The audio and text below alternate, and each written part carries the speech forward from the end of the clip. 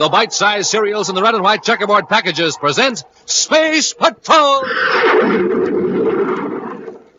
High adventure in the wild, vast reaches of space. Missions of daring in the name of interplanetary justice. Travel into the future with Buzz Corry, Commander-in-Chief of the Space Patrol! In today's transcribed Space Patrol adventure, Buzz and Happy are trying to escape from a mansion on the planet Venus, where they're being held prisoners by Emil Gargoth, leader of the Cobra Gang. Suddenly, Happy moves toward a large cabinet and opens it. Wow, is this a break, Commander? Weapons, ray guns, blasters, paralyzers. There's a couple of ray guns, Happy. Something just made me go to this cabinet. A real strong hunch. I know how to take the ray guns. Those are blasters. Put them back. Well, yes, sir. Well, I'm not arguing, sir, but wouldn't the sight of a blaster have more effect on Gargo? All right, it doesn't matter. That's good. Careful, Happy. You're pointing the gun right at me. Lower your arm. I can't. Something's controlling my movements. Happy, lower that gun. I'm trying to. Commander, my finger is squeezing the trigger. I can't stop it. We'll return in just a moment with today's exciting Space Patrol adventure, The Secret of Dr. Borodeck. Plenty delicious, plenty good. Yes, sir, Space Patrollers, those are the words I use when I talk about rice checks. Now, Space Patroller, how about you? Who, me? That's right. What words would you use to tell me how good rice checks taste? Super Keen and Senior George. That's the way rice checks taste to me, Captain Tufeld. Swell. And hey, how about that modern bite size that rice checks has? What do you say about that? Just right for a bite with a real smooth fit for a spoon. Man, that's great. Now you have yourself a good, nourishing breakfast with rice checks, and what happens? That's it, Space Patroller. Yes, sir, gang, that's exactly the kind of blast-off you get after a nourishing breakfast with rice checks. But any way you say it, any way you eat 'em, out of the bowl or out of the box, rice checks are tops 3 ways. For taste, for size, for get up and go. For sweet whole wheat, try Wheat Checks. Look for rice checks and wheat checks in the red and white checkerboard package with a full-color picture of Commander Corry or Cadet Happy on the outside and the free Space Patrol trading card inside. Checks, rice or wheat, real neat. And now today's Space Patrol adventure, The Secret of Dr. Borodeck. On 10 planets, Space Patrol agents are ready to pounce upon known members of the Cobra Gang. But the syndicate of criminals appears to have suspended all operations, and its shrewd leader, Emil Gargoth, has gone into hiding. The name of the dread organization seems to have been dropped completely from public minds. Certainly, it's far from the minds of 2 men who sit chatting in a comfortable mansion on the outskirts of Venus City. One is the wealthy and elderly Andrew Means, retired interplanetary financier. The other is his host, the youthful-appearing Dr. Clement Borodeck, a mysterious yet popular figure in United Planet society. After a lengthy discussion, Andrew Means suddenly turns to Dr. Borodeck. Dr. Borodeck, I want to know your secret. Secret? What secret? The secret that has enabled you to live for centuries. Mr. Means, are you sure you feel well? Now, don't try to change the subject. You're a man of mystery, Dr. Borodeck. You live well.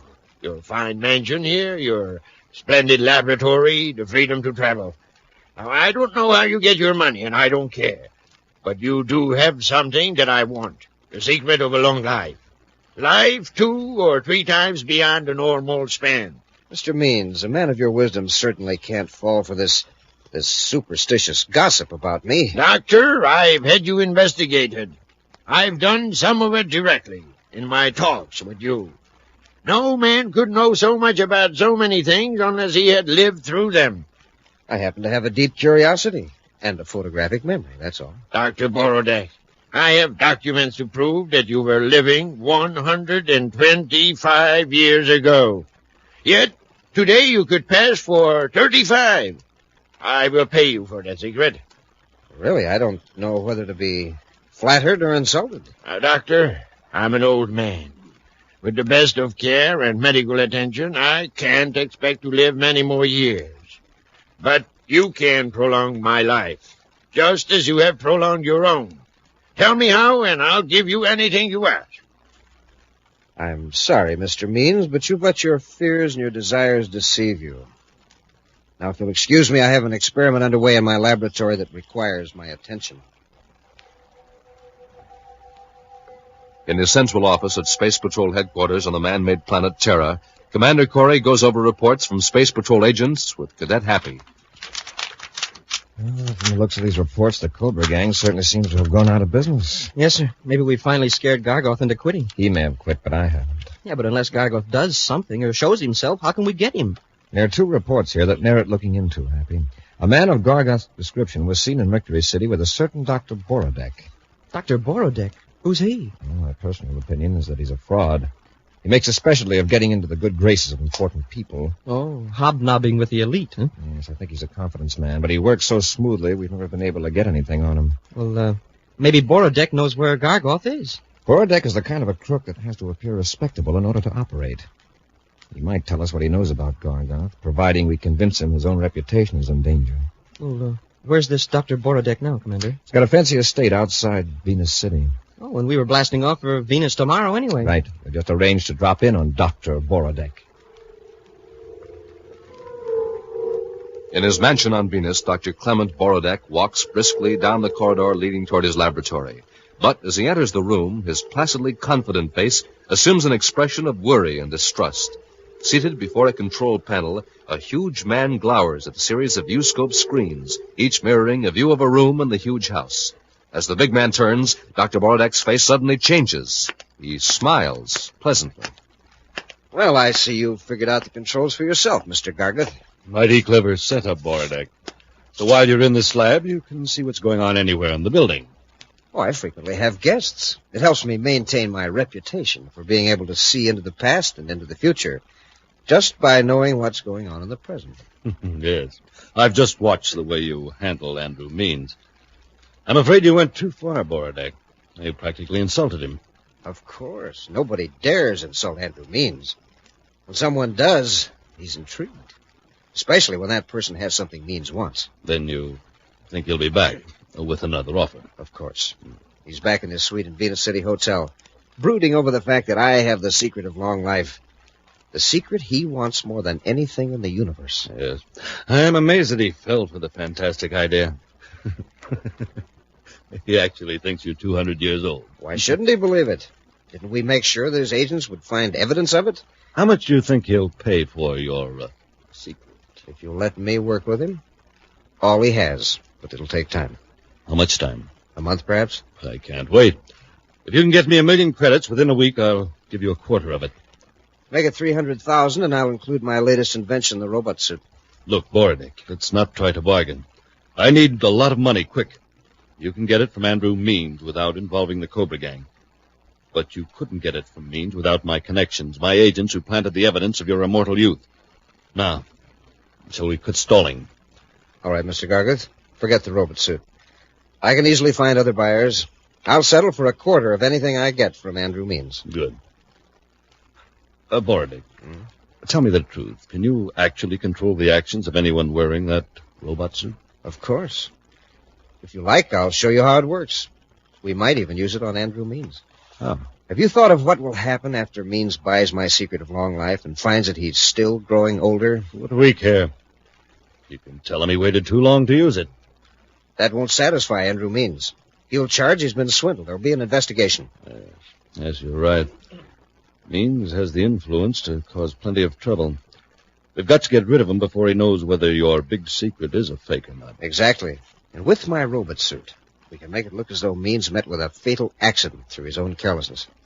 You mean we can make him do something that's entirely against his will? Yes, the strongest will in the universe is powerless against the force that controls my robot suit. Show me how it works, Dr. Borodeck. An hour after they arrive at Venus City, Buzz Corry and Cadet Happy have complete reports from Space Patrol agents operating in the capital city of the planet Venus. In a special office at Venus City headquarters, Buzz outlines a plan to Happy. As far as Borodeck is concerned, we'll be there to find out about a former associate of his, Anton Tolver. Then you can bring up Gargoth sort of incidentally. Yes, but even forgetting Gargoth for the moment, we might be able to stop one of Borodeck's dirty deals. What do you mean, sir? A very prominent and influential man has been visiting Borodeck regularly over the past few weeks. He's the type of man who ordinarily would spot Borodeck as a crook right off the bat and avoid him, but the doctor seems to have him fascinated. Who is the man, sir? An elderly retired businessman, Happy, Andrew Means. While he was active, he never had time to worry about himself, but now he keeps going from doctor to doctor, from specialist to specialist. Is he sick? No, he's in perfect health, but he has an obsession, Happy. He has offered doctors fabulous sums of money for every year they would guarantee to keep him alive. Naturally, no legitimate doctors accept this offer, but Borodeck is just a type who might prey upon the fears of a worried old man. Now, come on, Hap. Let's go out and have a talk with Dr. Borodeck. Meantime, in the library of Dr. Borodeck's estate, Borodeck listens while Andrew Means continues an urgent plea that's been going on for 3 hours. It isn't fair, Borodeck. It just isn't fair. Now look at me. I haven't begged for anything in my life, but I'm begging you to sell me your secret. Sell me your secret. Mr. Means, assuming for the moment that an extended lifespan were possible, what makes you think you would enjoy it? What's that to you? Well, we learn as we live, don't we? But just when we learn to enjoy life to its fullest, it's taken away from us. Borodeck, people think of me as a fairly good man, isn't that true? Yes, Mr. Means, quite good. Well, I've made mistakes. Give me a chance to correct them. Extend my life, Dr. Borodeck. What will you lose? All right, Mr. Means. What do you offer? 1 million credits. When can you get the money? I can have it here in 3 hours. Good. When you get back, I'll administer the treatment. Dr. Borodeck is apparently alone in his mansion on Venus City when Commander Corry and Cadet Happy arrive to question him. The doctor is quite at ease as Buzz and Happy stand in the same library where an hour before the elderly Andrew Means pleaded his cause. Of course, Commander, I remember this Anton Tolver, but he hasn't worked for me since, a year ago, on Saturn, I think it was. All right, Doctor. Thank you. Oh, there's something else I wanted to ask. Yes, Commander? Where is Emil Garga? Emil Garga? The man you were seen with in Mercury City 12 days ago. I don't seem to recall Emil Garga. And you've never heard of the Cobra Gang? Yes, I've heard of it. But then, Commander, you have your sphere of interest and activities, and I have mine. Andrew Means, for example. But what do you mean by that?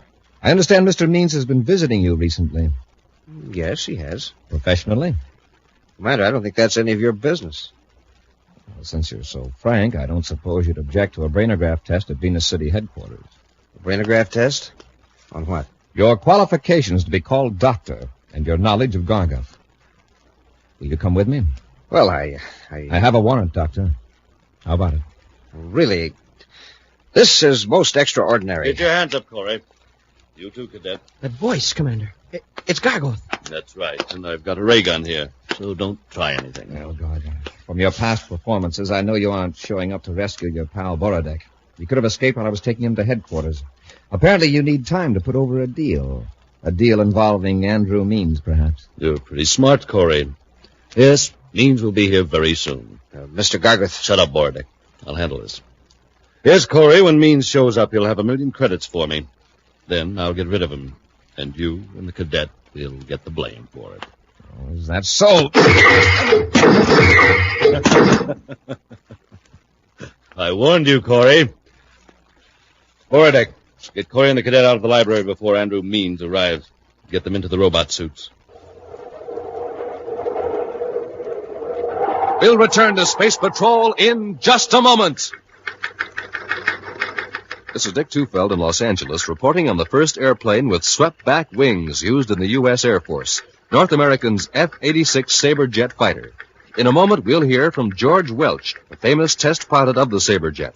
The Sabre is 37 feet long, weight 8 tons. Wings are swept back at a 35-degree angle. Top speed more than 650 miles per hour. Now, George Welch recorded at Edwards Air Force Base. I was lucky enough to fly the F-86 Sabre jet for the first time. The first time up or the 50th, every flight is important. That's why I have to keep in top shape. I like to eat good food with lots of energy in it. Rice Chex and Wheat Chex meet that test, and they taste exactly right. I think you'll like them too. Make sure you keep yourself ready for action, the way George Welch and lots of other famous test pilots do. Eat Rice Chex or Wheat Chex every morning. The cereals that are tops 3 ways. Tops for taste, for size, for real get up and go. That's Chex, wheat or rice. And remember, they're tops with America's top pilots. And now, back to our Space Patrol adventure, The Secret of Dr. Borodeck. Commander Corry and Cadet Happy have visited the mansion of Dr. Borodeck in Venus City, not knowing that the doctor is shielding Emil Gargoth, the head of the Cobra gang. When Buzz asked Borodeck to submit to a brainograph test at headquarters, Gargoth suddenly appeared and knocked Buzz and Happy out with blast from a ray gun. Right now, it's an hour later. Buzz and Happy find themselves prisoners in a small, locked room. Commander, look how we're dressed. I was just noticing, Happy. What did Gargoth do with our uniforms? Evidently, his plan depends on our not looking like space patrollers. Plan? Remember what he said just before he put us to sleep with the ray gun? He's going to use us to get rid of Andrew Means. Sure, but how's this outfit going to help? I don't know. Let's try getting out of here. Locked. Luckily, Gargoth didn't think of removing my ring. Oh, the electronic key. Right. It's an electronic lock on the door. This ring may solve the combination. I'll try it. A few turns of the settings ought to tell the story.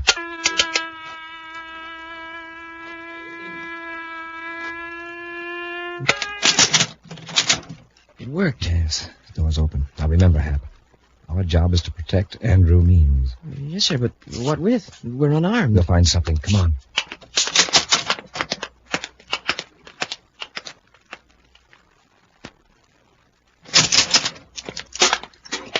Borodeck, why are you puttering around here in the lab?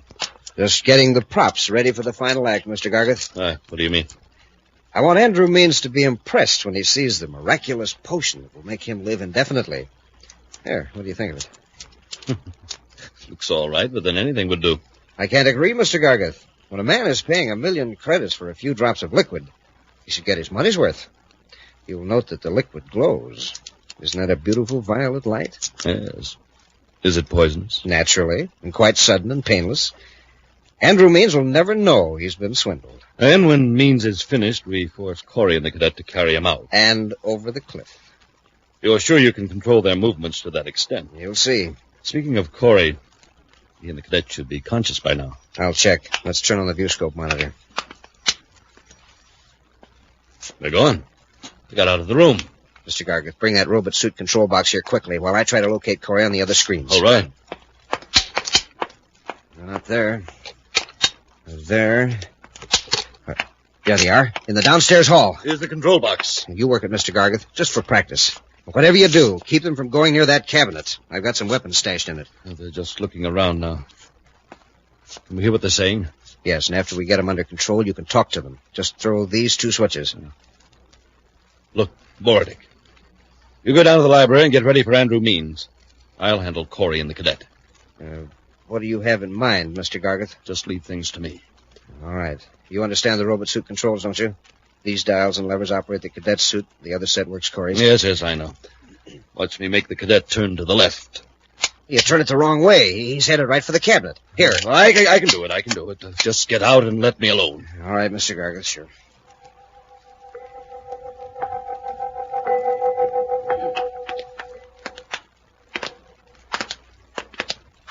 I wish I knew the layout of this house. Since we're unarmed, we've got to catch a Gargoth and Borodeck by surprise. I hope we get them before they get Andrew Means. Happy, what are you doing? Going to this cabinet, I guess. Hey, this is a break, Commander. Look what's in the cabinet. Weapons, ray guns, blasters, paralyzers. Take a couple of ray guns, Hap. Hey, something just made me go to this cabinet. A real strong hunch. No, Hap, take the ray guns. Those are blasters. Put them back. Oh, well, yes, sir.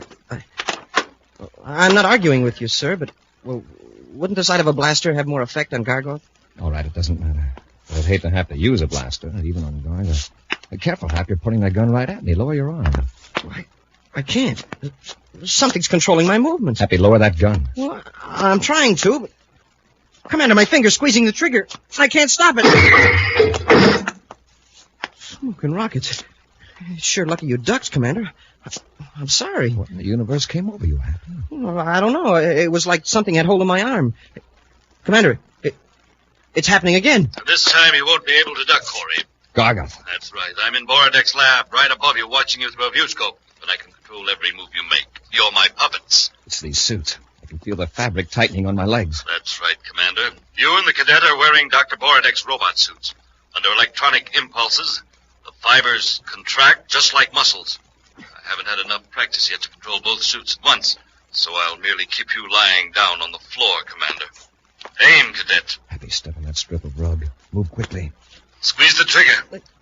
Look out, Commander! Sorry I had to yank the carpet out from under your hat. Oh, I'm glad you did. You're only delaying things, Commander. And it won't do you any good to grab Happy's arm. I can still make him point the gun at you. Happy, I've spotted the viewscope camera. The lens is right under that map of Venus on the wall. Yeah, I see it. We tend to struggle. When your aim's right, pull the trigger. Let go of that gun, Happy! He can't let go, Commander. See, I'm easily controlling his arm. Lower. Lower. The gun is just above your head now. Cadet, you clumsy fool, you've destroyed the viewscope camera. It's not going to help you any. I can't see you, but I can keep you from moving until Borodeck and I are ready for you. My legs, I can't move them. Just some of these controls. There. That'll hold the two of you. Oh, Commander, for your information, the viewscope screen from the library shows that Andrew Means has arrived. Borodeck and I arranged for you to dispose of him and yourselves. See you later, gentlemen. Wow. We're really in a spot. Yes. We've got to think of a way to break the control of these suits. Yeah, but the control is up in the lab, and we can't move. Must be a control center in the suit itself. A unit that picks up the impulses from the control transmitter. But where could it be? This whole suit is just like smooth fabric. Except across the chest. It's built up heavier there. Hap, can you move at all? I could turn my body from the hips up. That's all. Good. I'll try to roll over on my back. And you swing down hard on my chest. And break the controls. It's worth a try. All right, Hap. Swing hard with your fist. Try it again.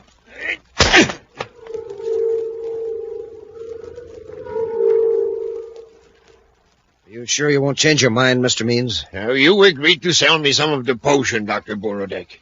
I've got the money right here. Now, surely you aren't going to miss a few drops. After all, I'm giving you 1,000,000 credits.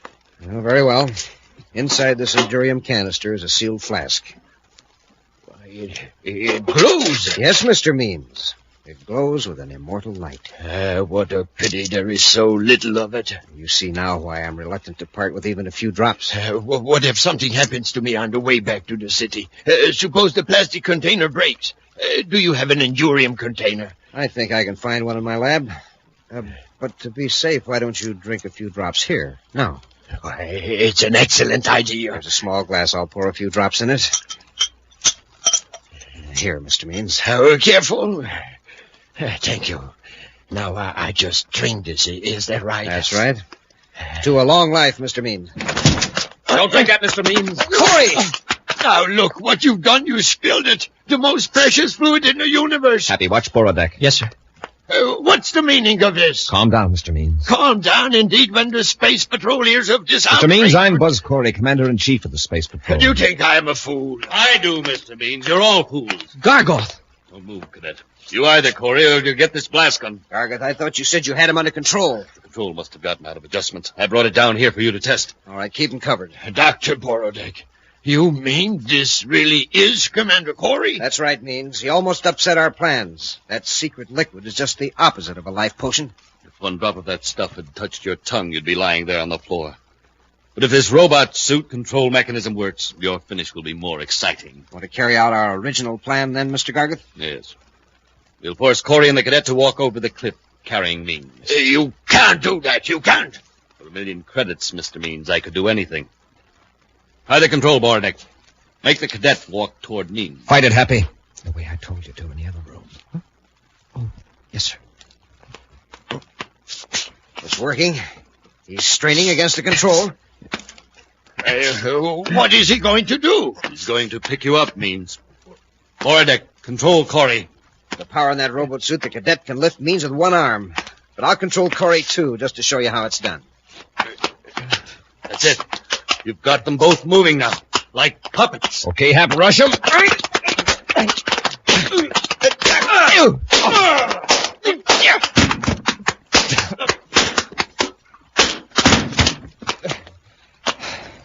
Okay, Hap, that does it. Pick up that blast gun. Yes, sir. Borodeck, why did you cut the control? He didn't. We did. We broke him. All right, Mr. Means. That stack of money is yours, I believe. Take it and hold on to it. No, Commander. I'm not going to hold on to it. I'm going to give it away. This man here promised that this money would ensure me a long life. I'm sorry, Mr. Means. This must be a disappointment to you. No, not at all, Commander. In laboratories all over the solar system, legitimate scientists are working on methods to prolong life for everyone. This money is going to help them. That's a fine, generous idea, Mr. Means. I never did a generous thing in my life. I'm going out of retirement and make more money for this research. I'll see that those scientists get results, even if I have to stand over them for the next 100 years.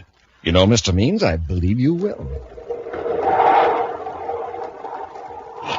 An action preview of next week's exciting Space Patrol adventure in just a moment. Hiya, Space Patrollers. Cadet Happy here. You know, the Commander and I have been telling you all along that checks are tops for get up and go. So if you haven't tried them yet, grab yourself a good, nourishing breakfast in the morning with a bowl full of rice checks or wheat checks, and you'll see what we mean.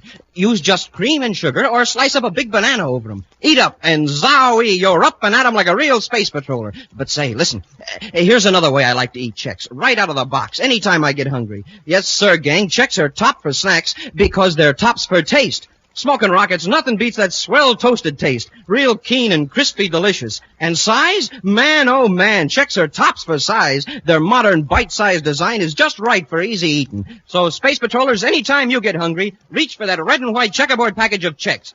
Pack 'em in your pockets before you blast off for play. Pack 'em in your lunchbox for a swell recess snack time. Checks, rice or wheat, tops for taste, for size, for get up and go, and tops for snacks, too.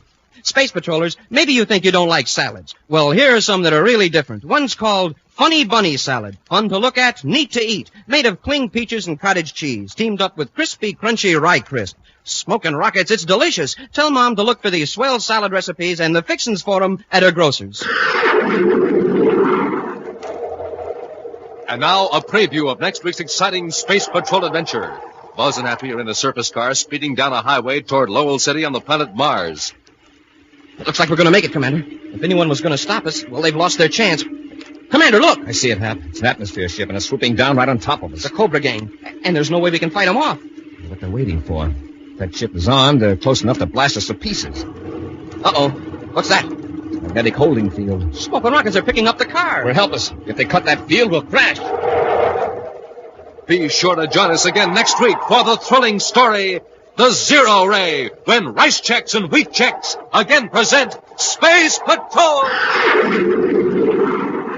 Space Patrol, created by Mike Moser, starring Ed Kemmer as Commander Corry and Lynn Osborne as Cadet Happy, was written by Lou Houston, produced and directed by Larry Robertson, executive producer Mike Devery. Other players were Ken Mayer, Norman Jolly, Stephen Robertson, and Bela Kovach. Dick Tufeld speaking. Now, don't forget to tune in next Saturday and every Saturday when Rice Checks and Wheat Checks again present Space Patrol! Space Patrollers, this is Commander Corry. Whenever fires, floods, or any disaster strikes your town, the Red Cross is right there to answer your call for help. Now, the Red Cross is calling on you to help keep this wonderful service rolling. I want all of you to answer the Red Cross call. Give your dimes and nickels to the 1954 campaign fund. Be sure to see another exciting Space Patrol program on your local ABC television station. Consult your local paper for time and channel. This program is broadcast to our armed forces overseas through the worldwide facilities of the Armed Forces Radio Service. Space Patrol came to you transcribed from Hollywood. This is ABC Radio Network.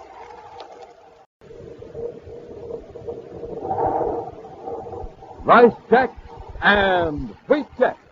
The bite-sized cereals and the red and white checkerboard packages present Space Patrol! High adventure in the wild, vast reaches of space. Missions of daring in the name of interplanetary justice. Travel into the future with Buzz Corry, Commander-in-Chief of the Space Patrol! In today's transcribed Space Patrol adventure, Buzz is trying to rescue Happy from a cavern on Neptune. As he hurries toward the cadet, a strange sound echoes in the cavern. Hap, what's that? Just one of Polidor's tricks. He's trying to scare us with sound. Corry, you're only a few yards from the cadet, and I am on another planet. But watch, you'll never reach him. Commander, look out! The gate's closing! Happy! It's no use, Commander. You're both my prisoners. We'll be back in a moment with today's exciting Space Patrol adventure, The Cavern of Fear. Cadet Happy! Yeah? Cadet Happy! Yeah? Who's there? Oh, smoking rockets. It's a walking, talking totem pole. Nope, no totem pole. Me, wearing all three of my Man from Mars totem heads, stacked one on top of the other. Space patroller with all these totem heads, you look about 8 feet tall. And I could see you, and you couldn't see me. That's magic forward vision. And every totem head has it. A special secret vision plate that lets you see out, but nobody see in. Say, gang, have you got any of these king totem heads yet? They're more than 12 inches high from head to shoulders. Your identity is a complete secret. And those neat colors, red and yellow, green and black. A weird face in front with fang teeth, flop ears, and a beak-like nose. Got a fantastic face in back, too. Put it on and you're coming and going at the same time. Remember, with your totem head, you can see out, but nobody else can see in. That's magic forward vision. Man, oh man, it's terrific. Get a lot of totem heads, and you can be a walking, talking totem pole. Like my pal here. It's easy to get him, too. And send for yours today. For every Man from Mars totem head you want, send a Rice Chex or Wheat Chex box top, together with your name and address and 25 cents in coin to Space Patrol, Box 686, St. Louis, Missouri. Don't forget your 25 cents. That's Space Patrol, Box 686, St. Louis, Missouri. Now today's Space Patrol adventure, The Cavern of Fear. Exactly 7 minutes after the report of the robbery, Commander Corry and Cadet Happy were in Division A of the Express Office of the Terrace Police Force. That anyone could successfully carry off a robbery in Division A was incredible. For 15 years, Sam Grady had observed the formal security regulations as chief agent of Division A, observed them faithfully, but without the slightest suspicion that anyone would dare to violate them. Yet here is Sam Grady, his head still throbbing from an aching blow, face to face with the Commander-in-Chief of the Space Patrol, trying to explain a robbery that just couldn't happen. All right, Grady, let's go over it once more. Everything was all right at your check-in time at 2200 hours. You came in here and opened the safe. That's right, Commander. I took the package of Zyklon crystals out of the safe. All right. You had the package. You closed the safe. You checked the code book. And I started out of this room to give the package to Lieutenant Briggs. As I got to the door, I heard this voice. A voice here in the room? Well, yes, it was a big, booming voice. What did the voice say? Do you recall? Well, this doesn't make sense, but I thought it said, "Have you forgotten something?" It was a thought that might have been in my own mind at the time. I'm very conscious of security regulations, you know, so I turned back. Did you see anyone? Not then. But as I walked back toward the safe, I was suddenly aware of a movement behind me.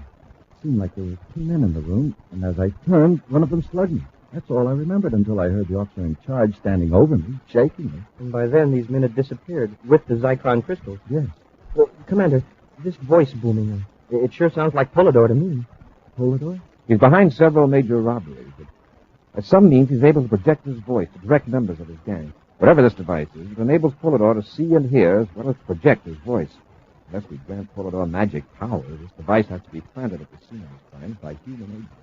I don't see how any device could be hidden in here, in Division A. And yet that voice, it was so full and powerful. I'll check behind these files, Commander. Maybe there's Just a minute, Happy. Come here. Yes, sir? What's that on your shoulder, that white powder? Smoking rockets, and I just had this uniform Wait, cleaned. don't brush it off. Whatever it is must have dropped in your tunic since you came in this room. Grady, I want you to come along with us to headquarters for a brainograph test. Why, sure, Commander. I'll do anything I can to cooperate. We'll get to the lab and have that powder on the uniform analyzed. Maybe it's a clue to pull it on, maybe not. We won't know until he grabs it, our bait. Bait? I'll tell you about it later. Come on, let's get to headquarters. Far out in space, a private cruiser races away from the man-made planet Terra. Turning from the controls, the pilot tunes a space phone to a rarely used frequency. Adjust the scrambler circuit, and beam the signal into space. Vortex aboard cruiser S-713 calling Polidor. Vortex to Polidor. Vortex calling Polidor. Polidor here. Go ahead. Cyclone crystals are aboard. Flashes are still on Terra as you directed. Good. The express alert will not be able to identify us. I was tuned in when he was being questioned by Commander Corry. Oh, then Grady recovered all right? Yes. Corry is going to give him a brainograph test. But don't worry. What about the detectoscope weapon? It's destroyed. Reduced to powder. That'll leave Corry with another mystery on his hands. Yes. Wojciech, you will proceed to Neptune as directed. Sure, Polidor. Hold the Zyklon crystals at the cavern until I contact you. Hold it or out. In Commander Corry's central office at Space Patrol headquarters, Buzz and Happy are examining the results of the brainograph test on Sam Grady, express agent of Division A. Well, one thing's sure. Grady wasn't in on the job. No, everything he told us was the truth. He wasn't even guilty of carelessness. Polidor's men had everything figured down to the last detail. Say, Commander, what about that powder on my jacket? The lab's still working on it, but I have a preliminary report. Powder is composed of several different elements, materials that might be used in electronics equipment. Then Polidor must have had some gadget fastened to the ceiling. The gadget he projects his voice from. Mm-hmm. Also, it apparently acts as a viewscope and sound detector as well as a reproducer. Gee, it sure must be a compact device. Judging from the amount of powder, the whole thing couldn't have been much larger than a coin. Or some of the material may have been completely vaporized. What fell in your jacket was just the gas. Yeah, but how was it destroyed? Possibly by a vibration. When Polidor heard me tell you to search the room, he may have transmitted a frequency that disintegrated the device. I'd sure like to know who planted it there. Say, back in Division A, you mentioned something about a trap for Polidor. How are you going to work it? It's already in operation, Hap. A group of businessmen are holding an important meeting in the green room at the Terra Hotel. Discussing a financial matter I'm sure Polidor will be very interested in. The shipment of 1 million credits to the Saturn Trust Company. The green room? But that's supposed to be spy-proof. Exactly. Behind the walls, floor, and ceiling is an electronic jamming device that would garble any recording or secret picture. Even this gadget of Polidor's? I know. But if Polidor succeeded in planting his gadget in the green room, it would be working. Had the jamming device disconnected, Polidor will hear everything that goes on in that room. How can we be sure that he heard about the meeting? I've arranged for some carefully planted leaks. If Polidor's spy set up, he should have picked up our planted information. 1 million credit bait. That ought to lead Polidor into a trap, all right. It's nearly 1,400 hours, Hap. The meeting in the green room ought to be breaking up soon. When everyone leaves, we'll search the conference room. On the top floor of the luxurious Terra Hotel, Buzz and Happy wait unobtrusively at the end of the corridor as 10 important business leaders file out of the green room. As the group steps into an elevator, Buzz touches Happy's arm. It's clear, Hap. Come on. Commander, I think that last man saw us. I'm pretty sure he recognized you. I know he did, Hap. That was Nelson Cavern, chairman of the meeting. He's the only man in that group who knows we're setting a trap for Polidor. Go on in, Hap.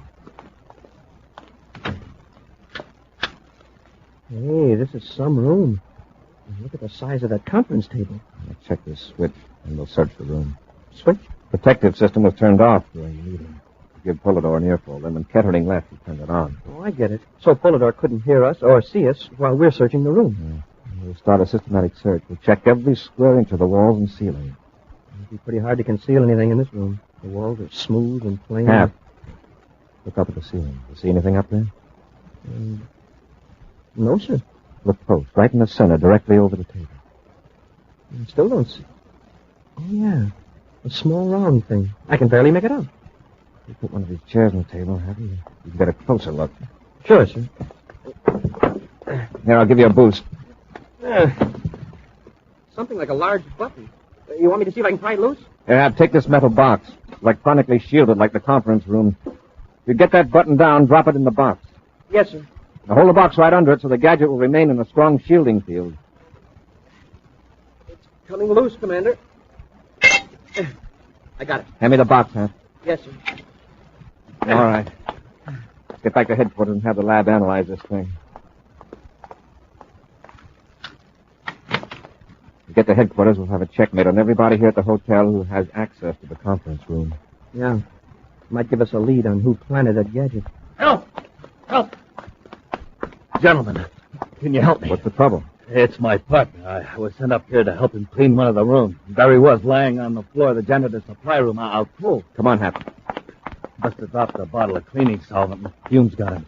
Here, right in here. See, there he is.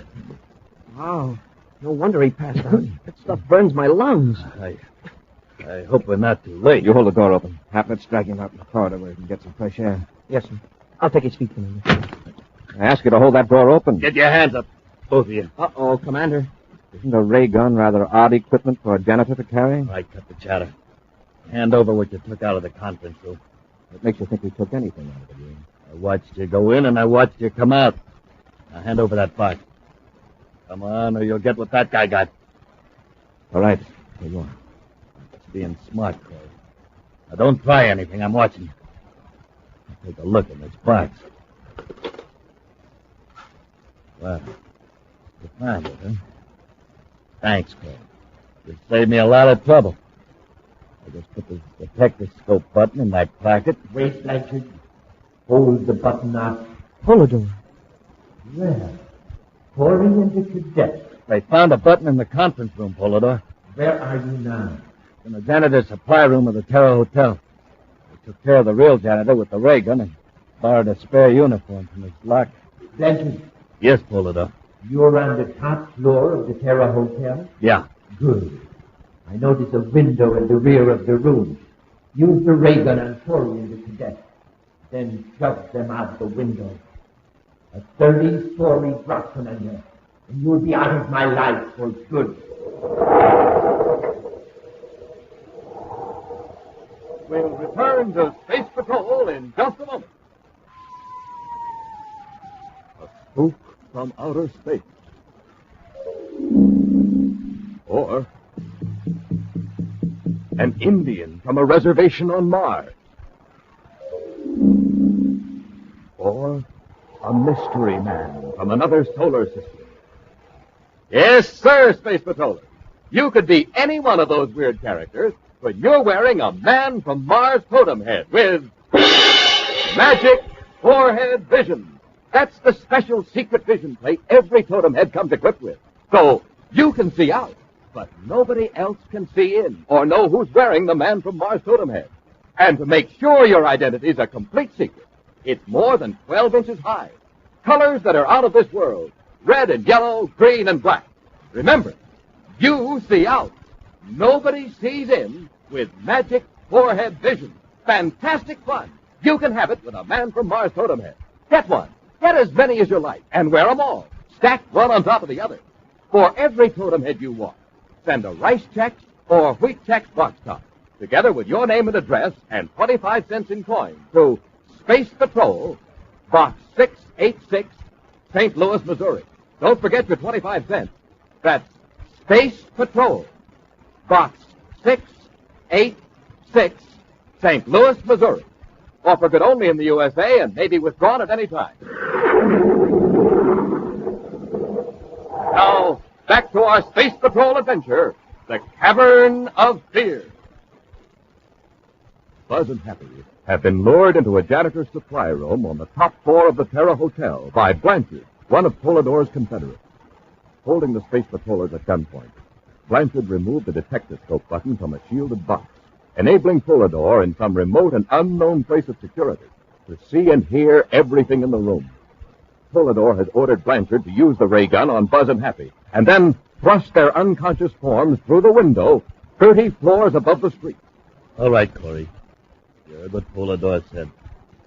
I think I'll take care of you first. You're making a mistake, Blanchard. Why should you run all the risks through Polidor's dirty work? Go on, Blanchard. He's just calling. Let him have it. Okay, Polidor. What's that? It's just the intercom on the wall. Blanchard, look out! I'll take that gun, Blanchard. Hey, that was a beauty, Commander. Here's Blanchard's ray gun. Now, where's that detectascope? Well, Blanchard had it in his left hand. It probably clenched in his fist. I'll get it. It's too late. Nothing but fine powder. Polidor set off a disintegrator impulse when he saw his boy was in a jam. Hap, I'll answer the intercom. You check on the real janitor. I think he's starting to come around. We'll take Blanchard to headquarters. By the time Blanchard is brought into Commander Corry's office at headquarters, he has expressed himself as being willing to cooperate. He sits rubbing his bruised jaw as Buzz questions him. Okay, Blanchard. Have you ever seen this Polydor? No. I don't know of anybody who has. Can you give me the names of any of Polydor's agents? You might as well tell me now, Blanchard. We can put you under the brainograph, you know. All right, I'll tell you. I only know one of them, Pete Vorchek. I worked with him once. Where's Vorchek now? I don't know. He split up after a job at the express office. Oh, the Zyklon theft. Yeah. Vorchek had his special orders. I had mine. But wait. Vorchek and I got pretty chummy. He told me a couple of things I wasn't supposed to know. About the Cavern. What Cavern? It's a place on Neptune, Sector 17K. Vorchek was supposed to go to the Cavern with the Zyklon. And meet Polydor there, maybe? Yeah, I doubt it. Nobody ever meets Polydor. Except probably one or two of the higher-ups. This Cavern on Neptune, how many men are there? Probably just Vorchek now. Polydor doesn't like the boys to get together and compare notes. Unless what? Unless he's got somebody in the Cavern of Fear. Cavern of Fear? Yeah, maybe Vorchek was pulling my leg. The Cavern of Fear is supposed to be a place Polydor uses to throw a scare into wise guys that get out of line. Part of the cavern is cold and damp and pitch dark. The icy water drips from the walls. Polydor had these detector scopes hidden around, and hour after hour these horrible noises boom around in the cavern. Vorchek says he's seen some pretty brave guys going nearly out of their minds. Vorchek is there. He'll be contacted by Polydor. Blanchard, can you tell me exactly where this cavern is? If I could see a map of Neptune, I think I could. Vorchek mentioned a couple of landmarks. If we land too close, Vorchek could see the ship and warn Polydor. Well, Commander, if one man were to be dropped off a couple miles away in a spacesuit, he might find out quite a bit. Yes, but if he were discovered... Well, I think I could do a little scouting without being caught, sir. Please, sir. And I could keep in contact with you and the ship on a secret frequency. All right, but remember, you're volunteering as a scout and not as a one-man assault force. Turn Blanchard over to the guard. We'll blast off for Neptune. In a remote, mountainous region of the planet Neptune, Pete Vorchek advances the heat regulator in a sealed-off section of a system of caverns. Then goes to a spaceophone transmitter and adjusts the controls. Pete Vorchek at Neptune Station calling Polydor. Vorchek to Polydor. Polydor here. I was about to call you, Vorchek. I was beginning to think you'd forgotten about me. When do I get away from here? I've had my hands full with Commander Corry. He captured one of my men, Blanchard. Blanchard? Yes, but there is no need to worry. Blanchard knows nothing that can lead Corry to me or to you. Isn't it right? Yes. Yes, of course. Corry, however, is getting to be a problem. He discovered one of my detectoscopes. Had his hands on it for a few minutes before I was able to destroy it. We shall have to be more careful in hiding them after this. Oh, you will remain where you are until I eliminate Corry. But Polydor... It won't be very long. Let me tell you, Corry doesn't know it, but pride Far to the east, the Terra 5 circles over the mountains of Neptune. Alone in the ship, Commander Corry sets the spaceophone receiver to a secret space patrol frequency. Anxiously, Buzz waits. And then... Cadet Happy calling Commander Corry aboard Terra 5. Corry here. Go ahead, Hap. Blanchard's tip was on the level, sir. I've located the entrance to Polydor's cavern. Any sign of life? Not yet. Except for the airlock at the cavern opening, it looks like any other mountain in this part of Neptune. Don't take any chance of being seen. Well, I'm a good mile from the cavern, sir, hiding behind some rocks. But with these binoculars, the airlock looks only about 20 feet away. Where you stand, how close could I land the ship without tipping off Vorchek if he's in the cavern? Well, there's a ridge to the north about 2 miles from here. If you could set down behind that, you'd be okay. All right, Hap, I'll join you. Give me your exact location. As Happy crouches behind the rock, watching the cavern entrance, he's unaware of the tread of heavy space boots behind him. As Happy looks northward for a glimpse of the Terra 5, a man in a spacesuit steps up behind him with blast gun in hand. Get your hands up, Cadet, and away from the spaceophone control. Where did you come from? The cavern over there. You were watching the wrong entrance. You're Vorchek, then. That's right. You're waiting for Commander Corry. Suppose you picked up our secret frequency. Oh, no. Simpler than that. One of Polydor's men managed to plant a detectoscope in the Terra 5. Polydor heard the commander talking to you and tipped me off. Now get moving. Now, look, the commander will be landing in a few minutes, and if you know what's good I'll for you... I'll take care of him later. Polydor wants me to make you comfortable in the cavern of fear. Now start walking. Entering the airlock, Happy is forced to walk for hundreds of yards through the winding passage of the cavern. Vorchek has opened the facepiece of Happy's spacesuit, and the cadet can smell the cold, dank air of the cavern. The rocky walls glisten with a greasy wetness in the beams of Vorchek's atomolight. Suddenly, Happy finds himself in total darkness and is aware that he is alone. Hey, Vorchek, where are you? Vorchek, what happened to the light? Hey! Smoking rockets. A wild animal. And me in the dark without a gun. It's coming closer. Are you frightened, Cadet? Polydor. Well, that's a relief. A relief? Well, sure. Now I know there's no wild animal in the cavern. That roar was just a sound effect, projected here the way your voice is, by your detectoscopes. Quite logical. However, you can be quite sure, can you? What do you mean? I am far away on another planet, but you can be certain just what might be in this cavern. Listen. Some animal may be creeping closer, its claws scraping the rough rocks. Sure.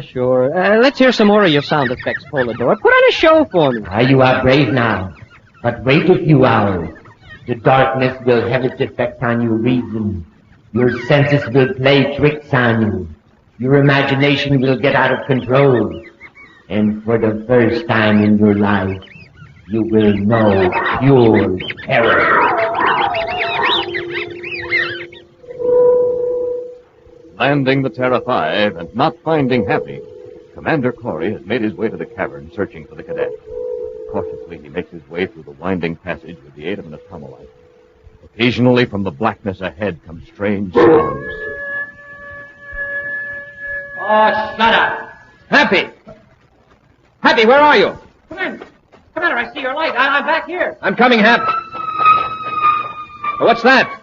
Oh, just one of Polydor's tricks. He's trying to scare us with sound. Corry, you're only a few yards from the cadet, and I am on another planet. But watch, you'll never reach him. Commander, look out! The gate's closing! Happy! It's no use, Commander. The cadet is locked behind the gate, and Vorchek will see that you don't escape. Look, Polydor, there'll be a squadron of Space Patrol ships here looking for us. Let them come. Vorchek will be gone when the cyclones are full.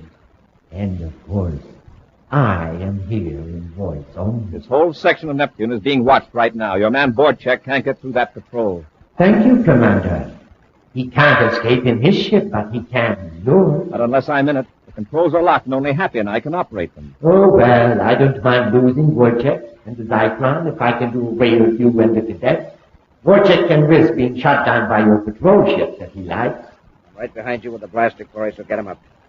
Well, Vorchek, you've been getting an earful, huh? Yes. You're going to get me out of here, Corry. Vorchek, don't be a fool. It's a trick. Maybe, Polydor. But I know where I stand with you now. Come on, Corry, let's go. Just a minute. Open the gate and let the cadet out. Let him stay in here. I can't watch both of you. Then you leave him here alone in this cavern? Maybe Polydor will talk to him during his final hours. Come on, Corry, let's get out of here. You go first. All right. That's the way you want it? Had enough? On your feet. Sure. Now open that gate, Vorchek. Take it easy. I was only kidding. Here's the control back of this shelter rock.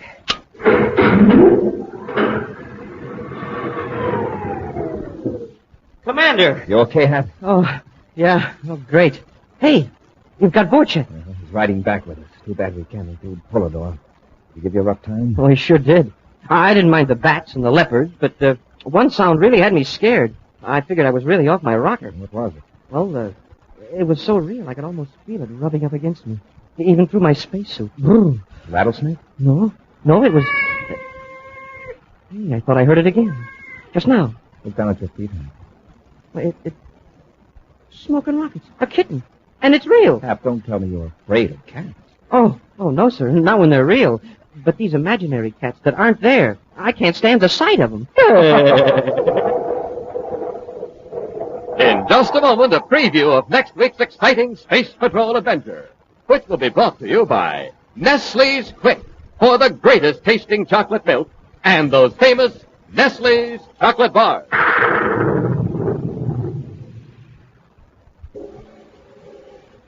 Who is the man from Mars?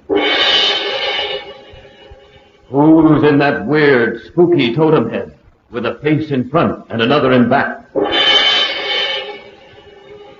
Fellas and girls, it can be you. Yes, you can have this sensational totem head with magic forehead vision.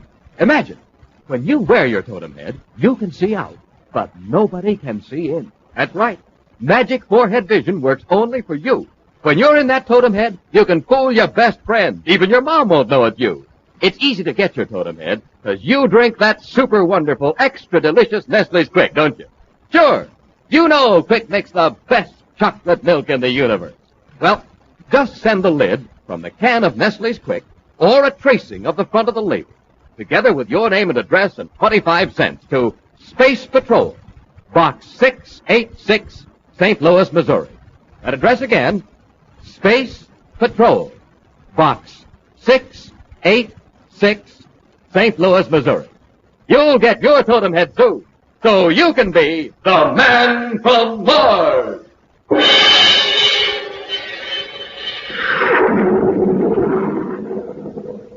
Now a preview of next week's exciting Space Patrol adventure.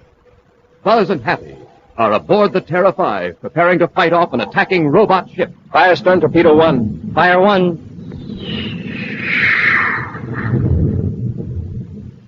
Surely you don't think I'm aboard this robot ship, Commander? In a few seconds, Polidor, there won't be any ship. Hey, Commander, the torpedo exploded short of the target. The ship is protected by a force field. Our torpedoes explode when they hit the field. That's right. You can't stop this robot ship. It's gaining on us, sir. If you don't act quickly, it'll ram us and blow us to bits. Be sure to join us next week for the thrilling story, Race Against Time. Space Patrol, created by Mike Moser, starring Ed Kemmer as Commander Corry and Lynn Osborne as Cadet Happy, was written by Lou Houston, produced and directed by Larry Robertson. Executive producer, Mike Jeffrey. Other players were Norman Jolly, Ken Mayer, and Bela Kovac. George Barkley speaking. Don't forget to tune in next Saturday and every Saturday for exciting adventure on Space Patrol! Space Patrol was brought to you today by Rice Chex and Wheat Chex, the bite-sized cereals in the red and white checkerboard packages. Be sure to see another exciting Space Patrol story on your local ABC television station. Consult your newspaper for time and channel. This program is broadcast to our armed forces overseas through the worldwide facilities of the Armed Forces Radio Service. Space Patrol came to you transcribed from Hollywood. This is ABC Radio Network.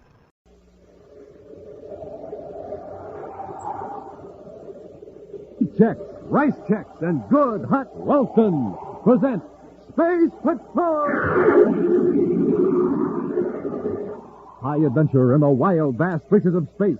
Missions of daring in the name of interplanetary justice. Travel into the future with Buzz Corry, Commander-in-Chief of the Space Patrol! In today's transcribed adventure, Buzz and Happy have landed on a small planetoid. At this moment, wearing their spacesuits, they're approaching the airlock of a prospector's cave, where a criminal is believed to be hiding. Where did that come from? Someone's firing at us. That one came from the other direction. The airlock won't open. There's no other protection out here. Whoever's controlling those weapons can just keep firing till they hit us.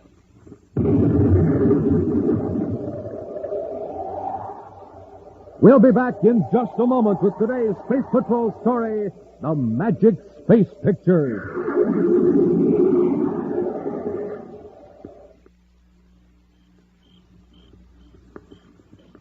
Hi, gang. It's nighttime here on the planet Terra. All is quiet. But in just a second, you'll hear news that'll rock this planet like an explosion. Watch out. Here it comes. Yes, sir. The news is out, and here it is.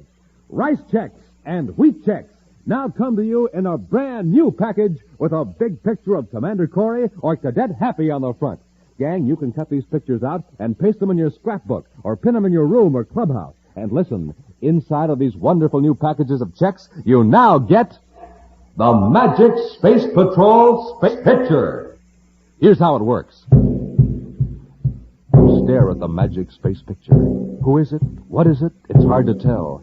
But when you look into the sky or at a wall, presto! That's where the magic comes in. You suddenly see a giant picture that looks like Buzz Corry himself, or a real flying saucer, or a real rocket ship. Now, gang, there's 24 of these pictures, all different, and you get one in every new package of checks. So start collecting the whole set of 24 today.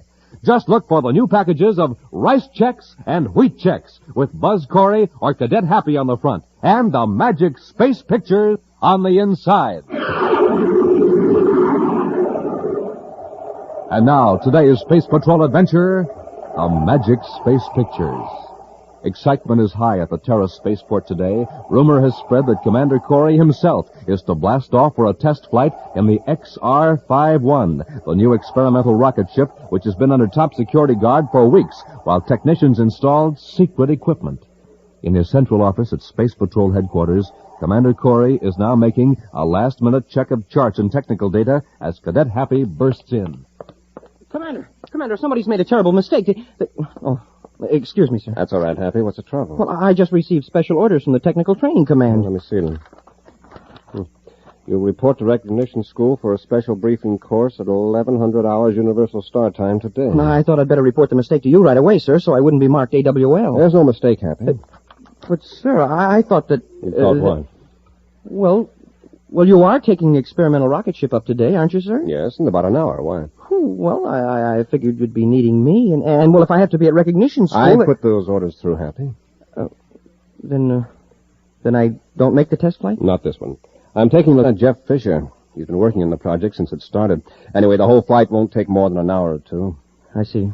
Well, sorry I bothered you, sir. In a few days, I'll be starting a whole series of flights in the XR-51. You're going to Recognition School, so you'll be able to help me. Oh, well, that's different. Here, look at this. Well, it's just a negative picture of the planet Saturn. Anybody'd recognize that. It's a special kind of negative picture, Happy. Look at that tiny spot in the center. Keep gazing at it. Yes, sir. I still don't see anything unusual. Don't take your eyes off that center dot. Well, if this is a sample of what the course is like, it's going to be a cinch. All right, Happy, now look out the window at the sky. What do you see? Nothing. Just a... Uh-oh. I must be going crazy. What's the matter? Why, Saturn's right out there in space, just the way it looks from a spaceship. You see it, sir? I can't see it, because I haven't been looking at the Magic Space Picture. I don't understand. This is only one of 24 Magic Space Pictures you'll get in the basic training course, Happy. You're going to see a lot of images in space. But how does it work? You'll learn that at the school. Uh-oh, look at the time. I've got to run over to the spaceport now to see one of the technicians. Well, good luck, Happy. See you when you get out of class.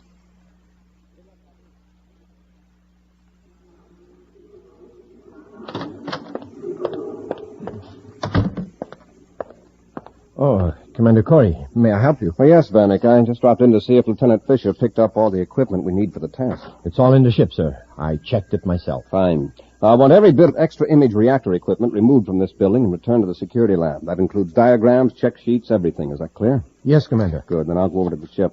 I want full security measures observed. Tell your men that, Vanek. All right, Commander. Good luck.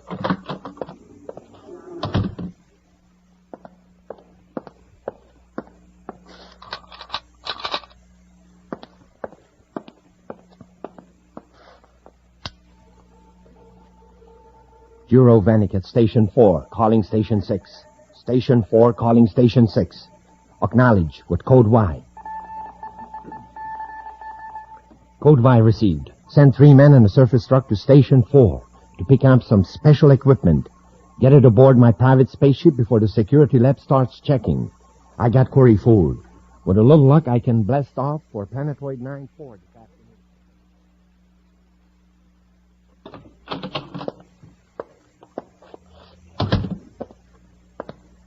Oh, what a day. How'd you get along in class, Happy? Okay, sir, I guess. But I can still see planets and spaceships and special equipment floating in space. Oh, you'll get used to it. Well, they had us look at pictures, and Well, the way I did here in the office. Only we were in front of a sort of brainograph machine. That's right. You've seen how our brainograph screen shows an image of a person's thoughts. Yes, sir. Well, our scientists have found a way to make those images send electric impulses to relays and motors and instruments. Oh, just the way our brain sends impulses through the nerves to the muscles. Exactly. Only the image reactor is much faster. Ordinarily, when you think of an action you want to perform, your hand throws a switch or moves a control. With this new device, your thought throws the switch. Oh. And the purpose of these magic space pictures is to train us to project the correct image at the right time. That's right. After you've mastered the technique, Happy, you can maneuver the XR-51 from blast-off to landing with your hands tied behind your back. Wow. So that's the big secret of the XR-51. There are a lot of bugs to get out of it before we can equip all Space Patrol ships with it, but we want a supply of trained pilots ready to take over. Your private spaceophone, sir. Space Patrol headquarters, Corry here. Oh, yes, Robbie. What? When was this discovered? I see. Spaceophone and all planets alarm. I'll blast off right away. Corry out. Come on, Happy, let's get to Terra 5. What's wrong, sir? Some of the image reactor equipment and the key designs have been stolen from the security lab. How? All we know is that a technician named Juro Vanek has disappeared. Major Robertson says Vanek blasted off from here about 20 minutes ago. Come on, Hap, we're going after him.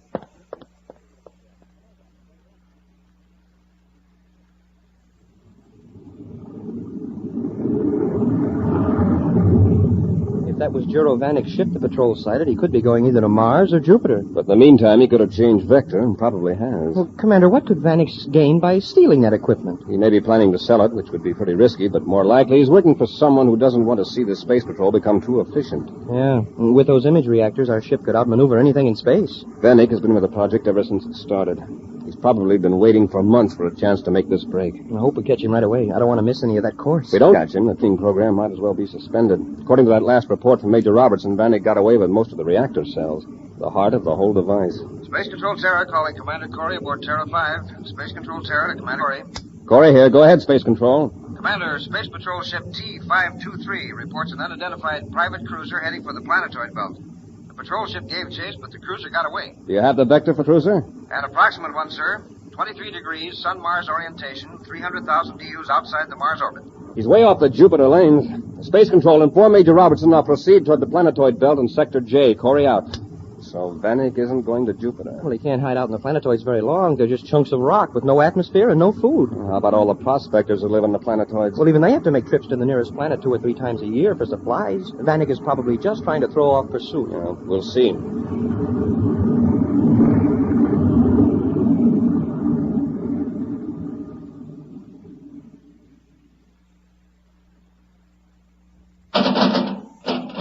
Just a minute. Shut your rockets. I'm coming. Well, Juro, welcome to Planetoid 94. Here, Barrett. Take some of this stuff. And let's get out of this airlock. My, you have got a load, haven't you? Here, I'll give you a hand. Just set it down. And close that inner door. Sure. Oh, you'll get out of that space suit, and I'll give you some nice hot Venus coffee. Well, this business of being a Space Patrol agent must be tiring. It is.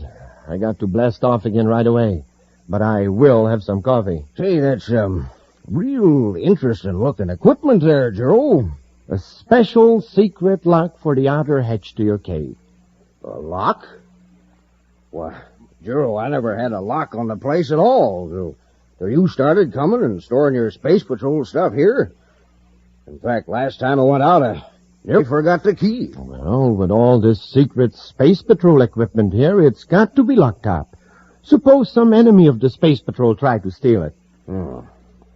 Couldn't have that happen, of course. And with this new lock, you don't need any key. You just think of a certain image, and out the door opens. I do what? Think of an image? Yes. An image that only you and I know. That's too steep for old Trog Barrett. Not only that, but I got some special weapons I'm going to install on the rocks, all around your cave. They work on the same principle. Weapons? What in the name of purple comets do I need weapons for? Why, in case space bandits try to steal the Space Patrol equipment, I'll install a view scope outside. And if anybody lands on this planetoid, we just think of this certain image, and the controlled weapons fire at the criminals. You talk like you plan to stay here, Juro. I will, after I get back from my next mission. But I'm going to install these weapons and the secret log before I blast off. I don't know. This image business, that's worse than a key. Suppose I forget what the image is. It's a good point.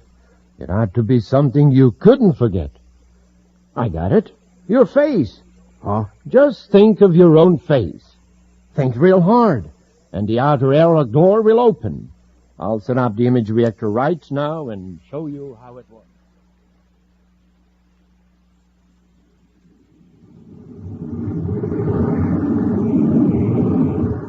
Juro Vanek must be in another part of the planetoid belt, sir. All we've seen in the viewscope are those chunks of rock. Hundreds of them. Happy, look at the viewscope to starboard. A spaceship. It was hidden by that planetoid. He must have seen us. He swerved toward Jupiter. Hey, he's really kicked down the power. Let's get him, Happy. We're gaining on him, sir. He'll crash into one of those planetoids if he isn't careful. Yeah, or we will. Hey, he's gonna... Wow, that was close. Did you see him veer away just in time? Yes. I'll say this for him. He's some pilot. Hey, where'd he go? Change vector again. He's trying to keep a planetoid between him and us. I can't locate him, sir. We've lost him. Hey, what was that? The rear viewscope. Look, Happy. There he is. He circled around behind us. He's on our tail. He's firing cosmic torpedoes. Yeah, now we'll have to use evasive action. Brace yourself, Happy. That ought to throw him off. Wow, that was closer than ever. Vanek's nearly as quick as lightning at those controls. He is, Happy. Vanek's ship is equipped with an image reactor. Unless a miracle happens, his next shot will blast us to bits. We'll return to Space Patrol in just a moment. Say, gang, here's big news. Big news. Remember that picture of Saturn, the one Commander Corry told Cadet Happy to look at? Remember what took place after Hap looked at it? Hap thought he saw the planet Saturn in the sky.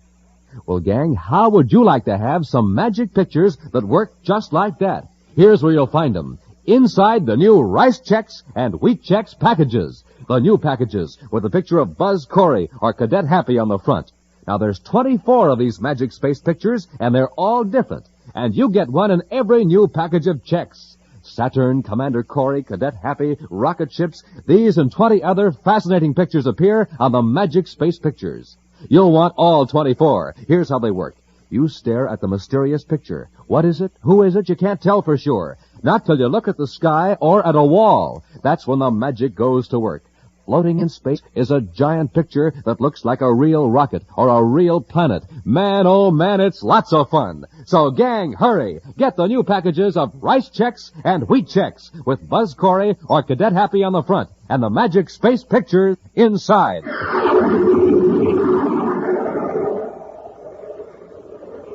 And now back to Space Patrol and the Magic Space Pictures.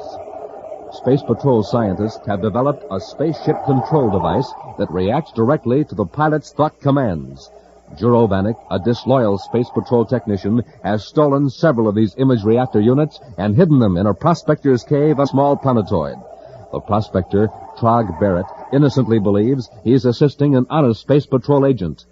Buzz and Happy suddenly came upon Vanek's ship in the planetoid belt and gave chase. But Vanek, with his image reactor control, executed a series of rapid maneuvers that enabled him to attack Buzz and Happy from the rear with cosmic torpedoes. He's laying those torpedoes closer every time he fires. It's like he knows what we're going to do before we do it. Stand by to fire rear torpedoes. Standing by, sir. We can't use automatic aim and fire because these planetoids will confuse the selector. Fire when you get him in your sights. Oh, I missed him a mile. He swerved just as I fired. He certainly didn't miss us by much. I'll try again, sir. Hap, you can hit a big target easier than a small one. This time, aim at one of those planetoids just when Vanek passes near it. I get it, sir. What an idea. I'll hold the ship steady for a few seconds. It'll make us an easy target, but you'll have a chance to aim. Vanek's moving toward one now, sir. Here goes. Nice going, Hap. At least I hit the planetoid. You got Vanek's ship with some of the planetoid fragments. He's in trouble. Good shooting, Hap. It was just luck, sir. We'll circle back and pick him up. There's a chance he's alive. I'll board his ship. Get my spacesuit while I join airlocks.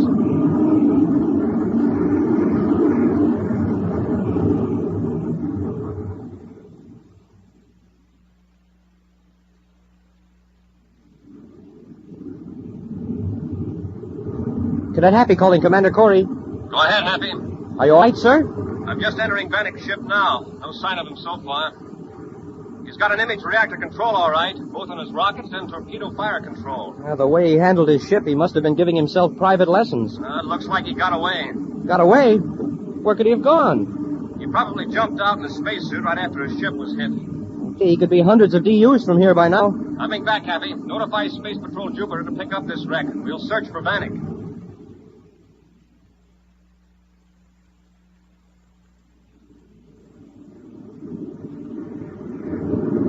Juro, we're calling Truck Barrett on Planetoid 9-4. Vanek to Barrett. Hello, Juro. There's nobody on Planetoid 94. I'm not there. Barrett, is this Truck Barrett? Yep, who'd you think it was?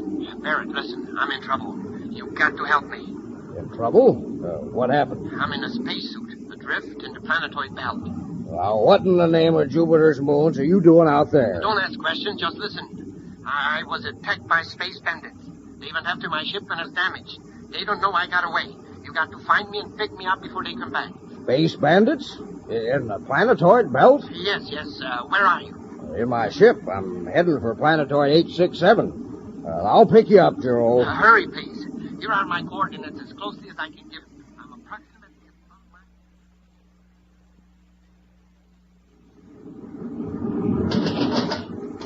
at Just a second, I'll be with you.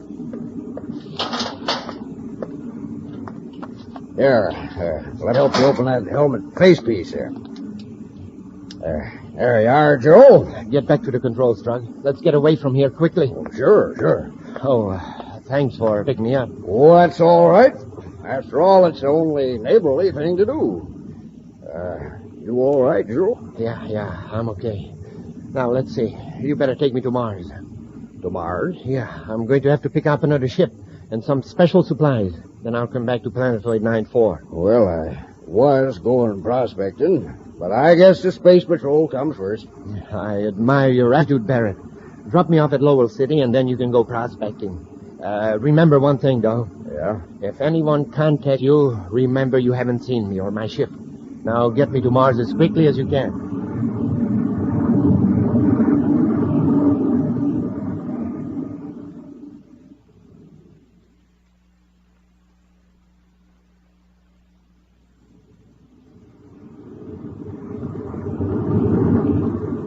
Wow, Juro really disappeared.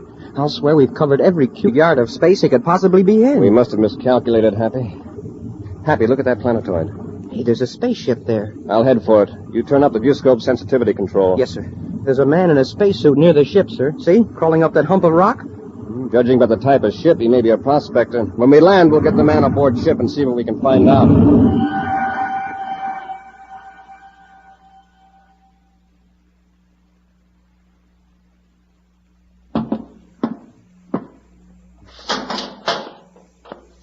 How do you do? As you probably know, we're Space Patrolmen. I'm Commander Corry. Oh, I'm glad to know you, Commander. I'm Trog Barrett. May I ask what you're doing on this planetoid? Oh, doing a little prospecting. Thought I detected a deposit of Illurium over there. Anything wrong in that? Not a thing. Have you seen any other spaceships in this area recently? Oh, no, I haven't. I don't have much company in the planetoid belt, you know. You haven't seen anyone at all or picked up any signals from anyone? No, Commander. I see. Where do you live, Barrett? On Planetoid 94. We got me a cozy cave with my own air supply equipment. I see. Oh, thanks, Barrett. We won't keep you from your work any longer, but if you sight any ships, notify Space Patrol Mars or Jupiter, will you? Oh, you bet, Commander. Been nice chatting with you. I hope you find that Illurium. Thanks. So long. Close the inner hatch, Happy. Yes, sir. Commander, did you see what I saw? The back of a spacesuit? Yes, sir. It's a fairly recent Space Patrol issue with the insignia almost rubbed out. Well, what would a prospector be doing with Space Patrol equipment? He might have stolen it. Still, he seems to be an honest old fellow. Let's blast off. We'll check on Barrett by spaceophone with both Mars and Jupiter Space Patrol headquarters. And if we find anything suspicious, we can pay a surprise visit to Planetoid 94.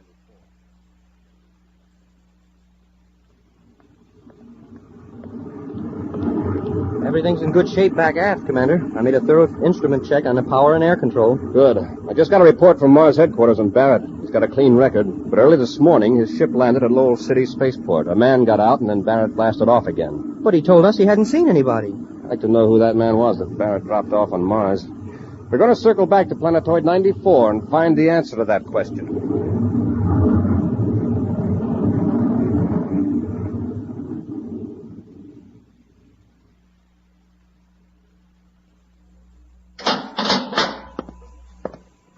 Howdy, Joe.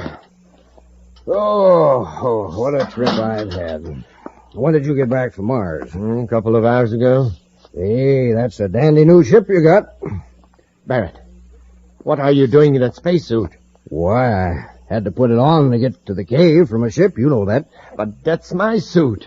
The one I was wearing when you picked me up in space. Oh, so it is.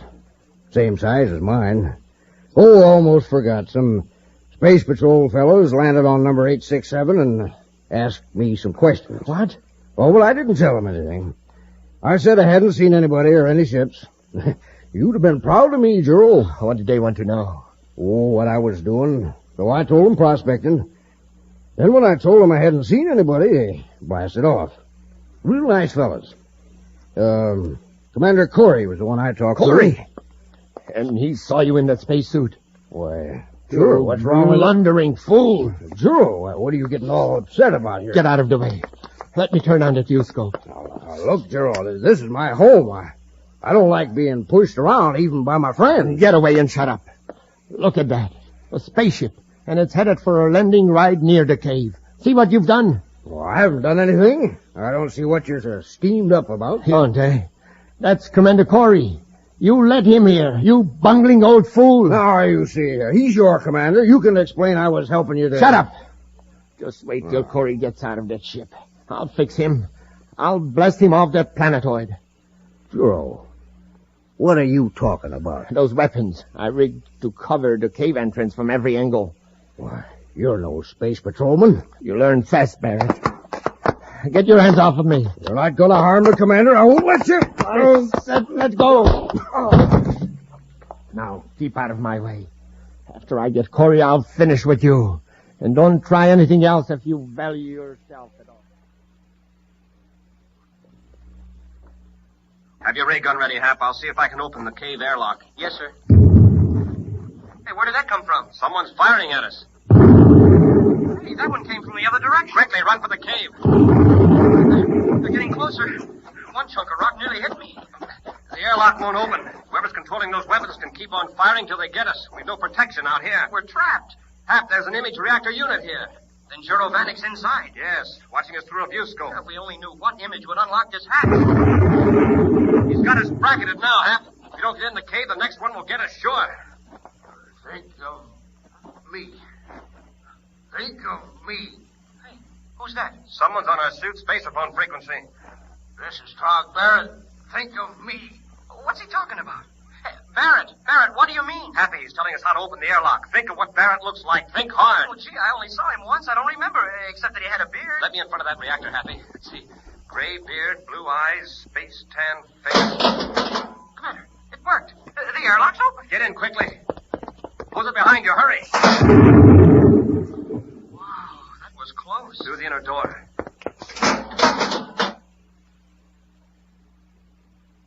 I got Barrett.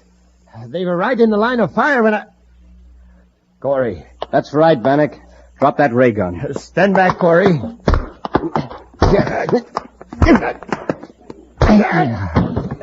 Hey, nice going, Commander. Vanek, you don't seem to do so well when you have to depend on your own reactions. All right, get up. Commander, you made it. Yes, Barrett, thanks to you. I tried to stop him from firing at you. Thanks, Barrett. We'll take care of you from now on, Vanek. Get up. Okay. How did you get into the cave, Corry? Barrett spaceophoned us the right image to use. You worked the image reactor after seeing Barrett only once? That's right, Vanek. I wouldn't expect you to know this, but a person can get in most anywhere with an honest face. That's my commander. An action preview of next week's exciting Space Patrol adventure in just a moment. But first... Commander, look at how fast that boy is running. Hap, that's the fastest running I ever saw. That boy's running to the grocery store, Commander. He just heard the big news. You mean the big news? Rice checks and wheat checks now have a brand new package with a big picture of the Commander and me on the front? Yes, sir. Plus the news that inside of each of these brand new packages, you now get a magic space picture. Hope you'll follow that boy to the grocery store, gang. I'm mighty proud of those new packages of checks with my picture on the front. Hope you'll cut my picture out and paste it in your scrapbook. And hey, gang, you can also get rice checks and wheat checks now with my picture on the front. You can cut out my picture, too, and hang it in your room or clubhouse. That sure would make me happy. Don't forget, inside every one of those new packages of checks, there's a magic space picture. You stare at them, look in the sky, and wowee, you see a big rocket ship floating in space, or a speeding jet car, or whatever the subject of your magic space picture happens to be. There's 24 of them all together, and they're all different. And you get one in every new package of checks. So start collecting the whole set of 24 magic space pictures today. Just bring home the new packages of rice checks and wheat checks with Buzz Corry or Cadet Happy on the front and the magic space pictures inside. And now, an action preview of next week's exciting Space Patrol adventure. Buzz and Happy are in a magnetic tunnel car. A tunnel car in a mine shaft deep below the surface of the planet Venus. As they rise toward ground level, Happy prepares the weapons they hope will enable them to rescue Tonga from two criminals. Hey, what was that? Explosion. Dratcher has blown up the entrance to the tunnel. We're sealed in. Well, brace yourself. Our tunnel car is going to crash right into the debris.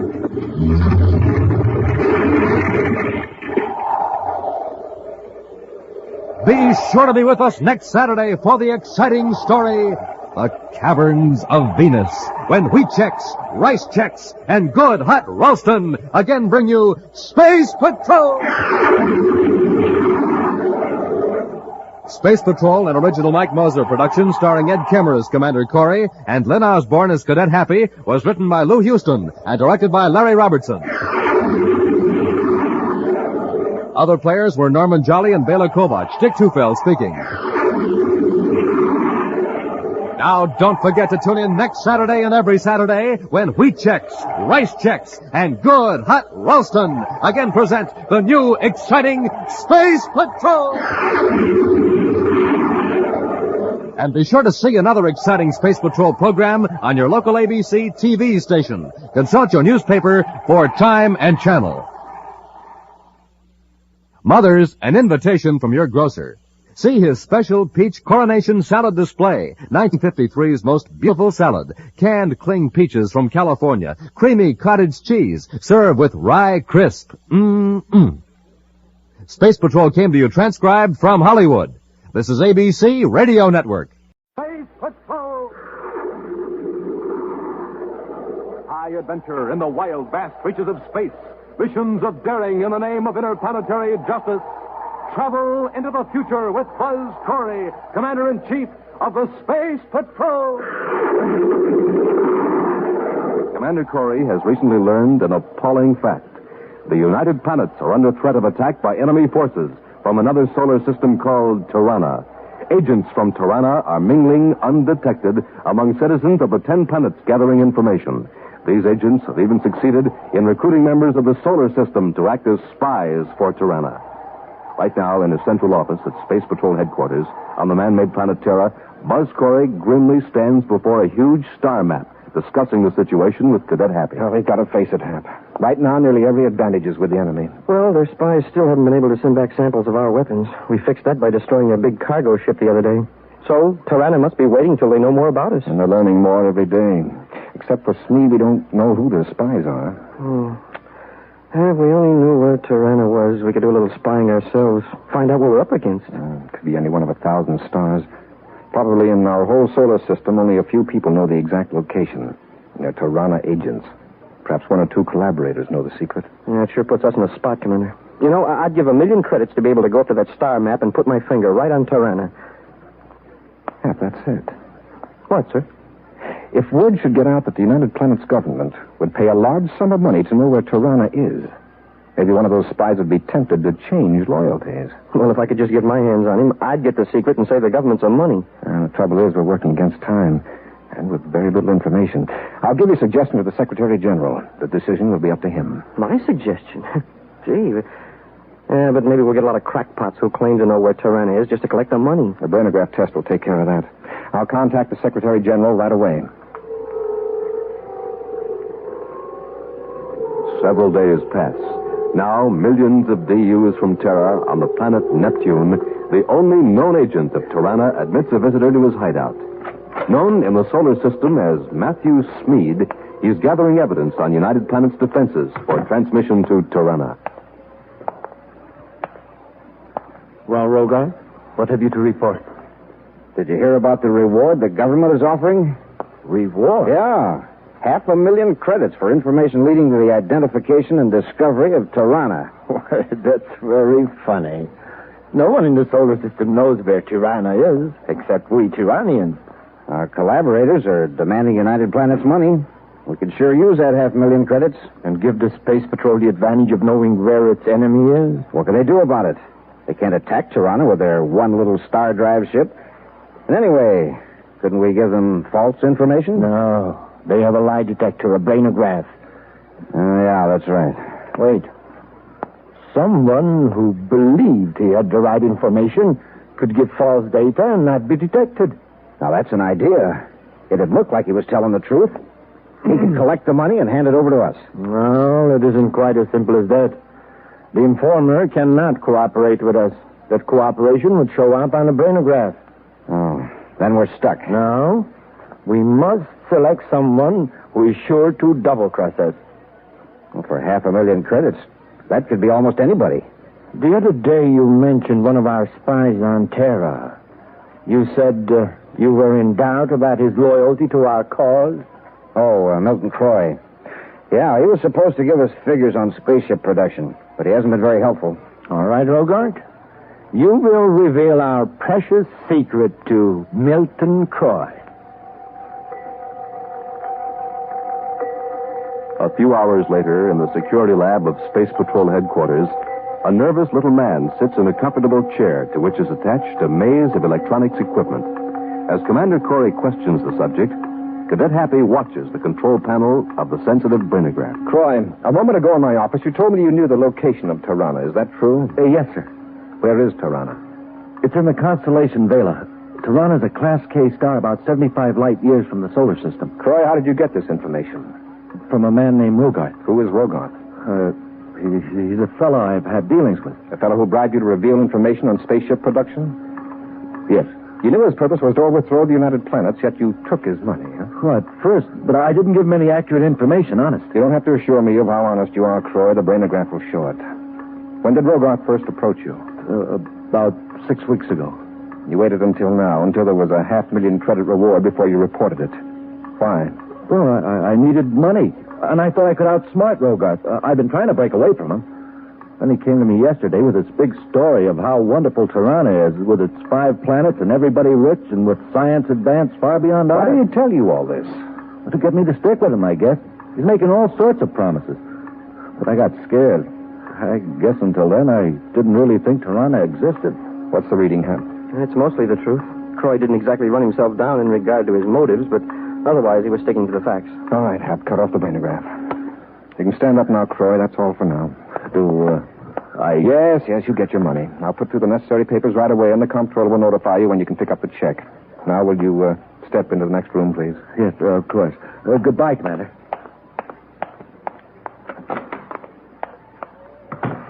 Well, 500,000 credits for just a few words. Yeah, they could save us billions, Hap. And more important, that information might save millions of lives. What's our next move? See if we can locate Tiranna? Yes. I will assign an agent to guard Milton Croy, then we'll blast off in the star drive. It won't take long to discover if Tiranna is massing a task force for an invasion. Shortly after Milton Croy leaves the Space Patrol headquarters building, Rogarth contacts Matthew Smeed by a spacephone call to Neptune City. It's working fine, Smeed. Croy ran right straight to the Space Patrol. How about the 500,000 credits? Well, Croy looked happy when he came out, but I don't think he's collected yet. We'll have to exercise extreme caution in getting it away from him. You stay on Terra and handle that end of it. Sure. And listen, there's something else that makes me sure the Space Patrol fell for Croy's yarn. The maintenance crew at the spaceport is working on the star drive. So Commander Corry's going out to look for Tiranna.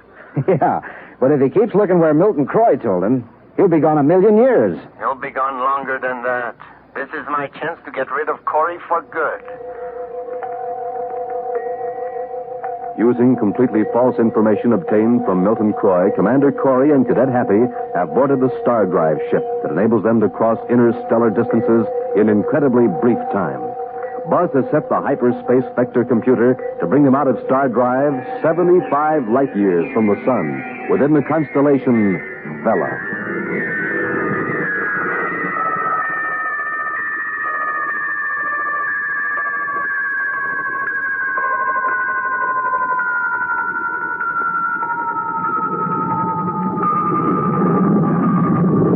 We're out of Star Drive, Hap. Be ready to check the viewscopes. Yes, sir.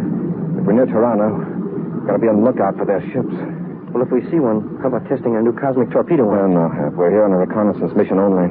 Besides, if they identify this as a United Planets ship, they'd have an excuse to launch a full-scale attack on our solar system. We're near a star, sir. I wonder if that's Tiranna.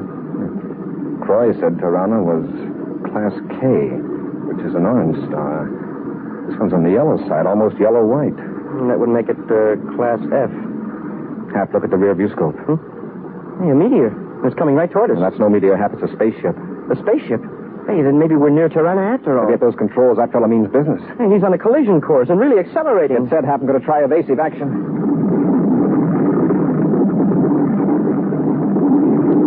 He's still on our tail, sir. He keeps gaining on us at that rate, he'll ram us. Hey, what's happening? There's another image in the viewscope. He's fired a projectile at us. Hap, we're going to test that cosmic missile after all. Stand by to fire. Yes, sir. Standing by. Uh-oh. Commander, that other ship vanished. Yes, but the projectile's still gaining. Ready, Hap? Ready, sir. Fire one.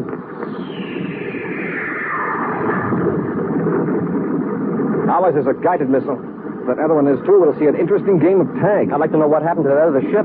Did it explode? Probably the pilot put it in the star drive after launching that projectile. Our cosmic missile ought to hit at any second. Hey, look at the viewscope. That projectile. It's launching other projectiles. They're confusing our torpedo. It's changing vector.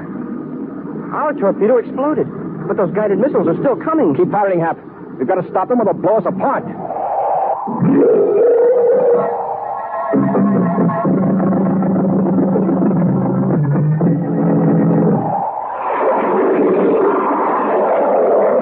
Matthew Smead and Rogarth are agents of Tiranna, a remote solar system that intends to attack the United Planets. To obtain money for espionage, they supplied untrue information about Tiranna to a former spy who turned it over to the Space Patrol to collect a $500,000 credit reward. On the basis of this information, Buzz and Happy blasted off in their Star Drive ship to locate Tiranna.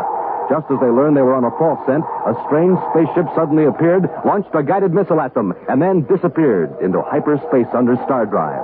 Buzz and Happy fired their own cosmic torpedo at the approaching projectile, but their own warhead exploded harmlessly. Meantime, the enemy projectile hurtles closer to the commander's ship. Keep firing, Hap. Yes, sir. Oh, it's no use, sir. Every time we fire, that other projectile launches a twin, and our missile chases it. Hap, those other projectiles aren't real. Not real, but they show up in the viewscope, and they explode our torpedoes. Yes, but you'll notice they aren't destroyed, not by the explosion. They continue off at an angle, then vanish. Yes, sir, but more keep coming out. See? It happened again. Those are ghost projectiles, images. They trick our viewscope. The target locator on the torpedoes. They're just electromagnetic decoys to pull our torpedoes off course. Commander, can't we kick into Star Drive? Until I finish computing the hyperspace vector. There isn't much more time, sir. That projectile's really getting close and fast. Just keep firing, Hap. Yes, sir. No more ammunition, sir. Our last torpedo just exploded on one of those ghosts. How far are we ahead of that projectile? Well, according to the computer, sir, 10 seconds. I don't know, check on this hyperspace vector, but we don't have the time. I'll get in the Star Drive and hope we come out in the solar system. Just so we get away from that projectile, that's all I'm asking. Here we go. Hey, look at that guided missile. We could almost reach out and write our names on the nose. Let's hope it doesn't chase us into hyperspace if we make it.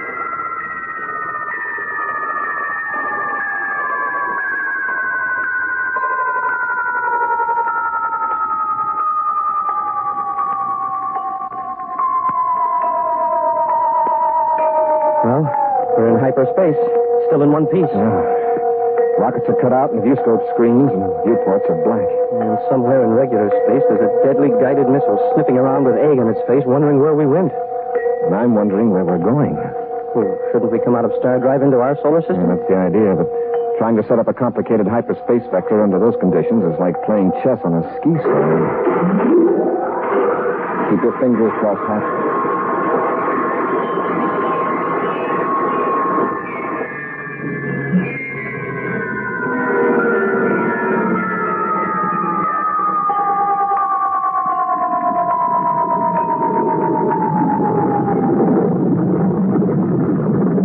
your eyes, Hap. We're back in regular space.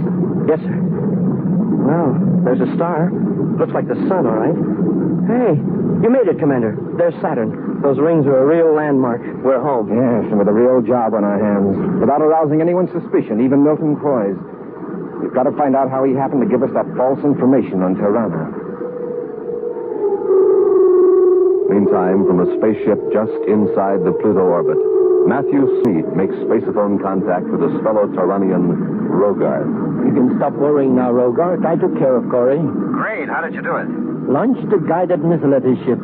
He'll be marked off as missing in action. Sure, the United Planets authorities will figure he found Tiranna, and our forces got him. Well, in a way, they'll be correct.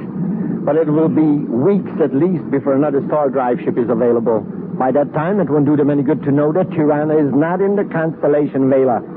Say, Smeed, about that 500,000 credits. Martin Croy's been paid. But the money's in the Terra Bank, and that makes it pretty tough to get at. Well, we'll persuade Croy to draw it out. How? I can't go near him. He'll get suspicious and probably turn me over to the Space Patrol. Just leave that to me. As soon as I return this star drive ship to its secret base, I'll come to Terra. You out of your mind? You'll be picked up. But Commander Corry out of the way, I can swing it. It doesn't take much of a disguise to fool these unobservant, primitive people of this solar system. Elsewhere on the planet Terra, Buzz and Happy have just returned to the commander's office, where Buzz quickly scans the papers that have accumulated during his absence. Well, here's good news, at least. What is it, sir? Project Argus is nearly completed. Project which? Argus. It's a code name for a new piece of Space Patrol equipment. Believe me, it's going to come in handy. What kind of equipment, sir? A new weapon? Not exactly, but used correctly, it's better than a weapon. Hey, you've got me all curious. It's top secret now, Hap, but, well, if you promise on your honor as a space patroller to... Oh, yes, sir. I won't tell a soul. Well, Space Patrol scientists have developed a new type of periscope, Hap. It's as much an improvement over the ordinary telescope as, well, as our star drive is over regular rocket drive. You mean it can see farther? Not only that, but in more detail. It applies the hyperspace principle to optics, to light. With this periscope, we can watch criminals thousands of miles away, even on another planet. Smoking rockets, I wish I could see one. They'll be issued to certain key personnel next week. Eventually, every space patrol will have one of these Space Patrol periscopes.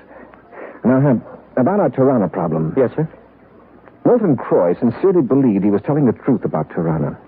The brainograph test proves that, but whoever gave Croy that information was deliberately lying. Yeah, that's Rogarth, the Tiranna agent. Right. Well, what do we do next? Bring Croy back here for more questions? No, not right away. I'll keep our agent on his tail and get a line on whoever contacts him. Meanwhile, we'll see if we can locate this Tyrannian Rogarth. In another part of Terra, a very nervous Milton Croy answers the phone in his apartment.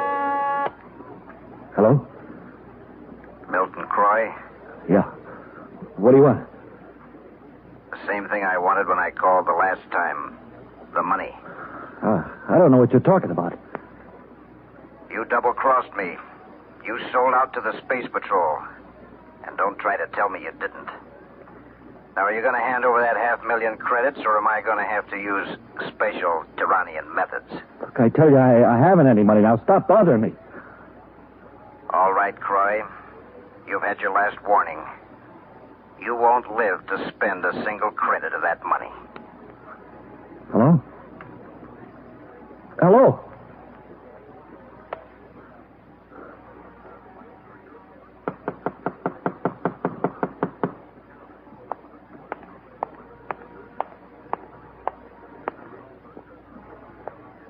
Who's there? Very important. Open up, please. You're Milton Croy, isn't that right? Yes. What do you want? I am a Space Patrol agent. Can we talk inside? Yeah. Yes, of course. Come in.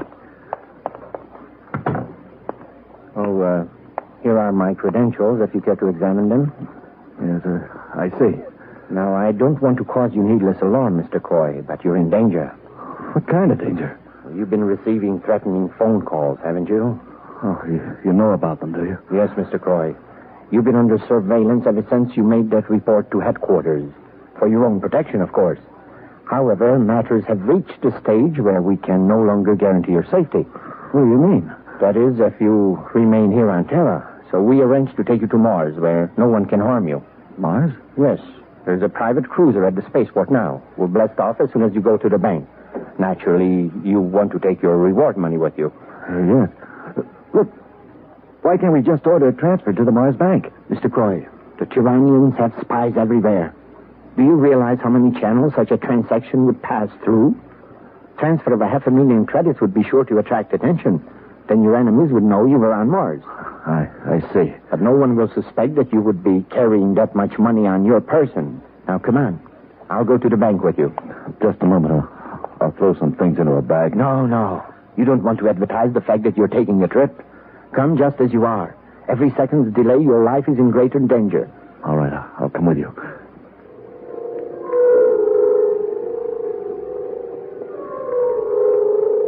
Near the cargo loading ramp, just inside Gate 16 of the Terra spaceport, a surface car pulls to a stop.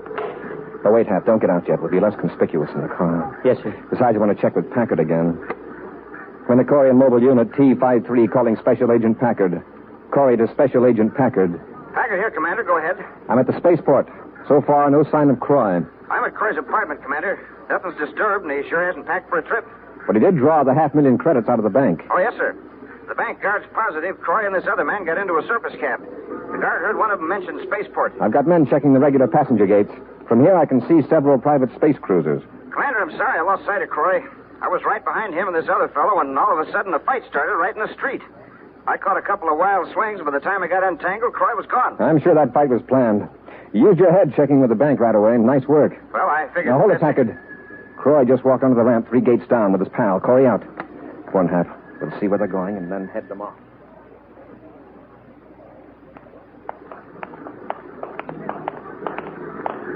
That's the ship right ahead there, Croy. All ready to blast off. I won't feel safe till we're out through the space locks. Just stop looking around. You'll only attract attention in case some Tiranna spy is hanging around. See? The hatch is open. All you have to do is go out the ladder. Wait a minute. That man on the ship? Yes. That's our pilot. One of the best in the business. Now, come on. I got to look at his face to the viewport.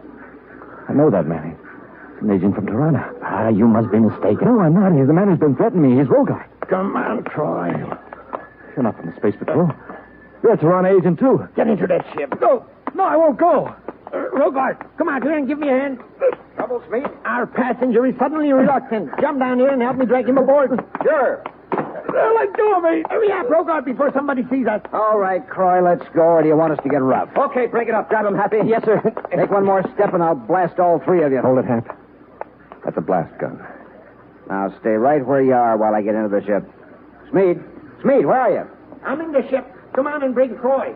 Corry? What do you want with Corry? Not Corry, I said Croy. Milton Croy. He's got the money. It's in a belt around his waist. Hurry. Why didn't you say so? All right, Croy, get moving. I'll take that blaster. Oh, God.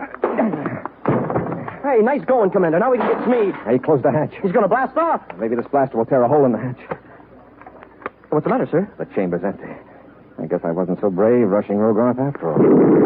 Get back, Hap. Stand clear of that rocket blast.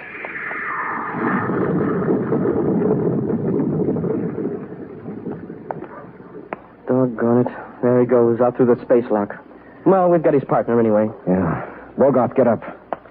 What do you think of your fellow Tyrannian leaving you here to take the ramp? It's all for the cause. If he'd waited longer, the space lock would have been closed and neither one of us would have escaped. Smead won't get far. Hap, watch Croy. I'll handle Rogarth. Commander, Croy didn't earn that money. It should be mine. I can tell you where Tiranna really is. The reward was for information leading to the discovery of Tiranna. What Croy told us led us to you.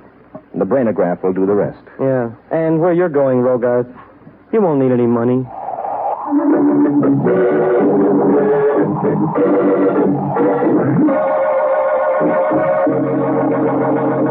Join us again next week for another thrilling adventure with Space Patrol.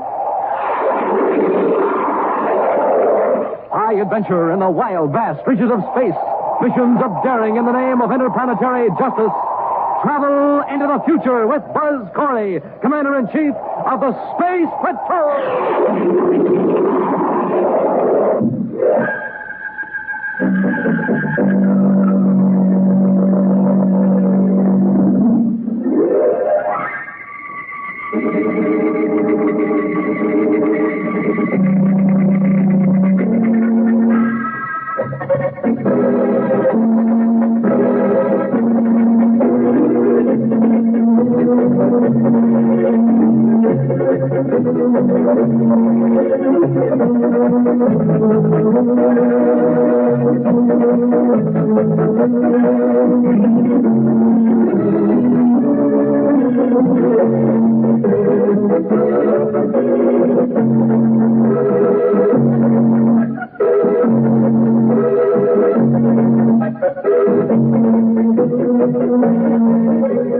Space Patrol, an original Mike Moser production starring Ed Kemmer as Commander Corry and Lynn Osborne as Cadet Happy, was written by Lou Houston, directed by Larry Robertson. Dick Tufeld speaking. Join us again next week. This is the United States Armed Forces Radio Service.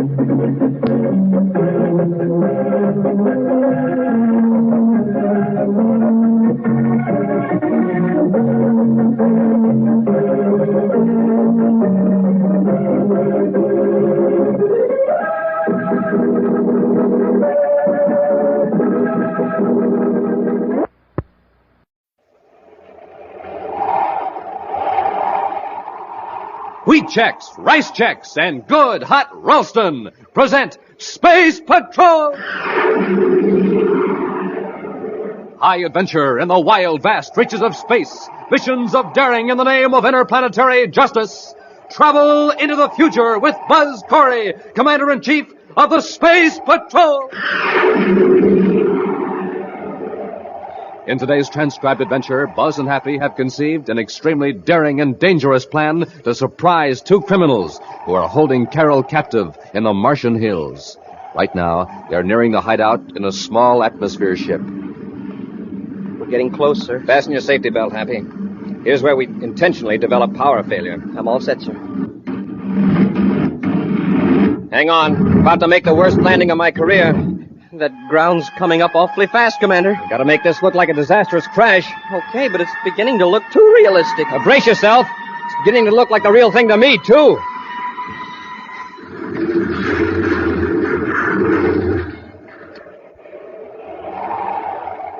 We'll be back in just a moment with today's Space Patrol story, Crash Landing. Yes, it's Space Patrol, but first, a direct broadcast from the yard of Public School Number 10 on the planet Terra. It's recess here, gang, and I've got my eye on a fast-moving boy named Jeff Fisher. Man, is he supercharged. Hey, Jeff, come on over here and tell the gang how you get supercharged every morning.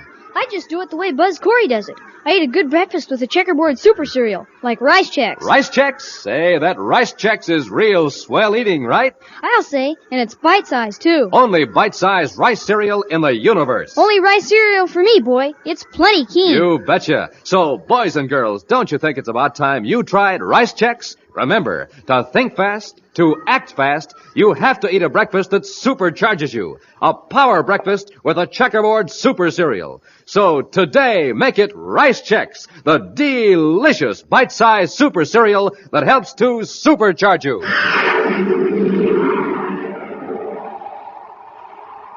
For several weeks, Commander Corry and Cadet Happy have been on the planet Venus, conducting an undercover investigation into a plot to defraud the United Planets government and Venus businessmen. Now, in civilian clothes, Buzz and Happy are in a surface car in Venus City, headed for the Venus City spaceport. Between them is a sealed pouch containing the results of their intensive work. There's a private space cruiser waiting for us just inside the east gate. Oh, sir, do you think Vio knows that you've been investigating him personally? I can't be sure, but by using private ships instead of Terra 5 or other official ships, we stand a good chance of not being detected. Well, it sure was a bad break running into Carol last night in the lobby of the Venus Hotel. Well, luckily, I don't think anyone overheard when she called out our names.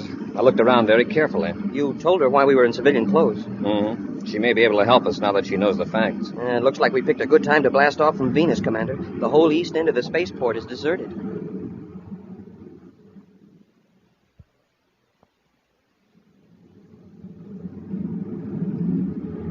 We're in luck, Mr. Veal.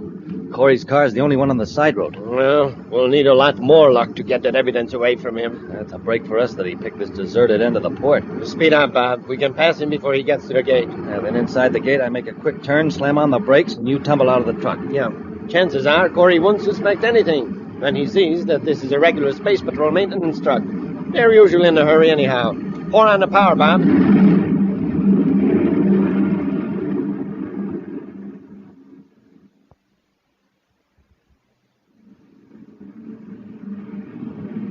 There's a car behind us, sir. They're blinking their lights to pass. By the way they're closing in, they must be in a hurry. Slow down a little and pull over. Yes, sir. Be on your guard in case they try anything.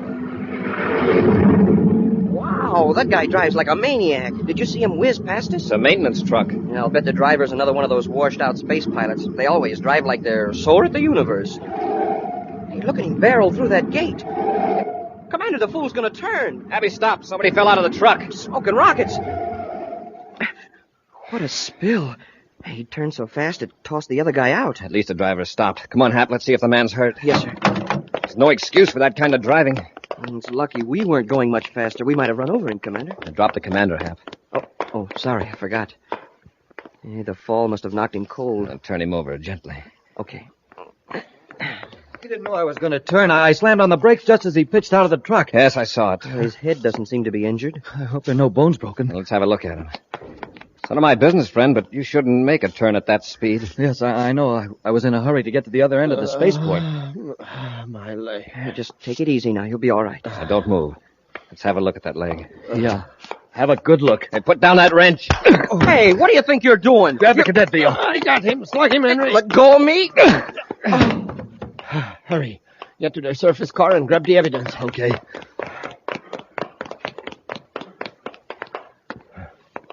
And there is a dispatch case in the seat of the car. That must be it.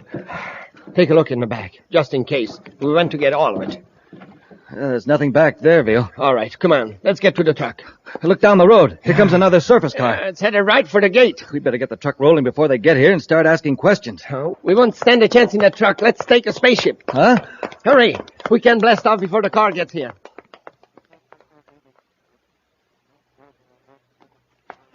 Happy. Happy.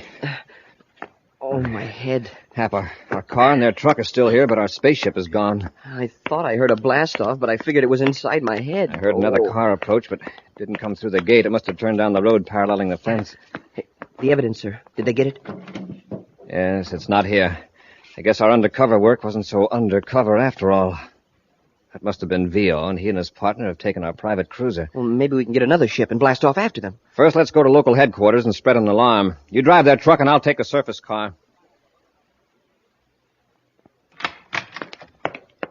Commander, an all-planet space patrol bulletin on Vio is being spaceophoned now. Good. I hope our units can intercept him before he has a chance to change ships. We aren't going to stay here at Venus City headquarters, are we, sir? Right now, there's nothing we can do that the search units can't handle. Besides, I want to investigate this gadget we found in the truck Vio was using. Oh, that funny-looking electrical device. What is it?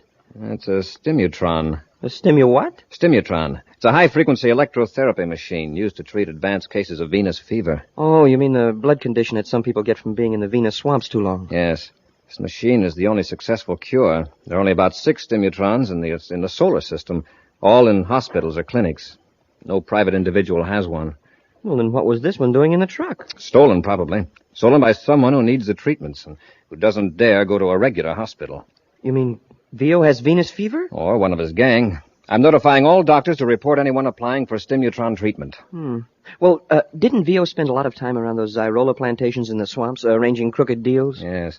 If he's got venous fever, he made a bad bargain when he traded that evidence for the stimutron. Oh, by the way, sir, did you get that message from Carol? Yes, she called 2 hours ago. I guess she thought we'd be on our way to Mercury by now. But she checked out of the hotel. I just contacted the manager. Checked out? I thought she was going to stay here a week. I guess she suddenly changed her mind. She left orders for the hotel to forward her luggage to Mercury. They don't have any idea where she is. I wonder why she decided to go to Mercury all of a sudden. Well, I hope it isn't her plan to follow us. Well, if it is, she's going to get a surprise when she lands on Mercury and finds out that we aren't there.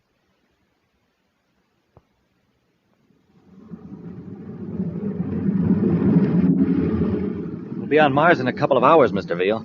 That was a great idea of yours, taking Corry's space cruiser. Well, I've been checking over this evidence Corry gathered. You know, if this ever got to court, I'd be finished. Well, there's nothing to worry about now.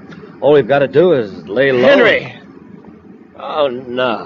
What's the matter, Mr. Veal? Oh, the stimutron. I left it in the truck. Oh, well, there's probably one in Lowell City Clinic on Mars. I can't just walk into the clinic with every space patrolman in the universe looking for me. I got to have those treatments. You know what that Venus fever does to me. Makes me helpless as a baby. Well, what are we going to do? We can't go back to Venus. Of course not. Henry, this is awful. Listen. What? I thought I heard the compartment door close back out. Oh, you're just nervous. Relax, Mr. Veal. You'll think of a way to get those treatments. Yeah, sure. I just got to. Buzz, Happy, I hope you won't be angry. What are you doing aboard? Well, I thought Mr. this Veal. was... It's the girl we saw at the hotel. Shut up, Henry. All right, miss. What are you doing aboard our ship? Your ship? This is Commander Corry's ship, Mr. Vio. You know who I am. You have the advantage of me, Miss... Carlisle. Carol Carlisle. The Secretary General's daughter. That's right, and I demand you return this ship to Venus immediately. That's impossible. We can't keep her with us, Mr. Veal. She's dynamite. The smartest thing for us to do is drop her off somewhere and be sure she's safe. Yes, I know. You're right, Henry. But if we do, we're running a good chance of being captured. Why did you have to spoil everything by being aboard? I had some information to give Commander Corry about you, Mr. Vio, and your friend Bob Henry. I was going to tell them where they could find you. Well, your attempt at playing detective has put you in a delicate position, and me in a dangerous one. Can't let anything happen to her, Mr. Veal. I'd say it's worth the risk to see she's returned safely. Wait a minute. Maybe this is a break for us after all. Some break. We can get this girl off our hands and still have a chance to avoid being captured. Henry, we'll go on to my hideout on Mars. I know how we can contact Corry without the risk of being captured.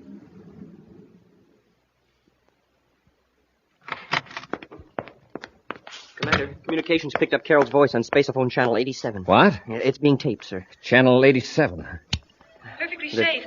I can't tell you where I am, but Don Vio and Bob Henry intend to release me. That's her, sir. This is Don Vio, Commander. Vio's got her. Don't try to contact me, just listen. I've got Carol Carlisle, but it's her fault, not mine. That's true. I was aboard your private cruiser at Venus City Spaceport. After the ship blasted off, I came out to give you some information about Vio and found him and Bob Henry at the controls. Just keep listening, Corry. Carol's voice and mine are on a microtape, automatically repeated from a robot-controlled rocket. It won't do you any good to locate the rocket. He's a tricky crook, all right. Get this, Corry.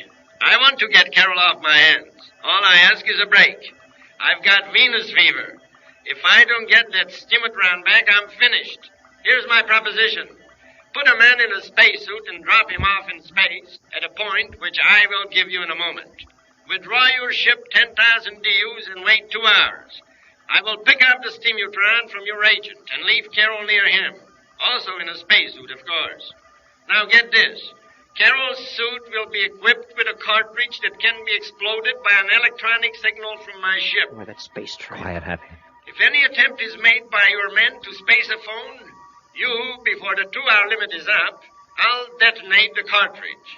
Now, here's the point to drop off your men. Write this down, Happy. Yes, sir. Sector 4, Jupiter orbit, at intersection of celestial meridian 22, sun ecliptic angle 2 degrees, 23 minutes, 15.84 seconds. Got it, sir. If you agree to these terms, spaceophone your answer on 139 megacycles. I'll be listening. Stand by for a repeat of this tape. VO out. Cut it, Happy. The tape is on automatic rewind. What are you going to do, Commander? Give him the stimutron? Of course. I want VO, but I want him alive. When we get Carol back safely, we can go after VO with everything we've got. Switch to 139 megacycles, Happy.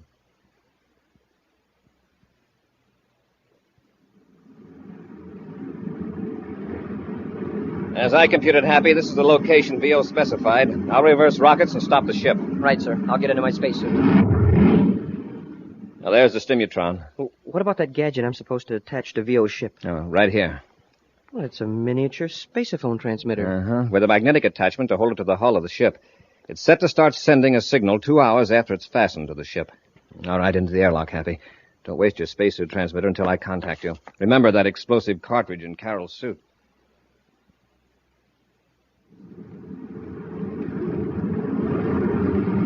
Commander Corry aboard Terra 5, calling Cadet Happy. Come in, Happy. Happy to Commander Corry. Are the 2 hours up? Yes, did VO show up? Yes, sir. Everything worked fine. He dropped Carol out quite a distance from me, and I've been using my jetpack to get over to her. Is she all right? I don't know, sir. She hasn't moved. She's just floating. I haven't been able to contact you by spaceophone. I'll come and pick both of you up. I've reached her now, sir. Why, that sneaking crook. What's the matter, Happy? Carol isn't here, Commander. The spacesuit is empty. We'll be back with Space Patrol in just a moment. Hey, you want to have some fun, gang? Listen to this jet cycle. Why, it's just a putt-putt, that's all it is, because all it has to go on is ordinary fuel. But pour in some super fuel and then see what happens.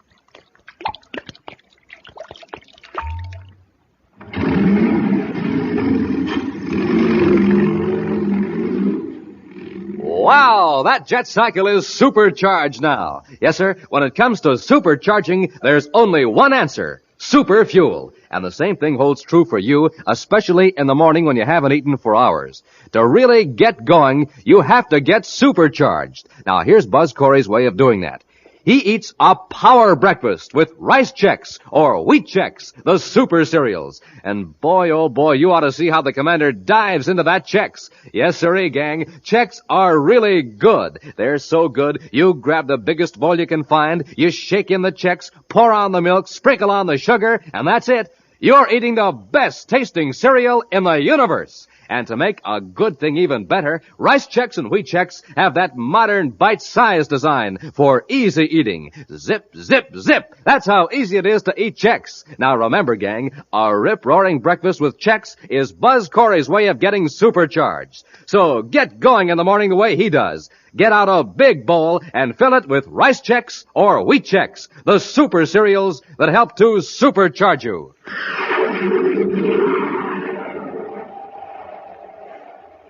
Commander Corry and Cadet Happy have followed to the letter the agreement with Don Vio, who promised to return the Secretary General's daughter Carol at a prearranged point in the Jupiter orbit. But instead of Carol, Vio pushed an empty spacesuit out of his ship. The commander has arrived at the scene of the rendezvous, and Happy, now aboard the commander's ship, is removing his spacesuit. That double-crossing, underhanded space rat. Vio is all of that, but now we've got to help Carol. He must have done something to her, and now he's got the stimutron. He's also got a miniature spaceophone attached to his ship. Hey, that's right. Do you think we can pick up the signal yet? I'll turn on our receiver. Hey, it's working, sir. Now we can track him down. Yes, we've got to be careful. As long as Carol's in his hands, we can't take a chance on closing in on him. Oh, doggone it.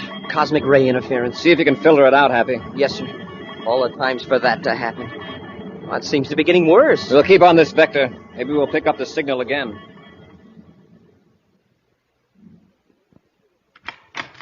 I got it, Henry. The stimutron. Oh, good. Any trouble? No, not a bit. Corry and the cadet were as good as their word. Have you found Carol yet? No. Frankly, I haven't looked. If she was stupid enough to crawl out the back room window, let her take the consequences. Don't you understand? If she's not found, we'll have to take the consequences. Oh, all right, Mr. Veal. Come on. We'll look for her. No. You look for her. I got to hook up the Stimutron and take a treatment. I'm getting an attack of Venus fever.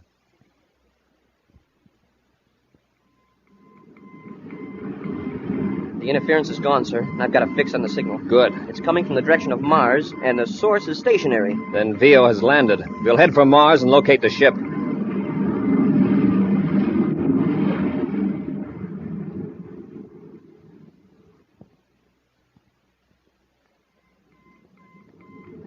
I've got it, sir. The ship's down in the Tharsis Hills. Let's scan the terrain with the viewscope, Happy. Yes, sir. There's the ship. Shall we come in lower, sir? No, not in this ship. We can't let Vio know we've located him. How about notifying other units and swoop in quick and surround him? Remember, for all we know, Carol's still safe. If Vio's cornered, there's no telling what he might do to her. Well, then we're stymied. No, not quite. There's one way we can land the ship fairly close to his hideout without making him suspicious. What's that, sir? Commercial atmosphere ships fly over this part of Mars, so we'll head for Lowell City and borrow one. Well, wouldn't Vio get suspicious if a commercial ship landed in that deserted section? Sure, if it was an ordinary landing. That's why I'm going to spaceophone ahead and order a couple of crash suits. Crash suits? Uh-huh. We're going to stage an accident right in Vio's front yard.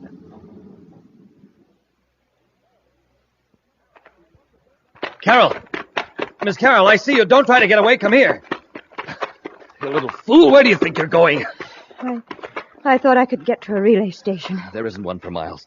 Besides, you're heading the wrong direction. Now, come back to the shack. And if I refuse? Then I'll carry you back. Why don't you be sensible? When the sun goes down, you'll freeze out here.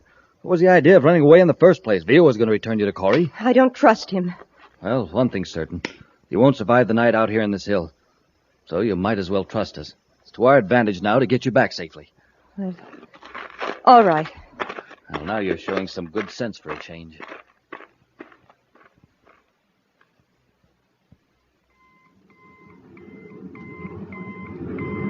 We're getting closer. Yes, we can cut the signal now. Well, fasten your safety belt, Happy. Here's where we develop power failure. I'm all set, sir. I guess. Now, Hap, here's where I make the worst landing of my career. Nervous? When I put the shock suit on, I thought I could jump off a skyscraper in it, but now I'm not so sure. Near that knoll, Hap. 100 yards from Vio ship. Now, brace yourself. Here we go.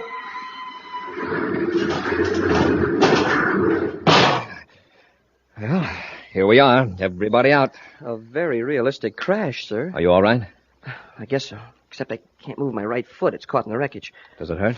No, sir. The padding of the suit protected it. It's just wedged in. Vio or his partner will be running out here very soon. Maybe I can pry that bent duralloy apart and get you out before they get here. Well, why don't we go ahead with our original plan? Leave me here in the ship while you circle around to the shack. Our original plan didn't call for you to be helpless. Well, that'll make it look all the more like a real crack. Besides, Carol may be in danger. Well, you may be right, Hap, but you'll be safer if you pretend to be unconscious. Yes, sir. I'll climb out the port. Hey, we did a good job. What a mess. If you're in trouble, use your miniature spaceophone. I'll keep mine on. Here, where are you going? To the ship. Oh, no, you don't. I'll get back to the shack. But somebody might be hurt. We've got to help them. Nobody could be alive in that mess. Well, I'm going to see anyway. Carol, come back here. We've got to get Vio and blast off before the rescue ships arrive. Get Vio if you want. I'm going to help. Carol, come away from that wreck. It might explode.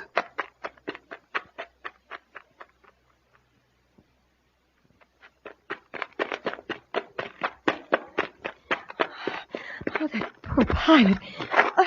I've got to get him out. It's all right, Joel. Happy.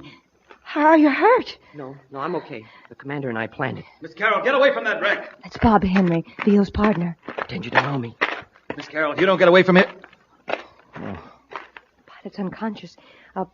Why don't you go get Mr. Vio? Now, isn't it lucky he was wearing a crash suit? Stand back, Carol. Let me have a look at him. Oh, Corry's friend, the cadet.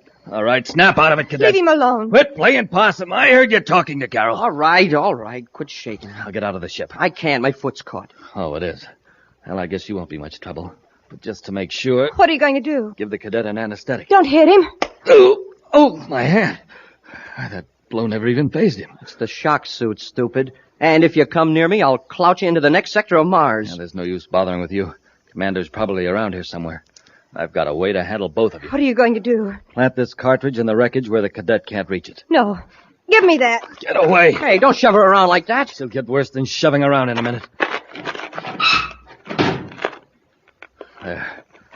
Now, if I have to detonate that cartridge, Cadet, well, with all these metal fragments and the remaining fuel trickling through the wreckage, there ought to be quite an explosion. Henry, you can't do that. And it's up to you to see that I don't have to. Come on, Carol. I'll get VO in the detonating control. And, Cadet, if Corry's smart, he'll let you stay alive to see us blast off. All right, go on in, Carol. Hurry up.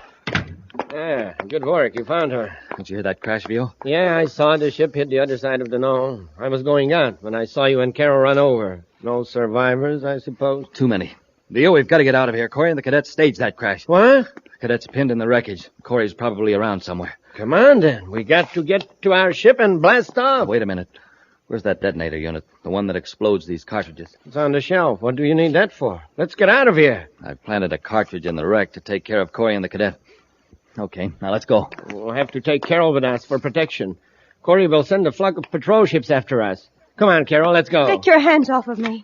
Let go of her, VO. Get your hands up. You too, Henry. Oh, Buzz. Corry, we're blasting off. Put that gun away and step aside. If you don't, I'll fix that cadet of yours for good. Buzz, he means it. Henry put one of those electronic cartridges in the wreckage. And all I've got to do is press this button and transmit a signal that'll blow that wrecked ship to bits. Play it smart, Corry. Give me that gadget, Henry. I warn you, don't come any closer. One more step and your cadet's a goner. We'll see. Right, press the button, Henry. Right. Oh, Buzz! Corry, I didn't think you'd make me do it. Oh, well, it was a wreck anyway. Happy, I thought that you... Carol, stand back. Rush them, Henry. Carol, get out of the way. Henry, get the gun. Oh, no, you don't.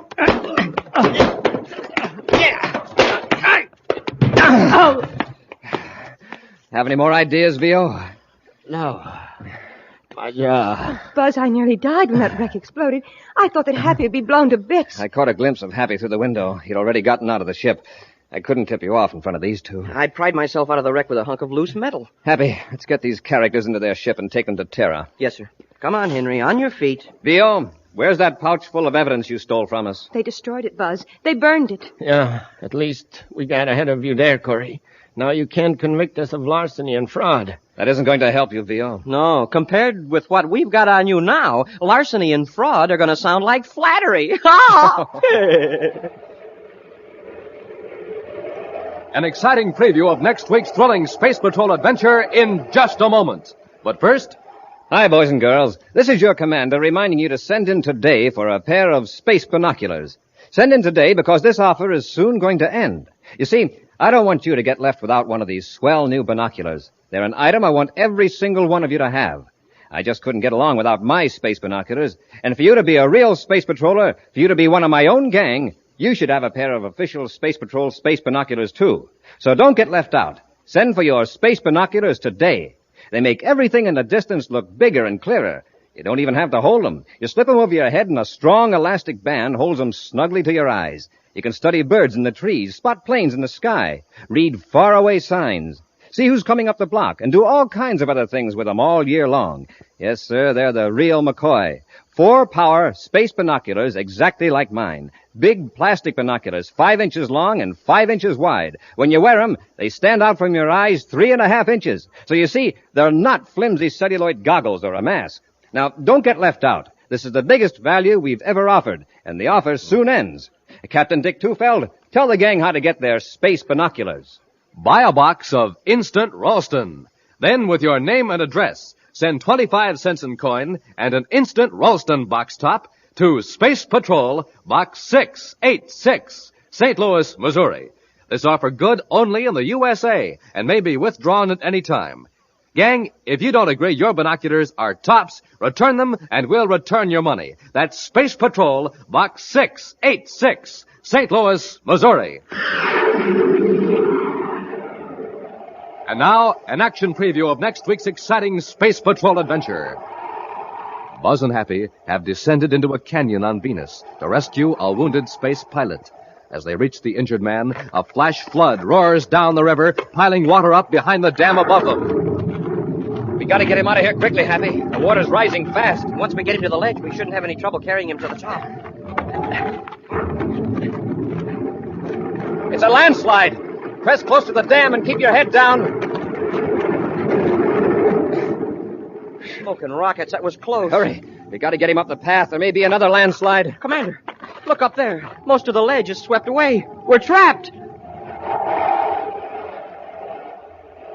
Be sure to be with us next Saturday for the exciting story, The Mysterious Meteor, when Wheat Chex, Rice Chex, and Good Hot Ralston again present Space Patrol!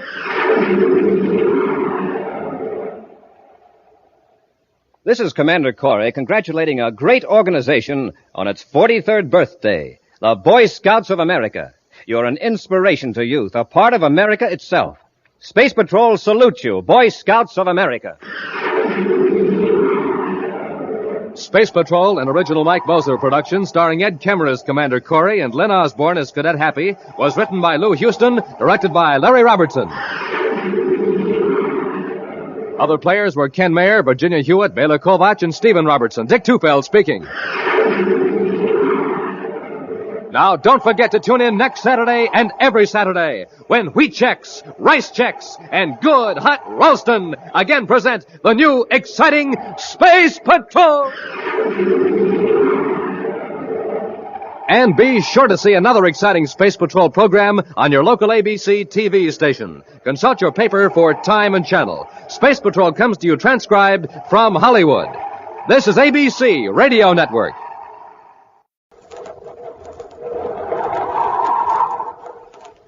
Rice Chex and Wheat Chex, the bite-sized cereals in the red and white checkerboard packages, present Space Patrol! High adventure in the wild, vast reaches of space. Missions of daring in the name of interplanetary justice. Travel into the future with Buzz Corry, Commander-in-Chief of the Space Patrol! In today's transcribed Space Patrol adventure, Buzz and Happy have discovered a strange castle in a valley on the planet Mars. Curiously, they make their way down a long corridor.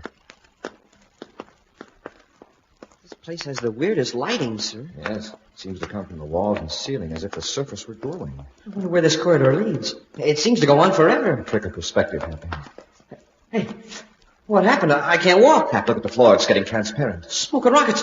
It's disappearing right from under us. Hey, Commander, we're falling! We'll return in just a moment with today's exciting Space Patrol adventure, The Revenge of Dr. Yeager.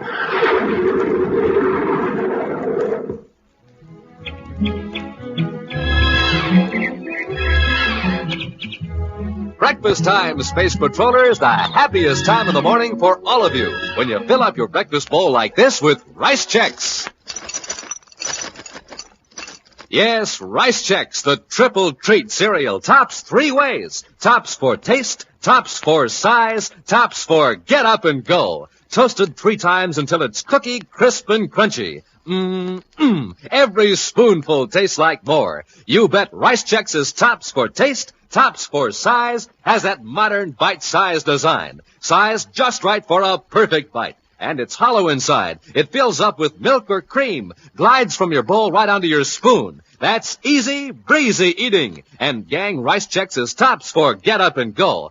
And wow, after a good nourishing breakfast with Rice Chex, you're ready to swing into action in school or play. So, Space Patrollers, swing into action right away. Fill up your bowl every morning like Commander Corry and Cadet Happy with Rice Chex. Or for a neat whole wheat treat, try Wheat Chex. Rice Chex, Wheat Chex. Tops for taste, tops for size, tops for get up and go. So get them today in the red and white checkerboard packages with the big full-color picture of Commander Corry or Cadet Happy on the outside and the terrific Space Patrol trading card on the inside. Rice Chex, Wheat Chex.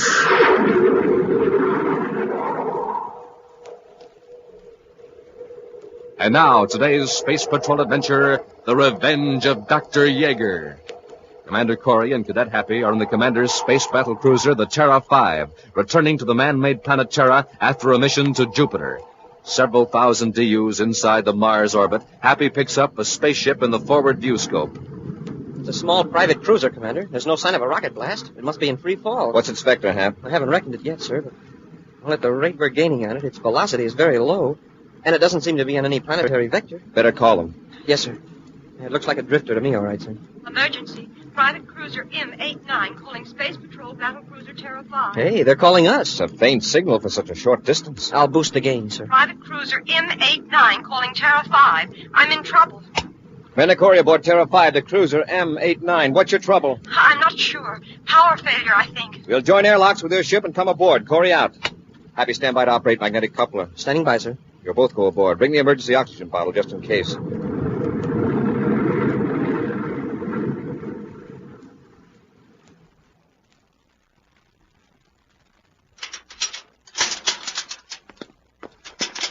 Thank heavens you're here. Are you all right, miss? Oh, yes, I am now. The cabin air pressure seems okay, sir. Oh, yes, everything's fine. Just a minute. Didn't you space a phone in emergency? You said something about power failure. I'm sorry, but I didn't know what else to do. You see, I was frightened. Are you alone in this ship? Well, yes, Commander. You see, Happy, check that control panel. Yes, sir. What's your name, miss? Lorna Stark. Is this your ship? Yes, I'm from Lord City, Mars. You can check that. I certainly will. The instruments check, sir. The rocket controls are off, that's all. Yes, that's right. I've been in a free fall for about a half an hour. Why? I was afraid someone was after me. I thought if they didn't see the rocket exhaust, I'd have a better chance. Oh, I was just praying for a Space Patrol ship to come along. You have no idea how relieved I am. You'd better have a good reason for faking a distress call. Who's after you and why? Well, I'm afraid it's going to sound very strange. That's why I wanted you to come aboard so we could talk privately. I was afraid to explain over the spaceophone. I'm listening, Miss Stark. Well, perhaps I'd better start at the beginning. Did you ever hear of a Dr. Yeager? Yeager? Wilhelm Yeager, the scientist and inventor. Dr. Yeager's been dead for nearly 30 years. Yes, I know. He and my father were friends. You've probably heard that several of Dr. Yeager's inventions were never made public, that they're hidden in a secret castle. Dr. Yeager was quite a colorful personality from what I've read. A lot of fantastic legends have sprung up about him, but how does all this tie in with your fake emergency call? Commander, that castle of Dr. Yeager's is not legend. Yeager? Yeager. Sure. The fellow the old-time pilots talk about. The man who's supposed to have made all those frightful inventions. Weapons so terrible he never even wrote down his secrets. He did write them down, Cadet. I've seen some of the designs. Huh? Designs for what, Miss Stark? I don't recall them all now, but there was the Letha Ray. Just a minute. You mean the Letha Ray actually existed? It exists now. Where? Who has it? Well, nobody. It's still where Dr. Yeager hid it. You don't know where it is? No, but somebody thinks I do. That's why they're after me. Well, who has reason to suspect that you know about Yeager's secrets? A man named Carl Bracker. He once worked for my father. He was present when I opened the sealed package containing documents that Dr. Yeager gave my father. You see, Dr. Yeager left it up to my father's judgment whether certain inventions were to be revealed. One day, about 3 years ago, I came across that sealed package. Curiosity got the better of me, and I opened it. Go on. A moment later, my father and this Carl Bracker walked in. My father was furious with me. Right then and there, he destroyed the documents. He said Dr. Yeager was right, that people couldn't be trusted. I was ashamed and frightened. Neither Father nor I mentioned the matter again. Then after Father passed away, Bracker showed up. And wanted you to tell him where Yeager's secrets are hidden? Yes, but I told him I didn't know. He was angry. He said I'd be sorry, but he went away. Then a few days ago, this other man started following me. I just know Bracker sent him. When you saw those documents, did you notice where Yeager's inventions were hidden? Yes, but I've forgotten. I pushed it out of my mind. I didn't want to know. Miss Stark, I want to give you a brainograph test. You don't believe me? No, that's not the point. If that information about Yeager is in your subconscious, someday you might recall it or be forced to reveal it. I want to find those inventions, if they exist, to keep them from falling into the wrong hands. And the brainograph will make me remember? It'll put your thought images on a screen. Even those dim patterns and impressions your conscious mind isn't aware of. It's completely painless. Are you willing? Well, of course. Well, it'll be late when we get to Terra. I'll arrange for a room for you at the Terra Space Hotel with a guard at the door. Guard? You said someone was after you, remember? Let's get into my ship. You can tell me more about this Carl Bracker. Early the next morning, Buzz and Happy arranged with Major Robertson, Space Patrol Security Chief, to set up a brainograph test. Then they hurried to the Terra Space Hotel to get Lorna Stark. They step out of the elevator and walk down the hall. Room 2309, wasn't it, sir? Yes. Say, where's the guard? He was to stay on duty in the hall until relieved. The door's unlocked, sir. Something's wrong here. Miss Stark! Hey, Commander, look. It's the guard. He's on the floor, tied up and gagged. Just a minute, Sergeant. Happy, untie him. I'll loosen the gag. There. Where's Miss Stark? They took her away. I tried to stop them, but they slugged me. They? Yes, 2 men, a big one and a little fellow in a waiter's outfit. That's how he got close to me out in the hall. The little guy with the tray, he pulled a ray gun on me and forced me into the room. The big guy came in. Guess he'd been waiting around the turn in the hall. Here's a waiter's coat and tray on the floor, sir. How long ago did this happen? About 2 hours ago. They really tied me up. I've been trying to What about Miss Stark? Did she know the men? Did she go willingly? Well, she put up a squawk till the big guy got rough. She seemed to know him, called him by name. Let's see, Bracker. That's it, Bracker. Hap, get on the phone to headquarters. Have them check the files on Carl Bracker. I want all the data on my desk when we get there.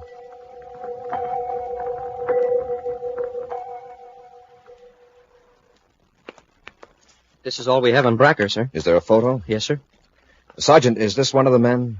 That's him, all right, sir. What's his record, Hap? Well, picked up 2 years ago in a space safety code violation, Section 23D, installing instruments in a spaceship without a license. Fined 50 credits. Any address? Let's see. Just the place he works. Cosmocraft Instrument Company, 18 Newton Place, Terra. Cosmocraft. Spelled with 2 Ks. Real cute. Merton Yost, Chief Engineer and Consultant. I've heard of that outfit. They rebuild instruments and deal in second-hand electronics equipment for spaceships. Personally, I wouldn't trust them to repair a sundial. I wonder if Bracker still works there. Now, come on. We'll drop around and see if he's renewed his license. From the outside, Cosmocraft Instrument Company appears to be like the other small independent manufacturing concerns that thrive in the clean, handsome buildings on Newton Street. But a visitor would find the interior rather uninviting. The office is littered with papers and out-of-date technical books. A small, nervous man sits at a desk, glancing first at the street door, then toward the back room that serves as a workshop. In the shop, Lorna Stark sits huddled on a packing case, while a large man towers threateningly over her. I'm tired of playing games, Lorna. Now let's have it. Where's Yeager's castle? I don't know. I tell you, I don't know. Don't give me that! Saw those papers. The lethal ray and all those other secret weapons are at the castle, aren't they? I've forgotten, I tell you. Believe me, Bracker, I've forgotten. Hey, cut out that noise. I can hear you clear out in the office. She's playing coy, Yost. But I'll get it out of her. We shouldn't have brought her here. All right, get back out there and shut the door. Suppose somebody comes in. All right, Bracker, but please keep quiet.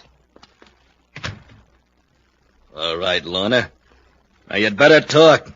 Where's Yeager's castle? I don't know. I don't know. This is it, Hap. Come on. Yes, sir. Yes, gentlemen? I'm Commander Corry. Yes, Commander Corry. What can I do for you? Does Carl Bracker still work here? Bracker? Hey, Bracker, let's see. I shouldn't think in a place of this size you'd have much trouble remembering who's in the payroll. Mr. Bracker left us just last week. I don't know where he is. Is there anyone else I can talk to? No, I'm all alone here this morning. My assistant's out on a job at the spaceport. Sorry, I can't help you. All alone, huh? Come on, Hap. You can't go back there. Oh, we can't, huh? You heard what I said. Oh, you want to play rough?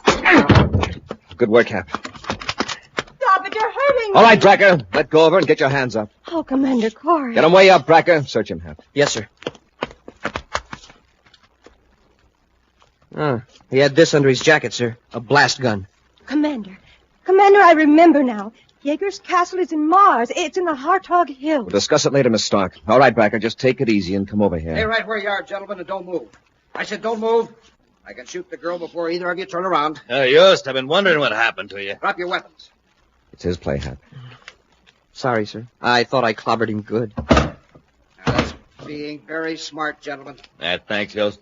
I'll just pick up my gun and add a few finishing touches. Oh, no, you don't. Here, Lorna. That takes care of your space patrol friend. Yost, get the surface car ready while I bind and gag the girl. We're getting out of here. We'll return to Space Patrol in just a moment. This is Dick Tufeld in Los Angeles with the story of one of the fastest planes in the world, and a word from the man who test flies it, Joe Lynch. It's North American's Air Force F-86D Sabre Jet Interceptor. Speed well over 700 miles per hour. Wingspan is 37 feet. Length 41. Cruising range 500 miles. Now, by special tape recording made at International Airport, the well-known test pilot of the Sabre, Joe Lynch. The D is a one-man interceptor, so when you fly it, you're really on your own. That's why I see to it that I'm in good condition all the time. And one way to stay in good condition is by eating a good breakfast cereal, like rice checks or wheat checks. They're just packed full of energy, and they taste swell. I think you'll like them, too.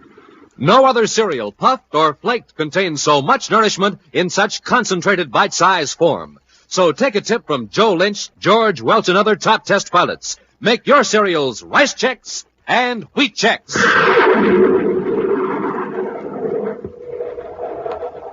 And now back to our Space Patrol adventure, The Revenge of Dr. Yeager. Buzz and Happy burst in upon Carl Bracker as he attempted to force Lorna Stark to reveal the hiding place of sinister weapons invented by the late Dr. Yeager. In the excitement of the rescue, Lorna blurted the location of Yeager's hidden castle, just as Bracker's partner, Merton Yost, intervened. Fearing resistance would endanger Lorna, Buzz and Happy surrendered their weapons. Bracker knocked the space patrollers unconscious, then he and Yost escaped, taking the girl with them. Now, an hour later, Buzz and Happy find themselves locked in the repair shop of the dingy spaceship instrument factory on Terra. Wow, wait till I get a hold of that guy Bracker. He raised a lump on my head the size of Mars' first moon. Mars? Huh? That's where Yeager's castle is. Did you hear Lorna just as we came in? I was sort of busy. If I did hear it, Bracker's gun knocked it out of my mind. Whereabouts on Mars, did she say? Yes. It was right then that Yost came in, but I think I recall it. The Hartog Hills. Hartog Hills? That's a new one on me, and I thought I knew Martian geography. It's a range a few hundred miles northwest of Marquette City. And come to think of it, it's a good place to hide a castle. We're locked in. That isn't going to last more than a few seconds. We notify headquarters that we're blasting off from Mars. Oh, gee, Commander, do you think Bracker will go there? Doesn't he know that you heard Lorna tell where the castle was? He's gone pretty far already, Hap. He may figure that it's worth taking a chance on getting his hands on Yeager's weapons. Those rumors are even half true. One man could wipe out an army with the lethal ray alone. Wow. Let's hope we find the castle before Bracker does. The door, Hap. Oh, yes, sir. Allow me. Here, Hap, I'll help you out. Now to the spaceport. Hurry. Yes, sir. Merton Yost sits hunched over the controls of a private cruiser, watching the red-tinged disk of the planet Mars grow larger in the viewscope. He turns as Carl Bracker shoulders his way through the narrow opening into the control compartment. Can't you get any more acceleration out of this old bucket? Take it easy, Bracker. We'll be over the Hartog Hills right after sunup, the way I figured. Well, you better contact Jacobs at Marquette City. We'll meet him out in the desert. He can fly us to the Hartog Hills to look for the castle. Smart idea. When we locate Yeager's hideout, there won't be a grounded ship there to give us away. Sometime later, another ship enters the thin, cold atmosphere of Mars. As Buzz handles the controls, Cadet Happy compares the terrain in the viewscope screen with the detailed 3D projector chart of this sector of the surface of Mars. Hartog Hills appearing in the screen now, sir. And so far, no sign of any ship that might be Bracker. I'll bet he didn't have the nerve. Well, let's not underestimate him, Hap. No, sir. You sure were right when you said the Hartog Hills were a good place to hide a castle. Those rock formations are sure confusing. I'll cut our altitude, Hap, and place back and forth across the range.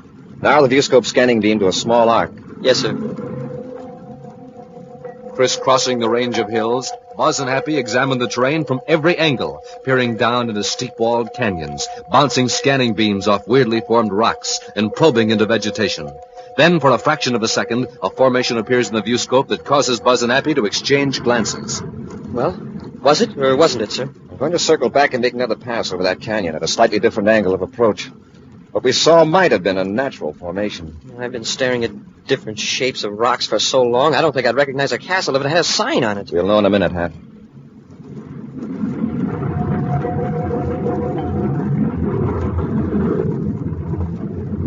That's it, Happy. Yes, sir. I can make out columns and even steps. But wow, what a job of camouflage. Yeager built the entire facade of an enormous building right against the wall of a canyon. Magnificent. Yeah, if we'd flown over at another angle, well, we never would have seen it. There's no sign of another spaceship near here. Yeah, but there's plenty of room to land in front of the castle. Well, we'll land and have a close look at Yeager's castle.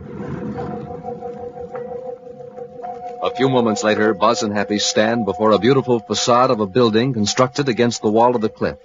Broad steps lead up to a gigantic door.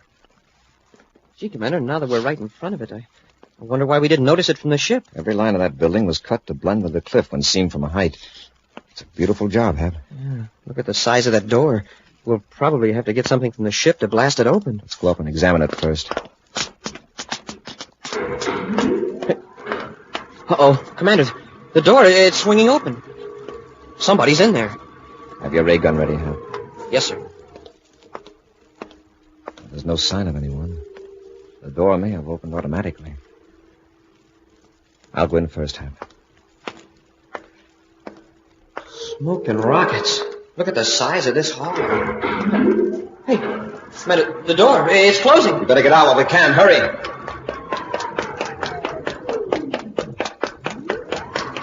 Hey, now the door's swinging open again. It is automatic. You don't have to worry. Let's explore the castle. I'd sure like to find those weapons that Yeager hid. It may take time, judging by the size of this place. I wonder where all this light is coming from. There aren't any windows. The light seems to come from the walls and ceiling, as if the surface were glowing. Imagine building a place like this inside a hill where nobody can see it. Yeager was a genius, all right, but I think he was a little nuts. Well, at least he was sane enough to try to keep dangerous weapons out of the hands of people he thought might misuse them. Yeah. I wonder where this corridor leads. Seems to go on forever. A trick of perspective, Happy. Hey, what happened? I can't walk. Hap, look at the floor. It's getting transparent. Oh, smoke and rockets. It's disappearing. Right from under us. Commander, we're falling! Buzz and Happy plunge downward in total darkness. Any moment they expect to land with shattering suddenness on some hard surface. But seconds pass, and they keep plunging down into the blackness. Commander, I'm slowing down. Yes, so am I. Oh, we're at the bottom. Wherever that is. Stand right where you are, Happy. It isn't safe to move in this pitch blackness. When that floor opened up from under us, I never expected to move again. Lucky I brought my atomo light. That won't be necessary, Commander. Who's that? You'll see when I turn on the light. There. Bracker. Now, don't reach for your weapons. It'll be the last move you make. Raise your hands. Do as he says, Happy. Yours. Take the ray guns. All right, Bracker. Bracker, what have you done with Lorna Stark? She's perfectly safe in the next room. You're probably wondering just what happened to you. You're now in a lower level of Yeager's castle. You were lowered by one of Yeager's amazing inventions, a levitation beam, controlled by this panel here. But the floor just dissolved under us. That part of the floor up there is actually the top cross-section of the levitation beam. By cutting the beam completely off, I could have dropped you to your death. I suppose you want a medal. Yes. Open the door. I'm sure the commander would like to talk to Miss Stark. You're moving, you two. What are you going to do with us, Bracker? We'll see in a moment. Commander Corry. In there, both of you. Commander, they found out everything. The big room where Dr. Yeager hid all his horrible weapons. That's right, Corry. Yeager left full instructions. Now, you three stay in here a few moments. Then we shall see how the lethal ray works. You aren't going to use it on us. Exactly. There's a small hand model that should serve the purpose quite nicely. I'll be right back. We've got to try to find a way out of here before they get back with that lethal ray. We've got to stop them, Commander. With those weapons, they can wipe out whole cities. And it's all my fault. No, that's not going to help. But look what was in the room with the weapons. A paper that Dr. Yeager left. Let me see it. I had hoped that this message would never be read. The fact that you are reading these words is proof that human beings cannot be trusted. Therefore, you deserve to be destroyed. Knowing there was evil and destruction concealed here, you came willingly.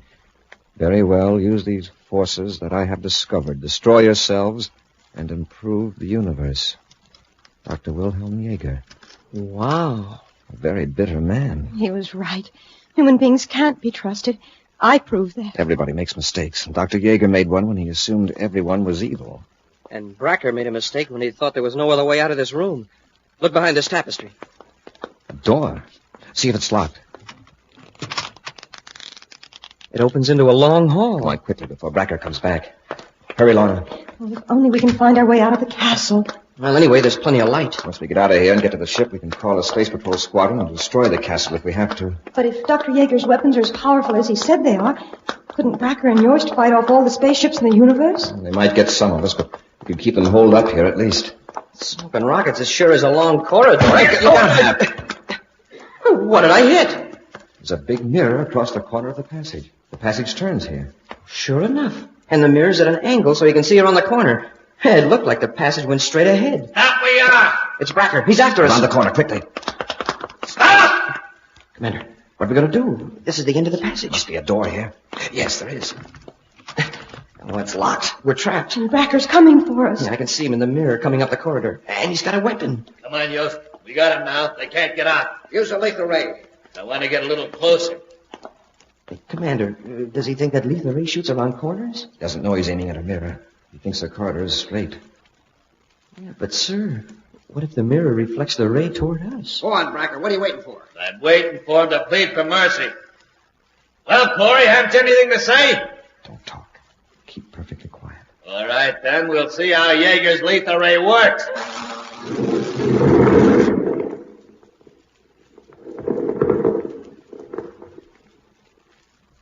They're gone. It destroyed them completely. Yeah. Very satisfactory. But I had the regulator set unnecessarily high. Look what the ray did to the wall. Blasted a hole in it. They're coming closer to examine it. We'll jump them when they reach the turn in the passage. Yes, sir. Lorna, keep absolutely quiet. Incredible, isn't it, Yost? You'd never know that a few seconds ago 3 human beings were standing here. Now, Hap, Bracker, look out!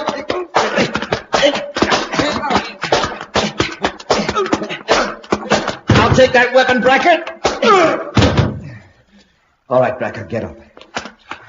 Corry, I saw you disintegrate. Yeah, the 3 of you. I saw it, too. You can't always believe what you see.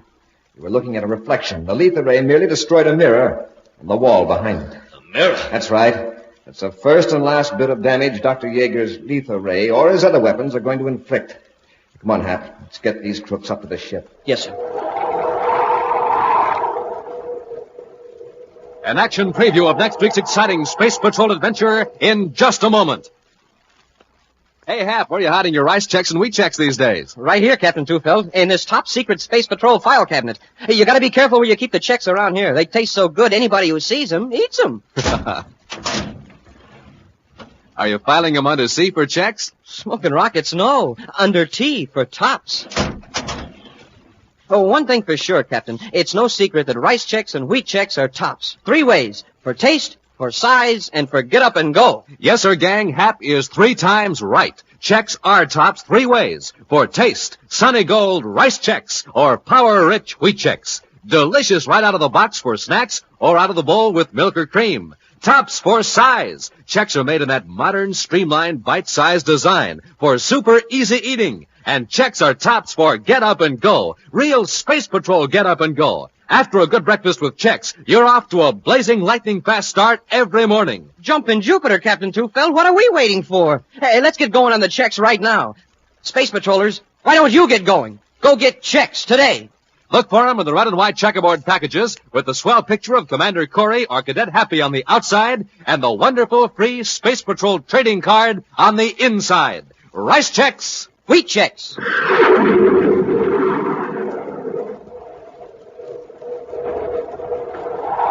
And now, a preview of next week's exciting Space Patrol adventure. Buzz and Happy are captives aboard a spaceship from another galaxy. In a desperate attempt to warn the United Planets of an attack, the 2 space patrollers are trying to master the bewildering controls of a spaceophone in the strange ship. Well, gee, Commander, this certainly doesn't look like any transmitter I ever saw before. Hold it, Hap. I think you've got it. Don't touch anything else. Make the call. Smoking rockets. Commander, look! It's the robot. Zervok sent him to stop us. He's a monster. And he's coming right for us. Get that call out, Hap. I'll try to hold that thing off. Space Patrol! Emergency! All units! It's got me! Be sure to join us next week for the thrilling story, The Visitor from Galaxy 9, when rice checks and wheat checks again present Space Patrol! Space Patrol, created by Mike Moser, starring Ed Kemmer as Commander Corry and Lynn Osborne as Cadet Happy, was written by Lou Houston, produced and directed by Larry Robertson, executive producer Mike Deverett. Other players were Virginia Hewitt, Norman Jolly, and Ken Mayer. Dick Tufeld speaking.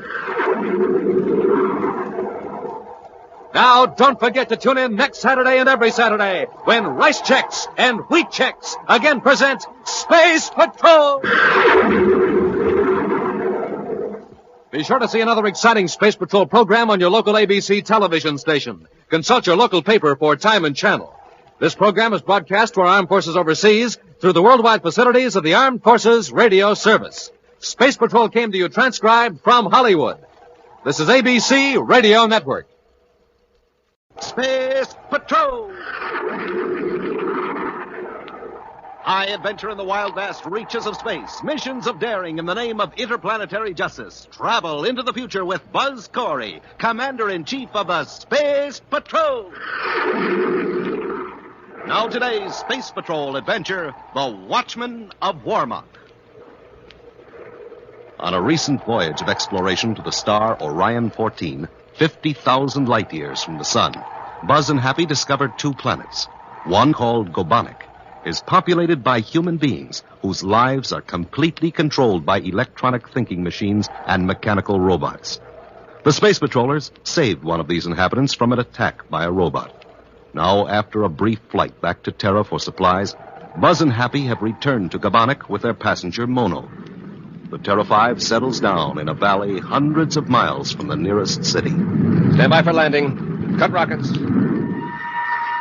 repeller ray. Yes, sir.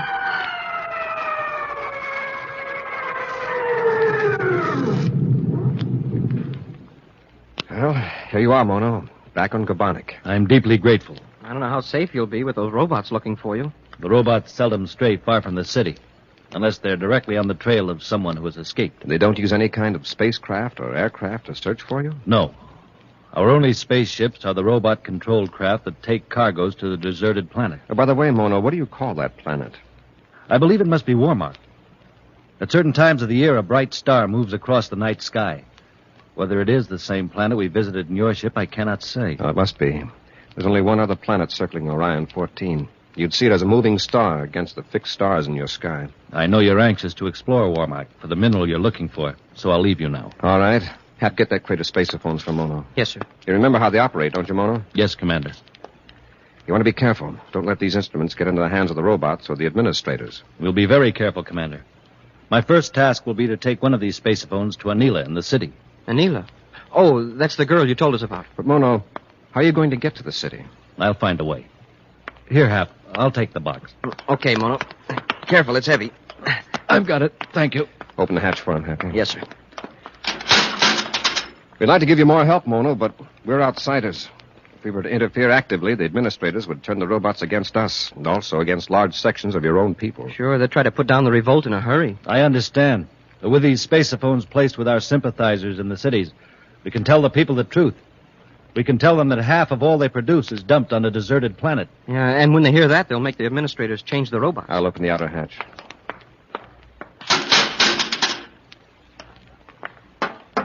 Goodbye, Mono, and good luck. Goodbye, Commander.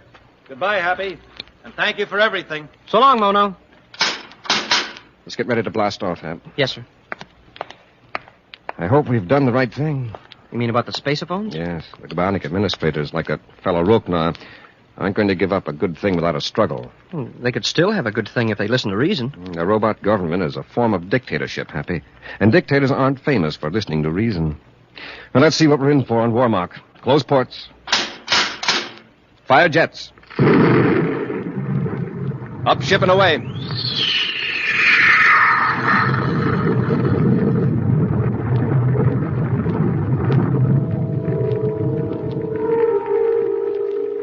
In the chief city of the planet Borodeck, a girl sits at a crude table in a small room writing.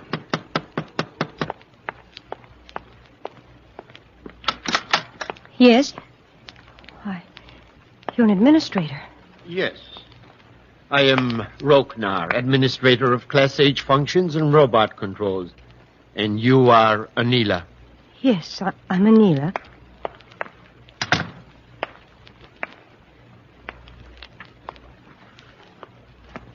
Where is Mono? Mono? Yes, Mono. Your friend who works in the document reclamation plant. Where is he? Well, I don't know. That's the truth. I don't know. When did you see him last? 4 days ago, we had lunch together in the 4th Sector Commissary. And you haven't seen him since? No. That's strange. You are such good friends. Have you wondered about him? Have you been worried? No. I haven't been worried. Why should I worry? You're lying. You know that Mono has escaped from the city. Escaped in it? No, I didn't know he'd escaped. But you knew he was going to try. You knew he was an aberrationist. An aberrationist? Apparently, you do not know that a few misguided individuals have that insane idea that they know more than the robots. They feel that they can improve upon the routine and regulations set down by the electronic computers. Mono did nothing wrong. Anila, are you an aberrationist? Well, are you? No. I've done nothing against the robots. That's good. Since you are loyal to the Gobanek control system, you will be happy to learn that Mono will never return to the city. You know where he is? Yes. I happened to witness his tragic fate. Oh, no. He has no one to blame but himself. He fled and was destroyed. What happened to him? His fate is too horrible to describe. Perhaps you know some of his friends. People who may also be misguided. Perhaps you can keep them from making Mono's mistake. Oh, Mono. That's all, Anila. And I hope it will not be necessary to call on you again. Mono. Mono. Millions of DUs from Gobanek. Commander Corry brings the Terra 5 down on the huge spaceport of the deserted city on the planet Wormak. The city is in ruins from a disaster that, from all appearances, occurred a century ago. Yet at regular intervals, robot spaceships from Gobanek land and dump their cargoes, as they have for ages past. Mountains of unused supplies now almost cover the spaceport.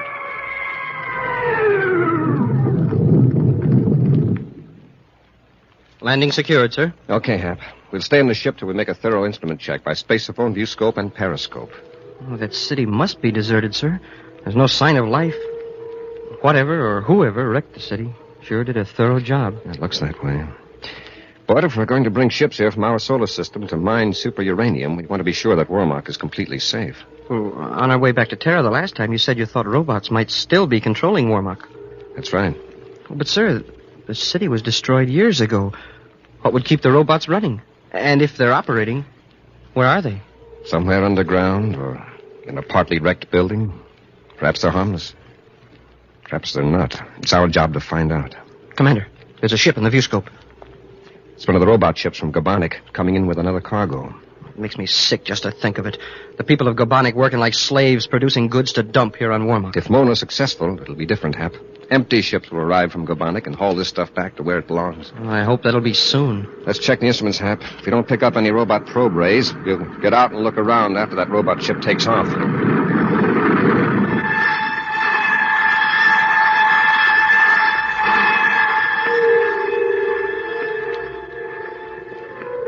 For several hours, Anila has lain on her bed in her room, too stunned by grief even to think.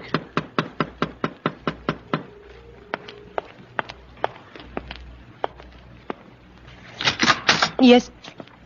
Oh, no. Shh. Anila.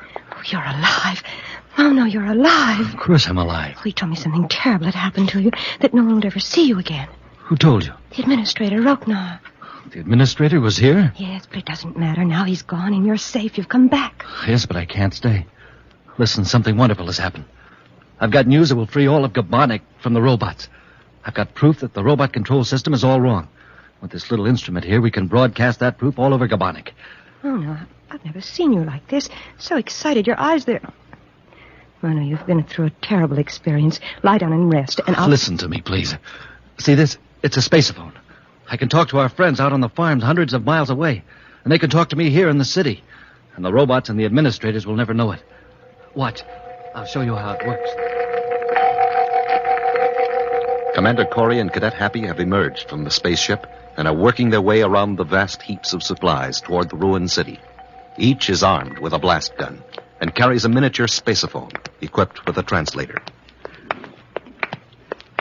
Well, so far, Wormak seems perfectly safe. No electronic control signals, no harmful radiation. Hap, hold it. Look up there, at the end of that big stack of supplies. It's an opening in the ground. Yes, but was it there a minute ago? Gee, sir, I don't know.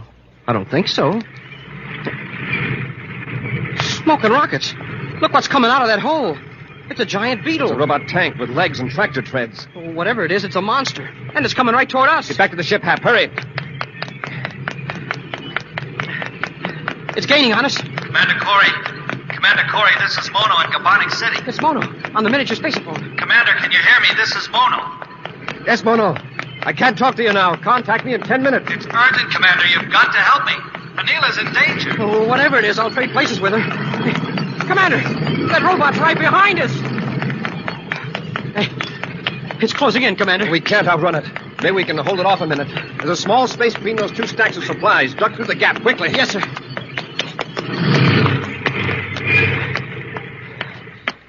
We stopped it, sir. It can't get through the opening. Keep running, Hap. There may be other robots around. Hap, here comes one of those robot ships from Gabonic. Hey, we're right in its landing pad. Get away from this stack of supplies. It's probably going to dump its cargo right here. Commander's going to smash us. Hit the dirt, Hap.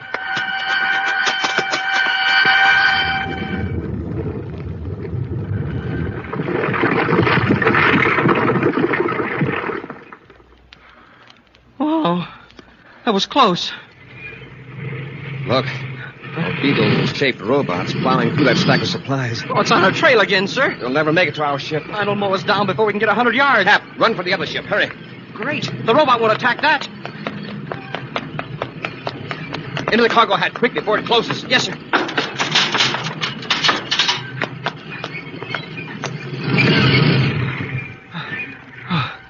Oh. Hey, it worked. The robot stopped. Maybe our blast guns will put it out of commission. Whoever built that giant watchdog must have put teeth in it. If we attack it, it'd probably blow this whole ship apart. Commander, the hatch closed. We're trapped. Well, at least we're safe from that elephant-sized beetle. Oh, we're out of one jam, and we're in another. This ship will take us back to Gabonic. Well, here we go, Hap. Relax and enjoy the trip.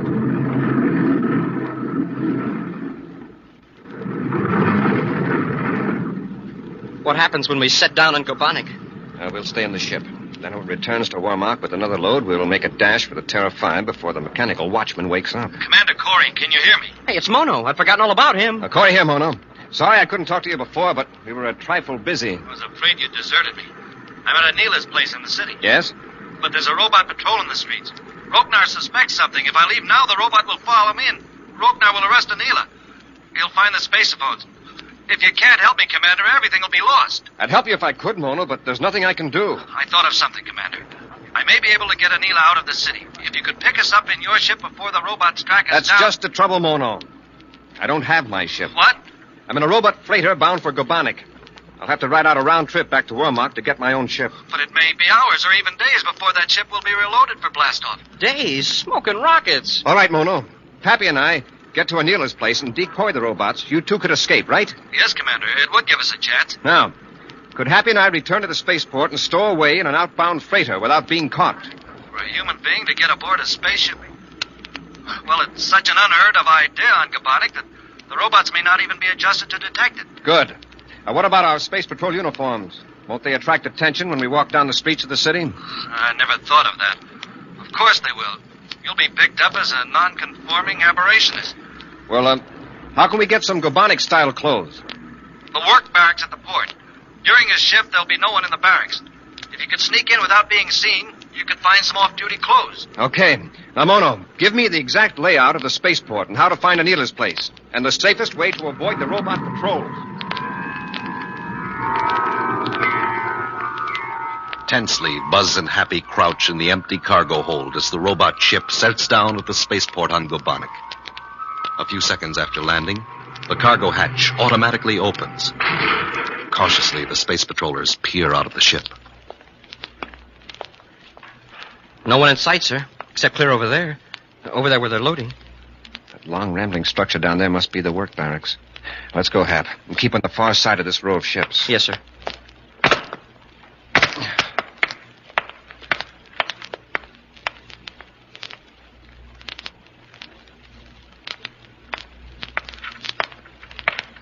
Here's our first real test, Hap. The barracks. I sure hope there's nobody in there goofing off. Have your ray gun ready. Right.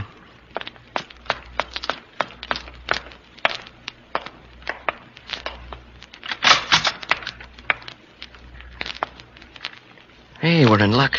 It's deserted. There along the wall, Hap. Those racks of clothing. Yeah, with the numbers over them. Well, I guess they're numbers. Find a pair large enough to go over uniform, Hap. These look about right. Hey, is that an alarm? Maybe the signal for change of shift. Hurry, get into your outfit. This barracks will be swarming in a minute. In Anila's dimly lighted room some distance from the spaceport, the girl and Mono wait in anxious silence for a message from Commander Corry. The moments drag on. Then finally Mono speaks. I should never have tried to involve the commander in our troubles. I was a fool to think they could make it. Mona, come to the window. What is it? They're gone. The robot patrol's gone. The street's deserted. Roknar must have given up, at least for the time being. If I hadn't involved the commander in this, we could escape, but at least out of the city. Shh. I heard steps outside. In the hall. Hide those space phones quickly. I'll put them under the bed. I'll help you. There. It might just be the woman from down the hall. She sometimes comes. All right, Mono. Don't move. Roknar. Administrator Roknar, if you please. Both of you. You are coming with me. No. No, not Anila. She hasn't done anything wrong. She's shielding an aberrationist. An escapee. Now, stand over there and by the wall so I can keep an eye on you while I search this room. You won't find anything here, Roknar. Better get a couple of your robot bodyguards to help you. By the way, where are they? They are waiting around the corner near my surface car. You'll see them when we go to the discipline center. Discipline center? You can't take Anila there. I tell you, she hasn't done anything. Shut up and get over by the wall as I told you. Don't argue with him, Mono. It doesn't matter. If he takes you, I want to go too. You shall, Anila, you shall. Now, let me see. Where would the twisted mind of an aberrationist attempt to hide something? Oh, yes. Under the bed, of course. Commander Corry. Pull that gun, Roknar. Wow, what a punch. Nice going, Commander. Hap, get Roknar's weapon. Yes, sir.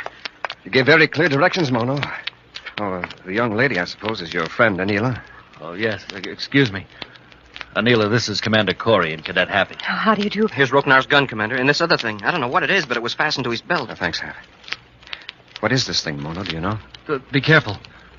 Don't touch any of those buttons. That's a robot control unit. Oh, how does it work?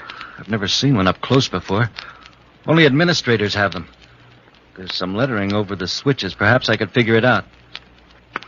I'm sorry. It's not in regular Gobonic. It's administrative code. Perhaps I can decipher it. I've operated computers that use this code. Good. Here, Anila. Well, this control unit is for Z-type ARG robots. Oh, the Zargs. Yeah, the robots that look like human beings. Yes. This switch is a zone alarm control. Bring all Z-type robots toward the unit if it's pressed. Uh-oh. We don't need that one. The second switch cuts in the command circuit to give specific orders to individual robots. Could either of you give orders to a robot? No. There are certain key words only the administrators know. And this third button, that's a proximity nullifier switch. A which switch? It cancels the impulses that are causing a robot to act. If the robot is near, it'll stop. Could you get by any robot patrol or robot guard with that gadget? Well, most of them. Except perhaps those at the higher levels at the administrative headquarters. Good. Hap, see if you can revive Roknar. We'll make him drive all of us to the spaceport. All of us? Yes, we can control Roknar with his own gun. And the robots with this gadget. I think Roknar's waking up, sir. Okay, get him on his feet. You and Mono keep his gun in his ribs, and I'll handle the robot control. Anila, the space phones. Yes, I'll get them. Come on, Roknar, get up. You're going for a ride. Feeling the gun pressed against his back, Roknar, the administrator, meekly accompanies Buzz and his friends down the stairs to the street and around the corner where three human-looking robots stand motionless by a surface car. Buzz presses the third button on the control unit, and the robots remain rigid as Happy forces Roknar behind the wheel. The others get in, then Buzz orders. All right, Roknar, to the spaceport. Let's get going. You won't get away with this, Corry. Don't try any tricks, and drive carefully. Yeah, Roknar. The life you saved may be your own.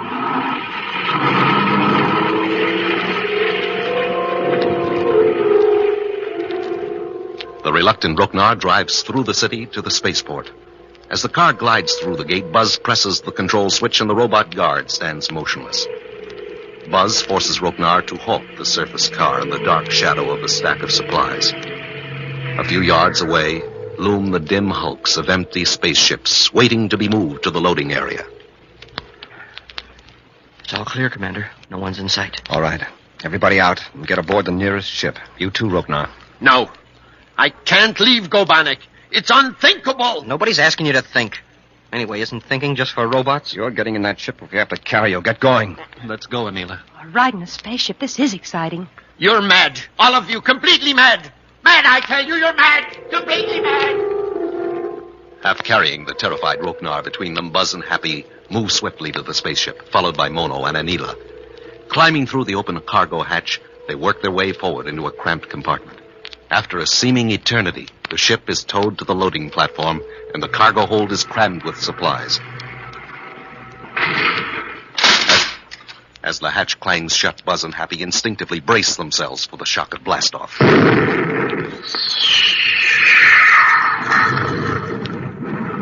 When the ship is spaceborne, Buzz leads the others back toward the cargo hold. Working in the dark, they tie Roknar with strips torn from his jacket. Hours pass. And then... The repeller ray just cut on. We're setting down on Wormak. Wormak? Sure. That's where your stupid robot system has been sending half the wealth of your planet. Didn't you know? I didn't know where it went. That wasn't in my department. Now listen, everybody. When the ship lands, the cargo hatch will automatically open and the cargo will be dumped out. Now wait till I give the signal. Then jump out of the ship and follow Happy and me. Understand? Yes, Commander. I understand.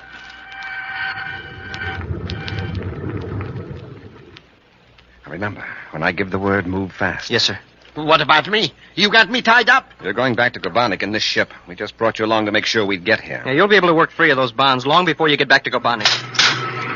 This is going to be noisy.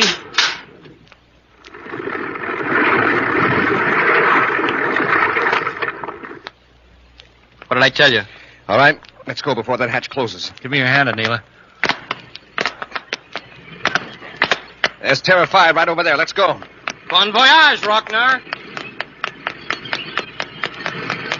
Hey, Commander, there it comes. Old Beetlepuss again. What is it? It's a robot.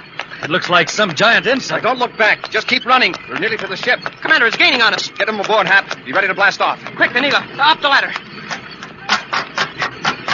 You're next, Mono. Into the ship. That monster, it's big enough to crush the ship.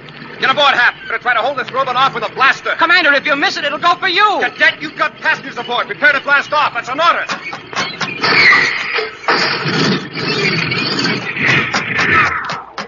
Nice shot, Commander. You stopped it. I always wondered how those old-time big game hunters felt when they were charged by a rhinoceros. Now I know. You must have blasted that robot right in the control center. I sure hope that's the last of the robots here on Wormak. You've given me courage, Commander. Now I know that the robots can be conquered. Good, Mono. You've got a real battle on your hands back in Gobanek. The other ship with Roknar in it's gone. Yeah, it blasted off while we were being chased by that iron beetle. Let's get back to Gobanek. I think Mono wants to get to work and show those robots who's boss.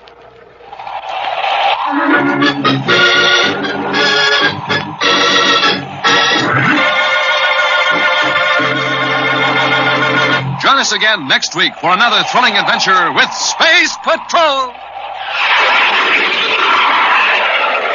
High adventure in the wild, vast reaches of space. Missions of daring in the name of interplanetary justice. Travel into the future with Buzz Corry, Commander-in-Chief of the Space Patrol.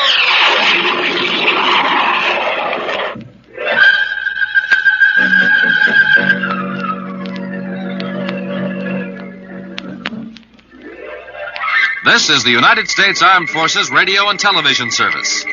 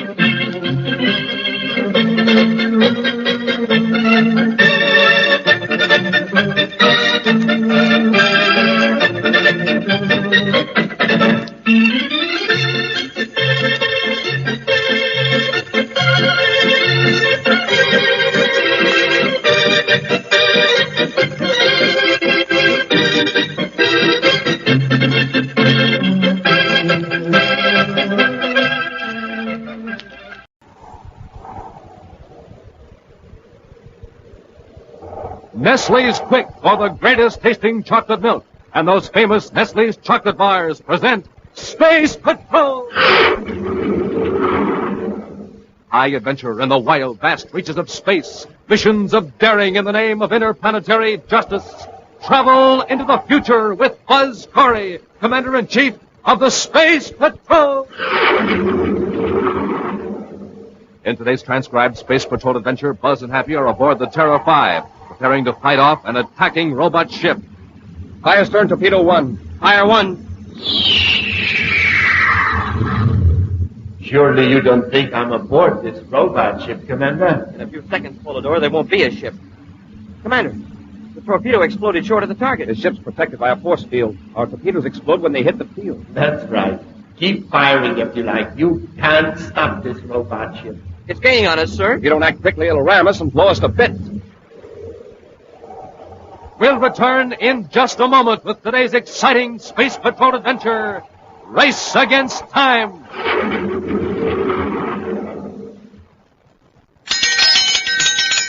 Come and get it! Come and get the coolest, most refreshing, most delicious glass of chocolate milk ever. Space Patrollers, that's Nestle's Quick. There's nothing in this universe that tastes so good, mixes so fast, and cools so well. Nestle's Quick has the same terrific flavor as your favorite Nestle's chocolate bars. What smooth, velvety chocolate. And it's so easy, Quick just about makes itself. Listen, first you pour out your big frosty glass of milk, then you just drop in 2 teaspoons of Nestle's Quick. Swish it around for a second, and there it is, your Quick-Me-Up, packed with nourishment, full to the brim with cool refreshment. Just what you want in this hot weather. So be sure you get Mom to bring home the big brown and yellow can of Nestle's Quick, so you can make yourself a glass of Quick anytime you like. And remember, this is the sound of good things coming. Come and get it! Come and get your Martian totem head, too. Boy, you'd better hurry because this offer is almost over. You can have tons of fun with your totem head because it's got magic forehead vision. You can see out, but nobody can see in. Today, send the lid or a tracing of the label from a can of Nestle's Quick, together with your name, address, and 25 cents, to Space Patrol, Box 686, St. Louis, Missouri. That's Space Patrol, Box 686, St. Louis, Missouri, and hurry! And now, today's Space Patrol adventure, Race Against Time. Commander Corry is waging a battle of wits against Polidor, the invisible mastermind behind a series of daring crimes. Although Buzz and Happy have captured several of Polidor's agents, the identity of the super criminal remains a mystery. Right now, the Commander and Cadet Happy are in the office of Neil Channing, Chief Chemist of the Solfex Products Company in Lowell City on the planet Mars. Channing's staff has just completed the laboratory analysis of a complex mixture of chemicals provided him by the Commander. Here you are, Commander. It's as complete and detailed as we can make it. Thanks, Johnny. I'll check it over now if you don't. Oh, go ahead. Well, you'll probably notice that in most of the items, our reports merely confirm the findings of your Space Patrol Security Lab experts. I'm sorry we weren't able to supply much new information. I don't expect miracles, Channing. At any rate, your independent tests cut down the margin of error. This paragraph on component 11. You've got data here that we don't have. Well, we should have. After all, it's a product we make here at Solfex. We intend to market it under the trade name Lumaplex. Lumaplex? It's a synthetic mineral with several unusual properties. For one thing, it amplifies light. Lumaplex?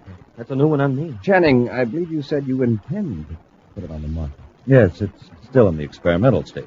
Well, aren't you surprised that we should bring you a sample of it for analysis? Not especially. It's our policy here at Solfex to let small independent researchers experiment with our new products. Why, we even have high school chemistry students on our trial and error shipping list. Pays off, too. Some of our best commercial ideas have come from out of it. Mr. Channing, did you ever hear of someone called Polidor? Polidor? Oh, you don't mean this long-range ventriloquist who's been throwing his voice all over the solar system? Yes. This sample of powdered chemicals is the remains of the gadget he uses to project his voice. He calls it a detectoscope. For the materials you found in this sample, Channing, could you construct a device that would act as a spacophone and viewscope combined? Some order. And could you make it so compact that it's the size of a half-credit coin and only twice as thick? Definitely not. I don't say it's impossible, but it's beyond the scope of our know-how here at Solfax. Well, it's not beyond Polidor's know-how. If we can find the man who put your Lumiplax to work, it might help us locate Polidor. To your knowledge, how many outsiders are working on Lumiplax? At least 10 individuals are firm. I can give you a list. Good. I'm not overlooking the possibility that someone here at Solfax might have found out more about Lumiplax than his Polish employers. It's not a pleasant thought. I'm sure my employees are loyal, but I admit it's an angle you'll have to consider, Commander. Say, maybe it's none of my business, but do you intend to question everybody on that list I mentioned? Our agents will. Why? Would it help you if you had a little background on these experimenters, the general direction of their research? It certainly would. Then Gannett's your man. Rudolph Gannett. He's an amateur astronomer, and he keeps in touch with a lot of the small fry experimenters, crackpots and all. Would an astronomer know much about electronics and its Lumiplex? Gannett might. Remember I said he was an amateur astronomer. He was a research chemist before he retired. Now he's got a nice place outside Lowell City where he putters around making his own telescopes and all the paraphernalia that goes with it. Even molds and grinds his own lenses. Every new plastic that comes out, he makes optical tests on. He might be interested in work on Lumiplex because of its light-amplifying properties. Mm-hmm. Now, since we're here in Lowell City, we'll have a talk with him. Well, I'll tell you how to find his place. But I'm warning you, Commander. You'll be lucky if you can get Gannett's head out of the Milky Way long enough to talk to him. His mind is usually a million light years out in space. We'll take a chance. Thanks, Channing.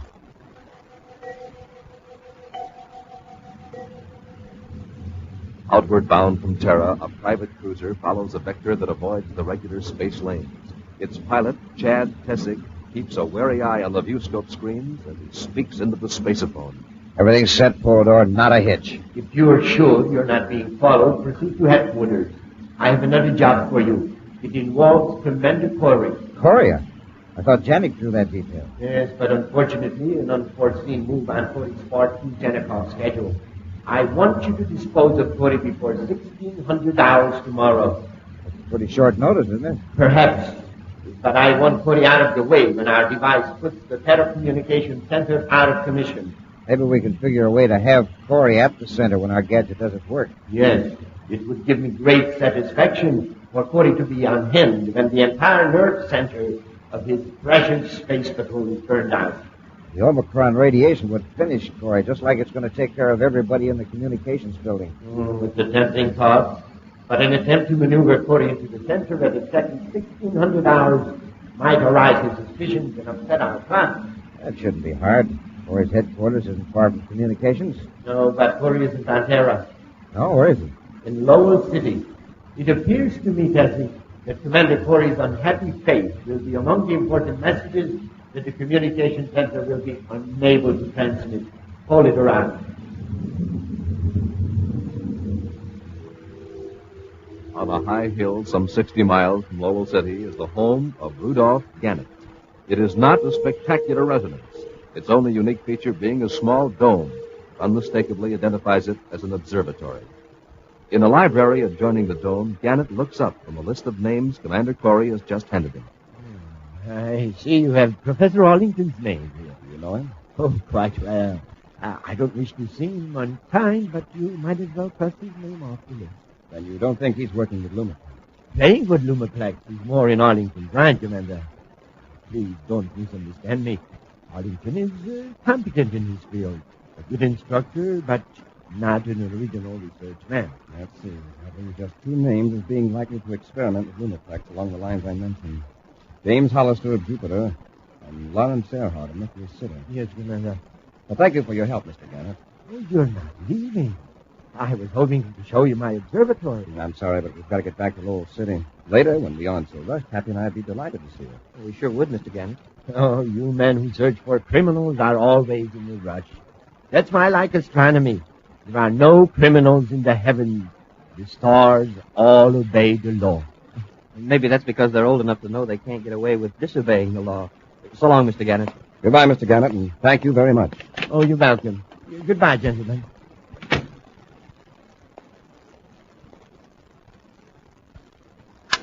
Tessie, are you there? Yes, sir. Corry and the cadet just left. Keep out of sight. I took care of the surface car, Polidor. Give them 10 minutes to start. Then take my car and trail them. This time we've got to make sure.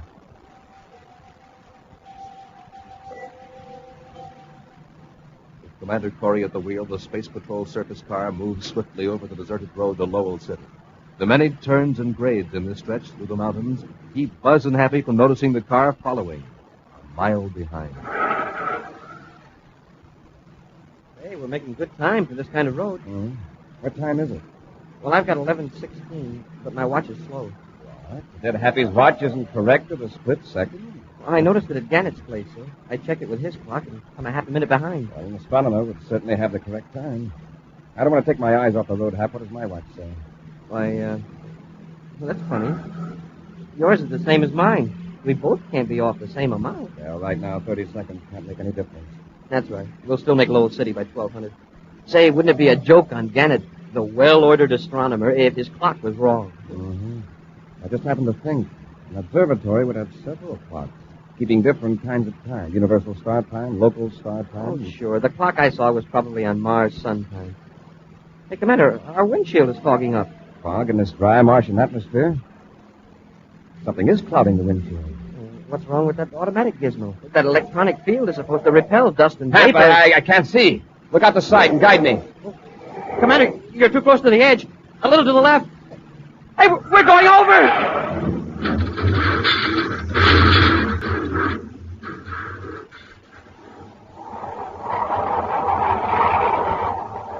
We'll return to Space Patrol in just a moment. Hi, Space Patroller. Hi, Captain Tufeld. Hey, see, you got another keen man from Mars totem head in the morning mail. How many you got now? 3 and 4 more to come. Just wait. I'm going to have the biggest totem pole in the whole universe. Because I'm sending for totem heads just as fast as I can get box tops. Smart boy. And Space Patrollers, if you haven't started your totem head collection, you better get going right now. Because this terrific offer ends soon. And you don't want to miss out on the fun you can have with these neat totem heads. Wear them over your head, and from head to shoulders, you're in disguise. A man from Mars totem head is more than 12 inches high. And every one of them has magic forehead vision. Yes, sir, magic forehead vision. That's the special secret eye plate. You can see out, but nobody else can see in. And when you get lots of totem heads, you can build yourself an honest-to-goodness totem pole in your room or in your backyard, like I'm doing. Each totem head has a face in front and one in back, too. A beak-like nose, fang-like teeth, and ears that flop. And wait till you see those bright Martian colors. Red and yellow, green and black. Hurry, gang. Get your box top in your quarter and send for yours now. Remember, Space Patrollers, this offer soon ends. So for every totem head you want, send a Rice Chex or Wheat Chex box top, together with your name and address and 25 cents in coin, to Space Patrol, Box 686, St. Louis, Missouri. Don't forget your 25 cents. That's Space Patrol, Box 686, St. Louis, Missouri. This offer good only in the USA and may be withdrawn at any time. And now back to our Space Patrol adventure, Race Against Time. Buzz and Happy are in the surface car driving through a mountainous region of Mars after interviewing an amateur astronomer named Rudolph Gannett. Suddenly, the windshield of the car clouded up, and before Buzz could bring the car to a stop, it careened over the edge of an embankment. Now the car is tumbled to a stop in the soft dirt just a few feet from a straight drop-off. A moment later, another surface car rounds the bend and stops at the scene. A man gets out and ascends the slope toward the wreck. The two Space Patrollers lie motionless in a battered surface car. Then Happy moans and stirs. Suddenly, he's aware of a quick, firm grasp on his arm, a pressure that in 1 second tells Happy, even in his dazed condition, that Buzz wants him to remain quiet and feign unconsciousness. An instant later, the car door is yanked open. Pretty neat job. Not quite neat enough, Jesse. One of them is still alive. I heard him moan. Oh, they're both out cold. I can finish them off easy. Keep your hands off the car. We don't want fingerprints. Okay, Porter. I'll be careful. When you coated the windshield, you used too thin a solution. It should have clouded up instantly. Then I transmitted the energizing field from the observatory. Well, it worked okay. The windshield is clear now. It looked like Corry lost control and tumbled over the cliff. No, if he hadn't had time to slow down, he'd have gone completely down to the bottom. Anyway, Corry wouldn't be able to stop our little surprise party on Terra at 1600. Well, look, why don't I drag him out and toss him over the ledge? It looked like they were thrown out of the car. It's an excellent suggestion. But first, dispose of the detectoscope. Can't you destroy it with the disintegrator impulse? Naturally, but you don't think I want Space Patrol investigators to find the powder in the car, do you? Yeah, that's right. They'd know the wreck wasn't an accident. Or find out that Janet and Polydor are the same. Now, before you dispose of these two, throw the detectoscope over the leg. I'll disintegrate it in midair, and the powder will never be found. But remember, leave no clues. Be careful. Hold it around. Okay, Polydor. Here goes. I'll take care of these two guys. Come on, Corey. You're going over the cliff. I'll take over from here, Tessig. Need some help, Commander? No. Except to carry Tessig up to his car. Oh, he got colder than he thought we were. Maybe. They'll give him a chance to trick us. No, sir. Now we know who Polydor is. Since he disintegrated the detectoscope, he doesn't know we know him yet. You sure were right when you pegged Janet as a phony. I'll notify Lowell City headquarters and send a couple of patrol ships to Janet's observatory. That is, if our class spacer phone works. That's dead. Maybe there's one in Tessig's car. Yes, and also a hidden detectoscope. Whether we use the spacer phone or not, Polydor will be tipped off that we're still alive. I guess a surprise attack on his observatory is impossible. We'll take Tessig to Lowell City. Then we'll send patrol ships to the observatory while I work on Tessig. I've got to find out what Polydor meant by a surprise party on Terra at 1600. Yeah, I heard that. Hey, it sure can't be anything good. Remember, after we get near Tessig's car, not a word about Polydor, Tessig, or Terra. Maybe we can't keep him from seeing us with his detectoscope, but we can keep him on a hot seat, worrying about what we're going to do. After a fast and silent trip to Lowell City, Buzz dispatches 2 patrol ships to Polydor's observatory. Then, in the Space Patrol headquarters of the Mars capital, he questions Chad Tessig. Once more, Tessig. What's Polydor planning to do on Terra at 1600? Polydor? Yeah, I don't know what you're talking about. All right, then. Gannett. I heard the whole conversation back at the wreck. Polydor is Gannett, and you're working with him. You've been working too hard, Commander. You're imagining things. I'm through wasting time, Tessig. I'm giving you a brainograph test. Excuse me, Commander. Yes, Happy? The patrol just reported in from the observatory. Polydor was gone, I suppose. Yes, and so was that small atmosphere ship we saw parked near the house. The agents are searching the place from top to bottom looking for evidence.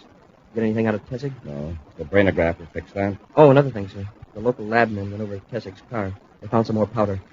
Polydor had a detectoscope in there, all right. Now get this, Tessig.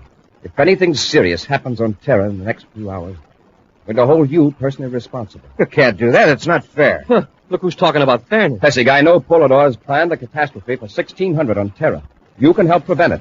If you don't, you'll take the consequences, and Polydor can't protect you. All right.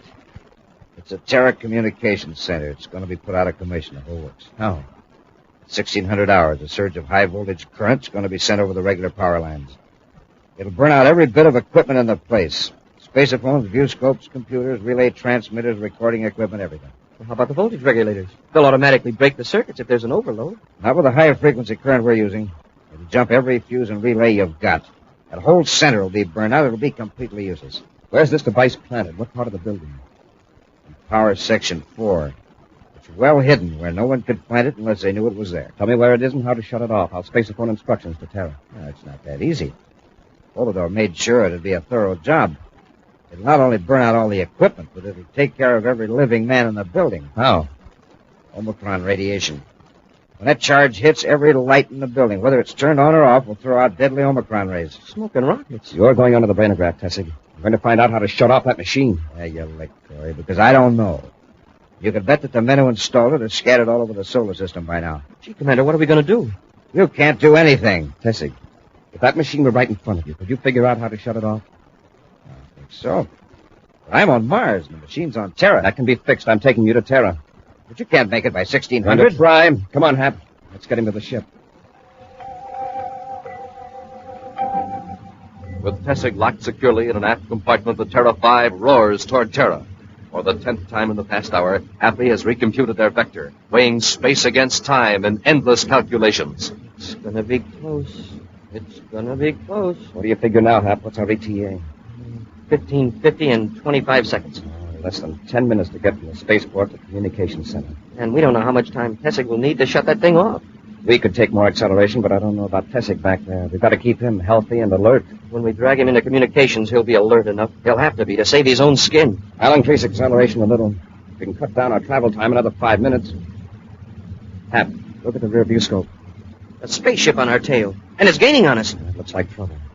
Hold it, the acceleration must be terrific. It's probably under robot control. I'll challenge him and find out. Commander Corry aboard Terra 5, calling spaceship. Now 5 DUs astern on our vector, following Space Meridian 125. Request identification. Acknowledged. Happy, stand by to fire space torpedoes. Standing by, sir. Still coming on. Corry aboard Terra 5 to unidentified cruiser. You're on a collision course with this ship. Unless you acknowledge and change vector, you'll be fired upon. Very well, Commander. Go ahead and fire. It's Polidor, all right. Polidor, we've changed vector and your ship is still tailing us. I'm giving you one more chance. I'm on target, sir. Fire stern torpedo 1. Fire 1. Surely you don't think I'm aboard the ship, Commander? In a few seconds, there won't be a ship. Commander, the torpedo exploded short of the target. Something must have been wrong with the proximity fuse. No, Cadet. This ship is protected by a force field. Your cosmic torpedoes will never reach me. Commander, can we try it again? It'll be a waste of time. The proximity fuses react to the force field instead of to the actual hull of the ship. That's right. Keep firing if you like. Meanwhile, this robot ship will pursue you and ram you. If we time it right, and wait till he gets real close. No, we'll be destroyed by our own torpedo. Exactly. You may as well face it, Corry. You will never reach Terra. And as you probably know by now, the communication center will be destroyed at 1600 hours. In a moment, Commander, my viewscope screen will go blank. And I'll know that you and the Terra Phi have been blasted to bits. Goodbye, Commander. Sir, what can we do?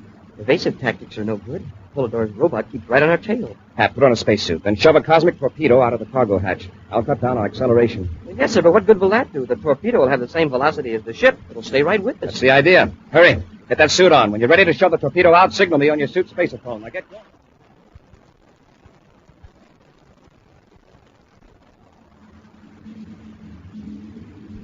Happy to Commander Corry. Go ahead, Hap. The hatch is open. Torpedo's ready. Have you disconnected the proximity fuse? Yes, sir. All right. Going to cut our acceleration. Push the torpedo out, but take it easy. It'll explode on contact. That's clear of the ship, sir. But it's floating right along under us. Good. The robot ship is gaining fast. Brace yourself and keep clear of that hatch. I'm blasting ahead on all rockets. Okay, Commander.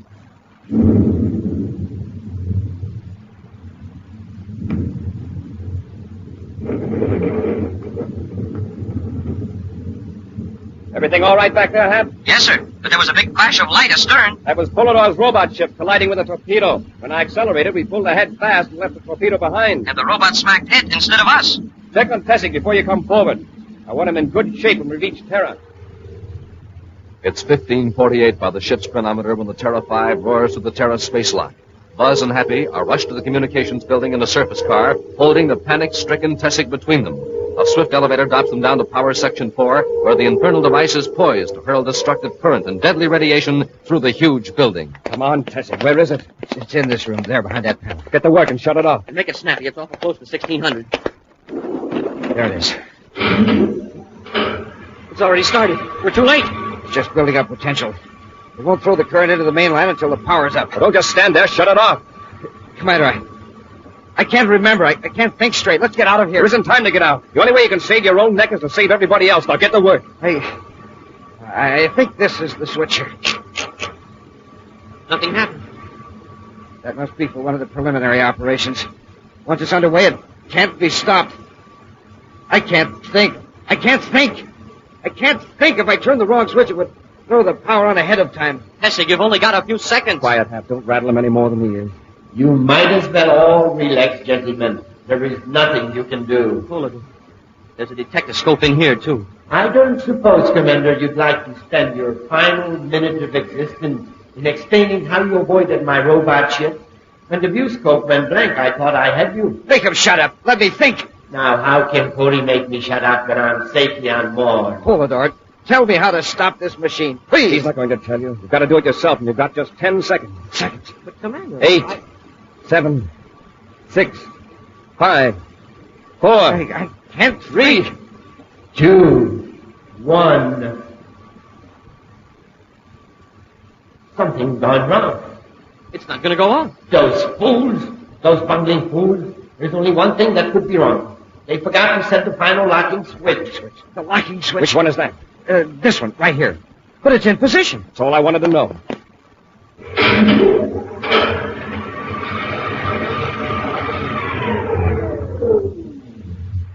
It's off. I don't understand. It was on before. Why didn't it work? Happy, what time do you have? Exactly 1600. Hey, my watch must be slow. Polidor, if you're still listening, what time do you have? 35 seconds past 1600. Right. By Mars local sun time. I was hoping you'd be too excited to remember there's 30 seconds difference. But, Commander, you were counting off the seconds. By Mars sun time. The machine was set by Universal Star time. Polidor thought his machine was out of order and obligingly told us how to fix it. Next time, Corry, you won't be so lucky. We'll meet again soon, Polidor. And I'm looking forward to it. Yeah, Polidor. And next time, we'll fix your clock. Ha! In just a moment, a preview of next week's exciting Space Patrol adventure brought to you by Rice Chex and Wheat Chex, the bite-sized cereals in the red and white checkerboard packages. Say, gang, are you walking around without your head? Now, Hap, how can anybody do that? Smoking rockets, Commander. I mean the totem head. That's the greatest thing since heads were first invented. Oh, I get it. And Space Patrollers, you want to get one of these spooky totem heads. You can see out, but nobody can see in. You've got to act right away. There's very little time left, and when this offer ends, it'll never be made again. Don't be without your head when it's so easy to get a totem head. You just send your name and address and 25 cents together with the lid from a can of Nestle's Quick or a tracing of the front of the Quick label or a Rice Chex or Wheat Chex box top to Space Patrol, Box 686, St. Louis, Missouri. Got that, boys and girls? It's Space Patrol, Box 686, St. Louis, Missouri. Now, a preview of next week's exciting Space Patrol adventure. Buzz and Happy are trying to get out of a huge castle on the planet Venus, where Polidor is holding them prisoners. The two Space Patrollers are struggling, trying to open a heavy door. It's locked. But in a castle this size, there must be more doors. The chances are Polidor has them all locked. Yeah, by electronic control. Commander, something smells strange. I noticed it, too. My eyes are burning. Gotta find Polidor and take our chances. He's filling the castle with poison gas. Be sure to join us next week for the thrilling story, The Robot of Kenna. Space Patrol, created by Mike Moser, starring Ed Kemmer as Commander Corry and Lynn Osborne as Cadet Happy, was written by Lou Houston, produced and directed by Larry Robertson, executive producer Mike Devery. Other players were Bela Kobach, Ken Mayer, Norman Jolly, and Stephen Robertson. Dick Tufeld speaking. Now, don't forget to tune in next Saturday and every Saturday for exciting action on Space Patrol! Space Patrol was brought to you today by Nestle's Quick, for the greatest tasting chocolate milk, and those famous Nestle's chocolate bars. Be sure to see another exciting Space Patrol program in your local ABC television station. Consult your newspaper for time and channel. This program is broadcast to our armed forces overseas through the worldwide facilities of the Armed Forces Radio Service. Space Patrol came to you transcribed from Hollywood. This is ABC Radio Network.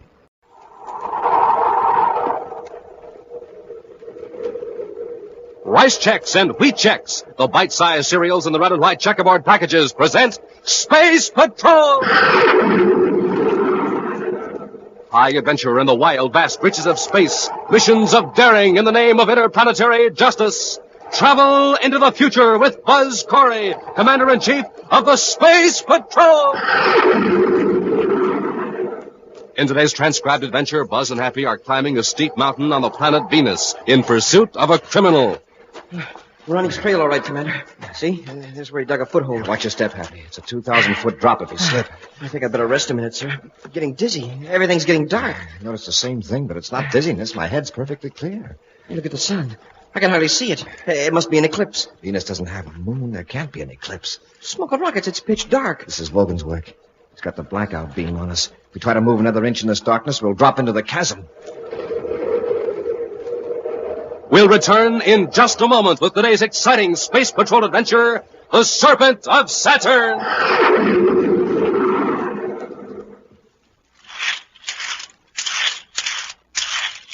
Here he comes, gang. Here he comes. The fastest boy on roller skates in the neighborhood. Get up and go, and look at him go. Wow! Now, there's a space patroller who really has it. He just got up from a good, nourishing breakfast. Just finished off a big bowl of rice checks with plenty of milk and sugar. He's packed full of action energy, the kind of action energy that'll help to make you a whizzer on rollers and help make you so alert that you can come up with the right answers in your classroom. Yes, sir, Space Patrollers, you start off any day ready for action when you eat a whopping good breakfast with rice checks. Because rice checks is tops for get up and go. Tops for taste, too. A delicious triple toasted shredded rice treat that's good with milk or cream and super good with fruit. And tops for size because it's bite size. The just right size for easy eating. So, gang, try rice checks yourself. And try Wheat Chex, that wonderful, wonderful whole wheat cereal, rich in energy, swell tasting, and bite size. So don't forget Chex, rice, or wheat. It's tops three ways: for taste, for size, for get up and go. Look for them in the red and white checkerboard packages with the picture of Commander Corry or Cadet Happy on the front and the neat free Space Patrol trading card inside. Rice Chex, Wheat Chex.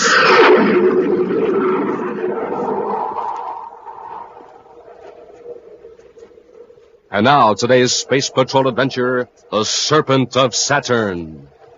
Ordinarily, the appearance of the monthly Space Patrol Bulletin is a routine event. It causes no excitement, except perhaps among the officers and men of the publications section who are charged with the responsibility of preparing this official monthly report on Space Patrol activities.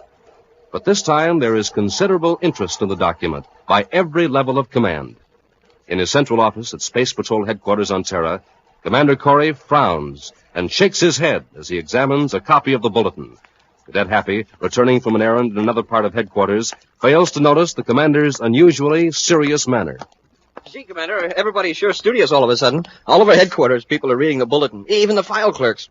I guess the editors added a page of jokes. There's certainly nothing funny in this issue of the bulletin, Happy. Oh, sorry, sir. Especially in the Secretary General's notes in the margin of this copy. Something wrong? Plenty. Those robberies, is that it? Partly, but it's more than that. Do you realize that in the past 10 days there have been 23 cases of assaults against space patrollers? And all apparently without reason. I heard about a couple of them, sir. One on Venus and another one on Pluto. Well, if we hadn't been so busy on Neptune the past week, I'd have alerted our men to take special precautions. Now, take a look at this breakdown here in the bulletin. All over the solar system. Lowell City, Jupiter City, the Lunar Fleet base. And in every case, our men were the victims of unprovoked assaults. Jumped from ambush, beaten. But why? Well, I think it's part of a carefully organized attempt to demoralize the Space Patrol. You mean some sort of a gang is behind it, Commander? Yes. Looking at each incident individually, one might think that a group of hoodlums just decided to gang up on a Space Patroller. Uh-huh. When you put them all together, a rather interesting coincidence shows up. You notice whenever a beating occurred, a robbery followed within a day or two in the same locality. Oh, then you think the gang behind the robberies is also behind the beatings? That's about the size of it, Happy.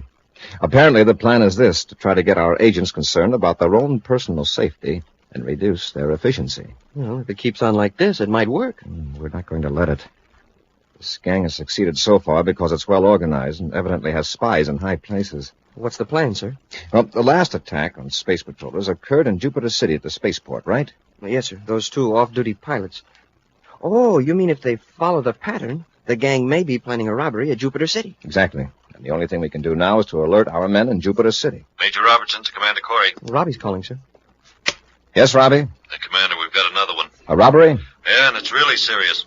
The model of the blackout beam has disappeared right out of the Jupiter City lab. Jupiter City?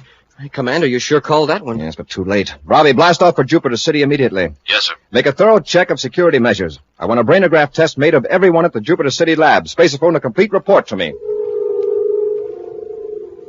Meantime, in one of the finest buildings in Saturn City, capital of the ringed planet, a huge, broad-shouldered man sits behind a desk in a large but simply furnished office.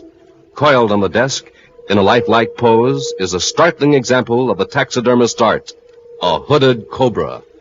The large man presses a button, and a moment later, a door opens, and Thad Bogan swaggers in. Yes, Mr. Gargeth? Logan, the Venus Express will blast off in half an hour. You will be aboard. Yes, sir.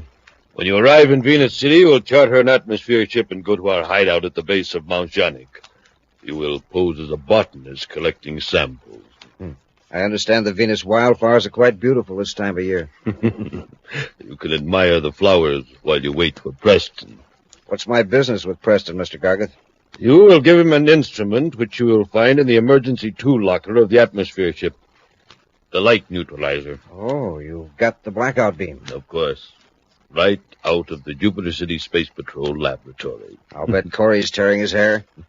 Unfortunately for our cause, Corry is given to more direct and effective action. However, I think we can divert Corry's attention. That'll rough up some more of his men? This time I'll rough up Corry himself. That's taking on quite a job, isn't it, Mr. Gargeth? It's time we struck at Corry before he strikes at me. Yes, but how? It's very simple. Corry will be informed that the Cobra will rob automatic Factory R-18 outside of Saturn City. But, Mr. Gargeth, the Space Patrol doesn't even know your organization exists. Why tip him off? We can't hope to keep our operations a secret indefinitely. Corry must have figured out by now that these robberies have been masterminded by one organization. Yes, but to use our secret name. Why do you think I selected Cobra as my insignia? Well... You think I'm just being melodramatic, don't you? I selected the Cobra as an emblem because of its psychological effect. To the average person, the Cobra suggests something silent, ominous, and deadly. Isn't that right? Yes, Mr. Gargeth. Fear is a useful weapon. Before long, we will have the inhabitants of all 10 planets shuddering at the mention of the Cobra. Even the Space Patrol. But how does that take care of Corry? You think Corry would miss a chance to capture the leader of a gang that has pulled off more than 20 daring and successful robberies? Oh, I don't suppose he would. That's why I'm going to lure him to Factory R-18. Just how are you going to do that? There's a civilian clerk named Walter Reiner at Corry's headquarters on Terra. Oh, yes, he gave us some information once. Reiner isn't much use to us, too undependable. But I'm going to plant some information on Reiner and have Corry tipped off. Corry will think he's uncovered a plot. And fly right into our trap. Sometime later at Space Patrol headquarters on Terra, Happy enters the commander's office with an extremely nervous young man, Walter Reiner. This is Reiner, sir. Thanks, Happy. Sit down, Reiner. Yes, Commander, thank you. I'll tell you why I've brought you here. I've received 2 anonymous tips that you have some information about a robbery. A robbery? No, sir, that's not true. And somebody seems quite determined to get you into trouble. Can you think of anyone who would have reason to do this to you? Why, no, sir. Believe me, if I knew anything about a robbery, I'd report it at once. According to these 2 informants, you're supposed to be carrying written information on you right now. Information that you're to pass on to someone else. That's not true, Commander. You can search me if you want. Here, I'll empty my pockets. You can examine everything. Here's my identification folder. You can look through that. There is nothing in it but... Something wrong? It's a slip of paper. But I don't know how it got there. Let me see it. Plan 4 is now in effect. The Cobra will personally supervise a theft of radioactive strontium from automatic Factory R-18 north of Saturn City at 1800 hours Universal Star Time. Smoking rockets? I don't know anything about it. Honestly, Commander. I know it looks bad, but I swear I don't know anything about This it. Cobra that's mentioned here, does that mean anything to you? No, sir, not a thing. It's a horrible trick. All right, Reiner, all right. It's somebody's idea of a joke. I said it's all right, Reiner. You mean you believe me? Somebody was very anxious for me to find this on you. Just go back to your work and don't say anything to anybody about it, understand? Yes, sir. Thank you, Commander. Thank you very much. Well, somebody sure must have it in for Reiner to play a trick like that. I want Reiner watched, Happy. I'll assign a man to trail him and contact Saturn Space Patrol. I'm going to put a heavy guard on Factory R-18. You mean that Reiner isn't on the level and there really is going to be a robbery? I think someone's trying to lure me to the factory. As for Reiner, he may be an innocent dupe. We'll watch him for a while. Commander, he's coming back. Commander, I got to tell you something. Yes, Reiner, what is it? I didn't tell you the whole truth before. When you let me go, I was relieved. Then I got scared. I'm afraid of what they might do to me. What do you mean by they? The gang. The Cobra gang. And you did know about that note? No, sir. Well, who is this Cobra? I don't know. But he's got a powerful organization of criminals. They're behind all of those robberies. And you're a member of the gang? No, not exactly. I just sold him some information a few months ago about some security control procedure. Whom did you deal with? Was a man named Wogan. Thad Wogan. He's one of the higher-ups. Why are you telling all this now? Because I think they want to get me out of the way. They're afraid Double-cross them the way you did the Space Patrol? I'll make up for it. I know more about the gang than they think I do. I know their secret space-phone frequency. All right, Ranner. Start at the beginning and give me the whole story. Even after hours of careful questioning, Commander Corry is able to obtain only a few useful bits of information about the band of criminals. Then, with Reiner in custody, Buzz and Happy begin the tedious task of checking the gang's frequencies. Nothing on this band so far, sir. You suppose Reiner made a mistake in the frequencies? Well, what he told us checks with the brainograph test. Imagine that little rat selling security secrets. I'd sure like to know who's the head of this. Vogan calling Cobra. Hold it, Happy. Vogan to Cobra. You got something? Vogan to Cobra. Cobra here. Go ahead, Vogan. I'm set up at Mount Janik. Have you tried the neutralizer? Yeah, it works fine. We could put it to uses the Space Patrol never dreamed of. They've got the light neutralizer. All right. Preston will relieve you of the machine at about 1700 hours tomorrow. Just sit tight. Cobra out. Mount Janik. It's about 300 miles north of Venus City. Let's get to the ship, Happy. Vogan is going to be relieved of that light neutralizer sooner than he thinks. High above the cloud-draped peak of Mount Janik, the Terra 5 circles slowly. Then, using repel array, begins to descend as Buzz and Happy scan the terrain by sensitive U-scopes. In a small building at the base of the mountain, Thad Vogan clicks on a spaceophone. Cobra calling Vogan. Come in, Vogan. Vogan here. Go ahead. Something's gone wrong. Don't wait for Preston. Take the light neutralizer and get out of there. What's the matter? Corry didn't fall for that robbery. He's arrested Reiner, and the little sap knows more about our organization than you thought he did. He doesn't know a thing about it. Nothing that could hurt us anyway. Look, Vogan, do what I tell you. Get the neutralizer and get out of there. I'll contact you later. Cobra out. Now listen, boss. What's he getting all excited about? Everything was just fine and... What could that be? Well, this paralyzer ray will take care of the situation.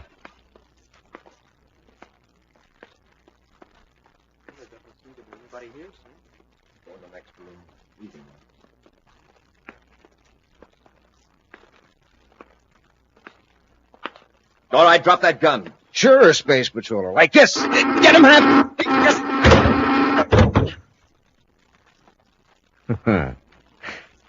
Now, while you're both relaxed, enjoying the effects of my paralyzer ray, I'm going to make sure I won't be bothered by you again. This building is quite flimsily constructed. Have you noticed? A few touches with this atomo torch, and this room will be a roaring inferno. We'll return to Space Patrol in just a moment.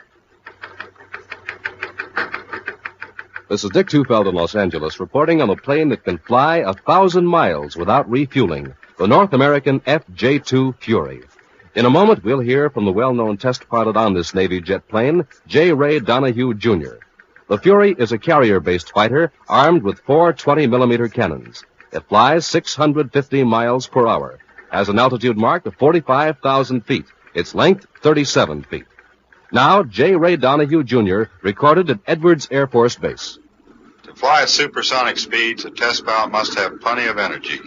That's why I always get a good night's sleep and start the day off with a good breakfast cereal like Rice Chex or Wheat Chex. They have plenty of energy, and they taste mighty fine. And I know that you'll like them, too. No other cereal, puffed or flaked, contains so much nourishment in such concentrated bite-sized form.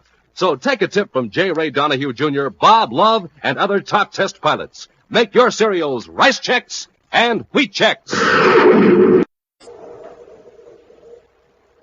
And now back to our Space Patrol adventure, the Serpent of Saturn. Gargoth, who calls himself the Cobra, has organized a band of criminals that have successfully committed scores of daring robberies. Commander Corry and Cadet Happy traced Gargoth's chief henchman, Thad Vogan, to a hideout at the base of Mount Janik on the planet Venus. When Buzz and Happy entered the small building, Vogan rendered the space patrollers helpless with a paralyzer ray. Then, to prevent pursuit, he set fire to the building. Now, as the flames roar about them, Buzz and Happy struggle against the effects of the paralyzer ray. Hey, Commander, I can move a little. Try to stand up, Happy. The heat. This place is like a furnace. If we can't shake the ray effect off in a couple of minutes, we're finished. I can move my arms. I can't stand up. I made it.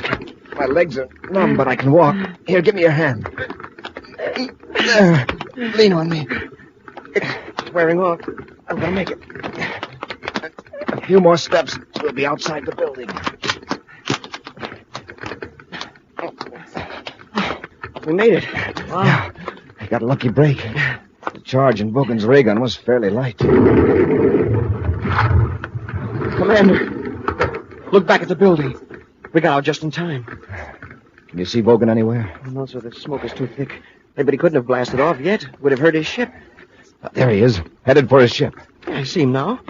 Hey, what's that he's carrying? Must be the light neutralizer. Oh, if my legs weren't so numb, we could catch him. Uh-oh, he saw us. I just wish he'd come back here. He acts like he's considering it. No. He's not going to risk getting within range of our ray guns. I bet he wishes he'd taken them from us. He was so sure his fire trap was going to work. Hey, that's funny. He's not going to his ship after all. He's heading for the mountain. Come on, Hap, let's try to follow him. Yes, sir. Why didn't he go to his ship? We couldn't have stopped him from blasting off. Oh, it's an atmosphere job. Logan probably figures we could space a phone for a patrol ship to go after him. Yeah, sure. He's taking a chance on losing us on the mountain. You have your miniature spaceophone, Hap? Yes, sir. Report to Venus City headquarters and keep on after Vogan. With Buzz and Happy doggedly following him, Thad Vogan climbs higher and higher up the steep face of Mount Janik. At first, he outdistances them. But as the minutes go by, the effects of the paralyzer ray wear off, and Buzz and Happy start gaining on Vogan. Vogan's sure hanging onto that light neutralizer. If you'd throw it away, he'd be able to climb a lot faster. He won't drop it till he has to. I hope he hangs on to it. After the way we're risking our necks to get it back. I'll say this for Vogan. He climbs like a mountain goat. I'll say. Hey, Commander, is that model the only light neutralizer in existence? Yes. This model was to be tested, then if proved successful, a larger model was made into a spaceship. Well, does it really black out light completely? It can, but it's designed to reduce the sun's glare on ships making flights on sunward vectors, particularly between the inner planets. It sure would come in handy on construction jobs on space platforms. Uh-huh. Hey, it looks like Vogan's going to take us clear to the top. Make sure he doesn't get directly above us and drop a rock on us. We're still on his trail, sir. See, here's where he dug a foothold. Watch your step, Happy. It's a 2,000-foot drop if you slip. I think I'd better rest a minute, sir. I'm getting dizzy. Everything's getting dark. I noticed the same thing, but it's not dizziness. My head's perfectly clear. Hey, look at the sun. I can hardly see it. Hey, there must be an eclipse. Eclipse on Venus? Hey, that's right. Venus doesn't have a moon. Well, there can't be an eclipse. But something's shutting off the sun. It's a heavy fog, maybe. Don't move, Hap. Smoking rockets, it's pitch dark. Vogan's turned the blackout beam on us, the light neutralizer. If we try to move another inch in this darkness, we'll drop into the chasm. Well, isn't he in the same fix we are? Not necessarily. The neutralizer can be adjusted to dim out light all around you, or it can be focused in a beam. If we only had our atomo lights. They wouldn't work, Happy. The field of the neutralizer cuts out all light waves. What are we going to do? We can't go back down. We can't go ahead, and... Well, Vogan's got us at his mercy. There's one thing. He can't see us. He doesn't have to see us. All he's got to do is wait until we make a false move, and we're goners. Wait a minute, Hap. There's a good-sized rock here next to me. I can feel it. I'm going to try to give it a shove down the side of the mountain. When it drops, let out a yell. I get it. Make him think we've fallen. Right. Here goes. Hap, look out, Commander!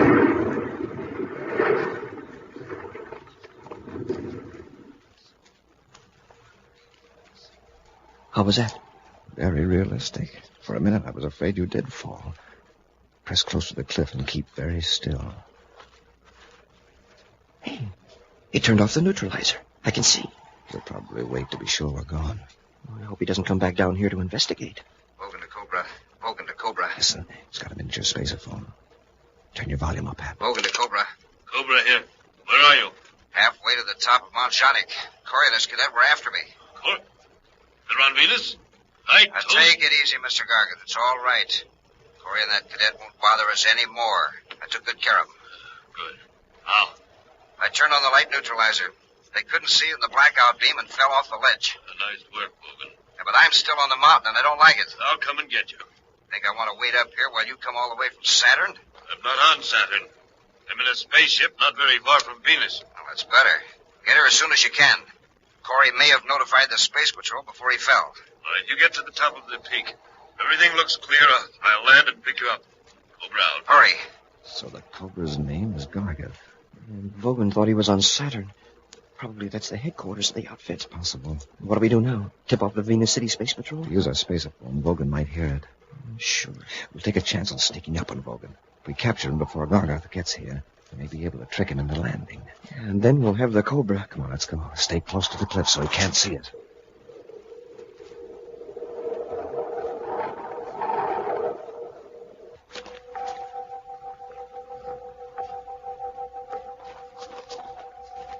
Slowly and cautiously, Buzz and Happy resume their climb up the steep mountainside. Occasionally, they get a glimpse of Vogan far above them. Then they press close to the cliff and wait. We've had one good break. Vogan doesn't ever look down. He's probably afraid he'll get dizzy. And the going's not so steep now, sir. We're getting near the top. I'm thankful for this growth of brush at the summit. It'll help us hide from Vogan. Hope we can get him before the Cobra shows up. Drop, Happy. Hit the dirt. Did he see us? I guess not. He's going on. But he started to look down this way. We'd better wait a few minutes. At last, Vogan reaches the summit of Mount Janik. Wearily, he lays down the light analyzer, then sits on a rock to rest. Silently, Buzz and Happy creep closer. Careful, Happy. Don't let him hear us. There's not much cover from here on. Do we rush him? Let's try to get a few yards closer. If he has a chance to use that blackout beam, we could never find him. Yeah. Oh, gee. Get the neutralizer, Hap. I'll handle Vogan. Corry! I'll take that gun, Vogan! All right, Vogan. Had enough? Yeah. Happy, got the neutralizer? Yes, sir. Hey, Commander, it's a spaceship. It's probably Vogan's pal. Better all get out of sight before he gets close enough to see us. Come on, Vogan. Get over there by that brush. You stand out where you can be seen. We'll be in the brush right behind you. Yeah, sure. I'm coming. Cobra to Vogan. Cobra to Vogan. Answer him, Vogan. But don't try to warn him. Okay. Vogan, to Cobra. Go ahead. There aren't any ships in the vicinity. I'm coming in to pick you up. All right, come ahead. Corry's here. Watch out. Give me that spaceophone. Corry, you told me Corry was dead. I was very much alive, Gargant. Or Cobra, whoever you are. Now make it easy on yourself and land, or I'll have every patrol ship in the Venus sector after you. You'd better talk fast, then, because I'm going to blast you off that mountain with a space torpedo. No, boss. Please don't. You've made a stupid blunder, Vogan, but I assure you that the rocket is meant only for Corry. If you get it, well, it's an unfortunate accident. Space torpedoes? We don't stand a chance. We've got to hide. We've got to hide. Happy, sure your space phone's turned off? It is, sir. Good. Let's have a look at that light neutralizer. That's not going to save us, not from torpedoes. See, this setting ought to be about right for our purpose. Now, we'll just set the neutralizer here on the ground. Now, come on. Get out of the field of darkness, quickly. I can't see. Of course you can't, stupid. Just do what the commander tells you. Come on. Hey. We're out of the field. He can see us. If you stay in the brush, just get far away from that field of neutralized light. Yeah, this should be safe enough. Commander, you've made a nice target. From here in the ship, the field of darkness looks like a black hole on the top of the mountain. A black round hole. Somewhere inside that hole you were hiding.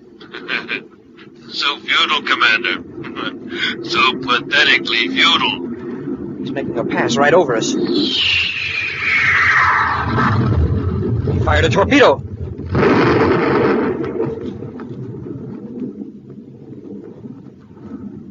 Smoking rockets. The field of darkness is gone. And when you look at that hole, what a blast. Well, there goes a perfectly good light neutralizer blown to bits. Yeah. And also, there goes the Cobra. He figures he finished us. You sure he's not coming back? Doesn't look like it. I'd sure hate to see that crook get away. He'd better enjoy his triumph while he can, Happy. Because we're going after the Cobra, and we won't give up till we get him.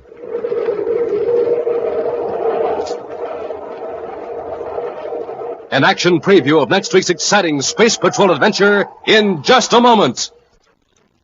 Hi, Space Patrollers. This is Captain Tufeld. And Cadet Happy. I'm reporting to you on Rice Chex. And I'm reporting to you on Wheat Chex. Rice Chex, triple toasted shredded rice biscuits. The taste mighty good. Tops for taste. That's Rice Chex. Wheat Chex. Boy, they've got a swell whole wheat flavor that just can't be beat. Tops for taste. That's Wheat Chex, too. And Rice Chex are made in that modern, bite-sized design for easy eating. Tops for size, that's Rice Chex. Wheat Chex are bite-sized for super easy eating. Tops for size, too. And gang, after a good nourishing breakfast with Chex, rice, or wheat, you'll see they're tops for get up and go. Real Space Patrol get up and go, like the Commander has. Chex, a good word to remember at breakfast time or any time, because they're tops 3 ways. For taste, size, and get up and go. Look for the red and white checkerboard packages with the picture of the Commander or the swell picture of me on the outside. Yes, and the terrific Space Patrol trading card on the inside. Rice Chex. Wheat Chex.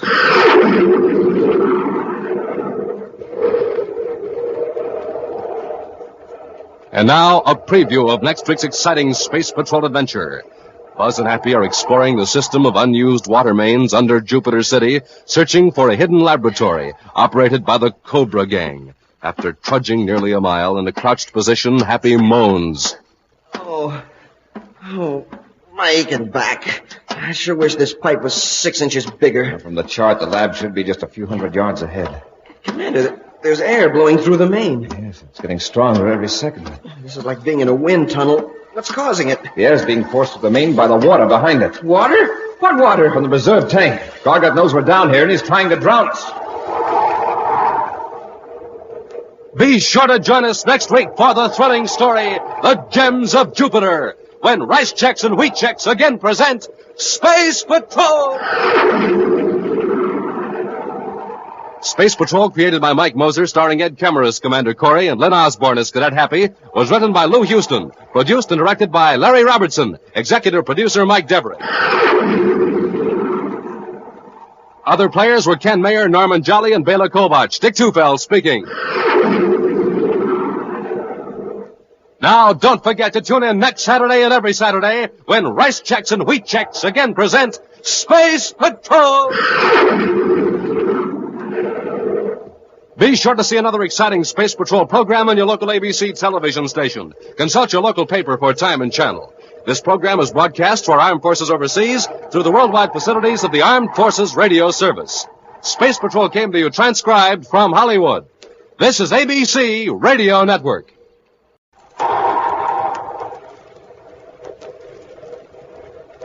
Rice Chex and Wheat Chex, the bite-sized cereals in the red and white checkerboard packages, present Space Patrol! High adventure in the wild, vast reaches of space. Missions of daring in the name of interplanetary justice. Travel into the future with Buzz Corry, Commander-in-Chief of the Space Patrol!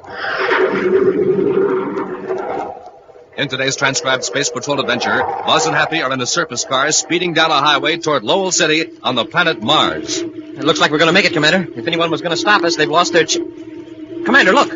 I see it, Hap. It's an atmosphere ship. It's swooping down right on top of us. The Cobra Gang. And there's no way we can fight them off. I wonder what they're waiting for. If that ship's armed, they're close enough to blast us to pieces. Uh-oh.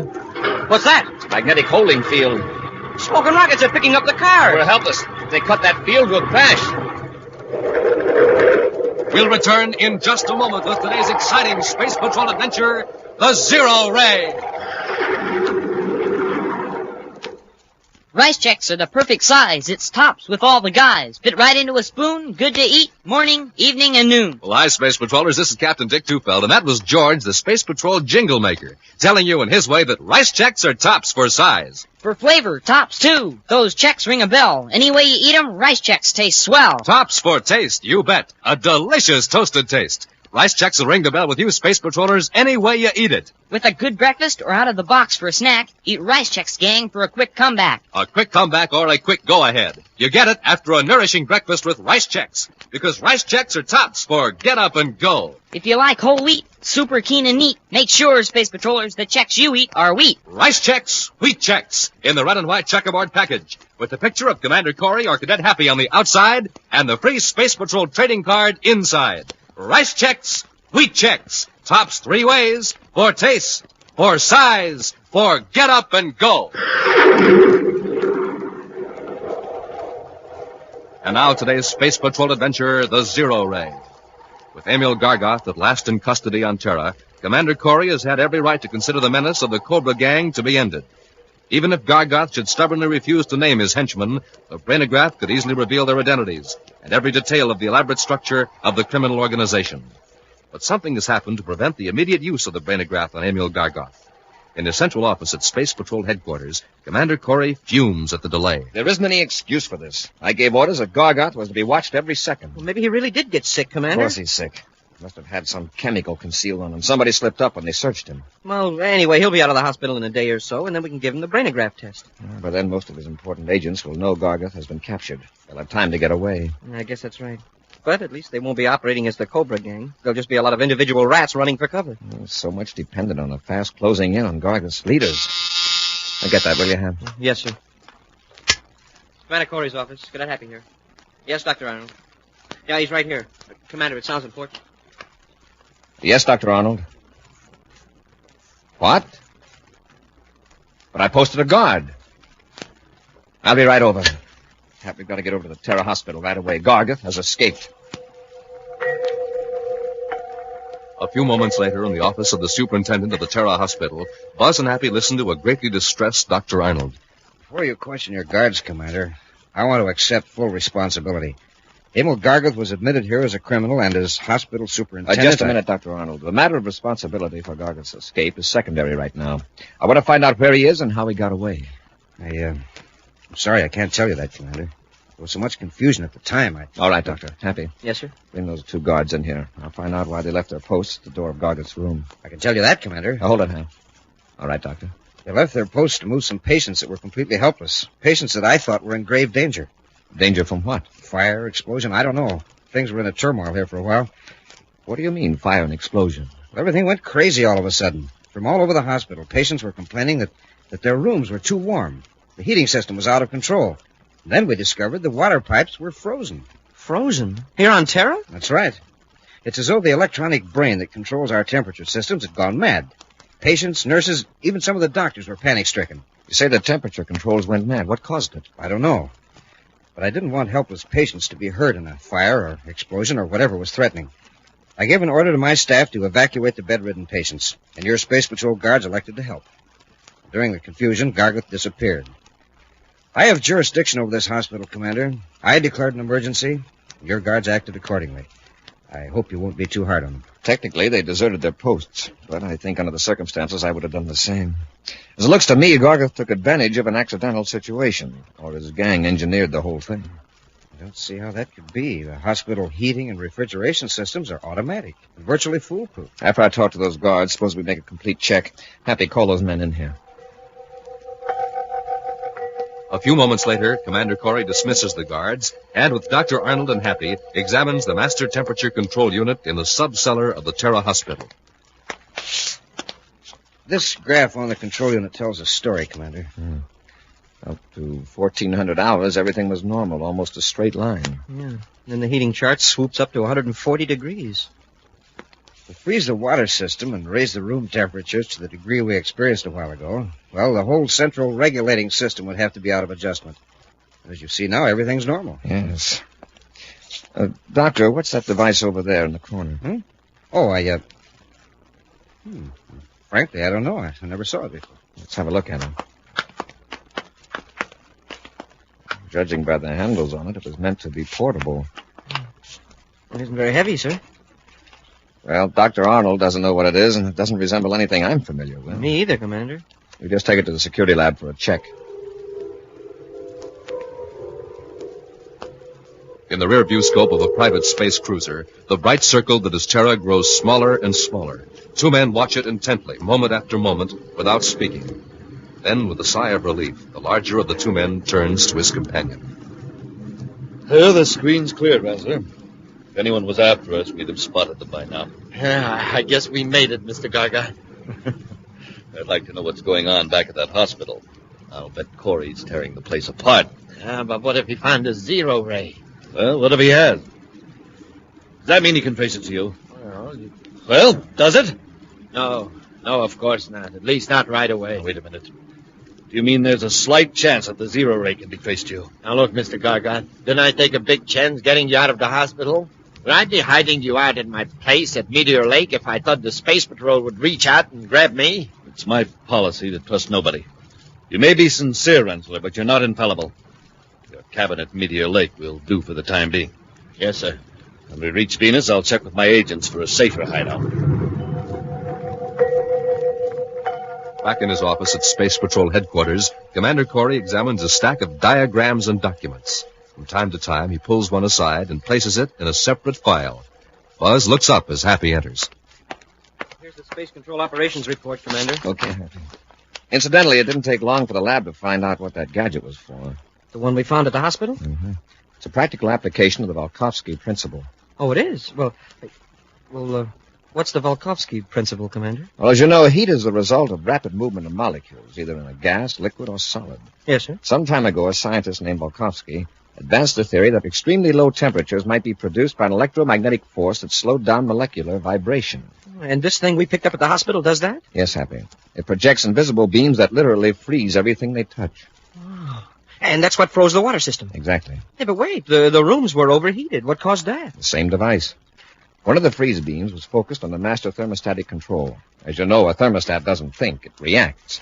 When it contracts from cold, it turns on the heat, trying to restore normal adjustment and equilibrium. Oh, and this gadget fooled it. Yes, when the central thermostat registered cold, the system kept pouring out heat. Wow. Fortunately, the device producing the freeze beam shut itself off before any real damage occurred. Except that Gargoth escaped. Yes. But Major Robertson found out something very interesting, Happy. He made a check through our records of everyone submitting designs pertaining to the Volkovsky principle. He found this. It's too complicated for me, sir. It's a preliminary application for a patent, presented 5 years ago by 3 electronics engineers here on Terra. The government board of analysts pointed out some defects, and everybody lost interest. Well, there weren't any defects in that model we found at the hospital. Those 3 inventors must have corrected their mistakes. No, Happy, they lost interest. The man who drew up their designs seems to have continued independently. The designs were drawn up by Ulrich Rensler. See, his name is on this drawing. Mm-hmm.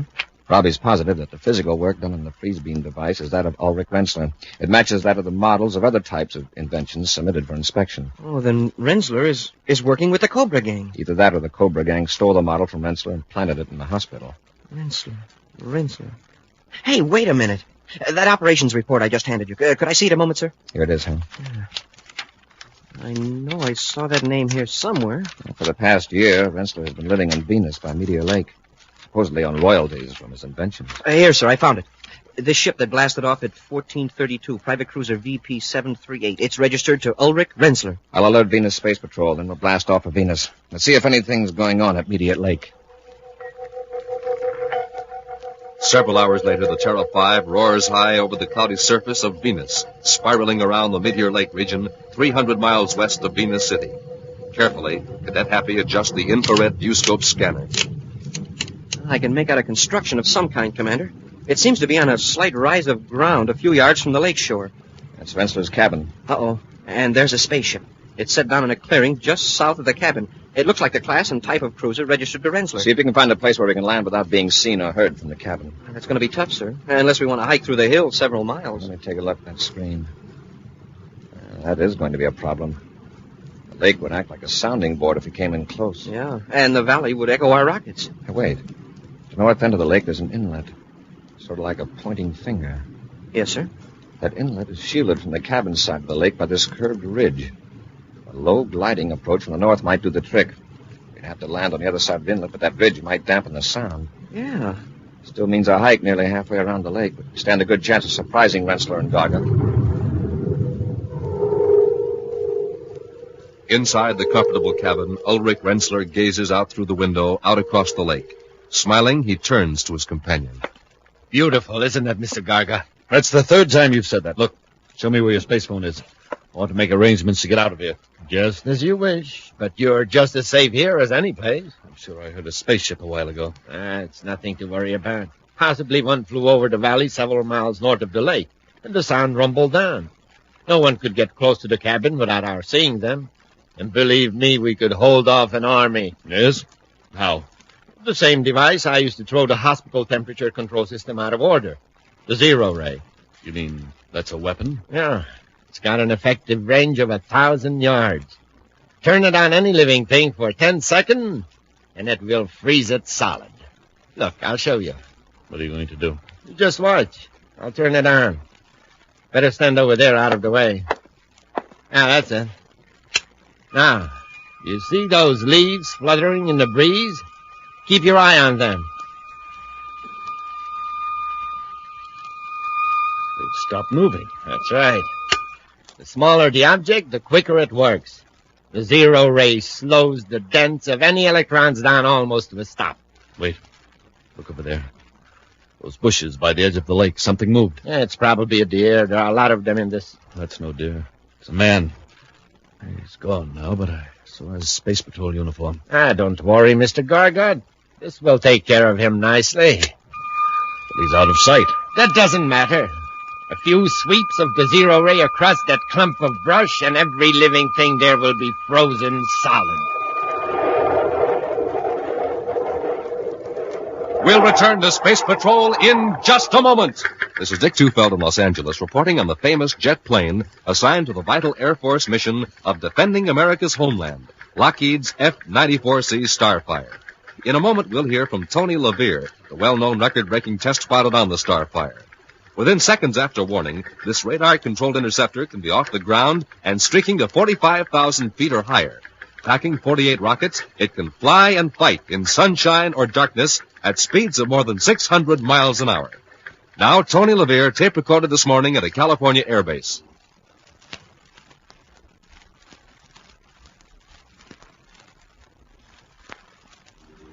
You know, good health is important to a test pilot, and I have to stay in top condition. I get lots of rest and eat plenty of good food. That's why I like a good cereal for breakfast, like Rice Chex or Wheat Chex. They have real energy and they taste swell. Why don't you try them? Make sure you keep yourself ready for action, the way Tony LaVere and lots of other famous test pilots do. Eat Rice Chex or Wheat Chex every morning. The cereals that are tops three ways. Tops for taste, for size, for real get up and go. That's Chex, wheat or rice. And remember, they're tops with America's top pilots. And now back to today's Space Patrol adventure, the Zero Ray. Emil Gargoth, leader of the Cobra Gang, escaped from the Terra Hospital with the aid of Ulrich Rensler. And now the two men are hiding in Rensler's cabin at Meteor Lake on the planet Venus. Hoping to take the two criminals by surprise, Buzz and Happy are cautiously making their way through the brush along the lake shore, unaware that they've been observed. From the cabin, Rensler is sweeping the deadly zero-ray beam over the vegetation, planning to freeze the two space patrollers literally in their tracks. Something happened. I could do with the rest. This heat is really something. Yeah. Look at these leaves and branches. What about them, sir? A moment ago they were swaying in the breeze. Now they're rigid. Yet the breeze is still blowing. Uh-huh. It's rippling the water on the lake. Hey, look out, Happy! Commander, if you hadn't warned me, that limb would have hit me. Happy, look at these leaves and twigs. Smoking rockets, they shattered, just like glass. And feel the limb. Cold. Cold as ice. Yes. In the tropical weather of Venus. This is a perfectly healthy branch. Now, why would it break off in a little breeze? Because it's brittle. Hap, look over there to your right. See how those leaves suddenly stop fluttering? Yeah. It's as though something were passing over them and freezing them. Hap, quickly. Under the bank and jump off into the water. Hurry.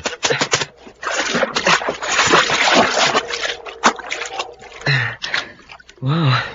I'm glad we jumped instead of dived. The water isn't even up to our hips. Rensler and Gargoth have one of those freeze beam machines at the cabin. Then they've seen us. Probably. They aren't sure exactly where we are, or they wouldn't be swinging the beam around like that. I hope that bank is high enough to shield us. It is. The beam is right over our heads now. How can you tell? That branch just above us suddenly stopped moving. Well, look, sir. The tree on the left is still moving. Yeah. Must have shut off the freeze beam. They figure they finished us, huh? We'll keep to the water and work around past the cabin, and maybe we can surprise them.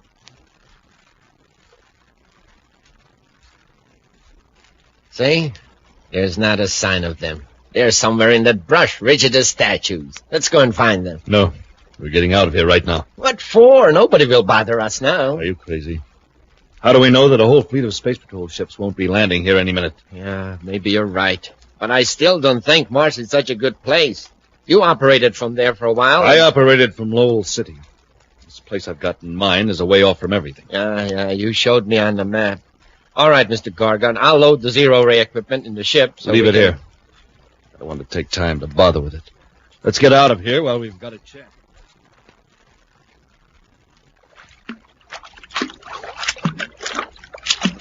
Wait a minute, Hap.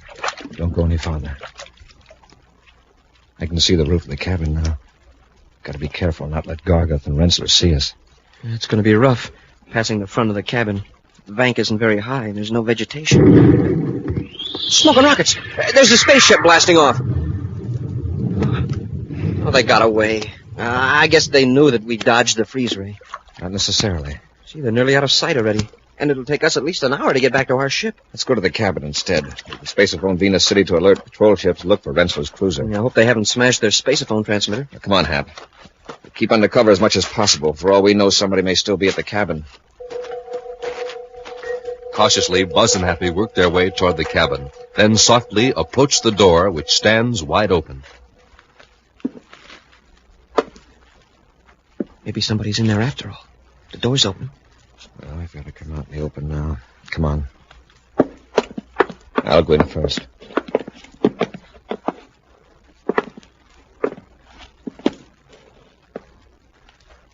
It's deserted, all right.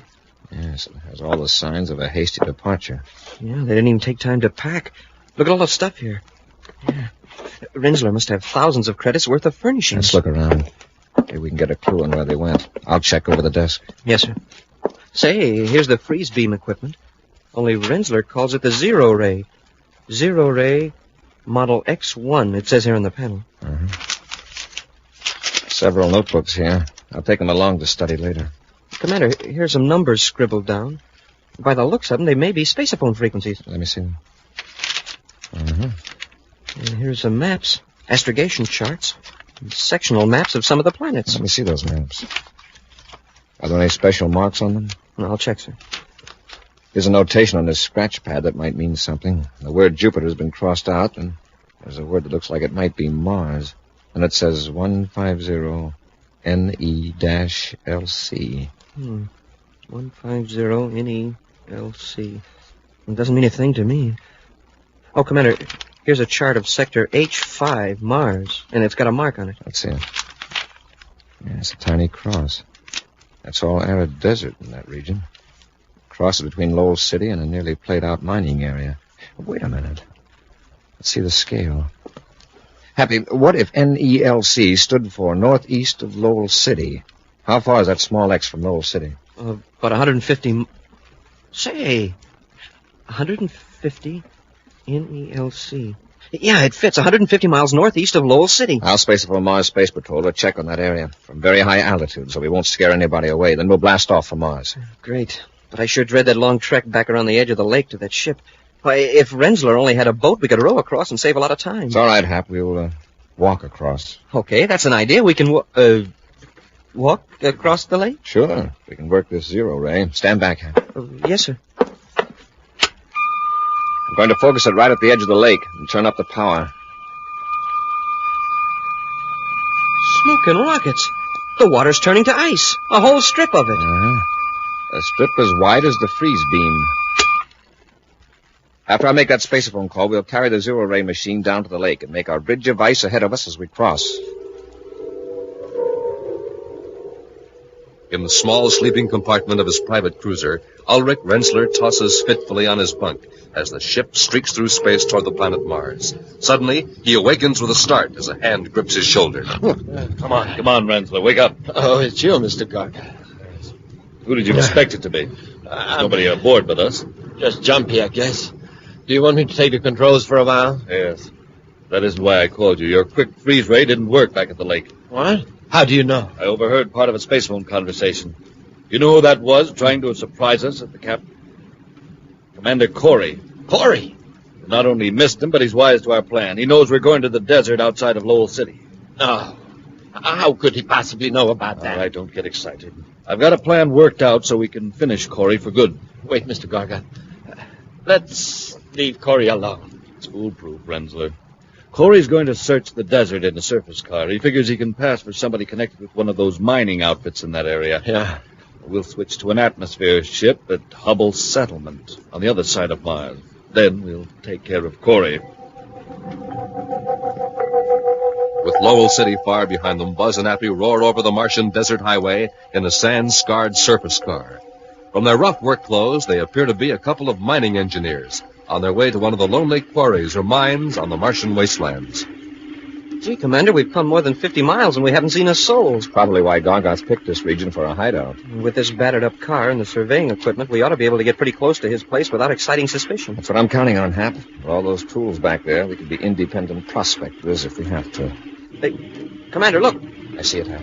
It's an atmosphere ship, and it's swooping down right on top of us. If that ship's armed, they're close enough to blast us to pieces. Hey, what's that? It's the ship's magnetic holding field. Smoking rockets. Hey, they're picking up the car. They're right off the highway. We're helpless. If they cut that field, we'll crash. Well, the ship's sure gaining altitude fast. Yes, it's too late to jump. Are you all right, Commander? It's Gargoth. Listen to me, Commander. Switch your space phone to 478.2 megacycles, and don't attempt to contact Space Patrol headquarters, or I'll cut the holding field and drop you. Understand? Yes, Gargoth, I understand. We are now 100 feet off the ground. Rensler will maintain this altitude until we are far away from Lowell City. Over the hills, I shall cut the holding field and drop you into a most inaccessible spot, miles from a highway or road. Chances are the wreckage will never be found. Just how do you think you're going to get off of Mars? Every spaceport is being watched, and this is only an atmosphere ship. I have a spaceship ready, and it's miles from a spaceport, Commander. Now, if you'll excuse me, Corry, I'll keep a sharp lookout for space patrol ships. What a fix. Not a patrol ship in sight. No. Sure that spacephone switch is at the off position, Hap. I don't want Gargoth to hear us. Believe me, there are a few things I want him to hear. Gotta work fast, Happy. What can we do? We're suspended under the belly of a ship 100 feet off the ground, and Gargoth will probably take us higher before he drops us. Hap, reach back in that tool chest. Yes, sir. There's an atomo torch there? Yes, sir. Good. Now listen, right above us in Gargoth's ship is a small cargo bay. Now get busy with that cutting torch. There's no other ship in sight, Mr. Gargoth. Good, and we're at 250 feet altitude. That ought to make it nice and permanent. All right, Rensler. Cut the holding field. There they go. I'll bank the ship so we can watch that surface car crash. Boom! Some smash, eh, Mr. Gargoth? Well, that takes care of Corry and his cadet. It sure does. There's no doubt about it this time. We really... Mr. Gargoth. Rensler, what's the matter with you? Have you... Corry, don't stand there gibbering, Rensler. Shoot them. No, you don't.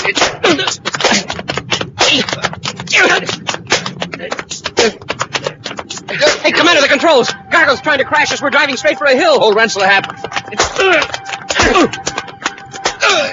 Okay, Gargoth, I'll take over.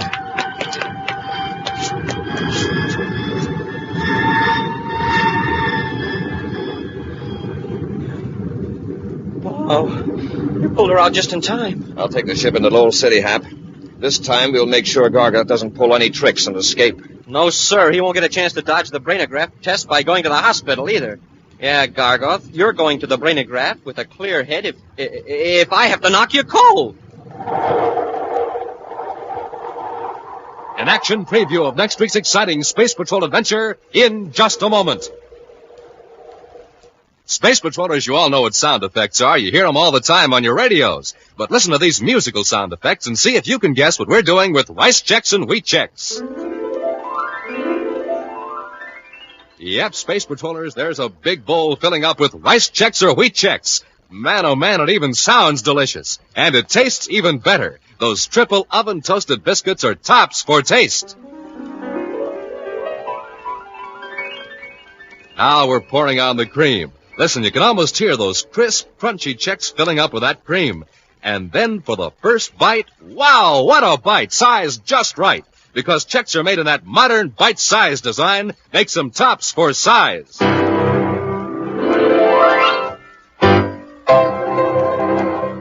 Hey, that's you, blasting off for a big day of action after a good, nourishing breakfast with Chex, the cereal's tops for get up and go. So, gang, go get Rice Chex today, and get Wheat Chex, too, the official bite-sized cereals of the Space Patrol. In the red and white checkerboard package with a picture of Commander Corry or Cadet Happy on the outside, the one and only cereals that bring you a free Space Patrol trading card inside the package. Rice Chex, Wheat Chex.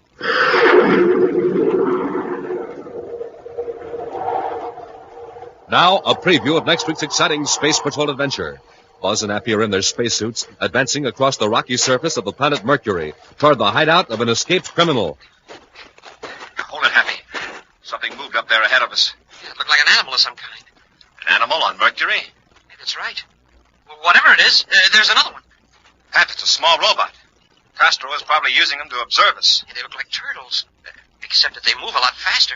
You go back a few hundred yards and figure out another plan of action. Ham, look behind us. We're surrounded by them. Yes, sir. Oh, my leg! It's some kind of weapon. They're shooting pain rays right through our spacesuits. They're closing in on us. Dozens of them. Commander, I can't move! Be sure to join us next week for the thrilling story, The Super Brain of Volmer Castro, when Rice Chex and Wheat Chex again present Space Patrol! Space Patrol, created by Mike Moser, starring Ed Kemmer as Commander Corry and Lynn Osborne as Cadet Happy, was written by Lou Houston, produced and directed by Larry Robertson, executive producer Mike Devery. Other players were Ken Mayer, Norman Jolly, Baylor Kovach, and Stephen Robertson. Dick Tufeld speaking. Now, don't forget to tune in next Saturday and every Saturday when Rice Chex and Wheat Chex again present Space Patrol! Be sure to see another exciting Space Patrol program on your local ABC television station. Consult your local paper for time and channel. This program is broadcast to our armed forces overseas through the worldwide facilities of the Armed Forces Radio Service. Space Patrol came to you transcribed from Hollywood. This is ABC Radio Network.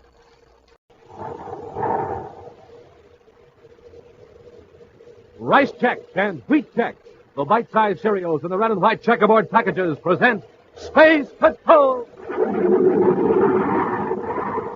High adventure in the wild, vast reaches of space. Missions of daring in the name of interplanetary justice. Travel into the future with Buzz Corry, Commander-in-Chief of the Space Patrol! In today's transcribed Space Patrol adventure, Buzz and Happy are trying to get out of a huge castle on the planet Venus, where Polydor is holding them prisoner. The two Space Patrollers are struggling to open a heavy door. Oh, it's locked.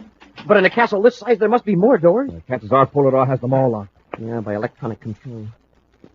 Hey, Commander, something smells strange. I noticed it, too. No, my eyes are burning. We've got to find Polydor and take our chances. He's flooding the castle with poison gas.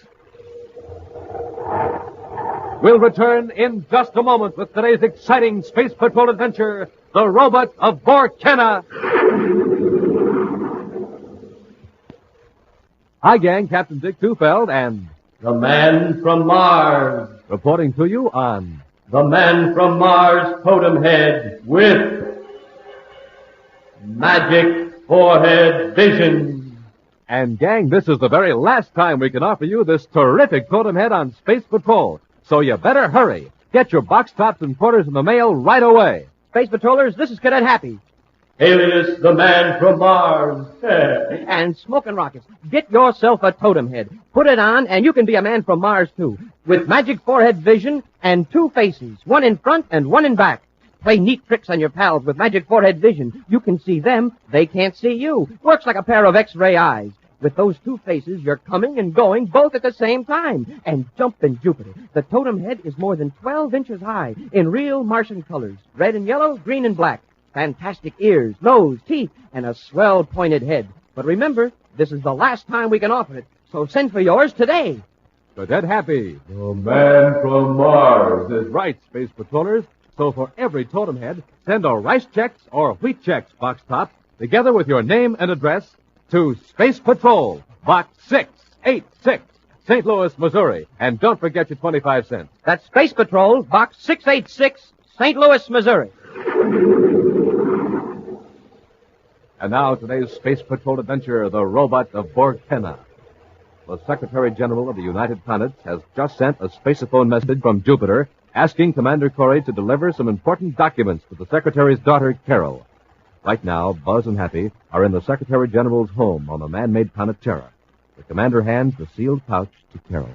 Since you're going to Jupiter in your own ship, Carol, I think it'd be a good idea if I assigned a Space Patrol agent to go with you. Surely no one but Father, you and Happy know that I'm carrying the papers, so what's there to worry about? Lately, a lot of things we thought were secrets turned out to be otherwise. He means Polidor, Carol. Oh, Polidor. I'm sure he's after more important information than what I'm taking to Father. Carol, there's information in this pouch that could be worth millions of credits. And Polidor isn't the only crook who'd like to get his hands on it. Buzz, you sound so serious. I just want you to realize that with those papers in your ship, it's no longer a pleasure trip. It's government business. Oh, of course. Well, don't worry. I'll get them to Dad at the governor's conference.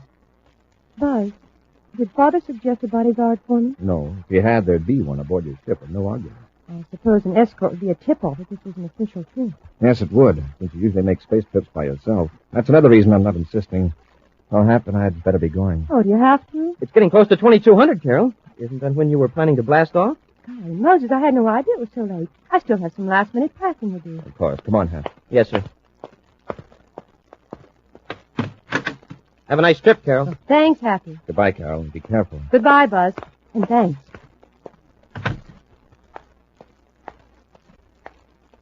Just a minute. Did I startle you, Miss Carlyle? What are you doing here?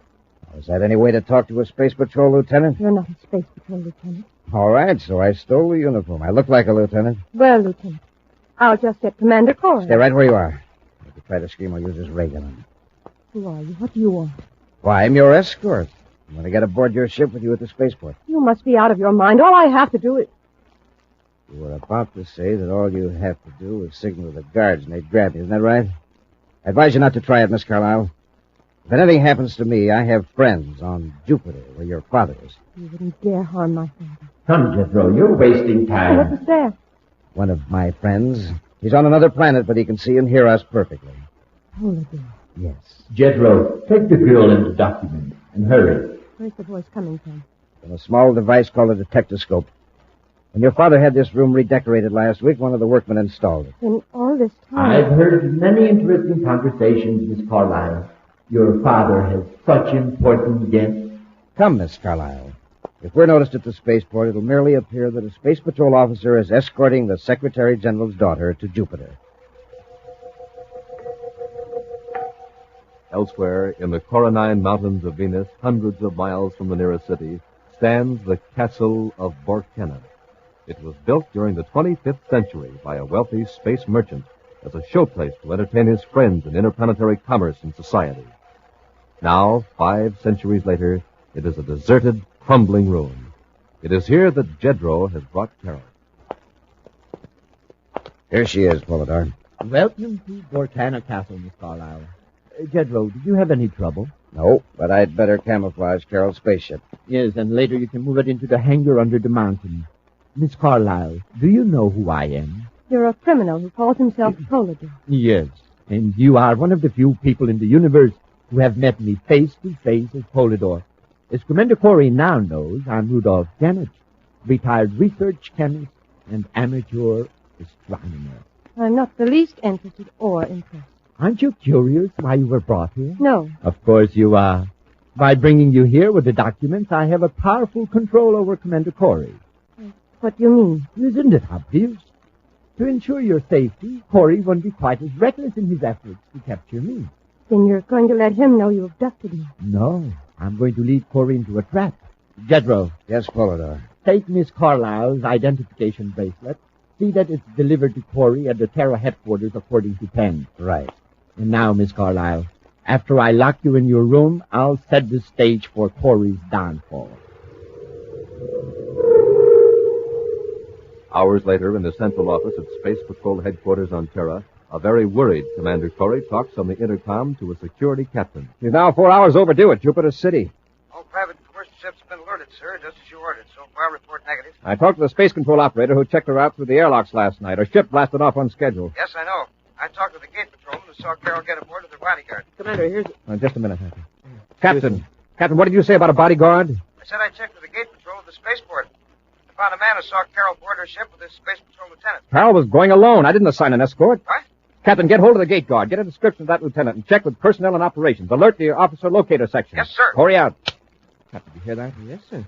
That was one of our officers with Carol. He'll have signed out with space operations. Unless he's gone OPWL. We haven't had an off-planet without lead case in 5 years. I think that lieutenant was a phony, and a checkup will prove it. Oh, sir, this package is for you. A private messenger brought it. I'll look at it later. Who's it from? It doesn't say. It's marked urgent, personal, and official business. Open that Happy. I'm getting out a special search plan on Carol. Yes, sir. Look at rockets, Commander, look. A girl's bracelet. Happy, let me see that. It's Carol's. Yes, sir. The identification bracelet her father gave her for her birthday. Let's see that piece of paper. Yes, sir. I have information that will help you locate Carol Carlisle. Through a set of circumstances, I was able to obtain this bracelet without the knowledge of her actual abductors. This puts me in a dangerous position. Still, I feel it my duty to cooperate with the Space Patrol. Wow, does that sound phony? There's more. If you, Commander, will land on Jupiter Moon number 6 at exactly 1900 hours Universal Star Time, I will give you what facts I have. I regret being forced to use this indirect method, but to contact you openly would cost me my life. He just happened to find Carol's bracelet. Does he think you're going to fall for that? Under the circumstances, there's only one thing to do. We're blasting off for Jupiter number 6. At 1900 hours Universal Star Time, Buzz lands the Terra 5 on the airless surface of Jupiter's sixth moon, at a point directed in the anonymous message. Moments later, a small private cruiser arcs in and hovers until Buzz and Happy step out of their ship in their spacesuits unarmed.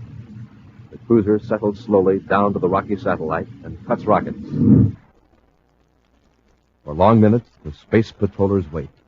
Then, slowly, the cruiser's hatch opens, a ladder is lowered, and Buzz and Happy stride forward. I'll go first, Hap.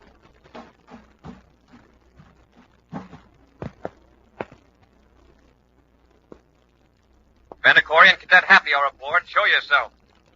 Proceed forward. Come on, Happy. It sure is dark. What do they light this ship with? Fireflies? That's close enough, gentlemen. Stand right there. Where's Carol Carlisle? There are certain preliminaries, Commander. Now, let's get to them. Close that hatch so we can open these space pieces and talk man to man. Our conversation can best be carried on as we are, in our spacesuits. You've got us at a disadvantage. You can see us, but we can't see you. Your note said you weren't connected with whoever abducted Carol Carlisle. That is correct. I am not. Then why are you wearing that one-way vision face piece? Yeah, and why the dim lights? Yes, for an innocent man, you're taking a lot of precaution. Please, if you'll listen, you'll understand. May not approve, but you will understand. I do know the men who are holding Miss Carlisle. Yes, and you're afraid of reprisals. You're scared. Now what? I want to ask a favor. In exchange for certain information. Keep talking. I have here on this small duty desk a bundle of currency. 200,000 credits. I want you to deposit it in the Terra Bank to the account of D.J. Whitney. Then if I promise to deposit the money, you'll tell me where to find Miss Carlisle? Yes.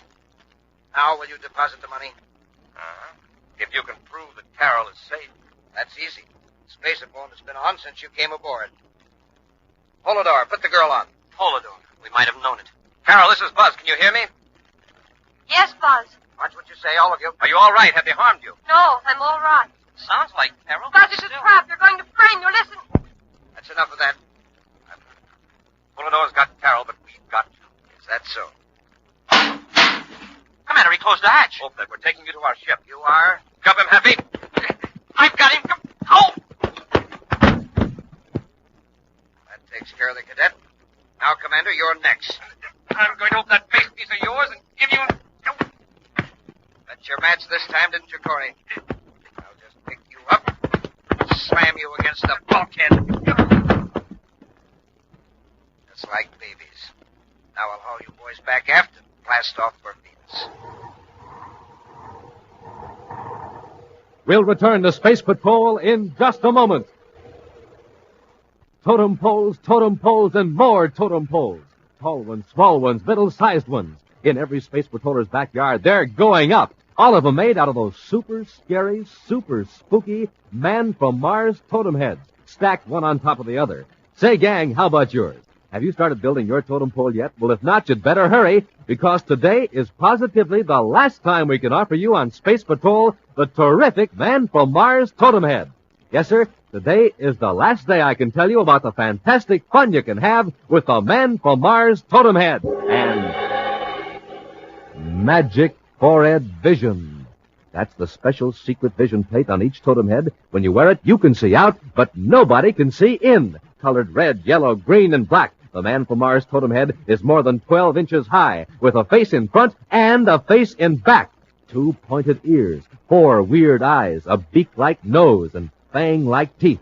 Get 1 or 2. Wear them one on top of the other. Fool your friends and scare your pals. And remember, you can see them, but they can't see you with Magic Forehead Vision.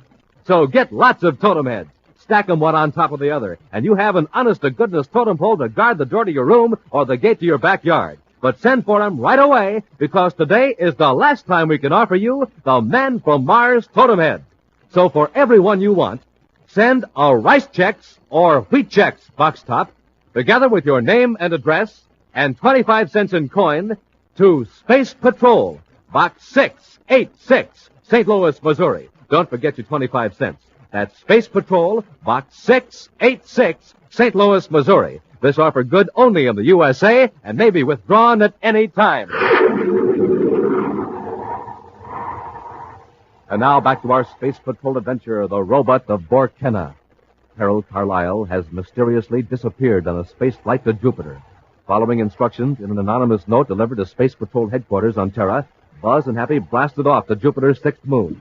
Meeting the informer, a man whose identity was completely hidden by his spacesuit, Buzz learned that Carol is being held captive by the super criminal Polydor. Carol's spaceophone warning that they were in a trap caused the space patrollers to attack their treacherous informer. Amazingly, Buzz and Happy were overpowered, apparently with ridiculous ease by their adversary. Right now, they've regained consciousness in a dimly lit room. Commander, are you okay? I'm still groggy from that slamming around. Lucky we had our spacesuits on. We'd have plenty of broken bones. Hey, we're not in our spacesuits now. No, we're not in that cruiser anymore. Stone floors, stone walls, we're on land. But what land? The immediate problem is to get out of here. Yeah. I don't know who that guy was, but he could be the wrestling champ of the solar system. He handled both of us like we were a couple of kittens. And that's what'll trap him eventually. He took the trouble to hide his face, yet he displays the one characteristic that will set him off anywhere in the universe, his incredible strength. Yeah, but suppose he's smart and doesn't play Samson again. Half a man who could resist every temptation to show off just isn't human. Just isn't human. Sir, somebody's coming. Oh, so you two finally came out of it, huh? Don't try anything. Get him. A gun in one hand and a toolbox in the other. Must be hunting for work. Well, that's it. Have your fun while you can. Hey, Commander, this is the fellow that was in that cruiser. I recognize his voice. You're very clever. Come on, let's go, both of you. Where? Polydor wants to talk to you. Here, Cadet, you lug this tool case. Me? I don't know whether I can. If it gives you trouble, well, I'll try it. It's not so heavy. Out the door. You first, Cadet. Now, Corry. Now what? Drop that gun! I'll get it, Commander. Met your match this time, didn't you? Smoking rockets, Commander. You took care of him easy. But in his ship, he tossed us around like nothing. I could tell he wasn't superhuman the way he carried that toolbox. Say, maybe it was the spacesuit that gave him extra power. A spacesuit with muscles. This man wasn't in that spacesuit. But, sir, his voice. It's the same as on the ship. Somebody's coming. Look at that gun. Stand back. Commander, look. A robot. Shut the door. Try to keep it out. That's no use, sir. He's stronger than both of us together. This is what licked us before, the robot. It's coming after us. I'll try the ray gun, but I don't think it'll work. Never even phased it. Hand over the weapon, Commander. Polydor's voice, coming out of the robot. The gun, Commander. Or do you want the robot to take it away from you? That could be quite painful, you know. Okay. Catch. He caught it. No, testing the robot's reflexes, weren't you, Corry? Like his strength, they're superhuman. What have you done with Carol? You are going to see her in a moment. She's in the other part of the dungeon. Dungeon? Of course. You're in Borcana Castle on Venus. And now, since you have knocked my friend out, the robot will escort you to Miss Carlyle's suite. So, the robot was wearing the spacesuit. Now I don't feel so ashamed of getting licked. Cedro was here in the castle all the time. You heard his voice through the detectoscope on the robot's head. The robot piloted the ship from Jupiter's sixth moon here to Venus. Yes. The robot is quite clever, provided he's controlled by a clever man. Out the door, gentlemen, and left to the corridor. Let's go ahead.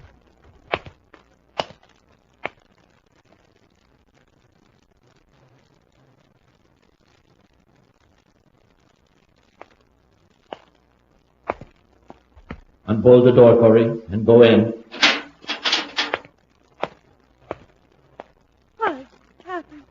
It's my fault you're here. Take it easy, Carol. Polidor didn't get rough with you, did he? No, I'm all right, but I shouldn't have warned you. Forget it. Happy and I would have tackled this robot anyway. Sure. Such an ugly, horrible thing. Yeah, it looks better in a spacesuit. The robot is designed for utility, not for beauty. It's Polidor's voice. Yeah. I'm getting used to hearing his voice boom out of walls, spaceships, and now this animated ash can. Gus here. Gus? The robot. If he's going to be around, he ought to have a name of his own. Gus the robot. Somehow it fits his personality. It's time we got down to business, Corry. Fine, but let's talk man to man, not through this mechanical monstrosity. Yeah, and this dungeon is cold and damp and reeks of paint. It's giving me a headache. Fine place to put the Secretary General's daughter, in a room full of paint cans. If you cooperate, you won't be here long. The paint, incidentally, is to be used on my spaceship. I find it necessary to change markings and identification numbers. Don't you know that's illegal? We're wasting time. Between the three of you, I should learn some interesting facts about the Space Patrol and government plans. You're still wasting your time.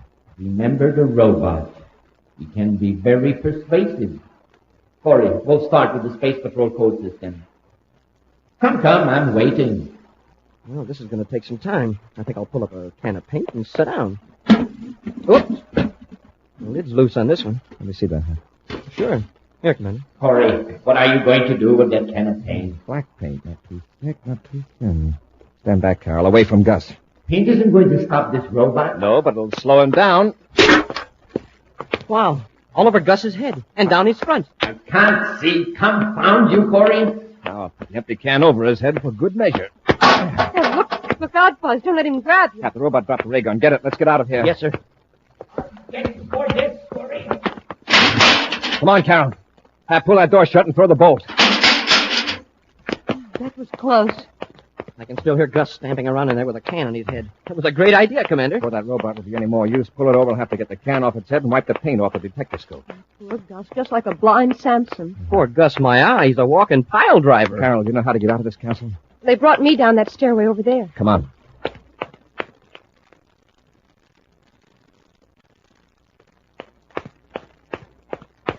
Try the door hatch. That's locked.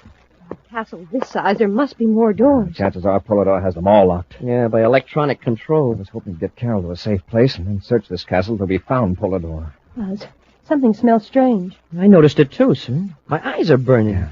Polidor's flooding the castle with poison gas. Now we've got to find him. Buzz, Carol, and Happy rush through the bleak corridors of the huge castle. They try door after door. All are locked. And each moment the toxic vapor becomes more and more unbearable, burning their lungs, making them gasp for breath. Right now, they're painfully groping their way down a dimly lit corridor near a winding stairway. Even if we do run into Polidor, how are we going to handle him? I can hardly see. He'll be in the same fix we are. Probably shut himself up in an airtight room waiting for the gas to finish us. The coward. He knows we've got a gun now, so now he won't... Happy, listen. Somebody's up the stairs. Through the central stairway of the castle. It goes up to the tower and down to the dungeon. Say, if we go up, we can get away from this gas. Look up there. About 4 flights. There are 2 of them.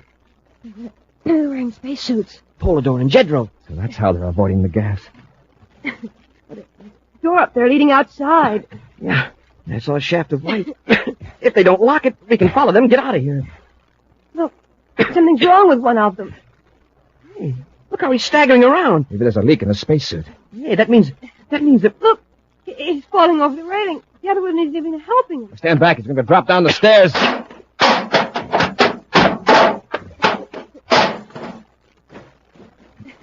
Happy, you stay here with Carol.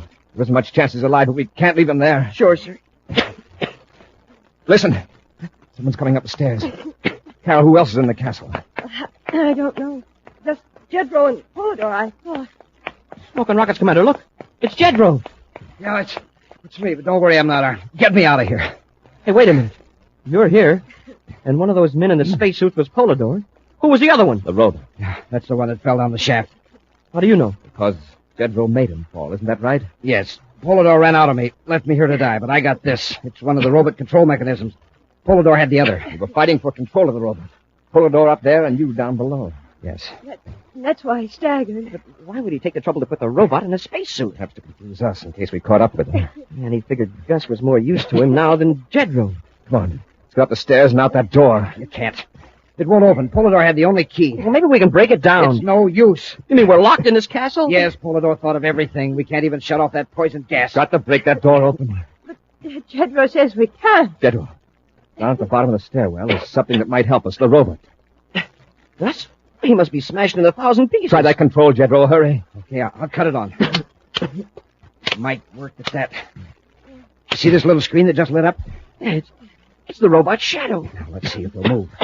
Oh, his arms are moving. See if you can get him on his feet. Hurry, we can't hold out much longer. Hey, it works. Gus is walking. Once I get him started, you'll follow the railing right up the stairs. Come on. We'll go up to the door and wait for him.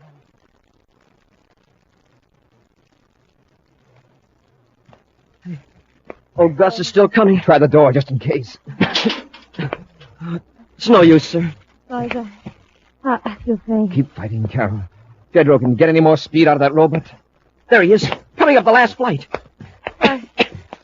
He's hardly damaged at all. There's a big dent in the helmet, but outside of that, he's all right. Stand back and give him room. Go ahead, Jedro. Yeah, sure. Commander, catch him. I've got him. What a time for him to pass out. I've been watching him work the controls. Let's see if I can operate, Gus. That's it. He's raising his arms. Here goes. Keep out of the way. He's going to start swinging. Attaboy, Gus. Give it all you've got. Hooray. Good boy, Gus. We're free. Happy, you take care of Jedro. Bring him out into the air. Come on, Carol. You'll be all right in a minute. Oh, I'm fine now, Buzz. That air. Hey, all we got to do now is go down these steps outside the castle and... Well, come on, Jedro, on your feet. Thanks. Hey, Polidor. He's getting away in a spaceship. Where's the document? No, he hasn't got him. I sneaked him away from him and hid him. Where? Inside the robot. That's why I tried to get control of it. What a gang of cutthroats. Polidor runs out on you. You double-cross Polidor. And it looks like the only decent guy in the outfit is Gus. Hey, Commander, did you work the robot control just then? No, why? Gus moved. Maybe he's got a short circuit from the fall. He's holding out his right arm. Happy. You just paid Gus a compliment. I think he wants to shake hands. Huh? Well, put her there, Gus.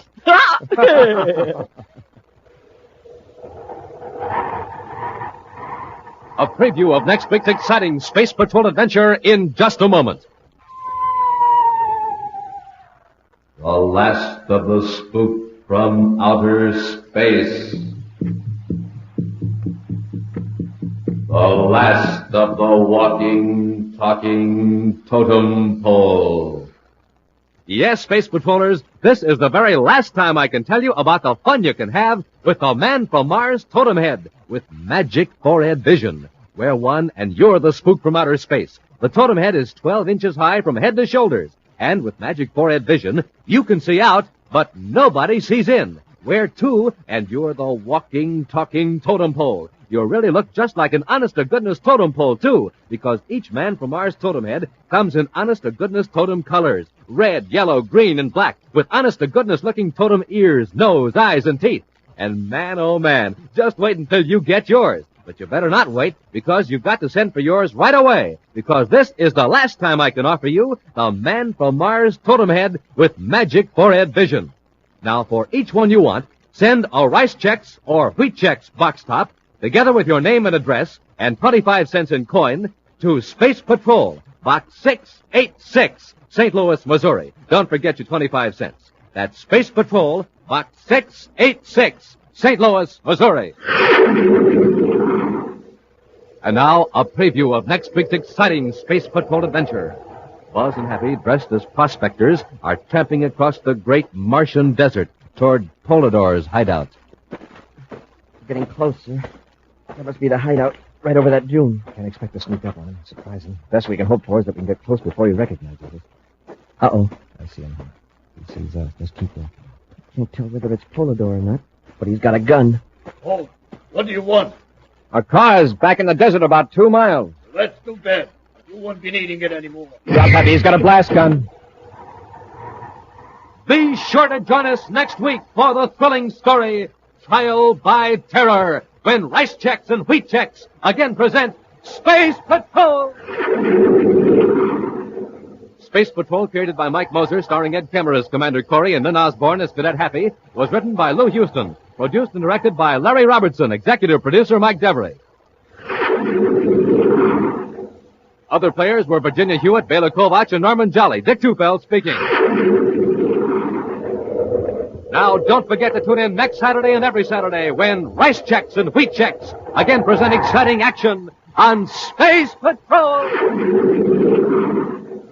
Be sure to see another exciting Space Patrol program on your local ABC television station. Consult your newspaper for time and channel. This program is broadcast for armed forces overseas through the worldwide facilities of the Armed Forces Radio Service. Space Patrol came to you transcribed from Hollywood.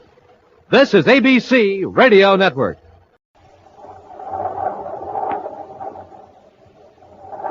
Instant Ralston and regular Ralston, the hot whole wheat cereals in the red and white checkerboard packages, present Space Patrol! High adventure in the wild, vast reaches of space. Missions of daring in the name of interplanetary justice. Travel into the future with Buzz Corry, Commander-in-Chief of the Space Patrol! In today's transcribed Space Patrol adventure, Buzz and Happy are trying to drive off one of Prince Baccarati's atmosphere ships before it destroys a small submarine in the great sea of Planet X. We're driving him off, Hap. Yes, sir. He's cut on all rockets. But what happened to the sub? We'll take care of it later, after we've chased that atmosphere ship away. Commander, they're firing at us. They want to play rough, we'll cooperate. Stand by to fire space torpedoes. We're hit! Knocked out our starboard rockets. We're out of control. Commander, we're going to crash! We'll return in just a moment with today's exciting Space Patrol adventure, the Sea Monster of Planet X.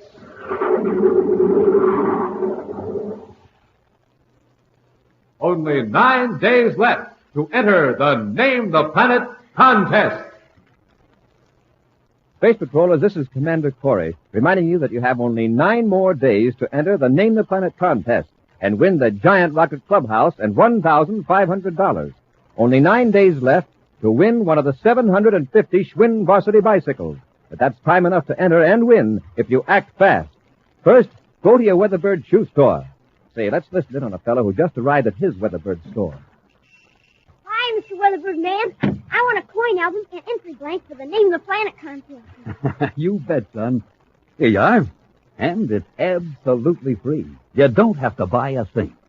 Inside that free coin album are 3 space coins and a place to write your name for Planet X.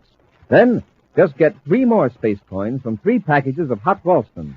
You'll find a space coin in every Hot Ralston package. Put those 3 coins into the empty slots you'll see in your coin album. Then, write the best name you can think of for Planet X on the entry blank and mail it to the address shown in the album. Of course, you keep the album with the 6 exciting space coins for your own collection. But don't delay. I want every space patroller to have the opportunity to win my rocket clubhouse and $1,500. And 750 of you are going to win Schwinn varsity bikes.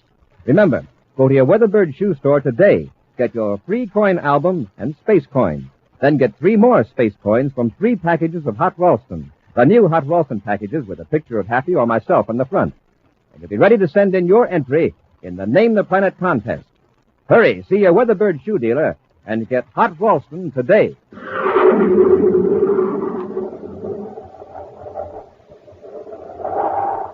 And now, today's exciting Space Patrol adventure, the Sea Monster of Planet X. What is the fate of Prince Baccarati? That's the question uppermost in the minds of Commander Corry and Cadet Happy as they maneuver the Terra 5 slowly over the great sea of Planet X. In their last adventure, Buzz and Happy cornered Baccarati and Dr. Malengro in a deserted city under the sea. But the prince and his henchmen slipped into an escape hatch and shot toward the surface in some sort of sealed capsule.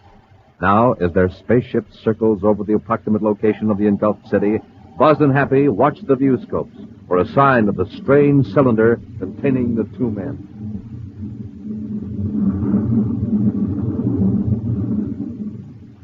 There's not a thing on the surface, Commander. By the way that capsule shot out of that tube down there in the city, I thought sure it'd be bobbing on top of the sea like a cork. A lot of things could have happened since then, Happy. It took us at least an hour to get back through the tunnel to the inland valley and then blast off. The chance that cylinder is more than just a sealed life raft. That cylinder might be able to submerge and move underwater. Like a submarine. Exactly. For all we know, it could move at tremendous speed. But there's no telling where Baccarati is now. He may be hundreds of miles away. Or he might be heading for shore to get back to his spaceship. He wouldn't try that, Happy. For hundreds of miles along here, the coast is lined with bluffs 1,000 feet high. Even if there was a stretch of beach, there's still those enormous breakers. Yeah, waves a couple hundred feet high at least. Besides, if he got ashore, Baccarati would have an overland hike of 50 miles to the valley. If Baccarati can control that cylinder, he'd probably try to get back to his castle. But that's thousands of miles from the sea. Yes. He has a few installations close to the rivers. That's right. If he reached one of those, he could get a spaceship or an atmosphere job. The mouth of the Colossus River is to the east, Happy. That's probably where Baccarati would head. Yes. If he's underwater, it'll be difficult to locate, but we can't give up till we find him, and know for sure he'll never bother us again. Meantime, far from the steep bluffs that rim the coastline of the Great Sea, a bullet-shaped craft skims the surface of the ocean at tremendous speed. Huddled in the tiny compartment, Prince Baccarati and Dr. Malengro anxiously study the small but baffling control panel and its weird symbols. Malengro, do something to stop this thing. But, Your Highness, I know nothing about this ship, or whatever it is. Remember, it was built hundreds of years ago by an ancient race here on Planet X. Don't give me a lecture. Get it stopped before it carries us out clear to the middle of the Great Sea. I can only guess as to the function of these controls. Suppose I were to touch something that would open the hatch and let the water in, we would sink immediately. Then don't touch it. Don't touch anything until you're sure. Your Highness will be patient. I think I can reason it out. This indicator here seems to be a compass. It's logical to assume that the wheel inside the calibrated dial controls direction. Careful now, Malengro. We're changing course. See, Your Highness, I was right. This wheel controls the steering mechanism. Then head back for the shore, quickly. We don't know how much fuel we have. Excellency, I suggest that we proceed either up or down the coast. To approach close to the shore at this point, well, we'd be dashed against the cliffs. All right. But at least let's not get out of the sight of the land. I wonder which of these controls submerges the craft. What do you want to submerge for? Corry will be searching for us, you know. On the surface, we would be fairly easy to find. Yes, that's right. But be careful now. This vertical lever, I'm going to advance it slightly. We're going under. Rise to the surface again. Malengro, do you hear me? Yes, Your Highness.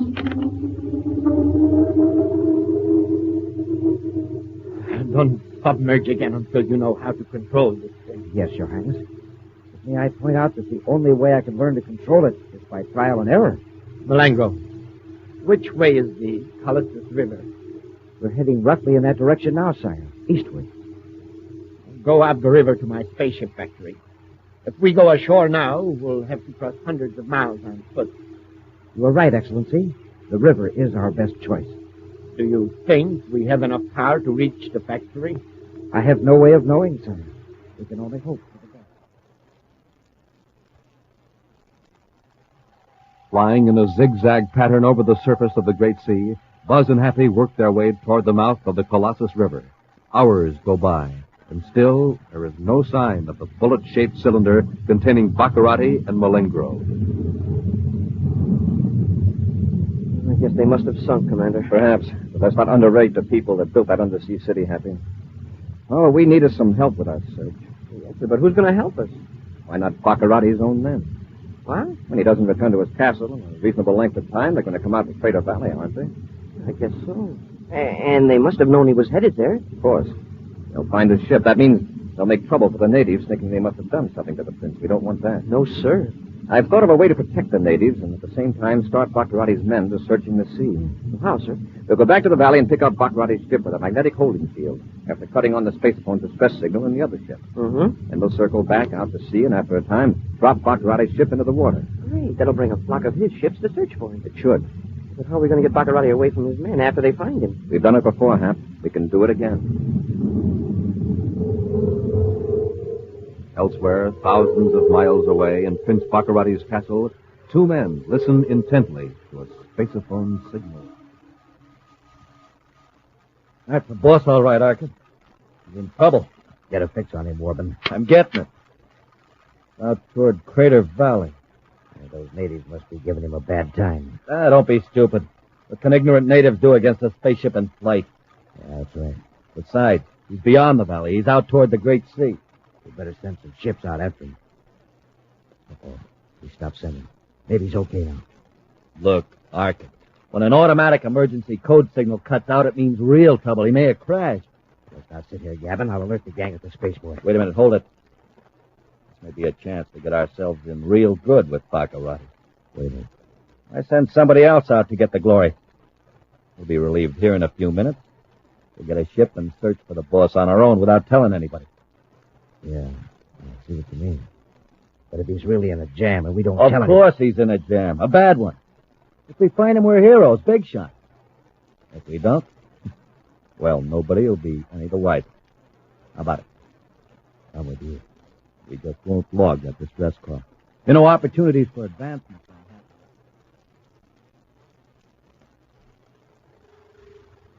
Now, in complete control of the strange submarine, Malengro pilots the craft toward the mouth of the Colossus River, while Prince Baccarati peers up through the transparent dome, watching for Commander Corry's spaceship. We're approaching the mouth of the river now, sire. See how the headlands are flattening out? In an emergency, we could land anywhere along the beach. All right, all right. Does this stuff have a spaceophone on it? I do not think so, sire. Wait a minute. I think I see a spaceship. Where? Over there to the right. Just coming over the horizon. You're right, sire. I see it. Submerge! Submerge! But, Your Highness, I don't think it's Corry. It's approaching from over the mainland. Corry knows we're somewhere in the sea. Oh, then it's one of my own ships. It must be, Excellency. I wish there was some way to signal him. This sub is so small he might not see us. I'll increase our speed, sire. Zigzag over the water. The white foam of our wake will be visible for miles. All right, do it then. It is one of my ships. I can tell now.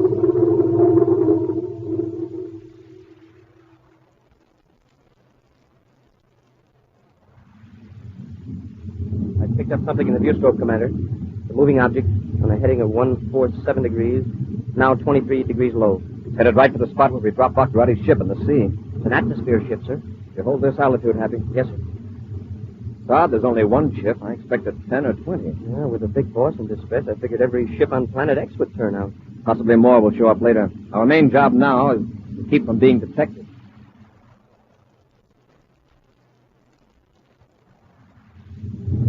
Arkin, turn your scanners up to full sensitivity. We're near the spot where the boss's signal cut out. Looks bad, Warbin. It's out over the Great Sea. Yeah. No sign of a wrecked ship. Probably sank. Baccarati still might have made sure.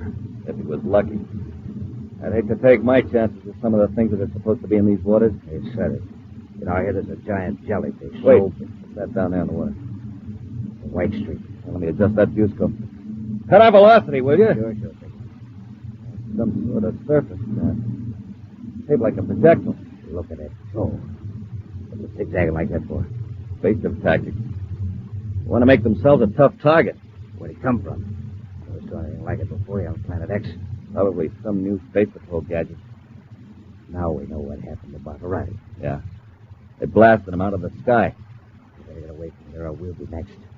There's maneuvering down there. I'd say he was afraid of it. Let's blast him with a space torpedo. It'll be tough to hit. Yeah. But it'll look good if Baccarati's ashore watching us. All right, hold this heading, Arkin. I'm going to cut loose.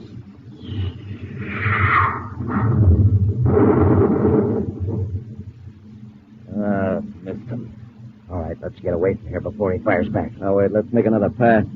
Maybe he used up all his ammunition on the boss's ship.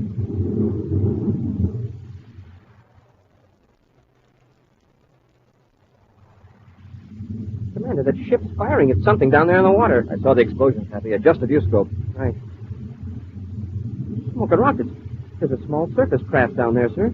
That's what we've been looking for. Baccarati. But why are his own men firing at him? They have no way of knowing it's Baccarati. They aren't taking any chances. That atmosphere ship's coming back for another pass, sir. Got to drive him off, Hap. I'm going to take Baccarati alive.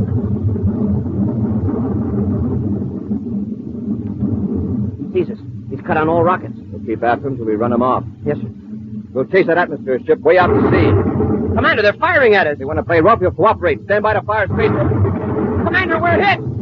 Stocked out of starboard rockets. We're out of control. We'll return to Space Patrol in just a moment. Space Patrollers, this is Carol.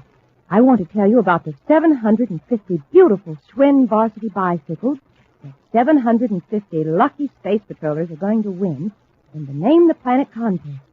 They're big, husky beauties. Schwinn, the best bike made. With 3-speed gear shift, 2-wheel handbrakes, and all the other famous Schwinn features. And you can win a Schwinn. But there's not much time.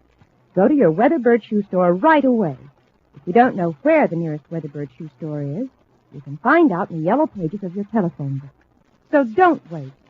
See your Weatherbird shoe dealer and get going now on the Name the Planet contest.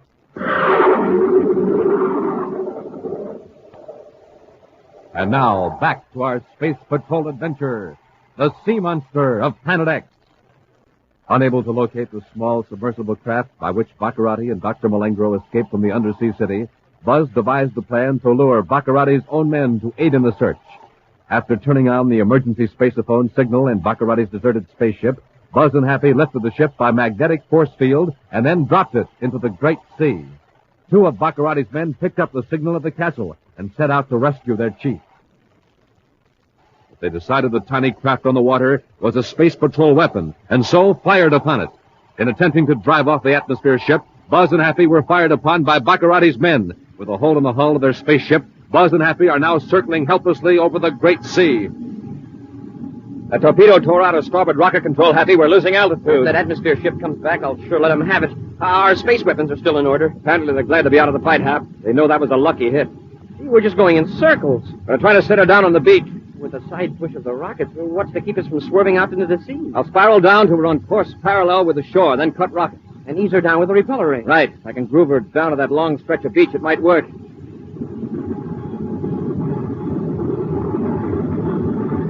This will have to be the last spiral, Hap. One more circle over the land and we'll hit those cliffs back at the beach. Yeah, you were right about that atmosphere ship, sir. It's not coming back. Stand by repeller ray. Standing by, sir. When I cut rockets, we should continue on a straight course. Here we go, Hap. Full repeller ray.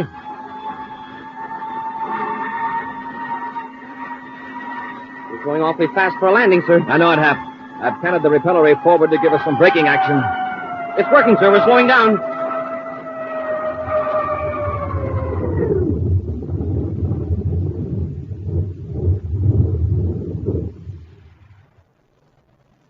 Whoa. Nice going, Commander. I'd hate to have to do it again. If the spaceophone works, we can call Pluto Space Patrol and let them know we're here. At the same time, let Baccarati's men in on the secret. They could get here quicker than our ships could. Yeah, that's right. We wouldn't stand a chance. Let's take a look at the damage, Hap. Yes, sir.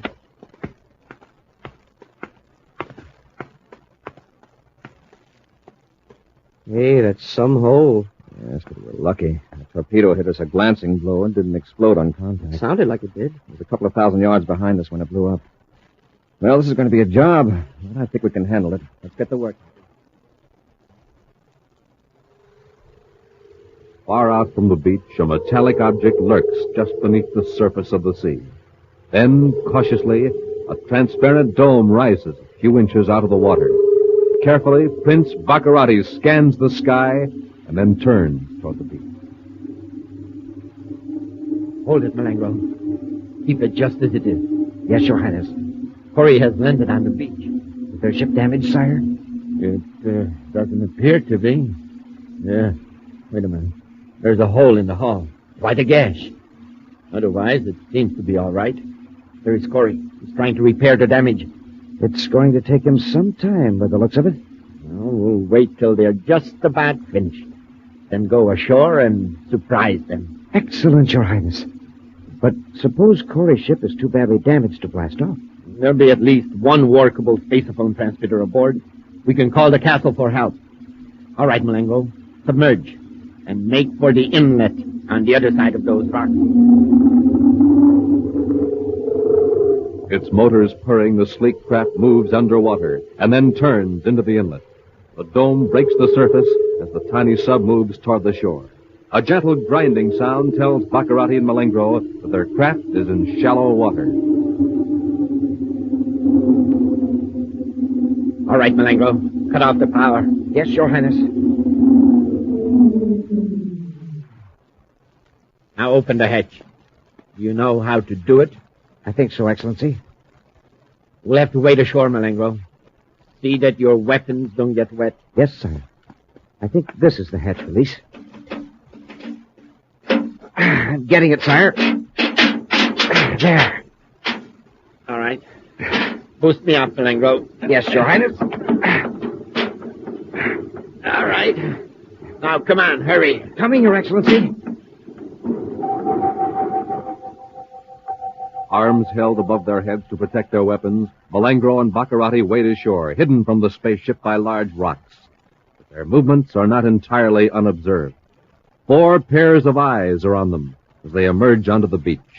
4 pairs of eyes attached to a single barrel-shaped head. The head rises up from the quiet waters of the inlet, several hundred yards offshore. Supported by huge coils, the head rises farther out of the water, and a ripple of excitement passes down a gigantic body. Then the head is lowered until only the eyes are above the surface, and the monster moves silently toward the beach. Meantime, Commander Corry applies an atomo torch to the outer skin of the spaceship's hull.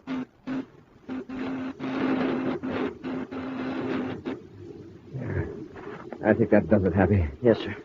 Rough job, but it'll have to do. Didn't take as long as I thought, sir. I just hope we've got all those wires connected right. We'll get back in the ship and make a final test before we try to blast off. Yes, sir. Take the torch, will you, Hap? Thanks.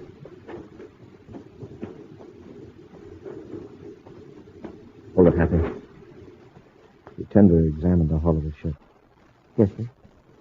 I thought I saw something move down the beach toward those big rocks. Oh?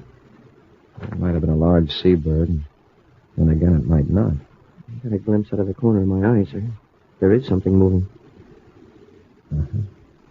It's a man crawling along the sand. Baccarati. Yes. And Malengro's right behind him. What do we do, rush him? No. Pretend you don't notice anything. Be very interested in the ship's hull. Then casually get into the ship as though you're going after more tools. You want me to bring out a ray gun? Yeah. Keep them hidden, though. We'll wait for them to rush us and then let them have it. Yes, sir.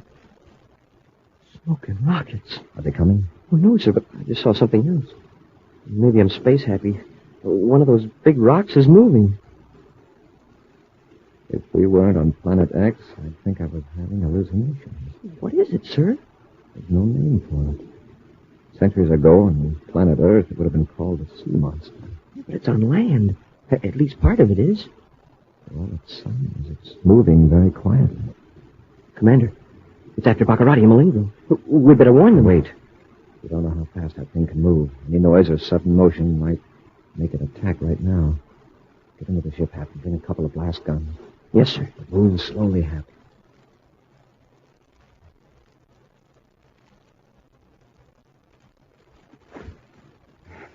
100 feet more and we can rush them. Corry's there alone now. Keep your head down. Just keep crawling. Keep low. What's that? Your Highness, it's a monster. It's after us. Run, Malengro. Right between the rocks. Run for the rocks. Help! Hurry! Help!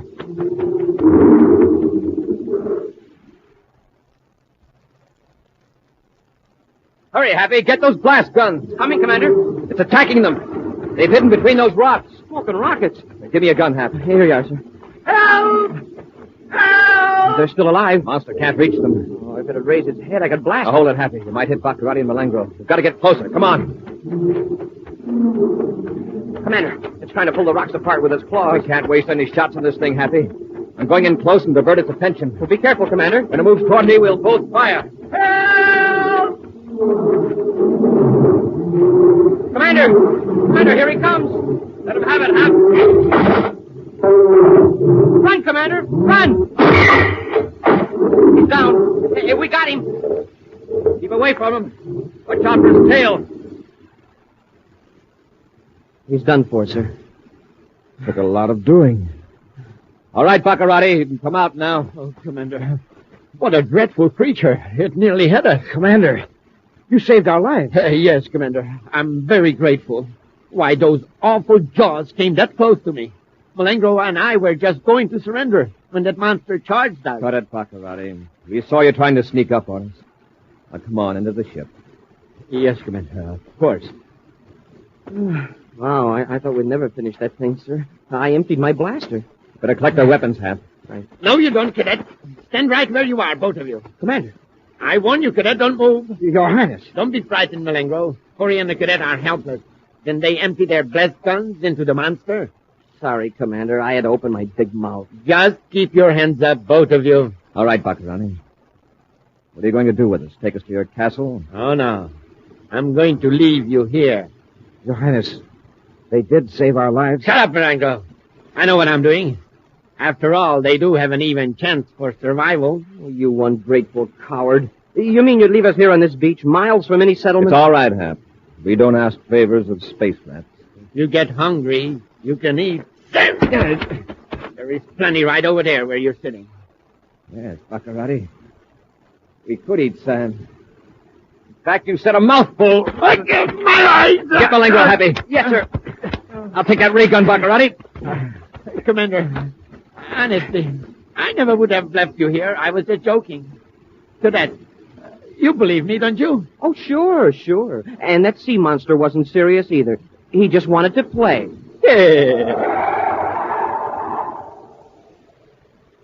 An action preview of next week's exciting Space Patrol adventure in just a moment. Hiya, Space Patrollers. Cadet Happy speaking. Listen, I got something important to tell you. If you haven't already entered the Name the Planet contest, you're missing out on the biggest chance you ever had. A chance to win a gigantic rocket clubhouse and $1,500. And you're missing 750 chances to win a Schwinn bike. So take off for your Weatherbird shoe store and get your free coin album and contest entry blank. And then zoom over and get some good hot Ralston. Remember, see your Weatherbird shoe man and see your grocer for hot Ralston. And hurry up. Do it now.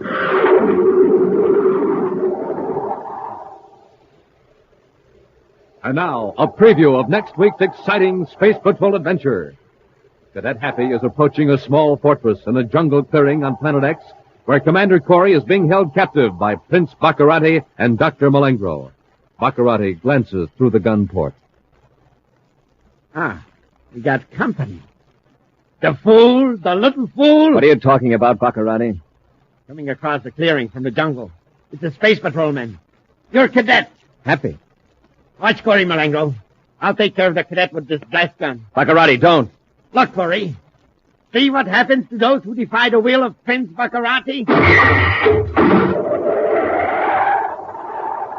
Be sure to join us next week for the thrilling story, The Revolt of the Space Rats, when Instant Ralston and Regular Ralston again present Space Patrol! Space Patrol, created by Mike Moser, starring Ed Kemmer as Commander Corry and Lynn Osborne as Cadet Happy, was written by Lou Houston, produced and directed by Larry Robertson, executive producer Mike Devery. Other players were Bela Kovach, Ken Mayer, Norman Jolly, Dick Fields, Virginia Hewitt, and Tom McKee. Dick Tufeld speaking. Now, don't forget to tune in next Saturday and every Saturday when Instant Ralston and Regular Ralston again present the new exciting Space Patrol!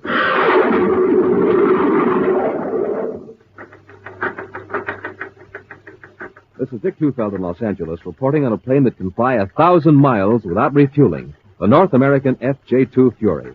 In a moment, we'll hear from the well-known test pilot on this Navy jet fighter, J. Ray Donahue, Jr. The Fury is a carrier-based plane armed with 4 20-millimeter cannons. It flies 650 miles per hour, has an altitude mark of 45,000 feet. Its length, 37 feet. Now, J. Ray Donahue, Jr., recorded at Edwards Air Force Base. To fly at supersonic speeds, a test pilot must have plenty of energy. That's why I always get a good night's sleep and start the day off with a good breakfast cereal like rice checks or wheat checks.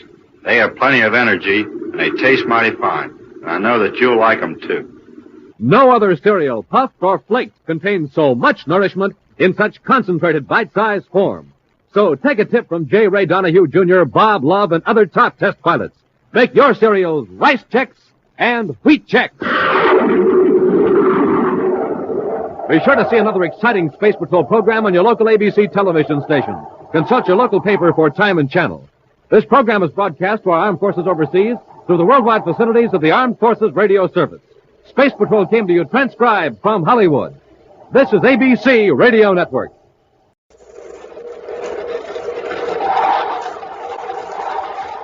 Nestle's Quick for the greatest tasting chocolate milk and those famous Nestle's chocolate bars present Space Patrol! High adventure in the wild, vast reaches of space. Missions of daring in the name of interplanetary justice. Travel into the future with Buzz Corry, Commander-in-Chief of the Space Patrol! In today's transcribed Space Patrol adventure, Buzz and Happy are in their spacesuits advancing across the rocky surface of the planet Mercury toward the hideout of an escaped criminal. Hold it, Happy. Something moved up there ahead of us. It looked like an animal of some kind. An animal on Mercury? Yeah, that's right. Well, whatever it is, there's another one. Hap, they're small robots. Castro is probably using them to observe us. They look like turtles, except that they move a lot faster. You go back a few hundred yards and figure out another plan of action. Hap, look behind us. We're surrounded by them. Yes, sir. Oh, my leg! Some kind of weapon. They're shooting pain rays right through our spacesuit. They're closing in on us. Dozens of them. Commander, I can't move. We'll return in just a moment with today's exciting Space Patrol adventure, the super brain of Volmer Castro. Say, Captain Toothfell, will you settle an argument for me and the gang? I'll sure try, Tony. What's the trouble? Well, sir, we're all fighting over which Nestle's chocolate bar is the best. Janie says the milk chocolate. Joey votes for the almond bar. But I say Crunch is the greatest. What do you think? Well, now, Tony, that is a tough one. Because as everybody knows, Nestle's makes the very best chocolate, no matter which bar you favor. There's nothing as smooth and creamy as a Nestle's milk chocolate bar in the red and white wrapper. And the Nestle almond bar in the blue and white wrapper is the same rich chocolate loaded with fresh toasted almonds. How about my favorite? Crunch. I was coming to that. Nestle's Crunch is the really different chocolate bar with a mystery, crunchy consistency that gets crisper with every bite. It's really out of this world. But which one do you really think is best? Best? Why, any Nestle's bar is best, Tony. There's never any argument about that. So, gang, when you want the best in chocolate bars, you want Nestle's. You know what Commander Corry says? He says Nestle bars are tops in our ration because they have all the rich milk and sugar it takes to speed up your jets and give you extra rocket energy. But, Captain, you still haven't settled our argument. Well, tell you what, Tony, why don't you take this handful of Nestle's bars to the gang and tell them there's no use arguing. Just remember, Nestles. Nestle's makes the very best chocolate. And now, today's Space Patrol adventure, the super brain of Volmer Castro. For nearly an hour, Commander Corry and Cadet Happy have listened spellbound to Dr. Ernest Blake as the great authority on the human mind describes his new invention, the cerebroscope. Dr. Blake, a member of the clinical consulting staff of the Criminal Rehabilitation Center on the planet Mars, has made a special space flight to Terra to report his recent discoveries to Commander Corry. As I understand it, Dr. Blake, your cerebroscope can actually increase or amplify intelligence. Yes, Commander. Its full applications and possibilities can't be estimated at present without further tests. A moment ago, Doctor, you said you had increased the intelligence of rats with your cerebroscope. Yes, from 50 to 100%. Wow. It's very interesting, Dr. Blake, but... Dr. Blake, have you experimented on humans? Well, that is one reason for my visit, Commander. I want official permission to test the cerebroscope on volunteers in the Criminal Rehabilitation Center. You mean on those eligible to be discharged as cured? Naturally. It might be dangerous to increase the mental powers of those who still have criminal tendencies. Just how dangerous, no one can say. I don't believe you've answered my question, Doctor. Have you experimented on humans? I made one test. Or rather, my assistant did. Who was the subject? I was. What were the results? Before the experiment, I took several intelligence tests under supervision of my assistant.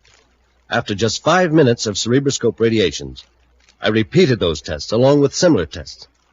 Commander, my score was more than 40% higher. Smoking rockets. And you're now more intelligent than you were before. Perhaps. But I don't know how permanent the effects are or in how many areas of intellect the radiations are effective. That's why I want to make more tests on others.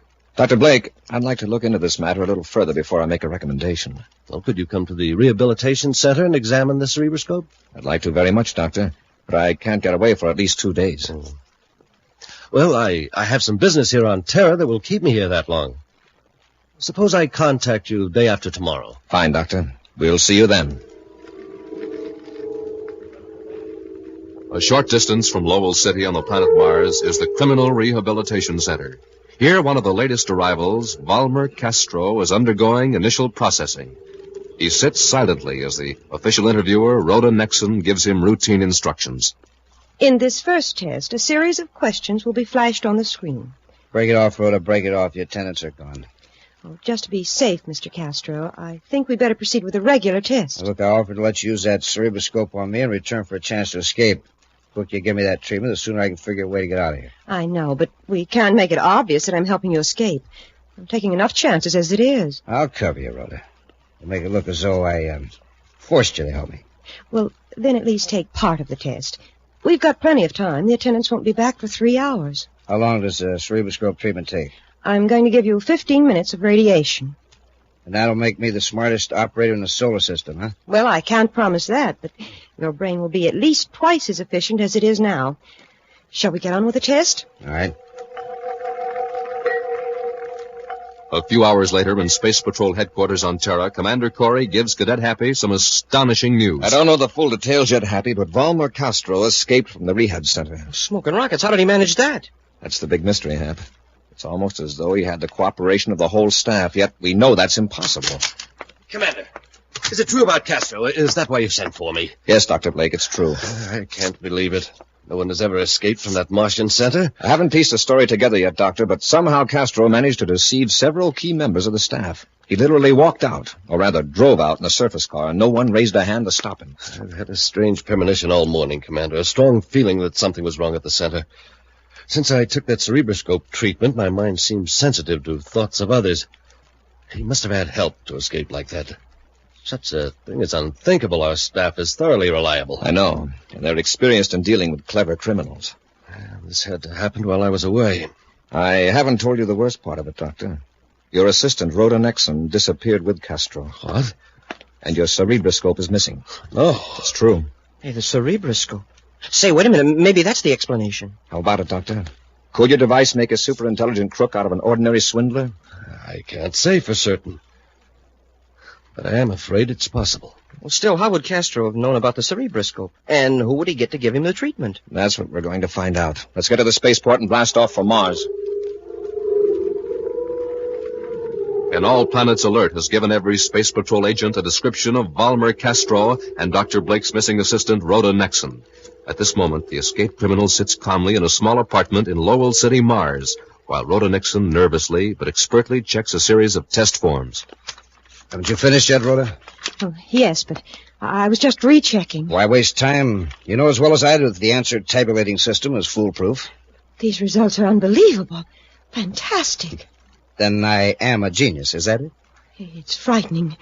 Your score is 28 points higher than the previous top rating. Is that so? And who is the ex-champion? Professor Maxwell Huxley, a descendant of a long line of geniuses. So I topped old Huxley, huh? Well, not in the matter of actual information, of course, but in intellectual potential, you're far superior. Naturally. So the cerebroscope made me an all-around genius. No. In moral values, the sense of right and wrong, you're still subnormal. Well, Mr. Castro, we've completed the agreement, so I'll be going. You'll remain with me. I may have further use for you. I don't want any money from you, Mr. Castro, and I promise I won't go to the Space Patrol. Just let me go. You might as well stop begging, Rhoda. Your pleading has absolutely no effect upon me, except to irritate me. I don't trust you, Miss Nexon, and I have good reason not to. Well, what do you mean? Didn't I help you escape? You had no intention of keeping that promise, Rhoda. You merely wanted a human guinea pig for an experiment. Dr. Blake refused to test his invention on human beings, so you decided to take advantage of his absence and do a little research on your own. Isn't that right? Well, how did you know that? And I was right. You didn't dream that Blake's gadget would make me able to outsmart you and the rest of the staff at the rehab center. But I told you it would. Why would I risk getting in bad with Dr. Blake and losing my job? You've got what you wanted, a powerful brain and your freedom. Oh, be fair, Mr. Castro. Let me go. Oh, you forget, Rhoda, that although my intellect is high, my sense of fairness, of right and wrong, is subnormal. Now, you're staying with me. Now, be quiet. I have to figure a way out of our present danger. Danger? What danger? I don't know exactly. But I have a strong sense of an opposing force. A powerful mind working against me. I think, in fact, I'm sure it's the mind of Dr. Ernest Blake.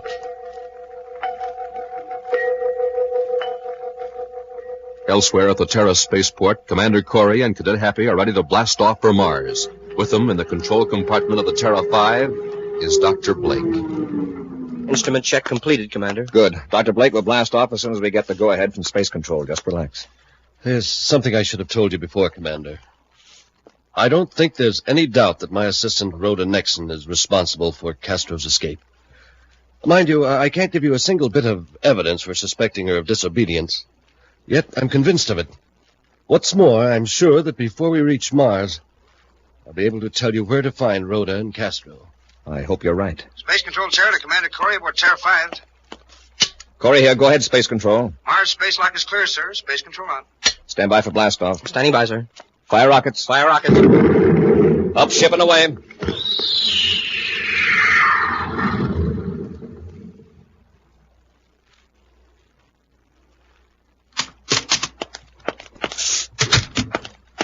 Come on, Rhoda. Let's get out of here. Space Patrol must be looking for us everywhere.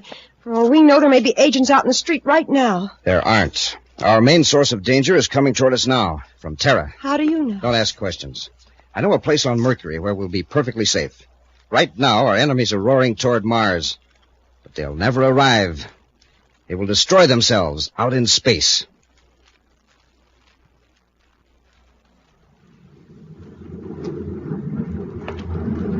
I just rechecked the vector computer, sir. We're 2 hours out of Mars. That'll bring us into Lowell City at 1340. Is Dr. Blake still sleeping? No, sir. The last time I went back aft, he was pacing his compartment and muttering to himself. When he saw me in the corridor, he slammed the door.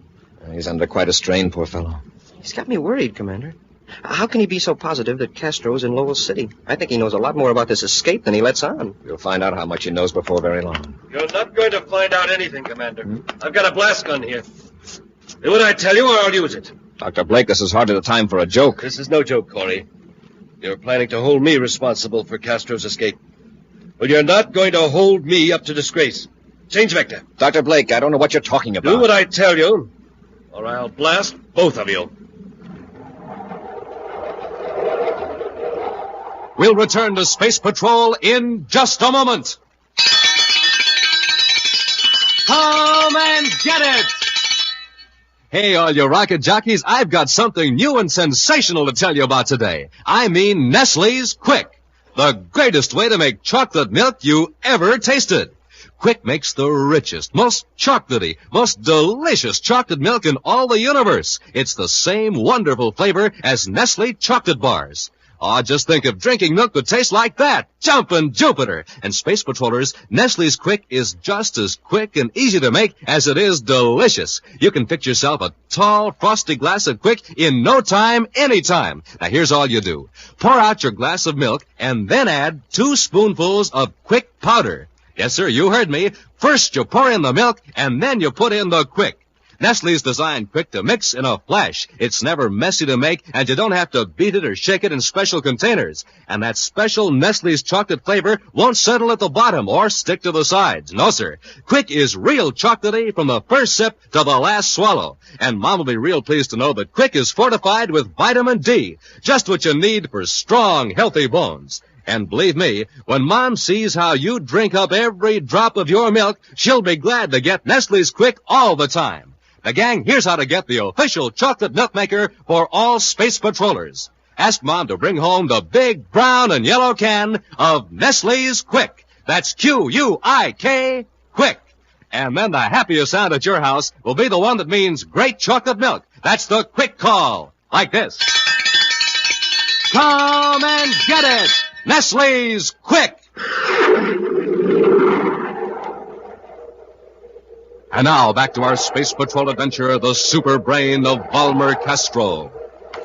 Commander Corry and Cadet Happy are aboard the Terra 5, heading for the planet Mars with Dr. Ernest Blake, inventor of the cerebroscope, a device that vastly increases the efficiency of the brain.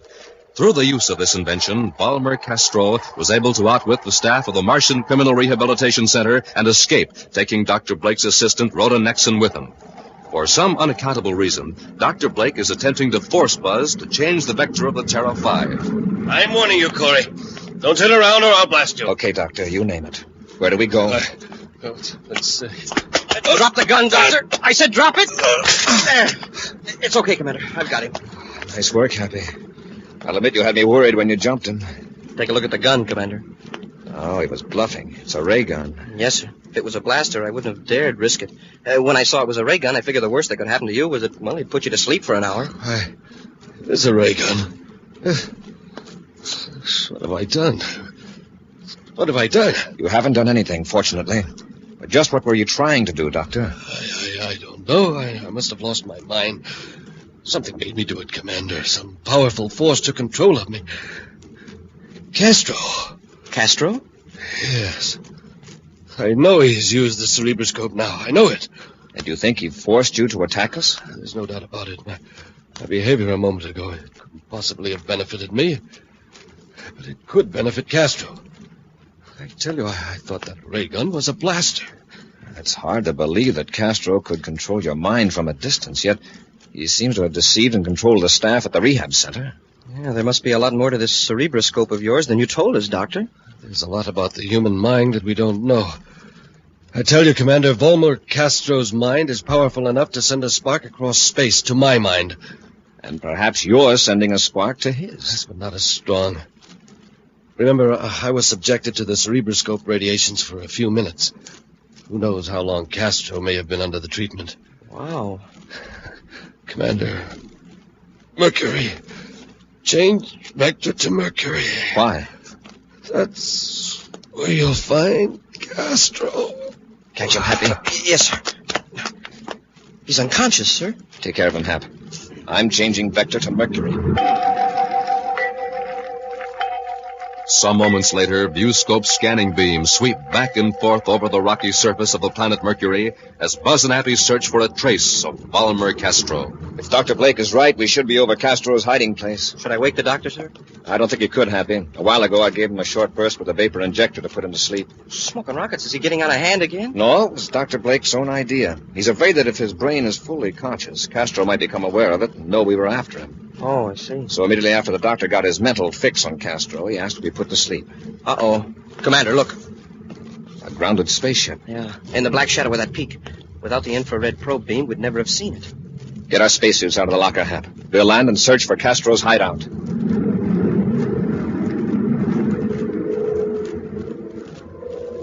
Under the sun-baked rock of Mercury, Volmer Castro relaxes in one of the cool, comfortably furnished chambers of his hideout. His captive, Rhoda Nexon, paces the floor nervously. Rhoda, sit down. Take it easy. I don't like this place. How long are you going to keep me here? Really, you could be in a far worse place. Even if it is underground, it's well lighted, with its own independent air-producing system. I've set aside a room for your private use. Look at you, Castro. You fancy yourself a master criminal, and yet you're living underground like a mole, hiding. Well, that's only temporary. In time, I shall be able to go and come as I please. Suppose the Space Patrol finds your hideout. You're trapped. I'm not defenseless, Rhoda. I have a corps of alert and well-armed sentries guarding this place. Why, I haven't seen a living soul here. That's right. I didn't say the sentries were living. They're small, highly maneuverable, and in some respects they think for themselves. Robots. Exactly. The robots could hold off quite a force until I escape to the cavern of the spaceship, if necessary. I don't care how brilliant you are, Castro. You're still one man against organized society. At present, I am just one man.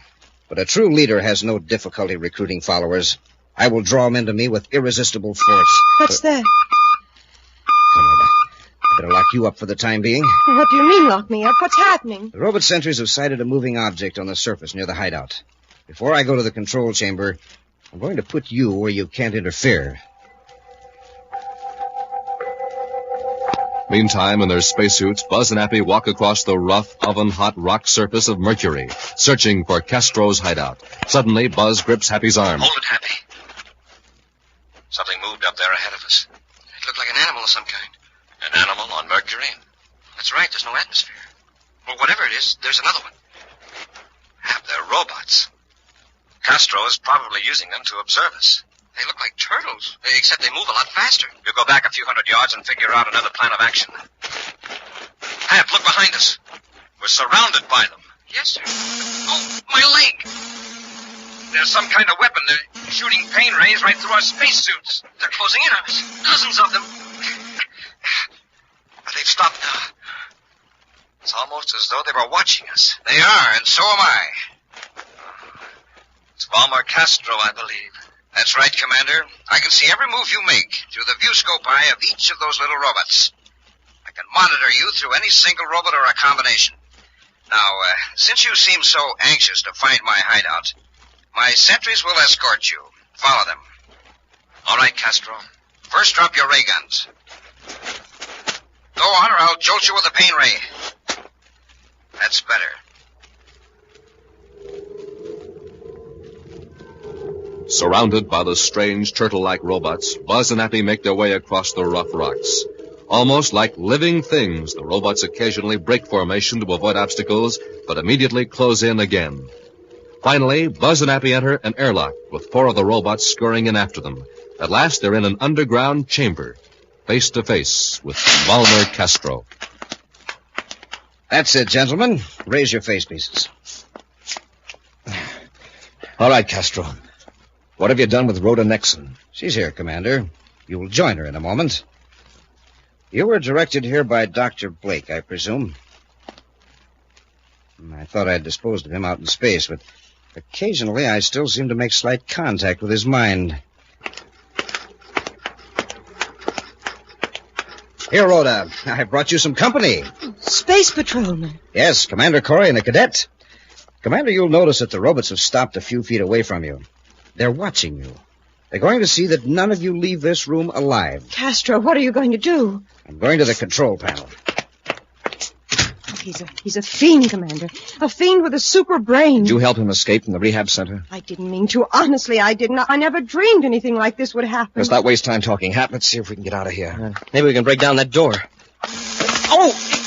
Hold it! We've got to knock out those robots. When we get close to them, they blast us with a pain ray.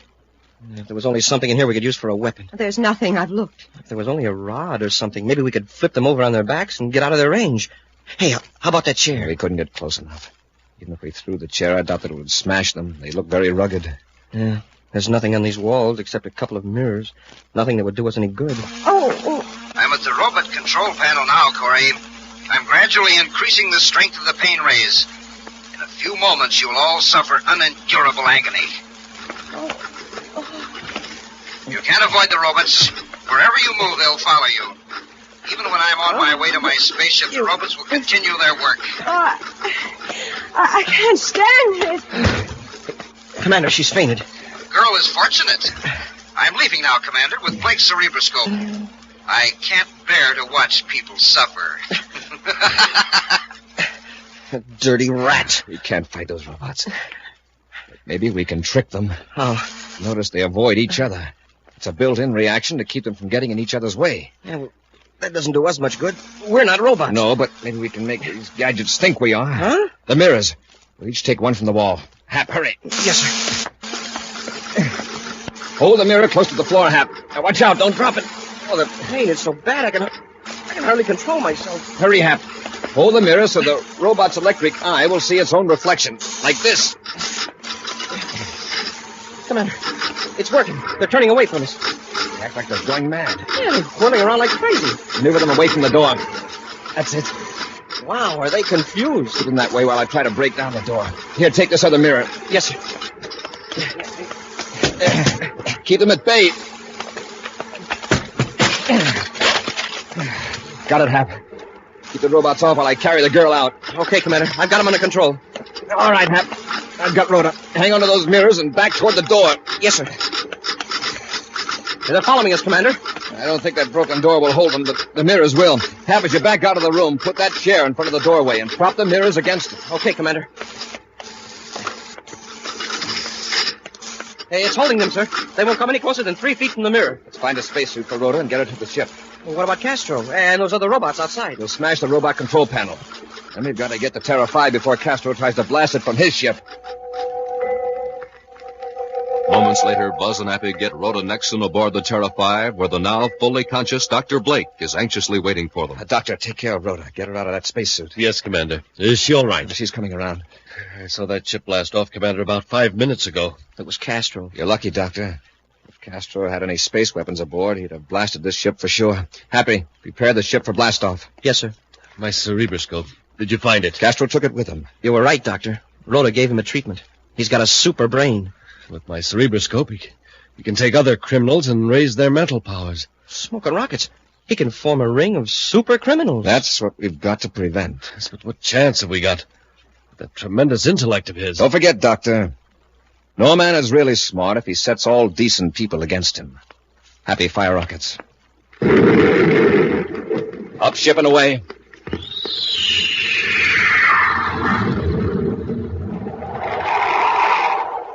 In just a moment, an action preview of next week's exciting Space Patrol adventure. Brought to you by Rice Chex and Wheat Chex, the bite-sized cereals in the red and white checkerboard packages. Say, did you ever take a taste test, Space Patrollers? Well, man, oh man, it sure is fun when it's Chex you're taste testing. How do I know? Well, I just took one. First, I tested them with sugar and cream. Super keen taste. Then I added fruit. Super neat taste. Next, I tried them right out of the red and white checkerboard package. That was a snack test. And Chex, rice, or wheat for snacks can't be beat. Yes, sir, gang. I rate Chex tops for taste. You'll rate them tops, too. Next, I tried them for size. Bite size is the just right size. Just right for your spoon. Just right for delicious, easy eating. Chex, rice, or wheat, tops for size. You bet. And as for get up and go, gang, have yourself a good, nourishing breakfast with Rice Chex or Wheat Chex, and you'll be rated tops for get up and go. So, Space Patrollers, you take the Rice Chex, Wheat Chex taste test today, and I'm positive you'll agree, Chex rate tops 3 ways. For taste, for size, for get up and go. Rice Chex, Wheat Chex, the cereals with the super swell free Space Patrol trading card inside the red and white checkerboard package. And now, a preview of next week's exciting Space Patrol adventure. A saboteur has just escaped from the locked compartment aboard the Terra 5. Now, with ray guns drawn, Buzz and Happy are searching the ship. He still must have that special spacesuit on, sir. At least it wasn't in the compartment. How did he get out? Smashed the door. Rough customer. There he is. After him, Hap. Halt where you are, I'll fire. He's heading for the weapons compartment. This'll stop him. Wow, that ray gun never even phased him. It's that suit. He's completely shielded. Come on, we'll have to tackle him. He's in the compartment with all those weapons. All right, Halcorn, come out of there. Have it get me. And you better have something better than a ray gun, because I can drop you if you take another step. Be sure to join us next week for the thrilling story, The Test of the XK-3. Space Patrol, created by Mike Moser, starring Ed Kemmer as Commander Corry and Lynn Osborne as Cadet Happy, was written by Lou Houston. Produced and directed by Larry Robertson, executive producer Mike Devery. Other players were Norman Jolly, Virginia Hewitt, Ken Mayer, and Anthony Sides. Dick Tufel speaking. Now, don't forget to tune in next Saturday and every Saturday for the new, exciting Space Patrol! Space Patrol was brought to you today by Nestle's Quick for the greatest tasting chocolate milk and those famous Nestle's chocolate bars. Be sure to see another exciting Space Patrol program on your local ABC television station. Consult your local paper for time and channel. This program is broadcast to our armed forces overseas through the worldwide facilities of the Armed Forces Radio Service. Space Patrol came to you transcribed from Hollywood. This is ABC Radio Network.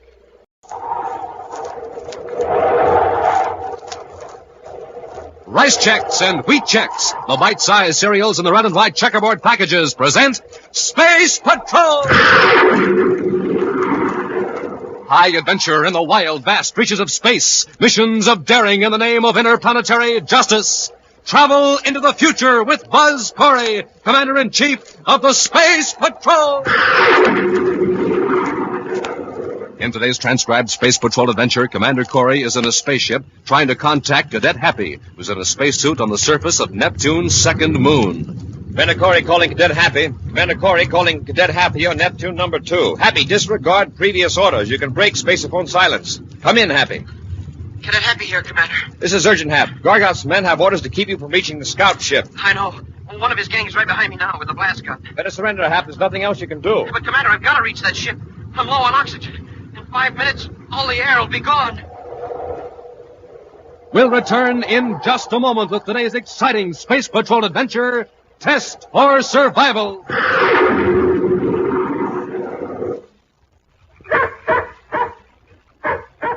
Hey, Space Patroller, it's getting kind of late and I'm getting kind of hungry. Hey, let's take time out right now for a big bowl full of Rice Chex. Swell, Captain Twofellow. Rice Chex. Tops with me. Tops with me too, Space Patroller. And it'll be tops with you, gang. Tops 3 ways. For taste, for size, for get up and go.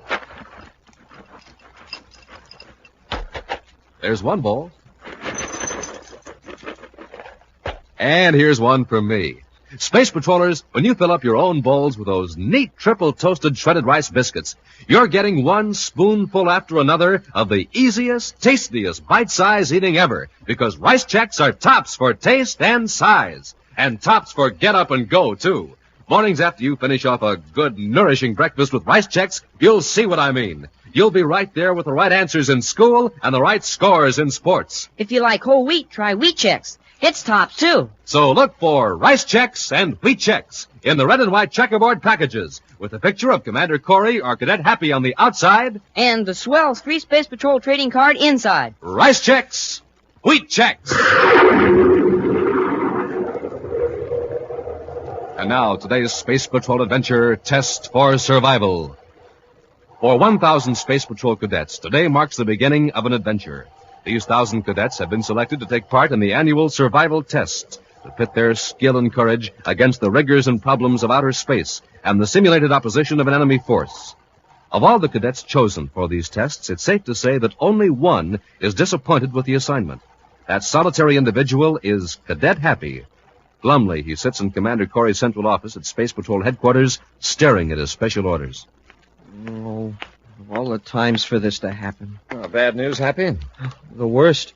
I'm on the list for the survival tests. Now I can't go with you to Pluto. Unless you could sort of... No. I didn't think you would, sir. Well, it's up to me to take my turn, I guess. What kind of assignment did you draw, Happy? A real cream puff deal. And here's what the orders say. Cadet Happy will pilot Scout Ship T681 to Neptune Moon number 2, landing in Sector D4 at 0800 hours Universal Star Time. Upon landing, the ship will be considered inoperative, including all weapons and spaceophone equipment. Oh, you're to act as though the ship were knocked out of action. Yes, sir. And then it says, you will attempt to reach the communications outpost in Sector F9 by 2200 hours without revealing your presence to enemy forces concealed between the 2 sectors. Sounds interesting. Spaceophone silence will be maintained throughout the entire operation. Enemy forces will be provided with special long-range ray guns that will register hits on the sensitized outer coating of the spacesuit. Big deal. Sounds like fun, huh? Fun? It's kids' stuff. Here I'll be sneaking around craters playing hide-and-seek with other cadets that are pretending they're the enemy. What's the good of it? Don't get the idea this is just a game, Happy. You'll be testing new equipment. What you and the other cadets learn in this survival test might easily help to save a life someday. Well, I suppose so, Commander, but... Gee, if I could go to Pluto with you, I could have some real excitement. I'm not looking for any big adventure on this trip, Happy. You're not?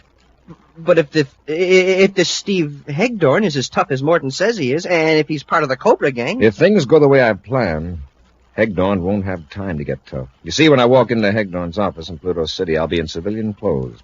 He'll assume I'm one of Morton's men coming to make the regular protection payoff. When he accepts the money, I'll take him in for extortion. And maybe get a line on how we can find Gargoth. Right. By then you'll be through with your survival test, and I promise you that you can help get Gargoth and the rest of his Cobra gang. Okay, Commander. But I still wish I was going with you instead of to this garden party on Neptune's moon. The training command doesn't plan garden parties, Hap. These tests are going on all over the solar system.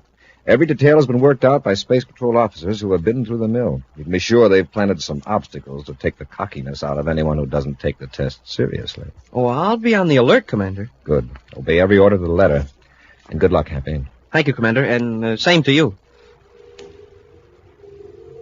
The Zenith Consultant Service occupies a small suite of offices in the Phobos building in Lowell City on the planet Mars. A curious observer might notice that a peculiar assortment of people pass in and out of the office during the course of a week. But then a consultant service would be expected to welcome various types of people in need of consultation. One would never suspect that the Zenith Consultant Service was a device to hide the operations of a syndicate of criminals, a respectable front for Emil Gargoth, leader of the Cobra Gang. At this moment, Gargoth is consulting with Rex Kralin, who has just arrived from Terra. You're very enterprising, Kralin. But frankly, I don't see how this schedule of Space Patrol survival tests is of any interest to me. I just thought you ought to know that these cadets are likely to pop up anywhere for the next few days. What do I care about a lot of rookies? Let them play their games. But, Mr. Gargoth, there'll be 4 units crawling all over Neptune Moon number 2. Moon number 2? Now, look here at Problem 9. They picked an area right near our underground storage station. All the desolate places in the universe, they had to pick this one. Of course, the station is well hidden, but just by chance they might stumble across it. Yes. And we've got thousands of credits worth of stolen goods there.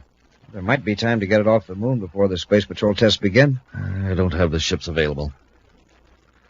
What kind of activity is going on in that sector, Kralin? Here's a chart of the area.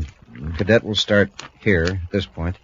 Try to work his way to here. There'll be about 20 men scattered all through here, in the craters, acting as enemy opposition. Oh, I see.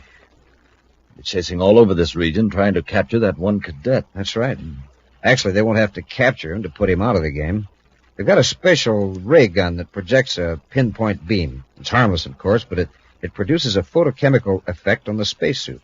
The suits in the test have a thin coating sensitive to those particular rays. All right. If he gets out of the game early, they'll go home. Is that it? Well, yes, those in that particular problem will. Then let's hope a dumb cadet draws that sector. It isn't going to work that way. That assignment goes to Commander Corry's sidekick, Cadet Happy. Oh. Kralin, this is the opportunity I've been waiting for. We'll capture Cadet Happy, and then we can make Corry come to terms. Capture Corry's cadet? But, Mr. Gargoth, that's... It'll be easy. I'll have a ship drop you off on Neptune's second moon before the cadet gets there. You can grab him before any of the other space patrollers see him. Me? But you're the ideal man for the job. You were in the Space Patrol once, weren't you? Before I get kicked out. Here's your chance to get even. Now listen. Here's the way we'll work. Those who are forced to deal with Steve Hegdorn on the planet Pluto regard him as a man dangerous to trifle with. Surrounded by brutal thugs, Hegdorn exacts tribute from law-abiding citizens and from lesser racketeers alike. Too intimidated to report to the Space Patrol, his victims continue to pay the increasing demands of Hegdorn. Those who live in dread of Steve Hegdorn would be greatly astonished to learn that there is one man in the universe that Hegdorn fears. I'm very sorry, Mr. Gargoth. Truly I am. Your being sorry, Hegdorn, doesn't make up for the fact that you're 5,000 credits short. I know. It's that Morton account. I got my men out now trying to locate Morton. He may have left Pluto City. That's your problem. I put you in charge of my affairs on Pluto because I thought you could handle things efficiently. I appreciate that, Mr. Do you think I have time to get on the space phone to find out why you can't collect from your clients? There's no place in the Cobra Gang for incompetence, Hegdorn. If you permit Morton to get away with this, others will try it. I'll get the 5,000 from Morton, I promise. And get this, Hegdorn. If the Pluto quota is short by as much as 1 credit next month, you're through. Cobra out. Oaks, come in here.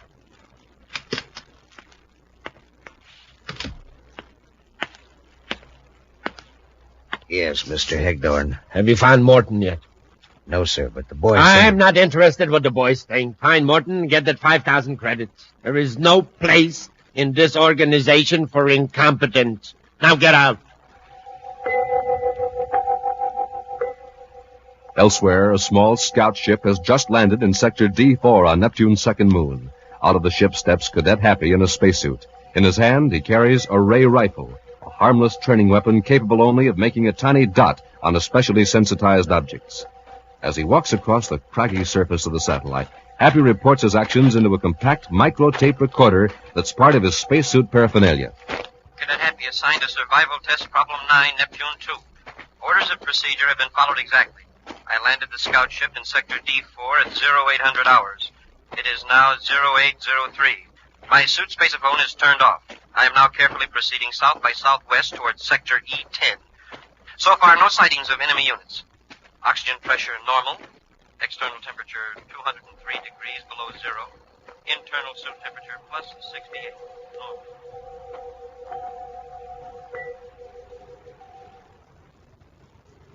In Pluto City, a studious-looking young man carrying a document case enters the office of Steve Hegdorn. Even Buzz Corry's close associates would have to look twice to recognize the Space Patrol Commander-in-Chief. Not only is he wearing civilian clothes, but he has modified his confident stride and allowed his straight shoulders to assume a scholarly slump. Looking up from his desk, Hegdorn scowls at his visitor in an intimidating manner. Yes, what is it? I'm here representing Mr. Morton. Oh, so you're representing Mr. Morton, huh? You're his lawyer, I suppose. Not exactly. Well, if Morton sent you here under the impression that I'll dicker with you over his fees, he's mistaken. I've got the money here, Mr. Hegdorn. Oh, well, that's different. Let's have it. Well, 5,000 credits, isn't it? That's right.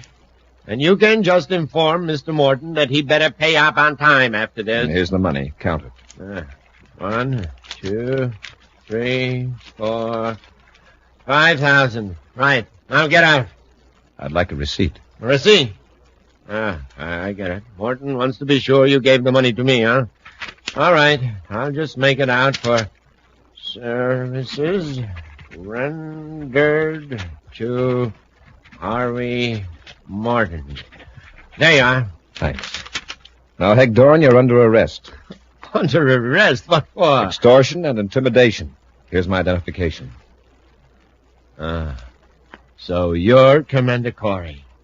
I was expecting you, but not till later. Usually I prefer a more direct approach to criminals, Hegdorn, but you've got your victims so intimidated I had to get evidence on you personally. Come along. Get him up, Corry. Corry, the man behind you with the ray gun is Bull Oaks. He handles my rougher assignments. I advise you to do as he says. Get him up. Sure. Now, boss, help me. Let go of that gun. Hold him out. Corry's quick as a cat. He nearly broke my arm. If you hadn't slugged him, Mr. Stop Hegdorn. babbling, Oaks. What kind of a bodyguard are you when I have to rescue you? How did I know he was going to turn on me? Keep an eye on him. If he tries to get up, slug him. I'm going to spaceophone the Cobra and tell him I captured Commander Corry. On Neptune's second moon, Cadet Happy cautiously works his way along the shallow fissure, from time to time reporting his progress and observations into the microtape recorder built into his spacesuit. 0857 hours. The black shadow of the mountain extends across this fissure 100 yards ahead. When I reach that shadow, I've just sighted an enemy scout. He's coming toward me. Apparently he doesn't see me because he's making no effort to keep covered. He'll be an easy target for the ray rifle. It's a shame not to warn him, but rules are rules. Look, Cadet, put away that silly ray rifle and get out of that ditch. Your survival test is over. This must be one of those special obstacles Commander Corry warned me about. This fellow may be an officer trying to trick me into breaking spaceophone silence. I'm telling you, Cadet Happy, this isn't a game. Maybe this'll prove it to you. Smoking rockets, that was no ray rifle. He's got a real blast gun. That shot chipped off a hunk of rock 3 feet away. There, Cadet. That ought to prove to you I'm not with the Space Patrol. Your make-believe enemies are 5 miles away. Now throw that useless ray rifle down and come with me. Oh, and if you're wondering what's going to happen to you, well, that's up to the Cobra.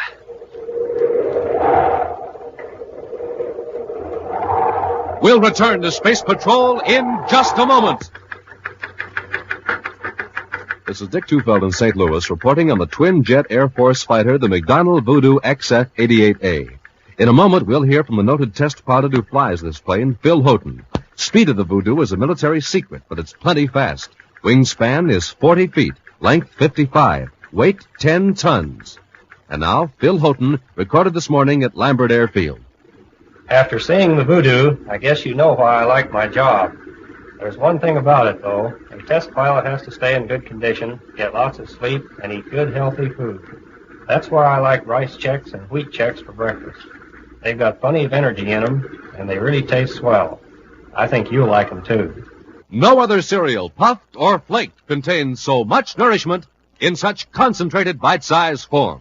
So do as Phil Houghton, J. Ray Donahue Jr., and other top test pilots do. Make your cereals rice checks and wheat checks. And now back to our Space Patrol adventure, Test for Survival.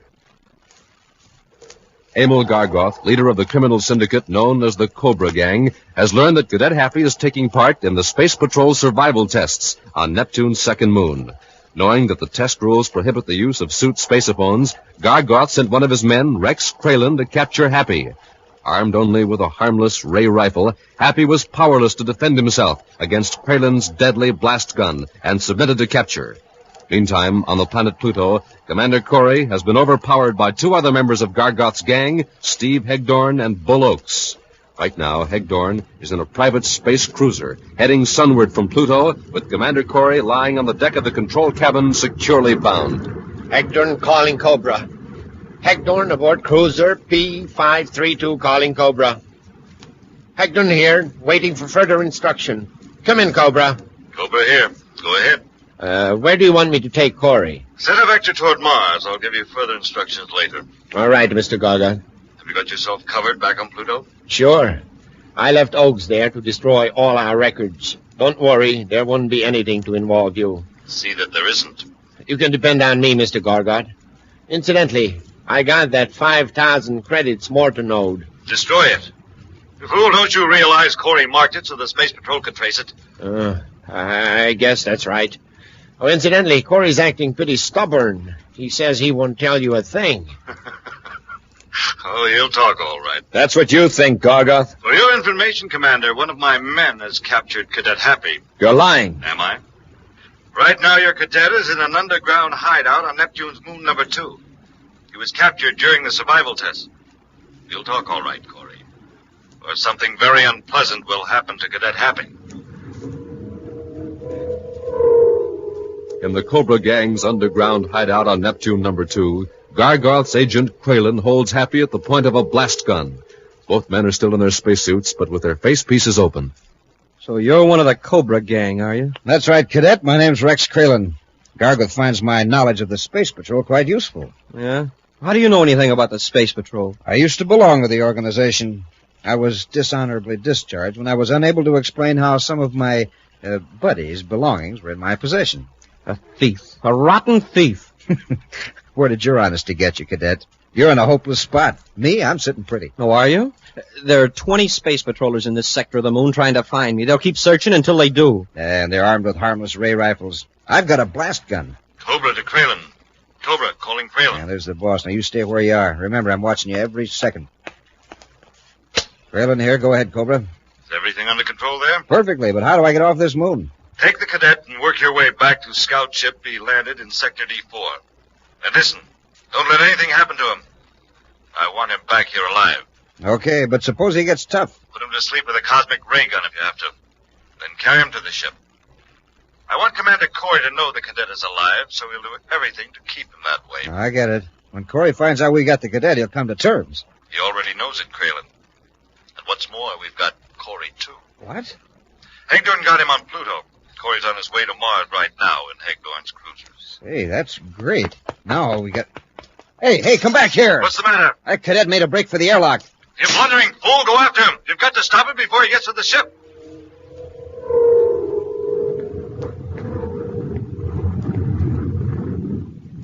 You aren't so cocky now, are you, Corry? Now that we've got Cadet Happy. If anything happens to him, Hegdorn, I'll get you and Gargoth. It's the last thing I do. The smart thing for you to do is to forget those threats and give Gargoth the information he wants. Cobra to Hegdorn.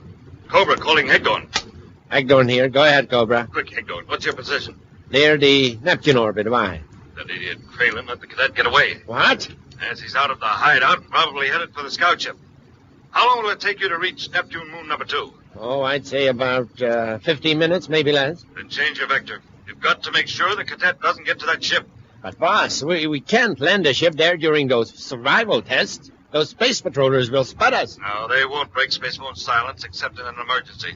And by the time they realize there is an emergency, the cadet will be finished. What do you mean? The cadet won't surrender to Kralin and blast him with the space torpedo.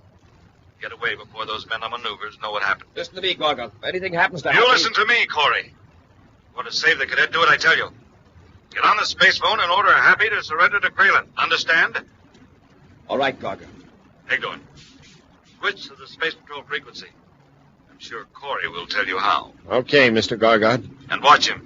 Don't let him try any tricks. Cobra out. All right, Corry. What's the frequency? 672.3 megacycles. Stand up, then. I'll set it. Go ahead. Commander Corry calling Cadet Happy. Commander Corry calling Cadet Happy on Neptune number 2. Happy, disregard previous orders. You can break spacephone silence. Happy, can you read me? Cadet Happy here, Commander. This is urgent, Hap. Gargas men have orders to keep you from reaching the scout ship. I know. One of his gang is right behind me with a blast gun. Better surrender. There's nothing else you can do. But, Commander, I've got to reach that ship. I'm low on oxygen. In 5 minutes, all the air will be gone. Kralin's firing at me. Hit the dirt, Hap. That's enough, Corry. Darn you dirty rat, if my hands weren't tied. Go ahead. Pull. Pull on those ropes. They'll only get tighter. Go ahead. Pull. You can't break them. So I couldn't break them. Don't reach for that gun. I said don't reach for it. Just lie there and don't cause any trouble. When you get this ship to Neptune number 2.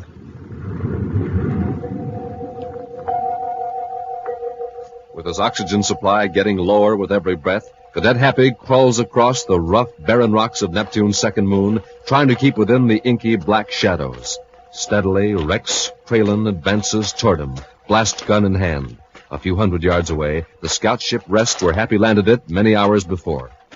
A few steps more, and Kralin stands over the exhausted cadet. Carefully, Kralin adjusts the power control of his spacesuit transmitter, limiting it to the range of less than 50 feet. I heard what you told the commander. Your oxygen is about gone. You'll never be able to make it to the ship under your own power, so I'm going to have to carry you. You hear me? Yeah, I hear you. I'm going to turn your transmitter volume down, just in case. If you're hoping any of your pals on maneuvers are going to come to your rescue, forget it. Even with you on my back, I can make it to the ship in a few minutes. Now, look, Cadet, you're about gone. So don't try to give me any trouble when I lift you. Oh, okay. All right, now. Hey, where's that light coming from? A spaceship. A private cruiser. That must be Hagdorn. And he's looking for us. This is a break. I won't have to lug you to the scout ship after all. Look at him come. Hagdorn sure knows how to handle the ship.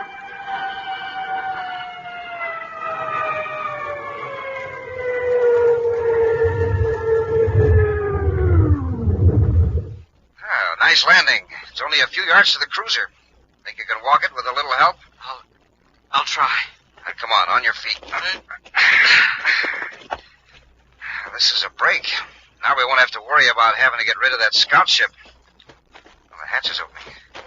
Say, Hagdorn's coming to help me. Hagdorn, can you read me?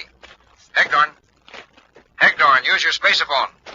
It's okay. There's nobody within 5 miles of us. That's not Hagdorn. That's right, Kralin. Commander! I'm warning you, Commander. Don't come any closer. The cadet gets a charge from this blast gun. Kralin, listen. We've got to get Happy into the ship. He's nearly out of oxygen. The decision is up to you, Commander. Let me get to the cruiser, then you get the cadet to the scout ship. Can't you see there isn't time? And it's just too bad for the cadet. I'll finish you with a blast gun if you take another step. Cadet, let go of me. Drop that gun, Kralin. I've got a sharp sliver of rock in my glove. How would you like to have it jammed into your spacesuit? Let go of me. Drop the gun, or you'll be in the same fix I am. You haven't the strength left. Give me that gun, Kralin. All right, now get Happy to the cruiser. Go on, pick him up. Sure, okay. I'll get moving.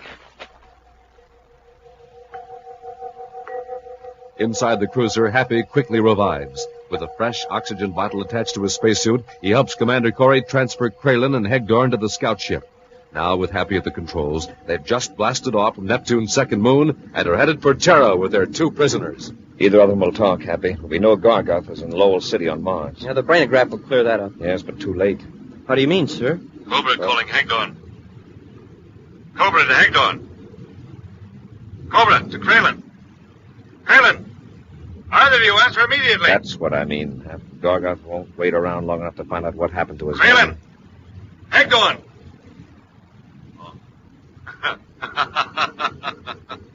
I suppose you're listening, Corry. Well, I don't suppose I'll be hearing from Kralin and Hegdorn. So would you please inform them that their services are no longer required? Cobra out. Are you going to answer him, sir? Not now. What I have to say to Gargoth, I'll say to his face, and that day will come sooner than he thinks. Yes, sir. Smoking rockets. What's the matter, huh? I never did get to that communications outpost. I flunked the survival test. Oh, I'm sure you can prove you passed it. I can? How? The best proof in the universe. You're alive. An action preview of next week's exciting Space Patrol adventure in just a moment. How will you have them, Space Patrollers? Out of the bowl with cream and sugar, or out of the box for snacks? Well, in case you haven't guessed, I'm talking about rice checks and wheat checks. Tops any way you eat 'em, any time you eat 'em. Tops 3 ways. 1 for taste, 2 for size, 3 for get up and go. Rice checks. Triple golden toasted shredded rice biscuits. Hollow inside, so they fill right up with milk or cream, and plenty luscious eating. Wheat checks. Good whole wheat. Super rich in action energy. The kind of action energy that made Buzz Corry Commander-in-Chief of the Space Patrol. Oh, you'll love wheat checks from the first to the last delicious bite. And remember, gang, checks are made in that modern bite-sized design for the easiest, breeziest, tastiest eating ever.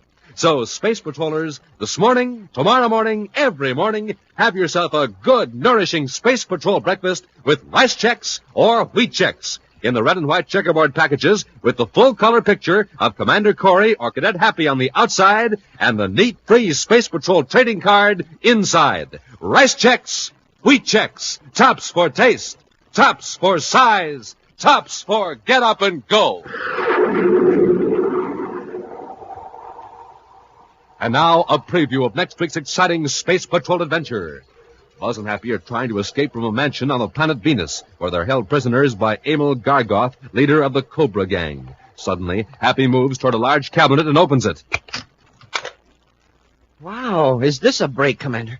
Weapons, ray guns, blasters, paralyzers. Take a couple of ray guns, Happy. Something just made me go to this cabinet, a real strong hunch. No, Hap, take the ray guns. Those are blasters. Put them back. Oh, yes, sir. I'm not arguing, sir, but wouldn't the sight of a blaster have more effect on Gargoth? All right, it doesn't matter. Let's get careful, Happy. You're pointing the gun right at me. Lower your arm. I can't. Something's controlling my movements. Happy, lower that gun. I'm trying to. Commander, my finger is squeezing the trigger, and I can't stop it. Be sure to join us next week for the thrilling story, The Secret of Dr. Borodeck, when Rice Checks and Wheat Checks again present Space Patrol! Space Patrol, created by Mike Moser, starring Ed Kemmer as Commander Corry and Lynn Osborne as Cadet Happy, was written by Lou Houston, produced and directed by Larry Robertson, executive producer Mike Devery. Other players were Ken Mayer, Norman Jolly, Bela Kovach, and Stephen Robertson. Dick Tufeld speaking. Now, don't forget to tune in next Saturday and every Saturday when Rice Checks and Wheat Checks again present Space Patrol! Be sure to see another exciting Space Patrol program in your local ABC television station. Consult your local paper for time and channel. This program is broadcast to our armed forces overseas through the worldwide facilities of the Armed Forces Radio Service. Space Patrol came to you transcribed from Hollywood. This is ABC Radio Network.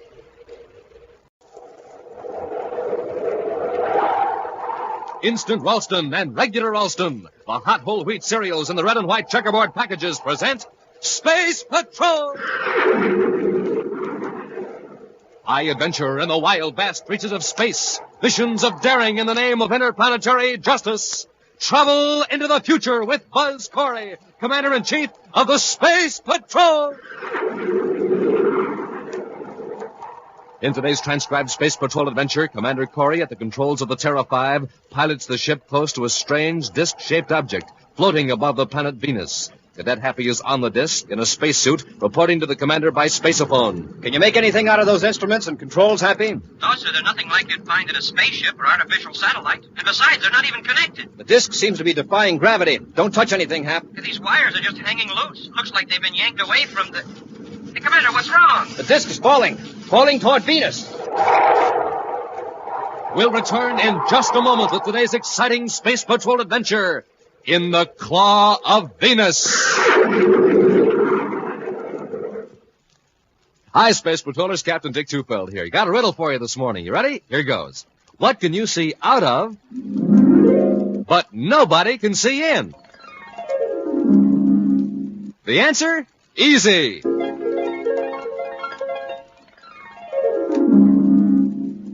The new sensational Monoview outer space helmet. It's a whole foot high, slips on right over your head, and rests on your shoulders. Yes, sir, it's a neat, complete disguise. And wait till you get your first look through that special one-way eye plate. It's like magic.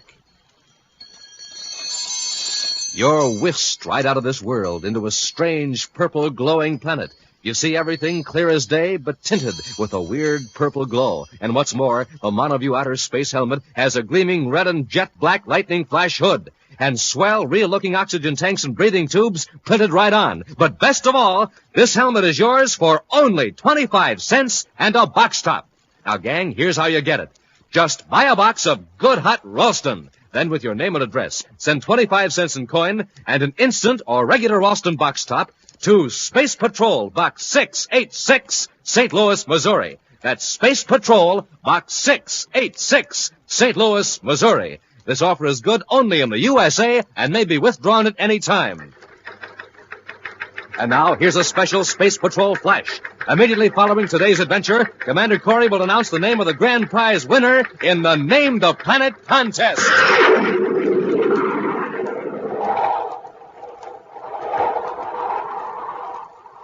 And now, today's Space Patrol adventure in the Claw of Venus. Commander Corry's space battlecruiser, the Terra 5, skims low over the mountains of the planet Venus. Controlled by Cadet Happy, sensitive infrared beams reach through the heavy, dark mist to feel the shapes of the craggy peaks below. Toward the east, eerie blue flashes of lightning signal the approach of a storm. With his eyes on the viewscope screens and a bank of instruments, Buzz Corry threads the needle-nosed ship through its hazardous course. We're nearly there, Happy. The probe beam should be picking out Sharn's tower any minute now. We sure got a break from that storm, sir. We'll be right on top of him before he knows we're coming. Unless one of his men tipped him off. Even if they did, he wouldn't have time to dispose of the stolen Zolanite. I hope not. But to prove our case, we've got to find more than 5 pounds of Zolanite on Sharn's premises. 5 pounds? Well, 100 pounds were stolen from Saturn. I know, but Zolanite is so rare that the government knows the location of every bit of it. Not counting the stolen supply, of course. Well, then Sharn has 5 pounds of it legitimately. That's right. Well, Commander, isn't that a tower up there ahead on the side of the mountain? That's it, Hap. After we land, we'll not lose any time getting out of the ship. If Sharn does have the Zolanite, we're in for trouble. Near the summit of a mountain, Sharn's tower rises into the mist, dwarfing 2 squat stone buildings huddled at the base. In the top chamber of the tower, Gaston Sharn barks instructions to his assistant, Richard Durant. Durant, did you hear what I said? What was that, Sharn? I said 10,000 volts. What's the matter with you today? Oh, it's that storm. I don't like working here in this kind of weather. It makes me nervous. Afraid of thunder. I thought you were supposed to be a scientist. It's not the thunder, it's the lightning. And here we are in this tower with all this apparatus. 10,000 volts, Mr. Durant, if you please. All right. 9250, 9500...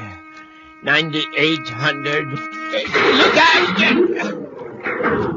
It's too much. I warned you, the circuit's overloaded. Well, put in a heavier coil. What's that?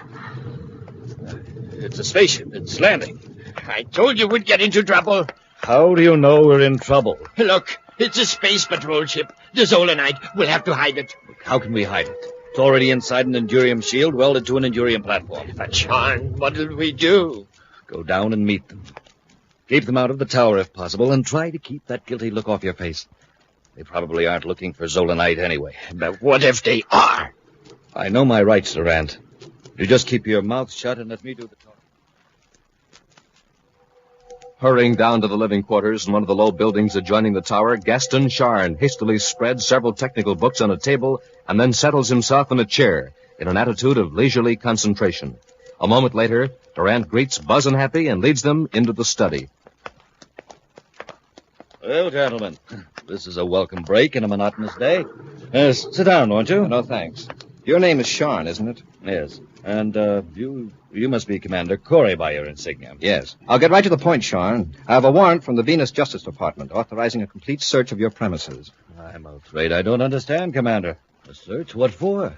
Sean, 100 pounds of Zolanite was stolen from the government freight depot at Saturn City. 100 pounds? Well, I didn't know there was that much Zolanite in the universe. How much do you have here? Oh, about 5 pounds. Happy, hand me the Zolanite detector. Yes, sir. Here you are. Now, let's see what we can pick up.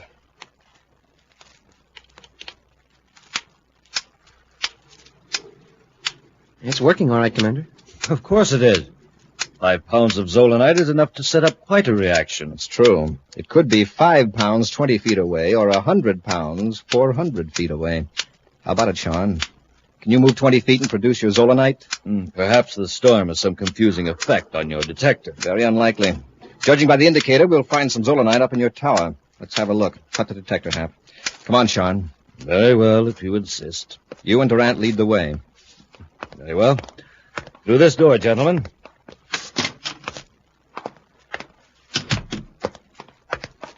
This corridor leads to the tower. Look out! Smoking rockets! I've been struck by lightning. I told you, John. Get a grip on yourself, Durant. You're not hurt. Yeah, if you'd been hit by lightning, you wouldn't be able to brag about it. A bolt hit the tower, just like I said it would. Well, we're not hurt. We'll go up and investigate. No. The tower is damaged. What if the lightning strikes again? Commander. Yes, Hap. That flash must have put the Zolanite detector out of commission. See, it isn't picking up a thing. That's strange. You didn't get a shock or a burn, did you? No, sir. We better not risk the elevator after that bolt. We'll use the stairs. I'll go first. Hap, you watch Durant and Sean.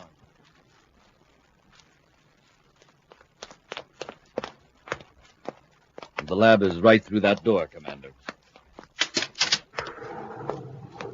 Smoking rockets. What happened to the roof? A bolt of lightning blasted out the whole top of the tower. Yeah, and it wrecked the floor, too. Yeah, it's lucky it didn't collapse. I don't understand it. What do you mean, Durant? That huge Endurium platform, it's disintegrated, vanished, just like it never existed. The walls are seared, but there's hardly any trace of molten metal. Strange. Happy, try that detector again. Yes, sir. It's working, sir, but it's sure a low reading. It's probably picking up this small fragment of Zolanite. Yes, that's Zolanite, all right. Which proves that your detector is working, and in turn proves that I do not have the stolen 100 pounds of this stuff. Yeah, it looks like the lightning destroyed all our evidence, Commander. And in that case, I should appreciate it if you gentlemen would leave, so I may silently contemplate my tragic loss. All right, Sean. There's nothing I can do now but watch your step. Next time it'll take more than a bolt of lightning to save you. Come on, Happy. Returning to their ship, Buzz and Happy head back to Venus City. Doggone it, sir. That storm couldn't have done Sharn a bigger favor if it had it made to order. Space Control, Venus City calling all spaceborne traffic using approach lane 3, level 7. Emergency warning. An unidentified object has been reported hovering at a distance of 17 DUs over Venus. Ships approaching in lane 3, level 7, use caution. This disc-shaped object last reported hovering over the following position. Get this, Happy. Yes, sir. Latitude 15 degrees, 23 minutes north. Longitude 97 degrees, 2 minutes, 15 seconds east. Altitude 17 DUs. Space Control, Venus City out. I wonder what it is, Commander. Whatever it is, it should be removed. Have you checked its location on the chart, Hap? I'll have it in a second, sir. It's just about here. Oh, that's right near us. Yes, sir. Turn on the space phone, Hap. Right. Commander Corry aboard Terra 5, calling Space Control, Venus City. Commander Corry to Space Control, Venus City. Space Control, Venus City, go ahead, Commander. I'm checking on your report of this unidentified object. What's being done to remove it from the space lane? Nothing as yet, Commander. Colonel Yeager is waiting for a report from Space Platform Observatory number 2. They're trying to identify the object. You said it was disc-shaped. How big is it? About 20 feet in diameter and quite thin and flat. There's no sign of rocket power or any other force. It's been over that same position on Venus for more than an hour. It just seems to hang there. That's all the information I have, sir. All right, Space Control. Inform Colonel Yeager that I'm going to investigate this object. Corry out. All right, Hap, we'll have a close look at this thing. Get your spacesuit on in case we have to attach a line and tow it out of the space lane. Moments later, Buzz and Happy bring their spaceship close to a gleaming metal disk. They circle it at a velocity just high enough to counteract the gravity pull of the planet Venus, 17 DUs below them. I wouldn't have believed it if I hadn't seen it. It's not underpowered. There's no sign of any rocket burst. It's certainly unmanned. Yeah, the disk is too thin for anything larger than a dog to be inside it. I wonder what that stuff is on top. Some sort of electrical equipment, maybe? What's it connected to? See those cables dangling? Commander, since I've got my spacesuit on, why can't I board that disk and examine it? Oh, all right, Hap, but watch your step. Skillfully, Buzz matches the velocity of his ship to that of the strange disk as Happy stands in the airlock with the outer hatch open. Carefully, Buzz maneuvers the Terra 5 closer to the disk, and Happy crosses over. I made it, sir. I'm on the disk. Remember, Hap, this isn't outer space. If you slip here, you go down, and 17 DUs is a long way to fall. I'll be careful, sir. I'll drop back so I can see you better through the nose port.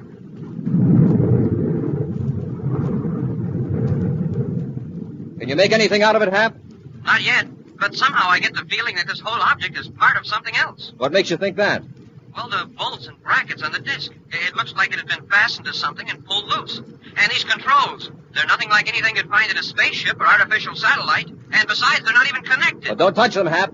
Never can tell. These wires are just hanging loose. It looks like they've been yanked away from... Hey, Commander, what's wrong with the ship? You're moving away. It isn't the ship, it's you. The disk is falling toward Venus. We'll return to Space Patrol in just a moment.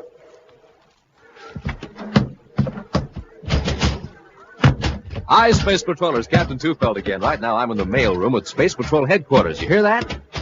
That's our stamping machine pounding away like mad. Just listen to those packages going down that mail chute. Man, oh man, it seems like just about every Space Patroller in the universe wants one of those terrific monoview outer space helmets. There are hundreds, no, thousands of orders coming in. Say, how about you? Have you sent for your helmet yet? The one and only outer space helmet you can see out of, but nobody can see in. The wonderful helmet with honest-to-goodness looking oxygen tanks and breathing tubes printed right on it. The sensational helmet with the gleaming lightning flash hood and specially constructed outer space ear plates.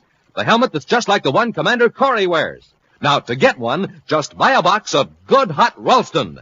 Then with your name and address, send 25 cents and an instant or regular Ralston box top to Space Patrol, Box 686, St. Louis, Missouri. That's Space Patrol, Box 686, St. Louis, Missouri. Now, Space Patrollers, if you've already sent away for your Monoview outer space helmet, you may have to wait a few extra days. You see, we've been getting so many orders, the Space Patrol mailroom is swamped and working overtime to get them out. So you better hurry now, because this offer soon ends. Send for yours today. And remember, stand by, Space Patrollers, for the name of the grand prize winner in the Name the Planet contest in just a few minutes. And now, back to our Space Patrol adventure in the Claw of Venus. Returning from the remote mountain laboratory of Gaston Shane, who's suspected of stealing a supply of rare, valuable minerals, zolanite, Buzz and Happy rose high above the surface of Venus to investigate a strange disc-shaped object that unaccountably remains suspended over one position on Venus. Donning his spacesuit, Happy stepped from the airlock of the Terra 5 onto the disk to examine it. He touched a dangling piece of wire. There was a flash, and the disk sharply responded to gravity, falling toward Venus, carrying Happy with it. As Commander Corry hastily maneuvers the spaceship, Happy drops away with rapidly increasing velocity. Happy, can you hear me? Yes, Commander. I'm going to try to get you off that disk before you fall into the Venus atmosphere.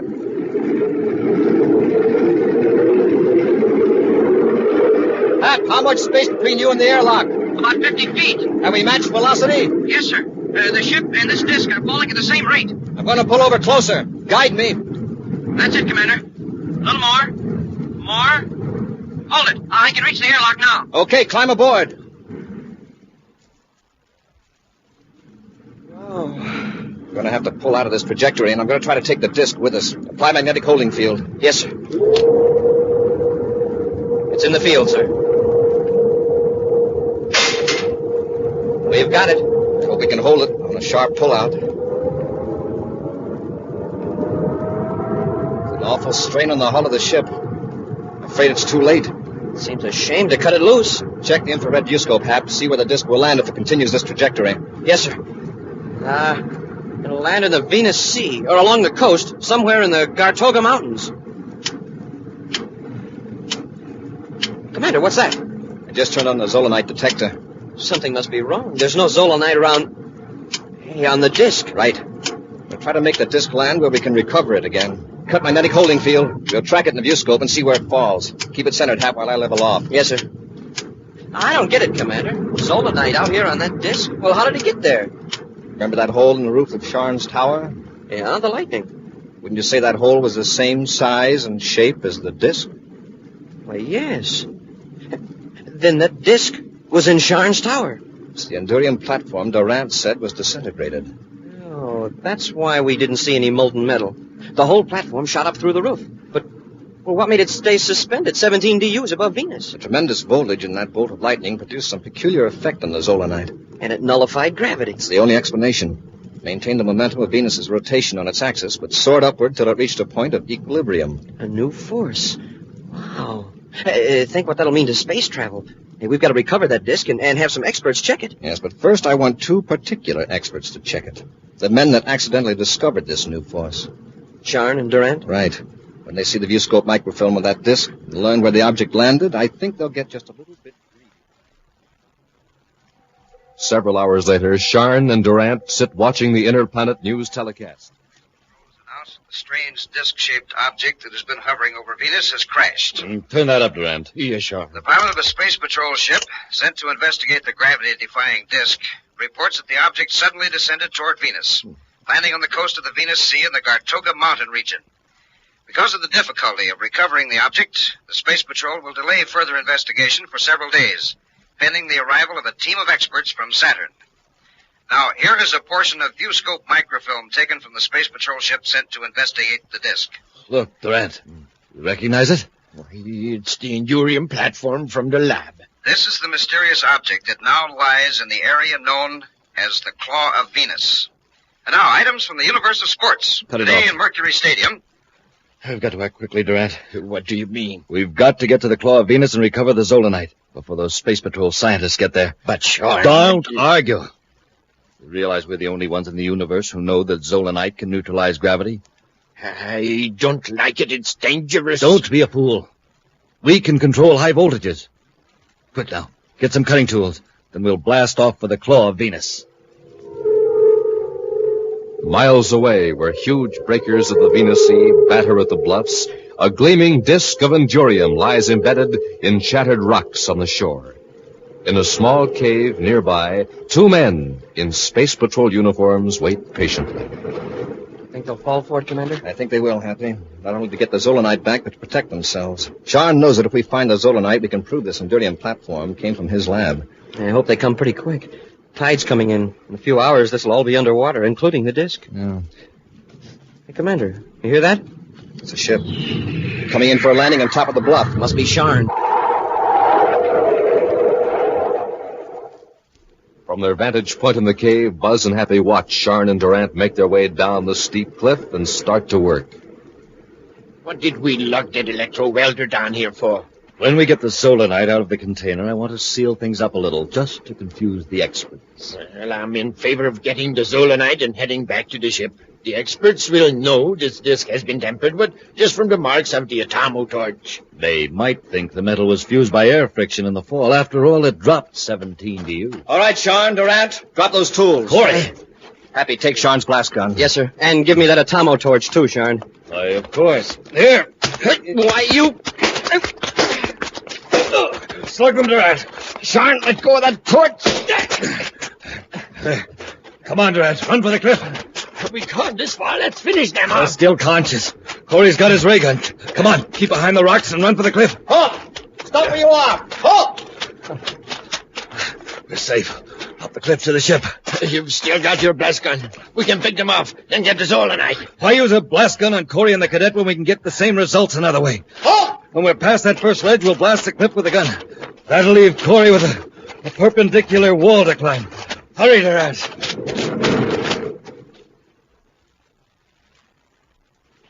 Keep after them, Happy. Yes, sir.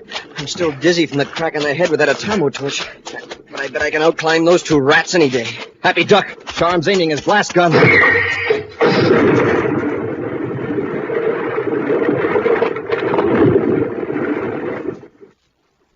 Corry, let me see you get out of that. Smoking rockets, Commander. Look what he did. He blasted that overhanging rock. And there's no handhold, no foothold.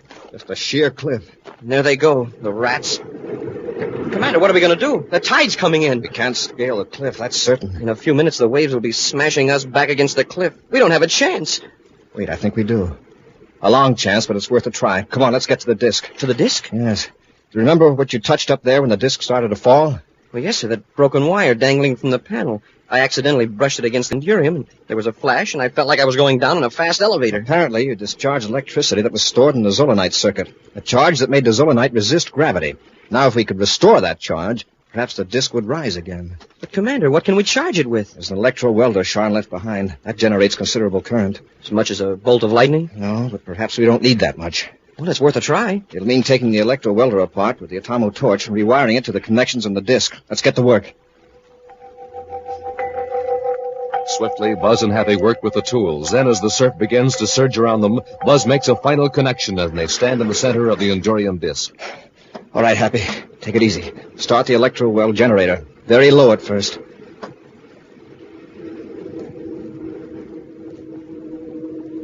Nothing's happening, sir. Give it more voltage. Steady now. This takes hold suddenly. Maybe the circuit was wrecked when the disc landed on the rocks. Hey, it's beginning to move. I can feel it. Look, we're rising. Hold it, Happy. Hold it right there. We're a few inches off the ground. I'll get off and give the disc a shove toward the cliff. And we can ride up the face of the cliff and jump off at the top. Hey, that's right. It wouldn't be much good to us if just suspended in empty air. It's hard to move, Hap. Why is that? It's weightless now. As far as Venus gravity is concerned, it's weightless, but it still has its mass and inertia. Now it's moving toward the cliff, sir. The inertia will carry it the rest of the way as we ascend. All right, Happy. Increase the voltage slightly. Here we go, sir. Hold her steady, Hap. We're rising fast enough.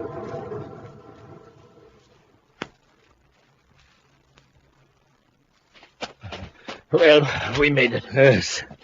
I wonder if Corry's got his feet wet by now. Let's walk down to the edge of the cliff a ways. We can't tell from here. All right.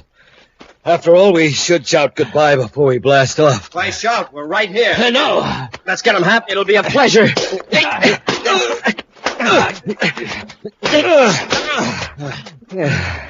I think that'll take care of them. Frankly, I'm sorry it's over so soon. I guess they don't have much fight left after that climb. Oh. How did you get up the cliff? On your gravity disc.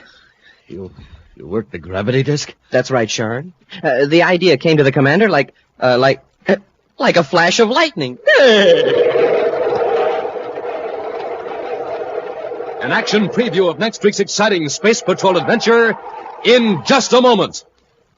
Smoking rockets, I must be getting space happy. I'm seeing double again. Hey, who are you guys anyway? A couple of twin giants from Jupiter or twin space pirates from Pluto? Well, we can see you, Cadet Happy. Yeah, clear as day. Yeah, but I can't see you. I know. Because you've got your Monoview outer space helmets on. Pretty neat, huh? Got oxygen tanks printed right on our helmets and big red lightning flashes on the hood. Pretty keen? You betcha. More than a foot high. Covers up our whole heads. Nobody can tell who we are. Yep, you're real space patrollers, all right. Sure are. But jumpin' Jupiter, who are you anyway? Oh, come on, tell me. I'm Space Patroller Donnie Smith reporting, sir. Space Patroller Johnny Smith here, sir. Well, you guys sure had me fooled, that's for sure. And say, Space Patrollers, how about it? Why don't you send for your own swell new Monoview outer space helmet? You know, you just buy a box of good hot Ralston, then, with your name and address, send 25 cents in coin and the instant or regular Ralston box top to Space Patrol, Box 686, St. Louis 1, Missouri.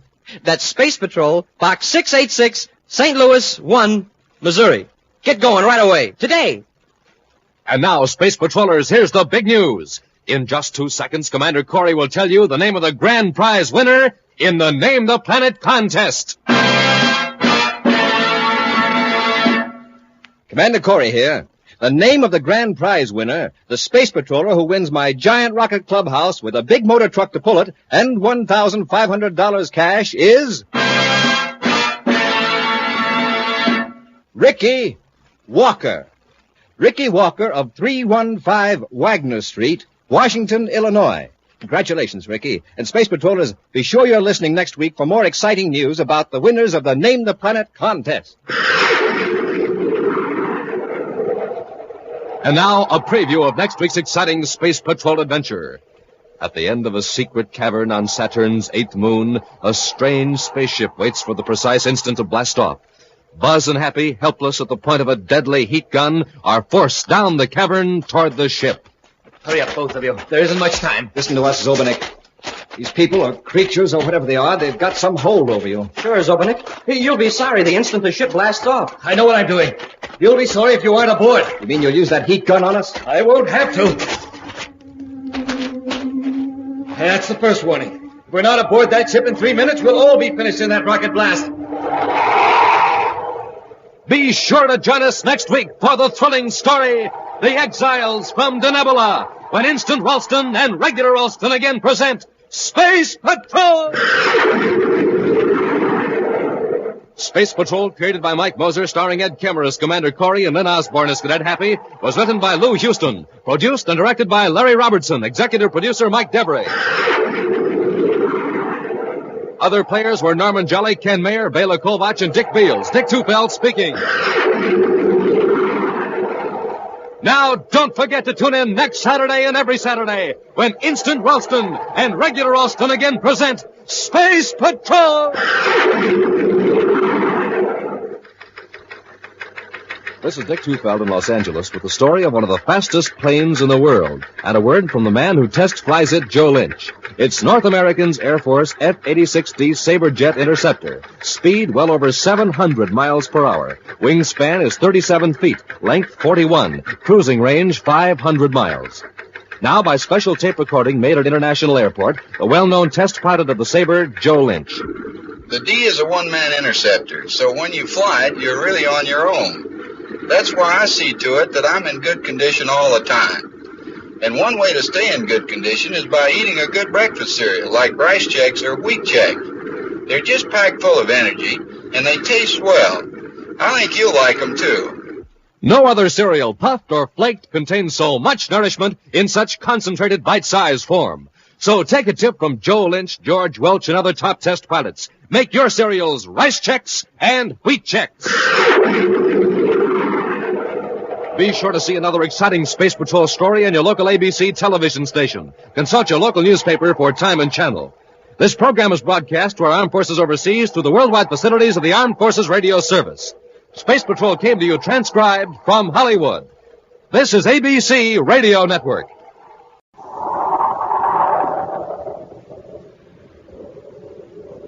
Instant Ralston and Regular Ralston, the hot whole wheat cereals, in the red and white checkerboard packages, present Space Patrol! High adventure in the wild, vast reaches of space. Missions of daring in the name of interplanetary justice. Travel into the future with Buzz Corry, Commander-in-Chief of the Space Patrol!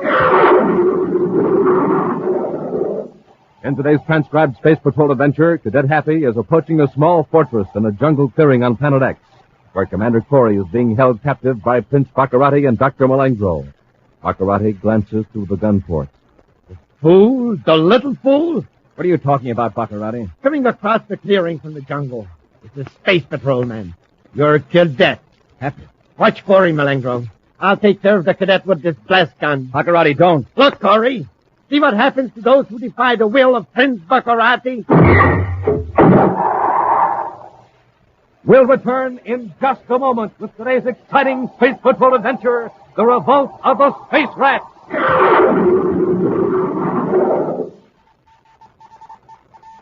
Commander Corry speaking with a special message for all space patrollers. You have only 3 more days to enter the Name the Planet contest. The contest closes December 1st. That means you have only 3 more days to win the gigantic rocket clubhouse and $1,500 cash. Only 3 more days to win one of the 750 Schwinn bikes. Yes, this is the contest that gives you 750 chances to win a wonderful Schwinn varsity bicycle. And there's still time to enter and win if you hurry. Just go to your grocer's today for some instant Ralston. Right on the back of the instant Ralston package, it tells you how to enter the contest. So don't wait. Don't miss out on winning the Rocket Clubhouse and $1,500. Don't miss out on winning a streamlined Schwinn bicycle or one of the 1,000 other swell prizes. If you get going on the contest right away, today you have every chance to win. But you must act fast. There are only 3 days left. Right now, this morning, take off for your grocer's and get some instant Ralston. Remember, right on the back of the instant Ralston package, you'll find the easy contest rules that will help you get your entry in the Name the Planet contest right away. So get instant Ralston today, and I'll bet you win a prize.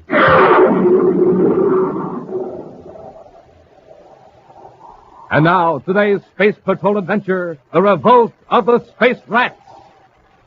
With Prince Baccarati and Dr. Malengro locked securely in an aft compartment, Commander Corry and Cadet Happy settle back comfortably at the controls of the Terra 5. The giant Planet X grows smaller in the rear view scope as their spaceship approaches the orbit of Pluto on their long journey toward the man-made planet Terra. Hey, Commander, now that Baccarati's out of the picture, what's going to happen to Planet X? Will it become one of the United Planets? Well, that's a difficult question, Happy. It's something the Secretary General and the other planetary leaders will have to work out. Baccarati sure was stupid. I'll bet he's back there in the aft compartment kicking himself for being such a fool. I doubt it. If I know Baccarati, he and Malengro are busy thinking up ways to escape. A lot of good that'll do them. In a few hours, we'll have them on Terra under heavy guard. Then it'll be a criminal rehabilitation center for both of them. Until then, we've got to be on the alert, just in case some of his agents make a desperate attempt to rescue him. Yeah, but they don't know he's been captured. His men think his ship is sunk in the great sea of the Planet X. Just the same, I'm taking no chances. Watch those view scopes, Hap. Meantime, a few thousand DUs away on the barren, airless third moon of Pluto, a man sits in a sealed shelter and wearily turns the dials of a spaceophone receiver. Nearby, on a bunk, his companion stares at the ceiling with dark, deep-set eyes. With effort, the man on the bunk raises his head. Turn it off, Pete. All right, boy, all right. Now, you lie down and relax. Never mind me. Keep covered up. I'm hotter than inside of Mercury right now, Pete. The fever's burning me up. Boy, listen. I better go back to that space phone in case Sarkis try to contact us. He ain't going to contact us, Pete. You know it. Sarkis through with us. Why don't you be smart and blast off on that lunar job? Leave you alone? Not your fault. I come down with space fever and can't stand high acceleration. This little lunar ship of ours will take you off this moon. Now get going. All right, I'll go. Now you're talking sense. I'm going to contact a ship that can get you off this moon without shaking you to pieces. A ship with enough power to reach escape velocity real drag. Are you crazy? The only ship that'd bother would be a space patrol cruiser. Maybe. You know what'll happen if the space patrol gets a look at this setup. You'll end up in a criminal rehabilitation center. Maybe I can convince them with just a couple of prospectors. Why don't you space it then to help us if we're going this far? Go Sark intercepted the message. How long you think we'd last? You just leave this to me.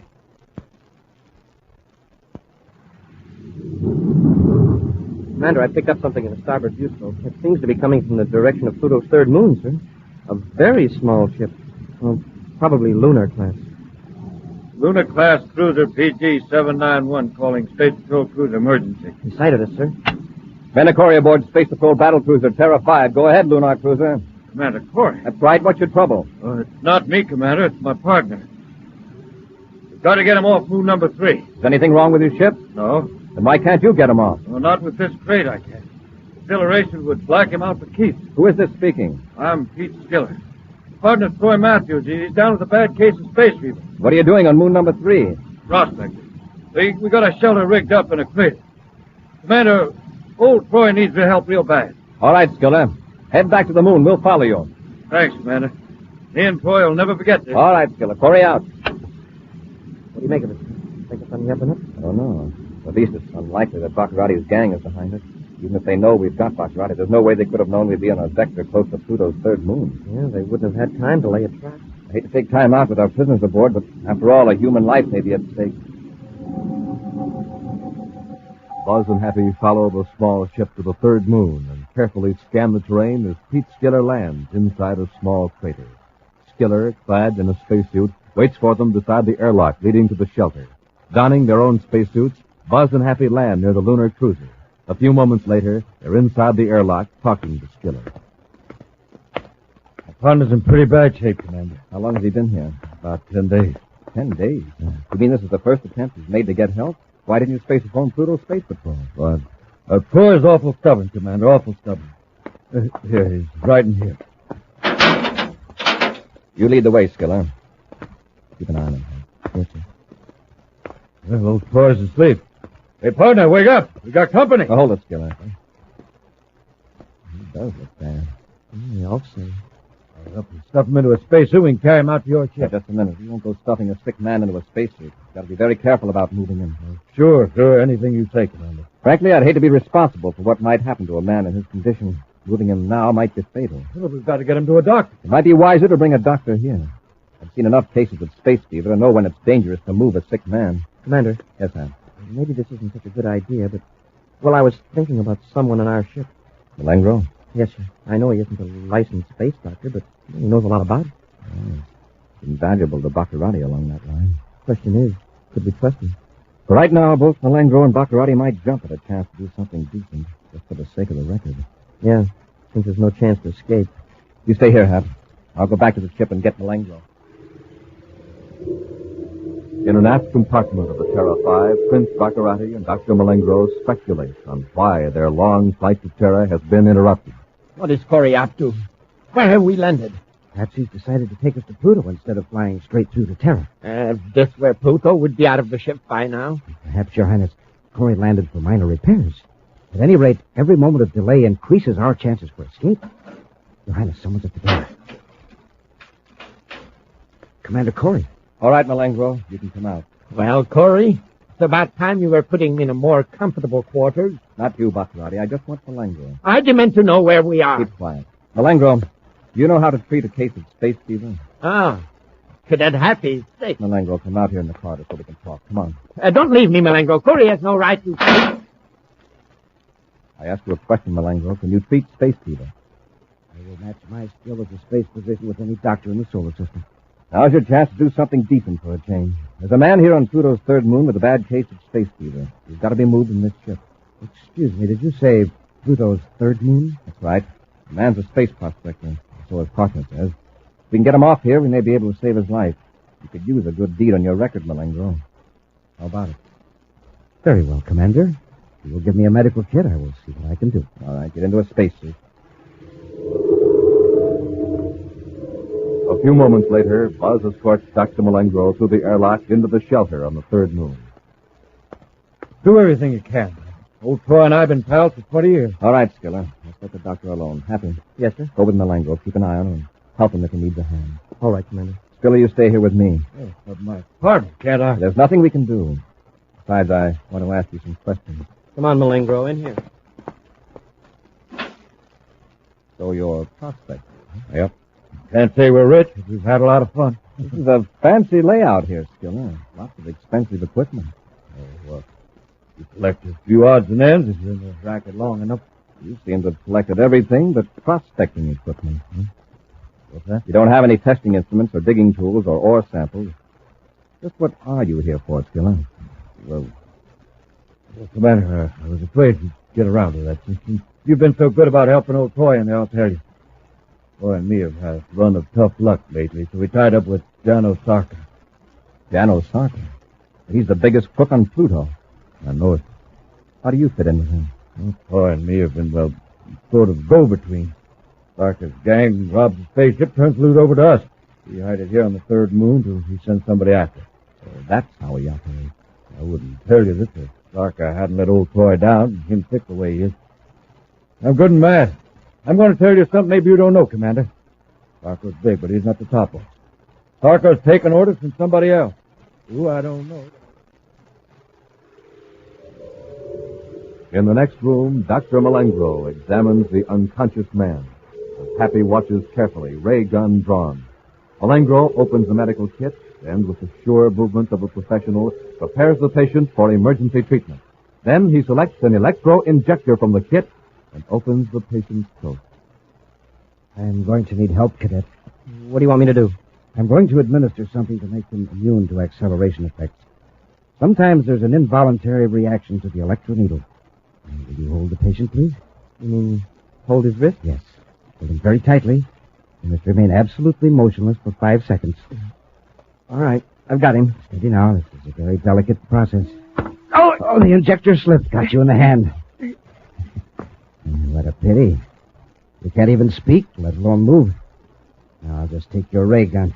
It'll be some time before you're able to use it. Thank you. Now to take care of... Oh, Mr. Commander, that's all I know about Parker. How about your partner?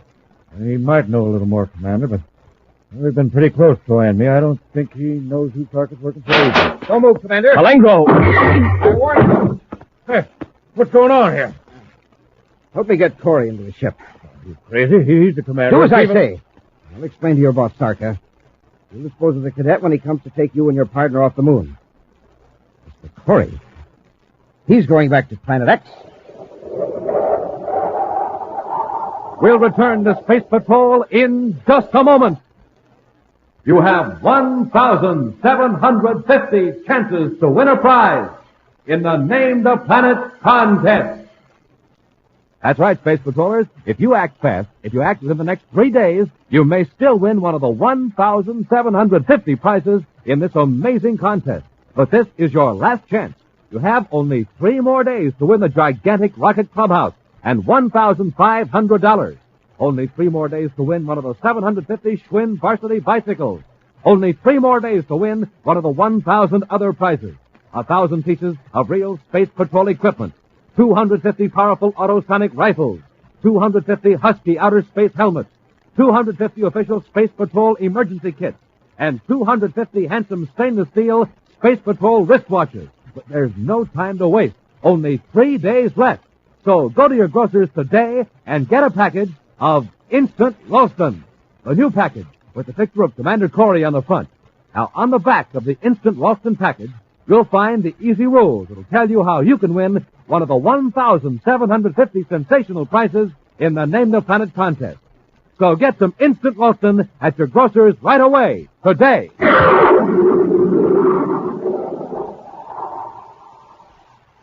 And now, back to our Space Patrol adventure, the Revolt of the Space Rats. While holding Prince Baccarati and Dr. Malengo and their ship as captives, Buzz and Happy responded to a distress call from a lunar cruiser that led them to Pluto's 3rd moon. There, Pete Skiller, a self-styled prospector, led them to his partner who was suffering from space fever. Knowing the man's condition to be serious, Buzz brought Dr. Malengo in to treat him, leaving Happy to watch the wily doctor.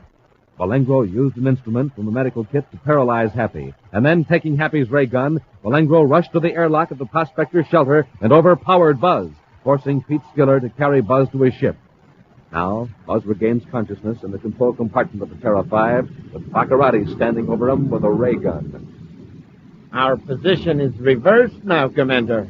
You are the prisoner. Where's Cadet Happy? Why, back on moon number 3, Commander. But don't worry. He'll be well taken care of. And it was a trap. Pete Skiller's working for you. Pete Skiller? Oh, that old space wren. Yes, he's working for me. But he didn't know it until an hour ago. It was purely by accident that you landed on that moon. And Daniel Sarka is one of your men. Yes, Commander. A very valuable cog in my machine. If you had succeeded in getting me to Terra for a brainograph test, you would have learned something very interesting. But you're going to tell it to me anyway, I suppose. Yes, because you can't do anything about it. Sarka is about to destroy Pluto City. The scheduled time is, let's see, just 36 hours from now. Destroy Pluto City? Oh, why? What good will that do you? It will wipe out the nearest Space Patrol base to Planet X. You'd wipe out an entire city just to destroy a few Space Patrol ships? Of course.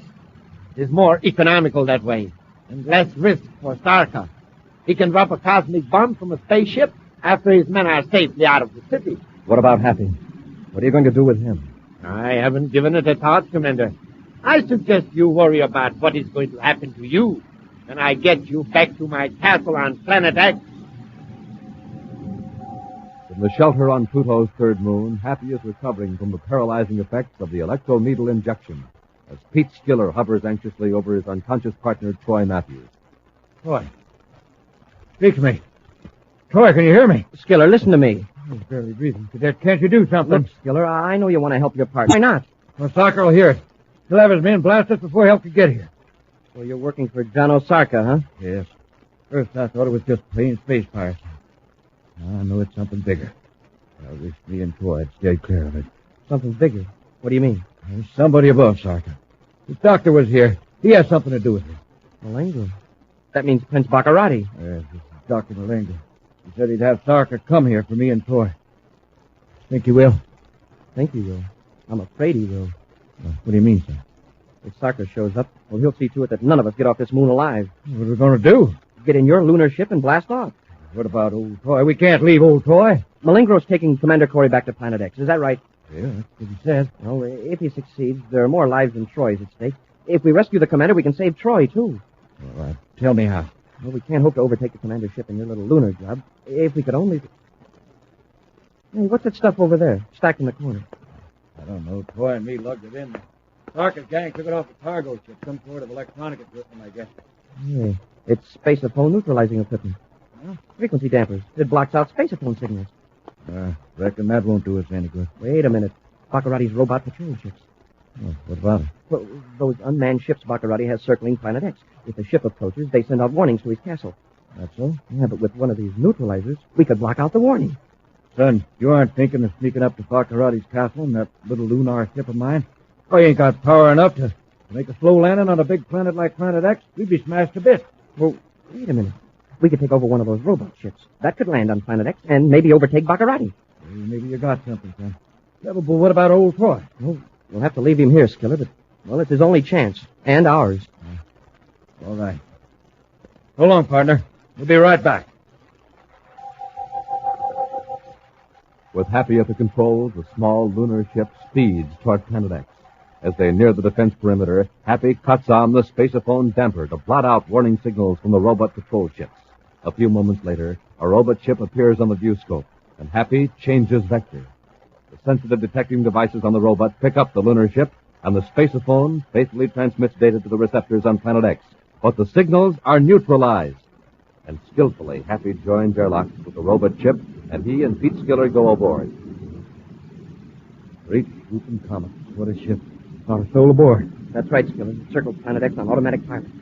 You run it by hand? Sure, it's just as simple as your ship. All you have to do is kick this lever up to the pilot control position. There. Now we're on manual. This section of the panel has all the controls we need. Look familiar? Yeah, sure does. Like my own ship, almost. Right. Now we'll just cut your lunar cruiser loose and head for Planet X. Sorry, Cadet. I got other plans. What do you mean? Hey, where'd you get that gun? Out of my ship. Now, let's not have any trouble, son. Just step back out of the way. Skiller, what are you going to do? I thought we were going to... I'm going back and pick up old Troy. This ship can land on Planet X. It can blast off of Pluto's third moon without hurting my partner. Now, Skiller, I thought we agreed to rescue Commander Corry first. Sorry, son. I reckon I just ain't that big. 20 years it's been me and old Troy. Nobody fought for us, so we just didn't get in the habit of fighting for anybody else. Now, you'll just step down, away from those controls. Well, okay, Skiller. I'll step down. Now get this, Skiller. I'm heading for Planet X. With this robot ship, maybe we can overtake Baccarati and trick him into thinking his castle is surrounded. I can do it by myself if I have to, but I'll leave it up to you. Whose side are you on? Me? Why, son, there ain't no question about it. I'm on our side. With Prince Baccarati at the controls, the Terra 5 flashes across the darkness of space toward Planet X. Enjoying the turn of events, Baccarati keeps Buzz in the control compartment under the watchful eye of Dr. Malengro and his ray gun. In a few minutes, we will be safely inside my castle, Commander. I will see that you are with me when the report comes in on the destruction of Pluto City. Baccarati, listen. You've got to stop that plan. Call off Sarka. Call him up? Why should I? Wait, listen. It's a signal from a robot ship. What is it, Malengro? It's a warning. No. Malengro, what is it? It's a signal from robot patrol ship X-34, Your Highness. Enemy ships are approaching Planet X. Space Patrol. Where are they? Wait. If you please, Your Highness.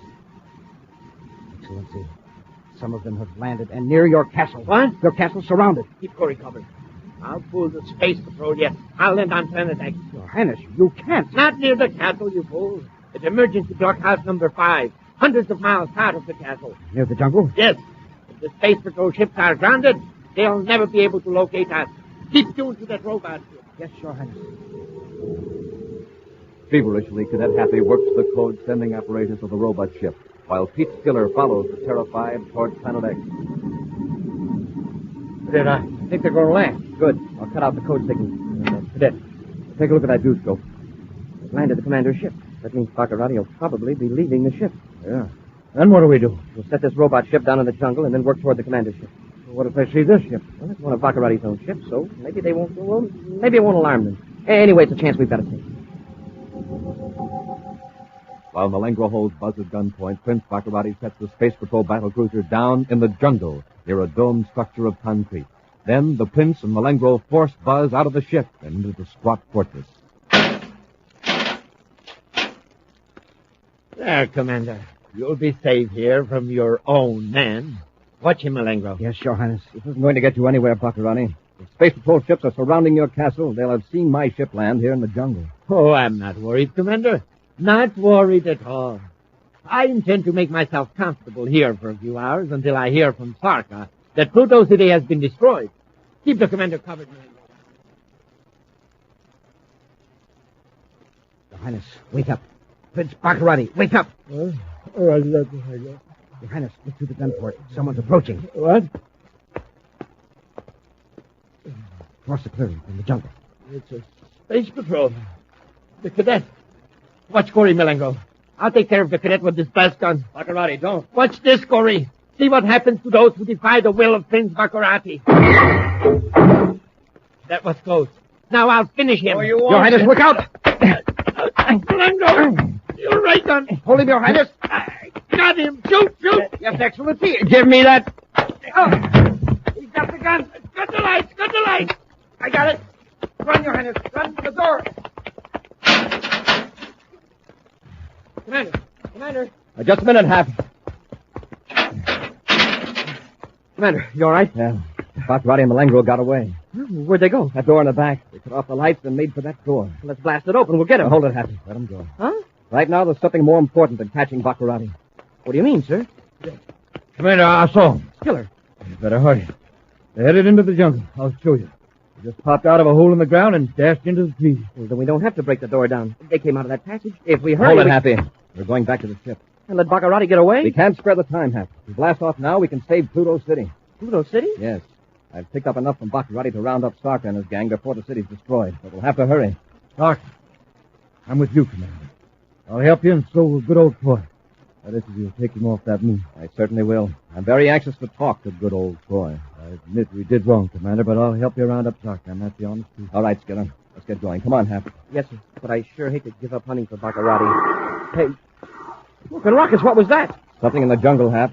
Taking up where we left off. Left off what, sir? Hunting for Baccarati. Come on, let's go.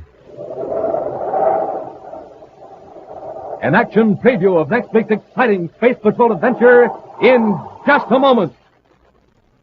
Space Patrollers, this is Commander Corry. Today is positively the last time I'll be able to tell you about the Name the Planet contest. You have only 3 days left to win the huge rocket clubhouse and $1,500, or a Schwinn bike, or one of the 1,000 other fine prizes. You must get your entry in the contest in the next 3 days. So today, right now, go to your grocer's and get some instant Ralston. Look for the package with my picture in the front. And don't forget, the easy rules for entering the contest are right on the back of the instant Ralston package. So act fast, act now, and win one of the terrific prizes. You've still got every chance to win if you get instant Ralston now. And now, a preview of next week's exciting Space Patrol adventure.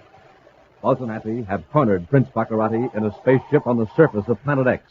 Holding a half-conscious man before him as a shield, Baccarati works his way toward the controls. All right, Baccarati. Let go of the professor. Don't come any nearer, Corry. You're all through, Baccarati. Get away from those controls. It won't do you any good to try to blast off now. It's this spaceophone I'm interested in. There. Now stay where you are, Corry. The transmitter is turned to a frequency that will set off a crocodile bomb. One more step and I'll destroy Terra. Be sure to join us next week for the thrilling story, Baccarati's Secret Weapon, when Instant Ralston and Regular Ralston again present Space Patrol!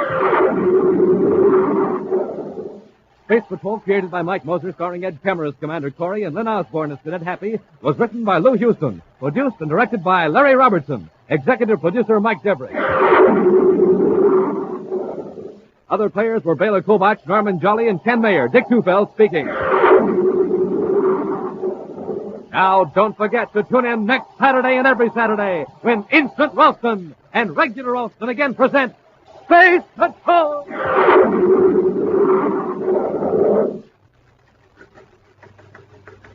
This is Dick Tufeld in Los Angeles, reporting on the first airplane with swept-back wings used in the U.S. Air Force, North American's F-86 Sabre jet fighter. In a moment, we'll hear from George Welch, the famous test pilot of the Sabre jet.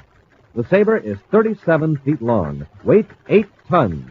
Wings are swept back at a 35-degree angle. Top speed more than 650 miles per hour. Now, George Welch, recorded at Edwards Air Force Base. I was lucky enough to fly the F-86 Sabre jet for the first time. First time up or the 50th, every flight is important. That's why I have to keep in top shape. I like to eat good food with lots of energy in it. Rice Chex and Wheat Chex meet that test, and they taste exactly right. I think you'll like them, too. No other cereal, puffed or flaked, contains so much nourishment in such concentrated bite-sized form. So take a tip from George Welch, Joe Lynch, and other top test pilots. Make your cereals Rice Chex and Wheat Chex. All you Space Patrollers know that fire can cause a lot of trouble, so be careful with matches. Be careful when you're around the stove. Protect your home from fire. Be sure to see another exciting Space Patrol program on your local ABC television station. Consult your local paper for time and channel. This program is broadcast to our armed forces overseas through the worldwide facilities of the Armed Forces Radio Service. Space Patrol came to you transcribed from Hollywood. This is ABC Radio Network.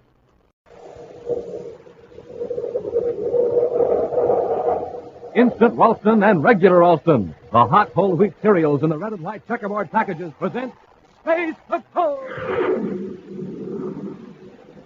High adventure in the wild, vast reaches of space. Missions of daring in the name of interplanetary justice. Travel into the future with Buzz Corry, Commander-in-Chief of the Space Patrol! In today's transcribed Space Patrol adventure, Buzz and Happy have reached the end of an underground passage on the planet Mercury. Through their portable spacephones, they hear Major Robertson up on the surface. Commander, how about coming back to the ship? I've got a strange feeling about this whole layout. We might as well, Robbie. We can't go any farther. Come on, Hap. Yes, sir. Commander, there's a gate sliding shut.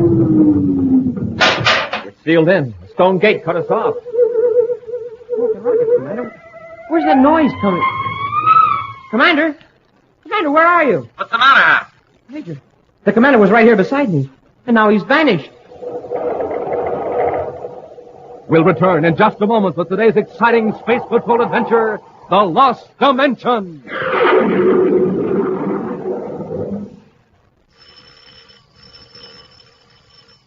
Hi, this is Captain Dick Tufeld, Space Patrollers, ringing your doorbell today with an extra special message from Commander Corry for all you Space Patrollers about the brand new, sensational Monoview Outer Space Helmet.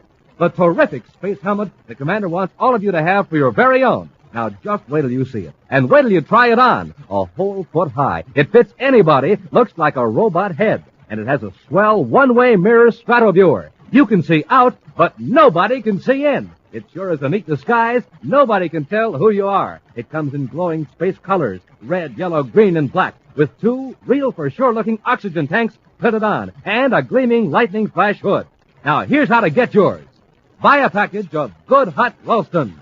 Then, with your name and address, send the instant or regular Ralston box top and 25 cents in coin to Space Patrol, Box 686, St. Louis, Missouri. That's Space Patrol, Box 686, St. Louis, Missouri.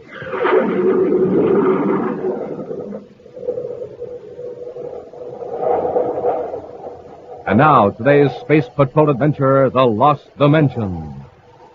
North of the equator of the planet Mercury is a low dome of rock known as Gombine's Knoll, named for its eccentric owner, Boris Gombine. His exact source of income is unknown, even to his closest associates. But he has a reputation for backing fantastic schemes and allowing himself to be imposed upon by men of doubtful worth. Even his confidential secretary, Mart Duncan, occasionally feels called upon to offer Gombine a word of caution. It's not that this Dr. Farandol is dishonest, Mr. Gombine. He's wasting your money. Well, not to change the subject, Duncan, but did you hear about the Planet X Resources project? Yes, sir. The company must mean business. They've put up a 2 million credit bond to guarantee that they'll complete some basic developments there inside of a year. Well, I'm not interested in Planet X. I'm interested in that 2 million credits. Why should it lie there in the vault of the Terra Bank when I could use it?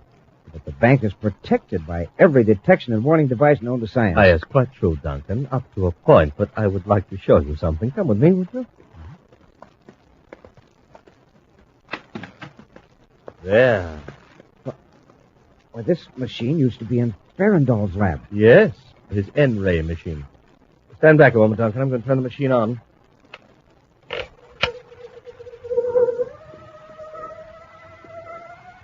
Now, watch that wall over there. What? Dr. Farandol. Oh, Mr. Gombine, the N-ray, you used it on me. Yes, I was just showing Duncan how it worked. Hope I didn't alarm you too much. It is somewhat of a shock. One instant I was in my lab, and the next time standing here. You came right through solid walls and floors without being hurt? Exactly. And now, Duncan, do you see the enormous possibilities of the N-ray? Yes. It's overwhelming. I don't know what to think. This experimental model has a limited range, a few hundred yards at most. However, a more powerful N-ray generator can move objects from one planet to another. How much money would be needed to construct such a generator? Oh, a prohibitive amount for any private person. About 2 million credits. 2 million, huh? Perhaps that amount is not so far beyond reach as it seems. Not nearly so far. Several days later, on the man-made planet Terra, Commander Corry and Cadet Happy are in a storeroom in the security lab in Space Patrol headquarters. Suspended on racks are several new type spacesuits, which Happy is seeing for the first time. Notice the helmet particularly, Happy. It was especially designed for Space Patrol use. Officially, it's called the Monoview Outer Space Helmet. It looks great, sir, except, well, what about the facepiece? Why, something wrong? Well, it's got solid metal over it. How can you see where you're going or what you're doing? Maybe you'd better test it. Here, try on the helmet. The facepiece sure is metal, but well, what is it? Silver or polished invariant? Neither. It's a new plastic. Wow, a facepiece you can't see through. That doesn't seem like a very Smoking rockets, I can see through it after all. Then it's all right? Hey, it's wonderful. I can see you in the lab just as clearly, and hey, you must have made an adjustment on the helmet when I put it on. No, Happy. Take it off and see for yourself. Okay. Hey, it looks like solid metal again. That's the Mystic Strataviewer, Hap. That eyepiece is a unique feature of the Monoview Outer Space Helmet. The wearer can see out, but no one can see in. Hey, that's terrific. That would sure be an advantage on a secret patrol. You bet it would. In outer space, the Mystic Strataviewer lens cuts out harmful ultraviolet rays. And this new helmet is going to be a regular issue to all space patrols? Right, Hap. I suppose Major Robertson has tested the helmets already. Yes, he thinks they're great. Oh, Robbie, I'm just showing Happy the new Monoview Outer Space Helmet. Commander, I've just learned 2 million credits have disappeared from the vault of the Terra Bank. Huh? Disappeared? How? Now, that's a mystery. No alarms were tripped. There's no trace of forced entry. An inside job. It's got to be. Only 3 bank officials know the combination of the vault. Not one of them could have opened the vault without the knowledge and cooperation of the other 2. This morning, the 3 bank officers entered the vault in presence of witnesses to look for a missing document. They found the document, all right, exactly where one of the officers had put it by mistake, in the Planet X Resources Project vault. But the money was gone. 2 million credits can't disappear without at least one clue, and we're going to find it. Elsewhere, back on Mercury, Boris Gombine places a stack of credits in his private safe. He locks it and then turns to his assistant. Well, there we are, Duncan. Thanks to the N-ray, we've 2 million credits. I'm glad it's over. I could never go through that again. Oh, there was nothing to it. Not for you, maybe. To be in a surface car on the street 1 second, and to be inside a bank vault the next. To pass through enduring walls like water through a sieve. But think what we can do now with money enough to build a super powerful N-ray generator. What about Farrandall?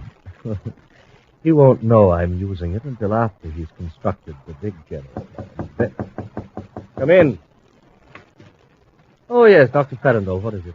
I've been doing considerable thinking about further financing of my N-ray, Mr. Conway. Oh, but that is my department, Doctor. All you need do is work on a technical area. I know, but it occurs to me that the United Planets government might be glad to help out, now that we have a working model. For the time being, it's best that I handle the financing my own way. The government doesn't even know about your invention. But it already does. What? Some months ago, I sent a preliminary description of the N-ray principle to the security division of the Space Patrol. You mean they know about the N-ray? No, not the full theory. I didn't have it thoroughly worked out at that time. That was very foolish of you, Farrandall. Were you working here on Mercury when you sent that message? Yes, I had just arrived. Oh, this hurts me deeply. I advise you to send another message immediately telling the security division that the N-ray principle was entirely wrong. Why should I do that? It isn't true. It works. Well, suppose some government scientists should go to work on your theory. If they independently produce a workable N-ray machine, where does that leave me? What chance would I have to get back my investment? Now, is that gratitude, Farrandall? I never thought of it that way, Mr. Gombe, without realizing that I'd been said. Biting the hand that feeds you. Well, I would play benefactor to an impractical, self-centered genius. Oh, please don't feel that way, Mr. Gamble. I'll send a message. I'll tell him I reply.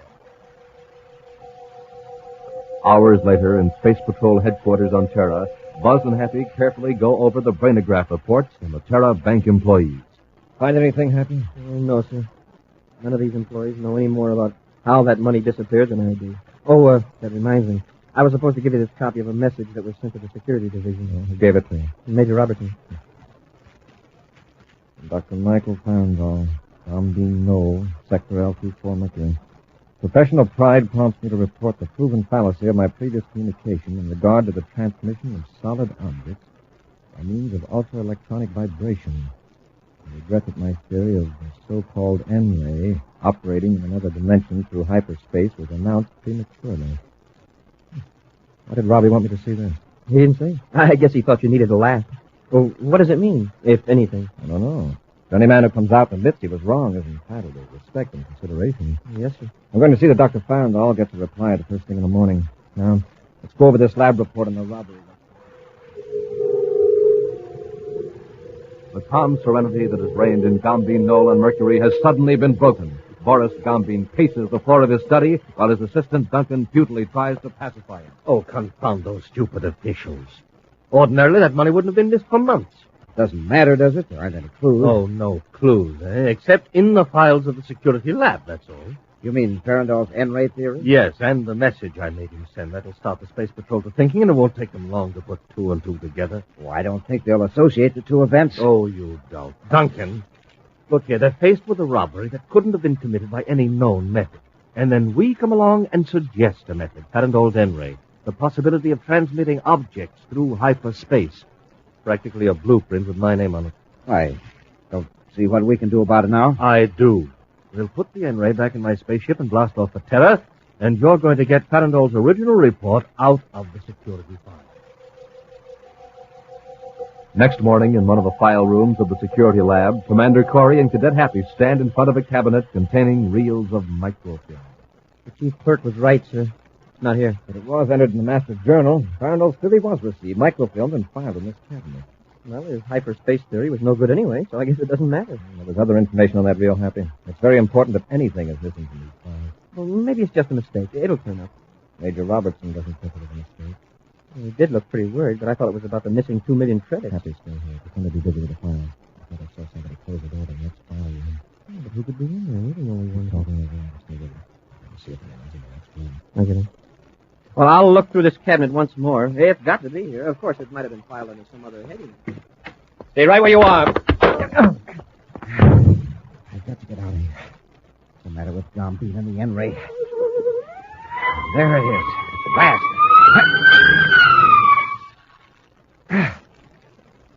Gambin, what happened? What happened? Take it easy, Duncan. You're safely back in the ship. What took you so long? You left me in that file room for an hour. I had trouble with the resonator control. Now, did you get the microphone? Yes, I got it. Well, then what's the matter? You're white as moon dust. Commander Corry caught me. Just before you cut the N-ray on. Yes? I hit him with my gun. Hard. Well, if you finished him, so much the better. And now get hold of yourself, Duncan. We're blasting off back to Mercury. We'll return to Space Patrol in just a moment. A man from the moon, a Martian monster, or a citizen of Saturn. That's you, Space Patrollers. Yes, sir, that's you when you put on your new Monoview outer space helmet. Now, when you get it on, take a look in the mirror. Wow, you won't even recognize yourself. And nobody else will know you either because you can see out, but nobody can see in. Yes, sir, gang, that one-way mirror stratoviewer is real magic. Space magic. Oh, think of the fun you'll have playing Space Patrol, equipped with Commander Corry's own official Monoview outer space helmet. Just like a real spaceman, you're ready to go any place in space because your helmet comes complete with two real-looking oxygen tanks fitted on and a swell lightning flash hood. It's colored red, yellow, green, and black. Real space colors, and a whole foot high, and it fits anybody. Now, Space Patrollers, send for yours today. Buy a package of good hot Ralston. Then, with your name and address, send the instant or regular Ralston box top and 25 cents in coin to Space Patrol, Box 686, St. Louis, Missouri. That's Space Patrol, Box 686, St. Louis, Missouri.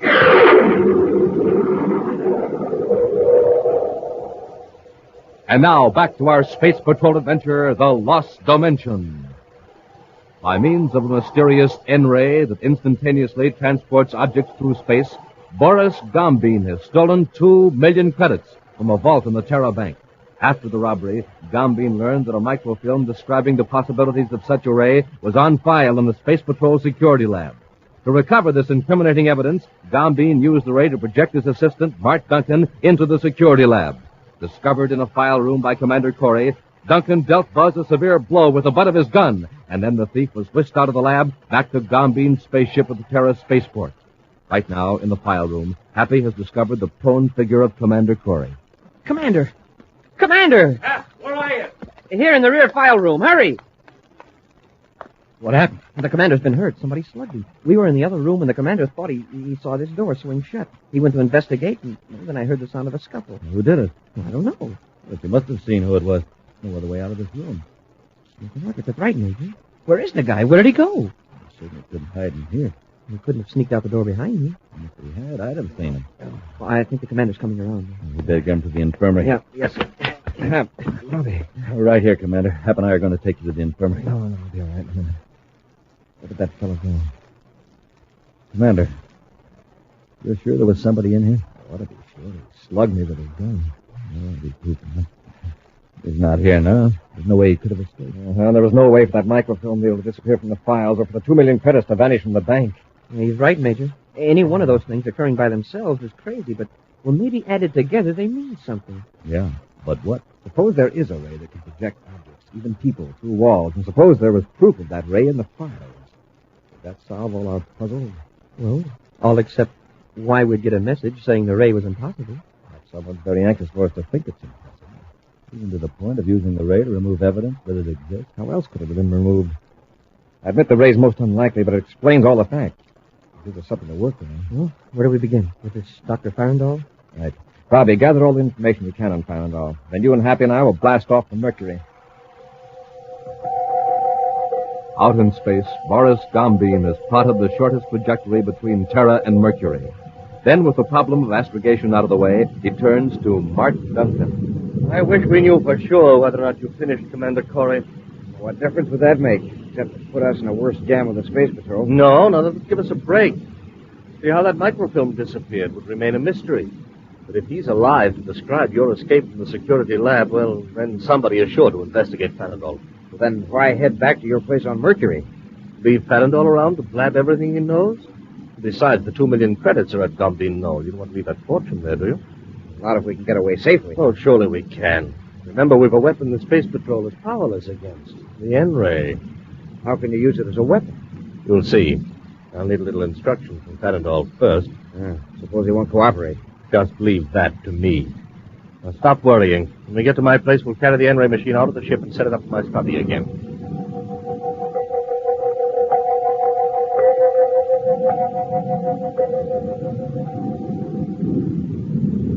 Altitude 42 DUs above Mercury, sir. And we're right over the latitude of Gombeen Knoll. All right, Happy. Maintain the rate of descent. Yes, sir.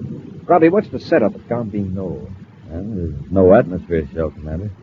He used a tunnel-powered drill and chiseled himself a mansion out of a small hill. Passages can be entered on foot through the airlocks if we're lucky. Get out of spacesuits, Happy. With the new helmet? Right, the run of you out of space job. Robbie, you stay on the ship when we land and discourage anyone who tries to leave the knoll. All right, Commander.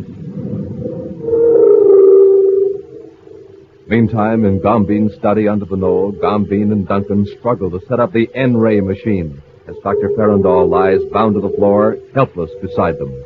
A viewscope screen reveals a Space Patrol ship setting down at the foot of the knoll. Now, look, Duncan. 2 men in spacesuits getting out of the ship. Isn't that machine ready yet? I think so. Here, I'll try it. Something's wrong. All right, what's the trouble, Farandall? What are we doing wrong? You'd better tell us quickly if you know what's good for you. Yeah, you're in the jam with the Space Patrol, too, you know. We're right up to the passage airlock. Now, come on, Farandall. Tell us how to work this ray. What are you going to do with them? We'll lift them up as high as the rail will take them and then cut off the power. Shut up, Duncan. Farandall, listen. I'm running this show. All we want is a chance to escape. Tell us how to start the N-ray, and I promise not to...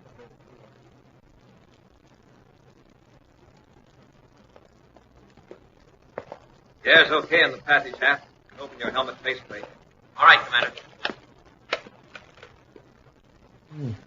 The passage branches off to the left here. Which way do we go? Take the widest branch. Straight ahead. Be sure to keep your suit spacephone on so Robbie can hear. Yes, sir. How is everything in there? All right, so far, Robbie. Any sign of anybody from your position? I don't like the looks of it. Looks like you took the wrong turn, Happy. The passage comes to a dead end here.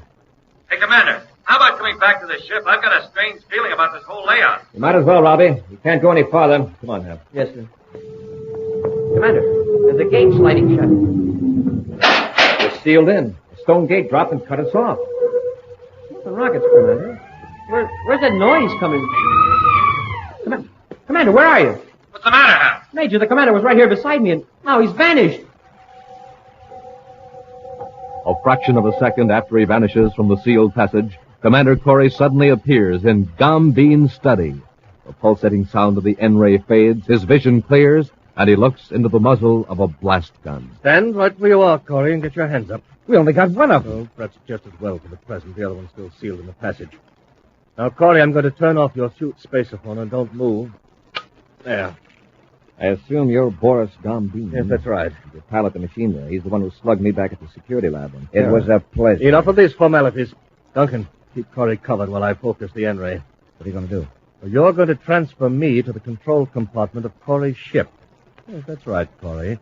I'll take care of that pal of yours so fast he won't know what's happening. You aren't going to leave me here. Oh, no, of course not. You can bring the money when I spaceophone you from Corry's ship. Corry, take off your spacesuit. Come on, make it snappy. Watch him closely, Duncan. I am. All right, reach over and cut on the N-ray. It's all focused. And then cut on the spaceophone. Okay.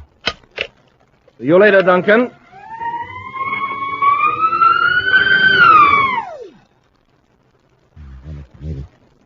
I'm watching you, Corry. Finish taking off that spacesuit. Duncan, why don't you quit before you get in any deeper? Yes, Duncan, listen to Shut up, Farandall. Gombeen and I are running this. Commander, believe me, I had no knowledge of how they were using my N-ray until just a short time ago. I said shut up. It isn't going to do you any good to spill your insides to Corry. Gombeen to Duncan. Gombeen to Duncan. Come in. There, you see? He made it. Duncan here. Nice work, Duncan. The N-ray plunked me down right behind this pager, and I had him cold on the deck before he could turn around. What's next? Now listen carefully. Bring the other space patroller up where you are. You know how to focus the N-ray down the sealed passage, don't you? Yes, Gombeen. Now, when you get Corry and his pal out of their spacesuits, blast them. Then you and Farandall put on their suits and come to Corry's ship. What about the N-ray? Leave it there. With Farandall in our hands, we can have an N-ray that can really shove things into line the way we want. All right, you know what to do. And when you come, don't forget the money. All right, Gombeen. Give me about 10 minutes. Nothing out. Now, Corry, keep your hands raised. And if I see one move out of you while I'm focusing this ray machine, I'll let you have it with this blaster. And remember, if I make a slip with the ray, something will happen to your partner down in the passage.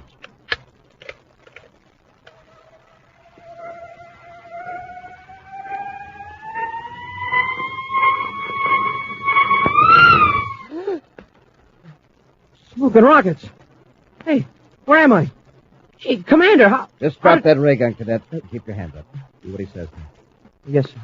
For all a man who's so nervous, he leaves the vertical rectifier control out of bias on an N-ray. Sure to be triggered. Huh? What's that? Go ahead. Overmodulate the whole hyperspace coordinate synchronizer. Colonel, what's he talking about? What's wrong? I'll show you. Let go of that blaster, Duncan. Hey, nice going, Commander. That ought to hold him a while. We've only started, Happy. We've got to get Gombeen. He's in our ship waiting for Duncan and Farandol. What about Major Robertson? Gombeen sneaked up behind him in an N-ray. Now listen, Hap. Here's what we'll do. Oh, I'm glad you're coming out of it, Major. You're just about to see something quite spectacular. What are you talking about, Gombeen? Duncan is bringing Farandol out to the ship now. He just shoved him out of the passage airlock. All right, you may stand up if you want to and take a look out the viewport. Just don't try anything. Remember, I have a gun on you. Major, somewhere under that knoll are your pals, and when Duncan and Farandol get aboard, I'm going to blast off, and then you'll have the pleasure of seeing your space patroller buddies blasted with their own ship's space torpedoes. Now, listen, Gombeen. You can't do that. Give him a chance. Oh, shut up. Look out there. Yes, Duncan's had a little trouble with Farandol. Huh? How can you tell? Well, the one in front has his hands tied behind him, and Duncan is carrying the money. And good, now he's opening the outer hatch.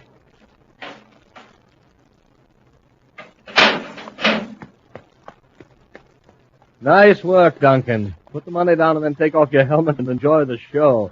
Well, that faceplate's covered with metal. How can you see out of it? Oh, it's easy when you know how. Corry, that's right. Man, for a while there, I thought all three of us were done for. He was nearly right. Open Happy's helmet. Help me untie his hands. I added the rope to make it look legitimate. Yeah, fooled me, too. With those Montague outer space helmets on, I didn't know who was in those suits. Thanks, Major. We'll lock Gombeen back aft. When it happened, I'll go back to Duncan and Farandol. Yeah, when we left, Farandol was begging us to destroy his N-ray. He was? Why? It occurred to him that somebody might get hurt. You know, something tells me he may be right.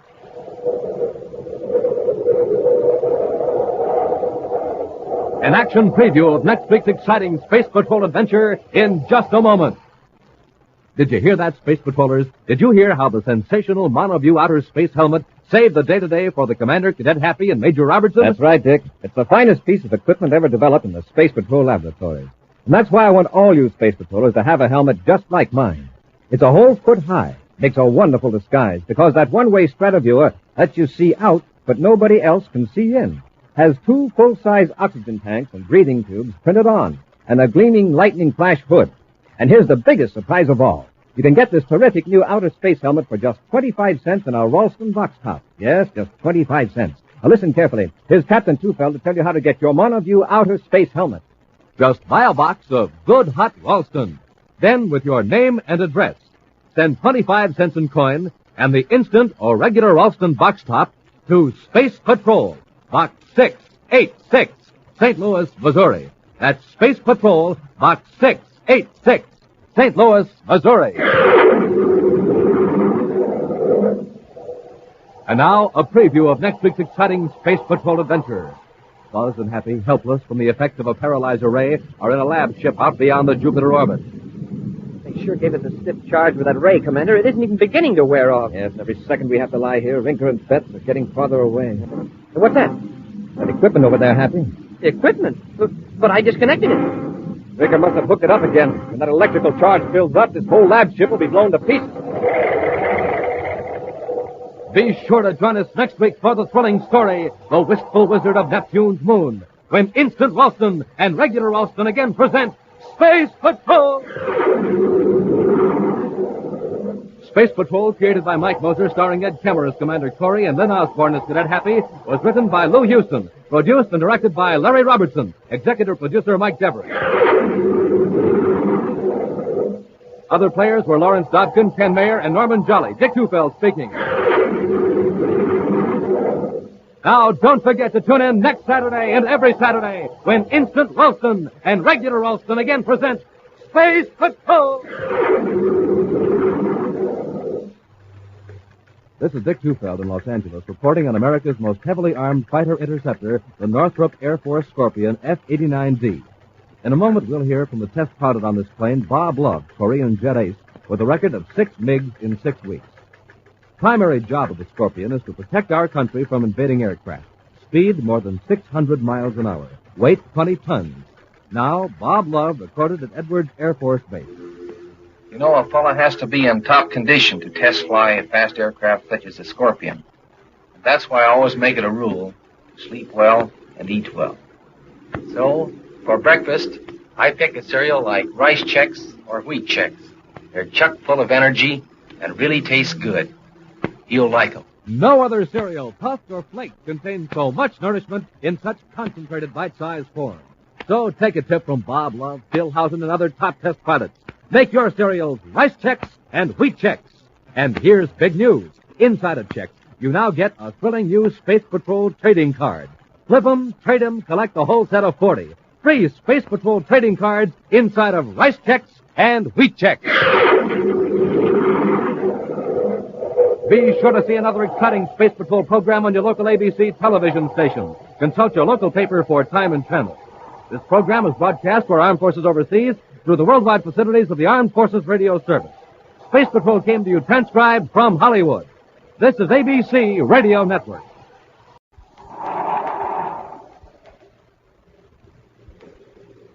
Wheat Chex, Rice Chex, and good hot roastin' present Space Patrol! High adventure in the wild, vast reaches of space. Missions of daring in the name of interplanetary justice. Travel into the future with Buzz Corry, Commander-in-Chief of the Space Patrol!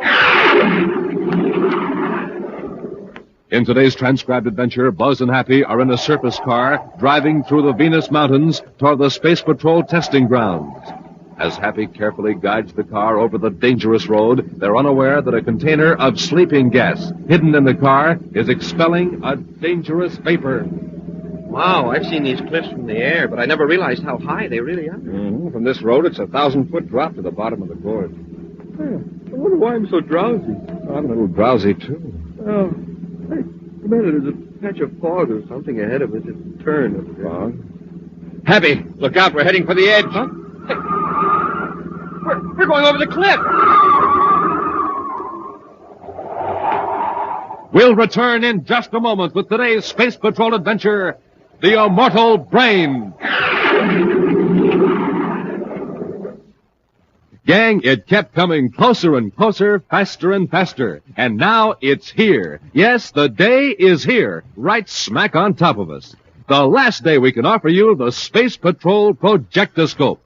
The Projectoscope, the 6-inch rocket that flashes on and off like a real signal light. The Projectoscope, that blue and yellow plastic rocket that throws a steady beam of light like a real flashlight.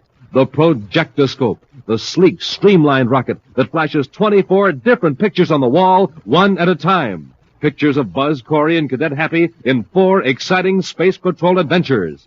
Fun galore. But, gang, don't wait. This is the last time we can offer you the Projectoscope.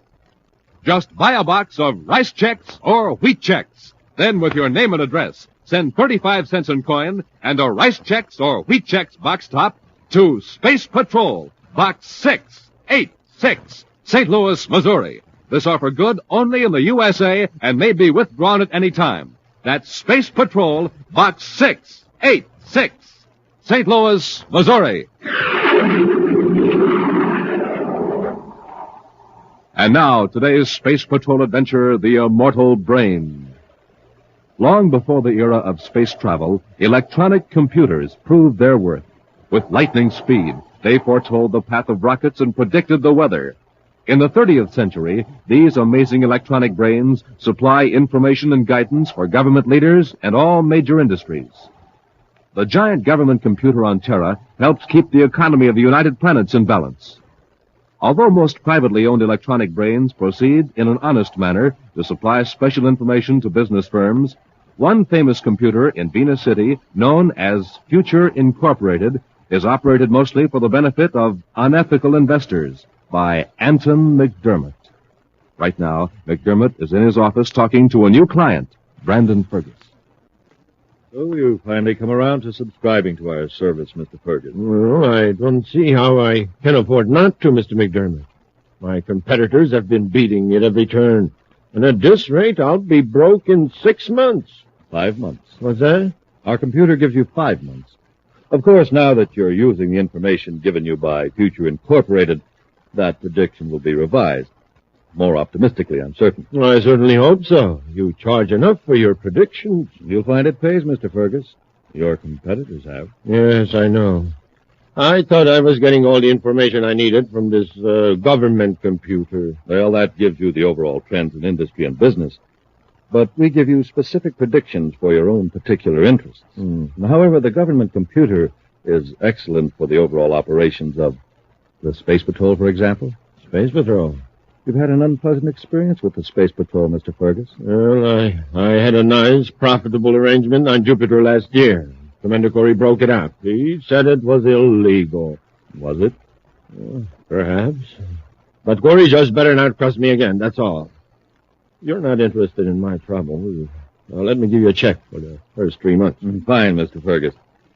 What's that you've got there? One of those new check projectors? Yes. It's shaped like a regular pen. See? You set the figures by turning those small rings on the shaft. I see. Then when you press the button on the end, the numbers and my signature are projected onto this specially sensitized check paper. Like this. Say, that's quite a gadget. May I look at it? Of course. Here's your check. Thank you. I'm sure this will be a profitable association for both of us. Oh, I hope so. You must have inherited your father's brains.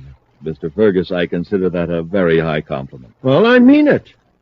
Well, I'll be running along now, Mr. McDermott. All right, Mr. Fergus. You'll be getting your first report on Future Incorporated in about 3 days. Mr. McDermott, you understand now that I don't want to get mixed up in anything illegal. Of course not, Mr. Fergus. Goodbye. Goodbye.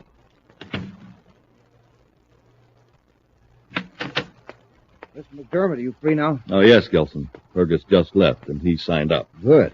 I was amused at something he said. He told me I must have inherited my father's brain. If he only knew how close he came to the literal truth. You mean your father's brainograph records? Yes, all his ideas on economics, all his vast knowledge scanned by brainograph and recorded on tape. No wonder we've got the best computer service in the solar system. Our computer can draw upon my father's memories and intelligence, just as though he were alive. Now, that's what I wanted to talk to you about, Mr. McDermott. Something's gone wrong. What do you mean? You know that problem you asked me to feed into the computer regarding the probable government plans for a new city on Saturn? Yes, I've already bought most of the land in that area. Well, what's the trouble? I fed in some new data from the government, and our computer keeps teletyping nonsense. The same meaningless phrase over and over. What is it? Well, here's the tape from the computer, sir. Cancel GOC. Cancel government operations computer? Machine sort of hesitates and makes a few false starts. Then out come these letters every time. It doesn't make sense. Why would the computer tell us to cancel out a whole source of information? Its main source, the government operations computer. Wait. The machine only has a vocabulary that we've built into it. Maybe it's trying to tell us something it hasn't words for and is using the nearest substitute. Cancel. Cancel might mean more than just eliminate data. It might mean destroy.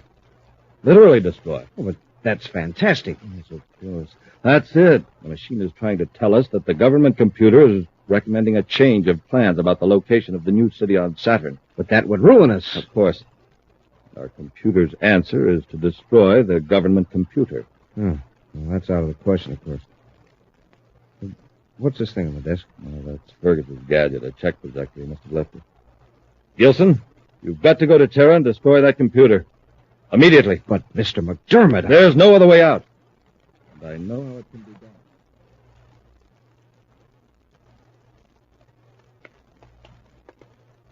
Straight down this aisle, Happy, behind relay panel number 68B. That's where the trouble started. Yes, sir. Gee, this computer's a complicated thing. It'll take weeks to repair the damage, even if we put every available technician on the job. Here. See that small black metal case? This one? What does it do? It's not a part of the computer, Happy. It was put here deep inside the control unit wiring to sabotage the computer. That little box blew out this whole big machine? Yes. Well, who would want to do a thing like that? What would they gain? It's hard to see how anyone could profit from it. This is the work of an extremely irrational and vicious mind. Well, you mean somebody really blew his rockets? And paralyzed the largest, most important electronic brain in the solar system. Not only paralyzed it, but burned out memory banks, relays, and indicating instruments. Somebody must have a grudge against everybody. He succeeded in slowing down a lot of important projects. The economy of the whole United Planets will be thrown out of balance. We've got to find another computer. There's only one big enough to handle the job. Which one is that, sir? Future Incorporated in Venus City. It's not time to investigate the company, but they have an amazing record for correct predictions. It's run by Anton McDermott. McDermott? That name sounds familiar. Anton is the son of the late Samuel McDermott, the famous economist and historian. Oh, were you a friend of his? Yes. Never knew his son, Anton, very well, but Samuel McDermott and I were working on an idea together. What was the idea, sir? Well, you know it's possible to make a brainograph recording of a person's thoughts and memories. Yes, sir. I persuaded Mr. McDermott that he should leave such a record behind. It'd be much quicker than writing books. In the case of a genius like McDermott, it would preserve thousands of ideas that would otherwise be lost. Mm-hmm. Our plan was to devise some way to transfer these ideas and facts to the memory bank of a computer. And that way we could benefit from a brilliant man's thinking ability, even after he passed away. At least we thought we could preserve part of it. Gee. McDermott told me he'd found a solution, but I was called away on a mission about then. When I returned, it was too late. Hadn't he written it down? No. At least no mention of it was ever discovered in his papers after his death. His son, Anton, turned all of his father's notes over to the government. It's sure too bad he couldn't have lived a little while longer. Eventually someone will solve the problem, but right now we've got one of our own. We'll blast off for Venus City and see if young McDermott will let the government use it. Commander, anything I can do for a friend of my father will be a pleasure. I appreciate that, Mr. McDermott.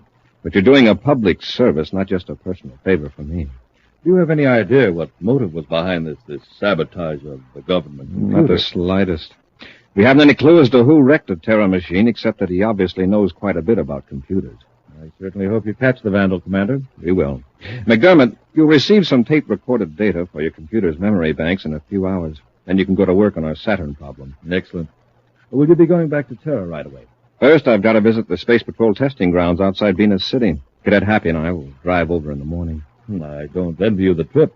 I understand it's a nerve-wracking ride over that winding mountain road. Yeah, it would be easier to take an atmosphere ship, but as long as we have to be here on Venus another day, I thought I'd go the slow way and enjoy the scenery. Well, then I'll see you again before you blast off for Terra. Yes. Thanks a lot, Mr. McDermott. Don't mention it.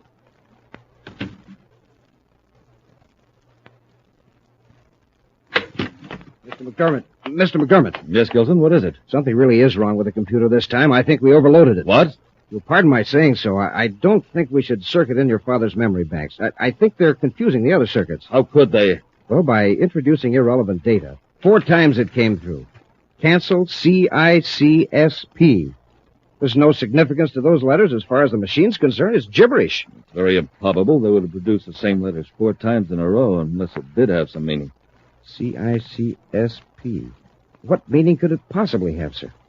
Wait a minute. Let's try grouping the letters differently instead of running them all together.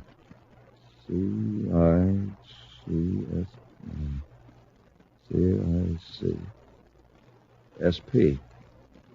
SP. Space Patrol, perhaps. Oh, but what about the other letters? CIC. CIC. Commander-in-Chief. Canceled Commander-in-Chief Space Patrol? Remember? Cancel is also the computer's word for destroy. It means we're to destroy Commander Corry. It's uncanny. How does the machine know Corry? It doesn't. It deals with relationships of ideas. And remember, my father knew Corry. The idea of Corry is in my father's memory bank. But they were friends. Why would your father want Corry destroyed? Gilson, think a minute. That computer doesn't want anything. It's solving a problem. The problem's a cold, logical, mathematical problem. My father wouldn't have hesitated to wipe out Corry's chessmen in a friendly game of chess. Now the problem is how to preserve Future Incorporated. The answer is destroy Corry. Right. But, Mr. McDermott, we can't get rid of Corry. Yes, we can. Tomorrow morning, Corry and that cadet are going to drive a surface car over the mountains to the Space Patrol testing grounds. Won't be hard to find out what car they're taking. We can conceal a cylinder of sleeping gas under the seat. Sleep gas? Yes. Imagine what will happen on that mountain road if they get drowsy at the wheel. But the Space Patrol's sure to find the wrecked car. And even if it's smashed to pieces, the sleep gas cylinder's likely to be found. Yes, you're right. And they'd know it wasn't an accident. Then we've got to make the Space Patrol suspect somebody else. Wait, I've got it. What? This gadget Fergus left here, his check projector. And Fergus has a grudge against Corry. That's our answer, Gilson. If they find Corry, they'll blame Fergus. Come on.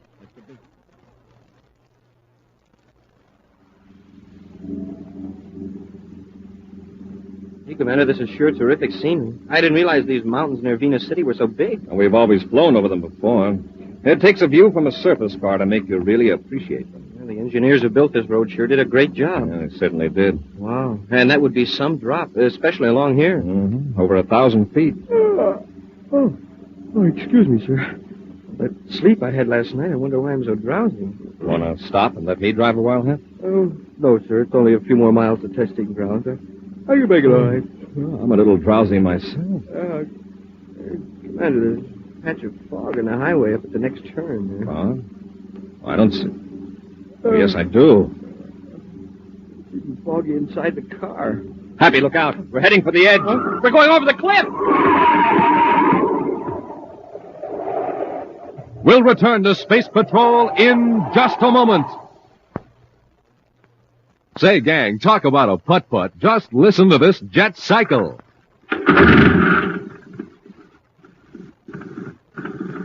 Yes, it's just a putt-putt, because all it has in it is ordinary fuel.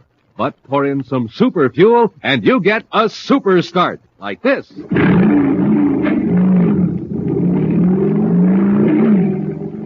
Wow, that jet cycle is supercharged now. Yep, supercharging takes just one thing, super fuel. Now, to really get going, you have to get supercharged, too. And, gang, here's Buzz Corry's way of doing it. He eats the super cereals, Rice Chex and Wheat Chex. Good? Why, man, they're so good, you grab the biggest bowl you can find, you shake in Chex, pour on milk, sprinkle on sugar, and that's it. You've got a bowl of the swellest tasting cereal in the universe. So try Rice Chex or Wheat Chex today. And remember, inside of every package, there's a mysterious magic space picture. The super cereals that help to supercharge you, Rice Chex, Wheat Chex. And now back to today's Space Patrol adventure, the Immortal Brain. Anson McDermott has secretly perfected a means of using the brainograph tape recordings of his late father's vast knowledge in his electronic calculating machine. When the machine revealed Commander Corry was an obstacle to the success of McDermott's dishonest schemes, the inventor determined to destroy the commander and throw suspicion on one of McDermott's own clients, Brandon Fergus. Knowing Buzz and Happy were to travel from Venus City to the Space Patrol testing grounds in a surface car, McDermott concealed a sleeping gas cylinder in the car, together with a check projector belonging to Fergus. Now, on a dangerous curve in the Venus Mountains, Happy has drowsed at the wheel and is heading for a 1,000-foot drop into the gorge below. I can't stop, sir. We're going over. Let go of the wheel, Hap. I'll take it. We didn't go over. The rear wheel's caught on a boulder, but they're hanging right over the edge. How are we going to get out of the car? Climb into the back and out the rear doors. All right, sir. Wow, look down there. We had a close call, all right. Move carefully now. I don't know how long this car's going to hold. Okay, sir. Hey. What's the matter? Look what's in the back part of the car. A cylinder. Sleeping gas. What? Oh, here it is, sir. It must have been hidden back there and got bounced out when we hit the boulder. It's got a time release on it. That's why we were getting drowsy. I'll shut off the valve. And what's this? What? On the floor back here, sir. It looks like a pin of some kind. No, it's a tiny atomolite. Let's see. Oh, it's a check projector. Who does it belong to? It's something a Venus City Space Patrol lab can tell us when they take it apart. Yeah. Then we'll know who put the sleep gas cylinder back here. Our trip to testing grounds is off, Happy. We're going back to Venus City. I'll space a phone for a car.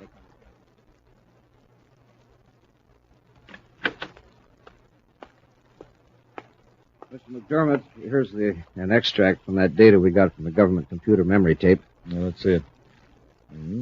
Good, Gilson. It's printed up in government regulation form, just as I ordered. You want me to take it to Fergus? No, he's coming here to the office in a few minutes. I'll give it to him then. Oh, very good. Mr. McDermott, will it be absolutely necessary to go ahead with the rest of our plan? You mean Doing away with Fergus? Yes. And of course, Gilson. We know that Corry and the cadet left Venus City for the testing grounds on schedule. That means that by now the sleeping gas has worked, and they've lost control of the surface car. Isn't the check projector enough evidence against Fergus? It might be. But if Fergus is later found with information that he could have stolen from Corry, it will provide a motive. However, if Fergus is given a brainograph test, he could prove his innocence. So, the only alternative is to give Fergus top-secret data, and then do away with him. How do we do that? When Fergus sees this information, he'll blast off for Saturn to take advantage of it. When he's out in space, his air supply will fail. We'll see to that. And the Space Patrol will have an open and shut case. Exactly. If they find his ship, they'll find the secret data on him. Their only possible conclusion is that Fergus stole it from Corry. Oh, that's probably Fergus now. Let him in. Yes, sir.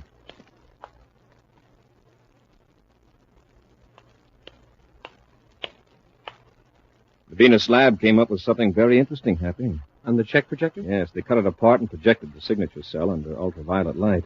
Whose is it? Belongs to Brandon Fergus. Brandon Fergus? Yes, I had some trouble with him several months ago on Jupiter. He was involved in an illegal transaction. I stepped in and broke it up. Well, then it must have been Fergus that planted the sleep gas cylinder in the surface car. Ah, it looks that way. I can't figure out a motive. As far as I know, Fergus has been sticking close to the law lately.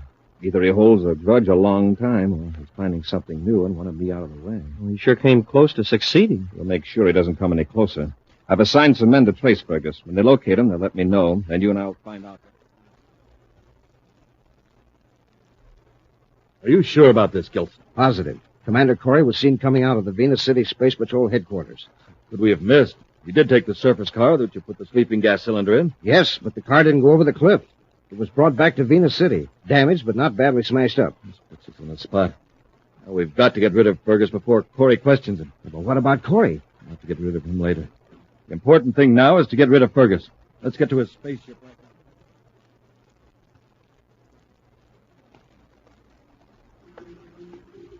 I've just checked with Spaceport Operations Commander. Fergus' ship is on blast-off ramp 27. Good, Hap. According to one of our agents, Fergus has left his apartment, so he should be here at the spaceport soon. I wonder where he's going. I don't know, Happy. He must have decided to leave Venus City within the last few hours. He'd made an appointment with the doctor for a day after tomorrow and then canceled it. Well, then something must have Happy. come up. There he is, making his way through the crowd. Where, sir? He's heading toward Gate 6. Let's follow him, but keep well behind him. He may be planning to... That ought to do it, Mr. McDermott. The air supply should fail about 2 hours after blastoff. Fine, Gilson. By then, Fergus ought to be so far from Venus that no help could reach him. Well, let's get out of the ship and get back to the office, sir. I'd hate to be caught here. All right. Well, now we've got to figure out a way... Oh, wait. What is it? Look, the starboard viewport. Somebody's coming toward the ship. It's Fergus. What'll we do? Oh, don't get excited, Gilson. I'll tell him I learned some new information. Yeah, but what are you going to tell him? It won't matter. He'll never have a chance to check the truth. Gilson, what's the matter? Who's following Fergus? The Space Patrol. Yes, Corry and his cadet. We've got to get out of here. Wait. This is a chance to simplify our whole problem. Come on, Gilson. Get into one of the aft compartments.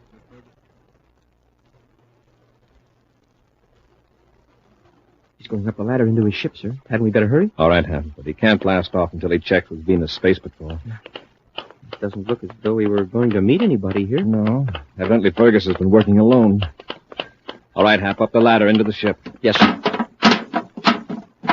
Just a minute, Fergus. Don't close that hatch. What's that? We're coming in.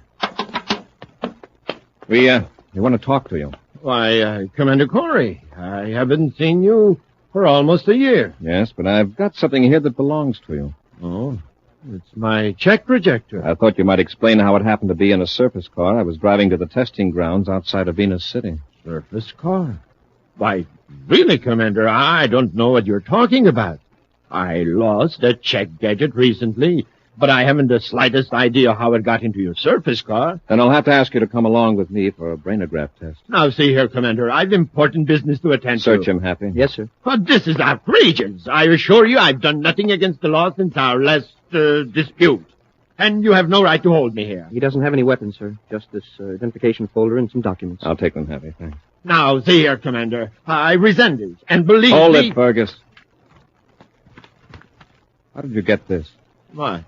This is government information, top secret, and it's an official document form. So you were going to Saturn, were you? Where did you get this information? Perhaps I can explain, Commander. Get your hands up, Cadet. You too, Commander. McDermott. I warn all of you. Any movement, I'll use this ray gun on you. Gilson, watch him closely, especially Corry. Yes, Mr. McDermott. I don't get this, McDermott. What's the idea? I'll tell you, Commander. This greedy fool Fergus had nothing to do with the attempt on your life in the Venus Mountains. I planned it. You did? Why? Because my electronic computer informed me that you were the most dangerous obstacle to my success. You can't be serious. Furthermore, it informed me that the government computer on Terra should be put out of commission. Then you sabotaged the Terra calculator. That's right. My calculator also determined that if you remained alive, the Space Patrol would probably discover that I destroyed the Terra machine. So you put the sleeping gas in my surface car. Yes, but that plan failed. So I'll have to be sure that this time I succeed. I'm going to do away with Fergus, and also you and your cadet right here in Fergus's spaceship. McDermott, I can't understand this. Your father and I were friends. He was a great man, a brilliant man. The kindest man I've ever met. That's rich, Corry. Do you realize that it was my father's decision that you should be eliminated? That's impossible. Do you remember those brainograph tapes? The idea you and he were working on to transfer those tapes to the memory banks of calculating machines? Yes, but he passed away before we could... Not quite, Corry. He told me the process. I'm the first man in history to add the contents of a human brain to an electronic thinking machine. And it's ironic, isn't it, that my father, your friend, should decide that you should be destroyed. That's very interesting, McDermott. But tell me, did you transfer all of your father's brainograph tapes to your electronic calculator? Of course not, just the important parts. The facts, his reasoning processes. That's all I wanted to know, McDermott.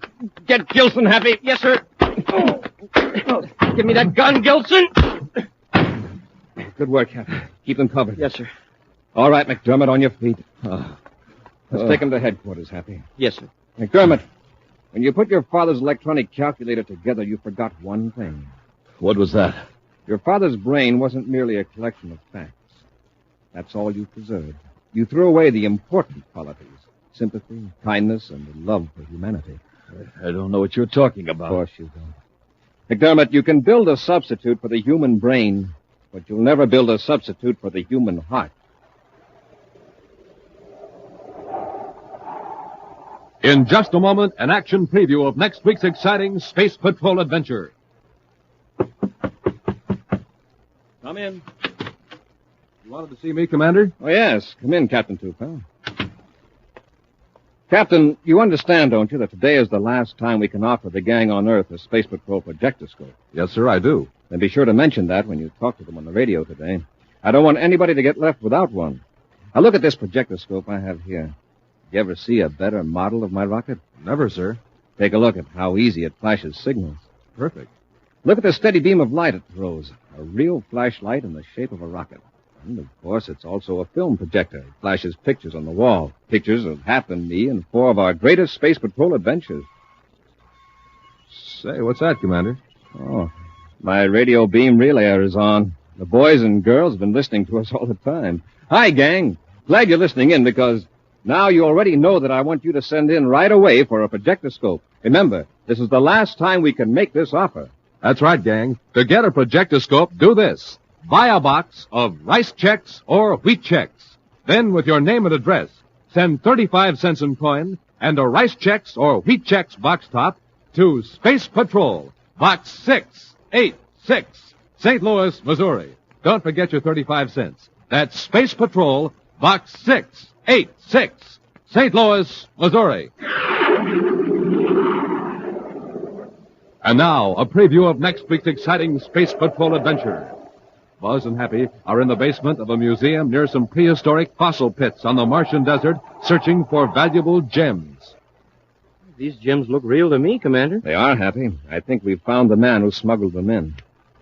Hey, Commander, what's that? Stay where you are, both of you. Now, Commander, you may have found me, but this machine will keep you from capturing me. Well, what kind of a machine is it, Commander? It's a disintegrator for removing rock from fossils. That's right, and it will destroy anything, Cadet. Do you understand anything? That means no one will ever find a trace of either of you. Join us again next week for the mystery of the Martian fossils, when wheat checks, rice checks, and good hot roastin' again present another exciting adventure on Space Patrol!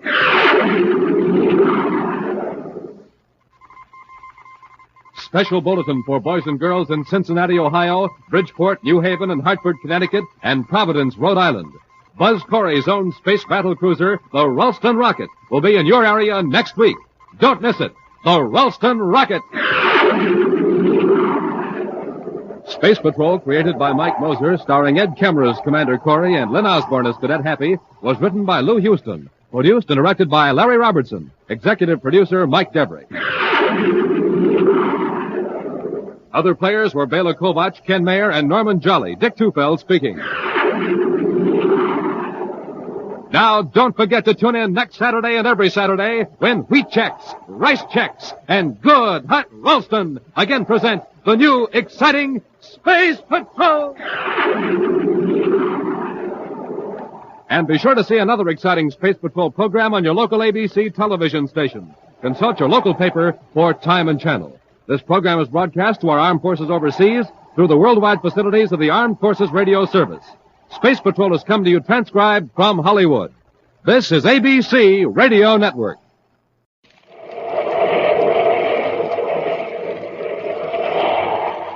The American Broadcasting Company Radio Network presents Space Patrol! High adventure in the wild, vast reaches of space. Missions of daring in the name of interplanetary justice. Travel into the future with Buzz Corry, Commander-in-Chief of the Space Patrol! In today's transcribed Space Patrol adventure, Buzz and Happy have been locked in a laboratory on the planet Venus. Outside the heavy door, the criminal mastermind Ralph Boger has shouted a weird threat. Commander, is Boger kidding us? Can he really throw a bottle of acid through that solid door? I don't know, but if he does, try to catch it. He could on the vibration field. There's the bottle that came right through the door. Smoking Rocket's lab is on fire. Hit that door, Hap. The fire's spreading, sir. Fumes. If that door doesn't give pretty soon, we're finished. We'll be back in a moment with a thrilling story, The Invisible Enemy. The United States has seen many changes in the past dozen years, all pointing to a still better way of living. Millions more Americans are working, earning more, saving more. More young people are going to high school and college. More of us are enjoying the luxuries of life, sports, radio, television, the theater, concerts. Church attendance and membership has climbed steadily upward, and, in addition to these material and spiritual changes, have come the miracles of jet propulsion, supersonic flight, antibiotics. The better you know America, the better the future looks. Write for the free booklet, The Future of America, Box 1776, Grand Central Station, New York, 17. Now today's Space Patrol adventure, The Invisible Enemy. Somewhere in the solar system there lurks a dangerous enemy. His name is Ralph Boger, and he holds control of an invention so revolutionary that the entire resources, enterprise, and courage of the Space Patrol are almost powerless to combat it. Commander Corry, in his first encounter with Boger and his criminal activities, succeeded in capturing Clayton Slake, Boger's accomplice and chief muscle man. As Buzz and Happy bring Slake aboard the Terra 5 at the Terra spaceport, the criminal smirks over his shoulder at the commander. Get in that compartment, Slake. Why the rush to take me to the Venus Rehabilitation Center?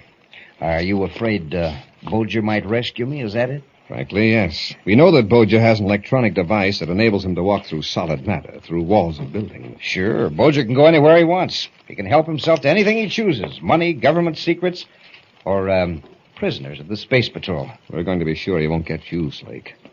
Come on, Happy. Yes, sir. So long, boys. All right, Hap, up forward.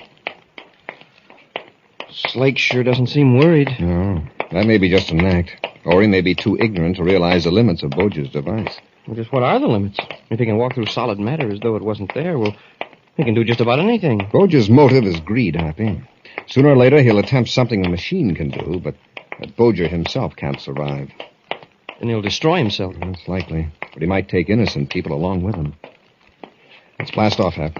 Oh, we're cleared with space control, sir. We've got the green light for space lock number 3. Okay. Close ports. Close ports. Fire jets. Fire jets. Up, ship and away.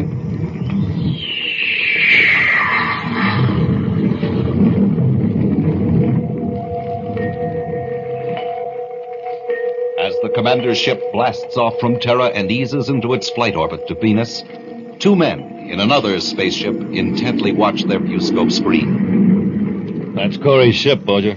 I guess I better get into my spacesuit. There is no hurry, Grog.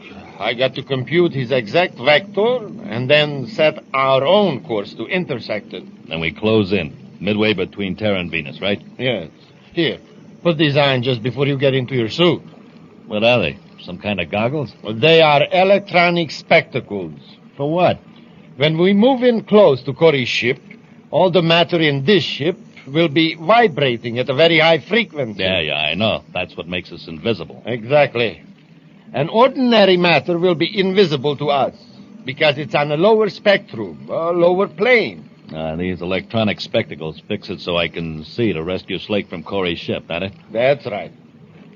How come Slake and I never used these goggles before? You have never been invisible before. You have walked through walls, but the field was at a low rate of vibration. You could be seen and you could see. You sure nothing will go wrong? I'll stay invisible? Just follow instructions. We'll go over it once more, just to make sure. Now, let's assume that this ship is now invisible and I pulled alongside Corry's ship. Yeah, the signal from you, I stepped through the hull of this ship into the Terra 5. But first, turning your field control on your belt. Yeah, naturally. Inside the Terra 5, I search for Slake. I give him the extra spacesuit I brought along, then we go after Corry. You got it. When you have finished, Corry, spaceophone me, then come back aboard. All right, Druck, put your electronic spectacles in place. I'm going to make this entire ship invisible. All set. There. The ultra-vibration field is on. Our ship is invisible, even to Corry's view scope.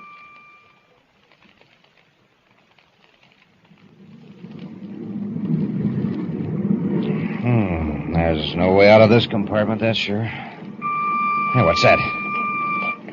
Something funny's going on. Where did you come from? To the hull of the ship. Benson Grock. Yeah, it's me. But calm down. Here, I brought you a spacesuit. Put it on. Oh, sure. But how did you get in the ship? From Boger's cruiser. It's right outside, waiting. How'd you pull alongside without Corry finding out? Boger's ship's invisible. Just like you'll be when you turn up the field in your spacesuit belt. Invisible? Yeah. Boger's using extra high frequencies this time. Guess he's got a lot of tricks you and I don't know about. Here, let me help you with your suit. Yeah, thanks. Well, I'll sure be glad to get out of here. We got a job to do first. We've got to finish Corry. Well, I don't know about that. Boger's orders. How many are aboard? Just Corry and the cadet. The two of us can handle him. We'll take him by surprise. Yeah? I tried that once. That's why I'm here. This time there are two of us, and we'll be invisible. We can't attack Corry while we're invisible. We'll pass right through him like you would through a wall or the hull of a ship. That's right. While we're invisible, we're as harmless as moonbeams. But we can sneak up on him. Then we cut off the field control. That makes us solid. And then we take care of him. Fast and thorough. Come on, finish with that spacesuit. Oh, well, wait, I forgot your electronic goggles. The which? These things. You'll need them to see with when you're invisible. I'll show you how they work.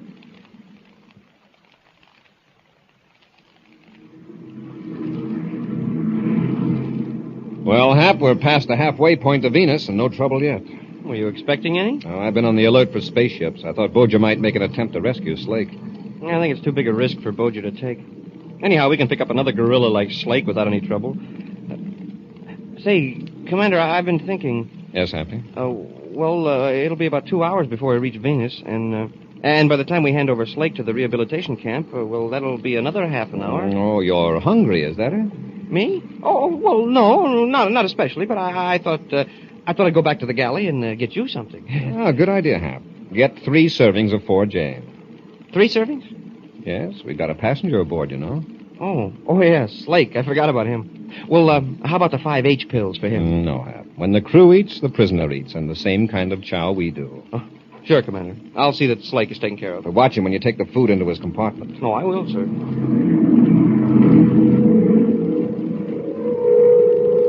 In the small galley amidships, Happy scans a row of buttons, then presses one marked 4J 3 times in succession. Within a few seconds, the concealed robot mechanism is releasing the electronically cooked foods on a tray.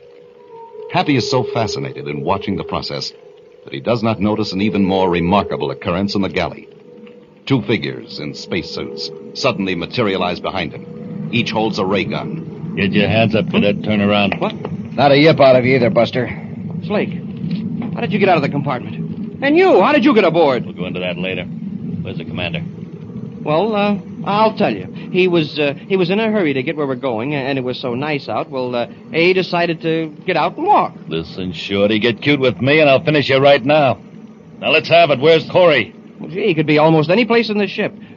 Try the bowling alley on the lower deck. I'm giving you one more chance, Space Clown. Cut it, Grok. Can't you see he's stalling? Corey's probably at the controls waiting for his lunch.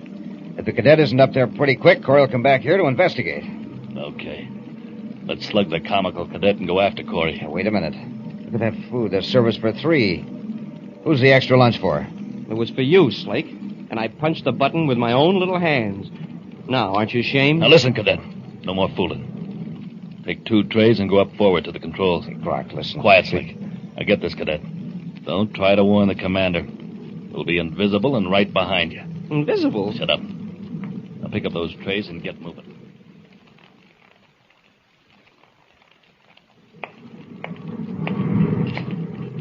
Well, there you are, Hap. I was beginning to get a little worried. Here, I'll take one of those trays. Oh, yes, sir. That hot cocoa smells good. Have you fed Slake yet? No, not yet, sir. I think I'll give him his tray right now. Happy! What got into you? Why did you throw that tray of food? I thought they were right behind me. You thought what? Happy, what's the matter? They're gone. I aimed it right where their heads should be, but they're gone. Who's gone? Oh, Slake and that other fellow. They were in their spacesuits, and suddenly they vanished. I was standing there in the galley, watching the food come out of the robo-server, and suddenly I seemed to hear a voice say... Put up your hands. And there stood... Commander, look, it's Slake. That's right, my pal Grok has you covered, too. You heave the tray right through us, Cadet. Then you were here all the time. Right behind the cadet. But we're not hallucinations, Corey. We're real. And we're going to prove it to you. The hard way. We'll be back to Space Patrol in a moment. A big part of Christmas, especially a big part of our Christmas cards and packages, are Christmas seals. The seals that fight tuberculosis. TB strikes 1 American every 5 minutes. But progress in the fight against TB since the first Christmas seal was sold has met a saving of more than 7 million lives. The Christmas seals we use on our cards and packages help bring the greatest gift of all, the gift of good health, not only to our friends but to everyone. This year, use the new double Christmas seals, 1 red, 1 green, the colors of Christmas. Answer your Christmas seal letter. If you haven't received yours yet, mail your contribution to your Tuberculosis Association. They'll see that you get your Christmas seals. Remember, your contribution is the important one. Thank you. Now back to our Space Patrol adventure, The Invisible Enemy. Buzz and Happy aboard the Terra 5 are transporting the criminal Clayton Slake to Venus. Undetected by the Space Patrollers, Rolf Boger maneuvered his own spaceship alongside the Terra 5, making it completely invisible by means of a special electronic field.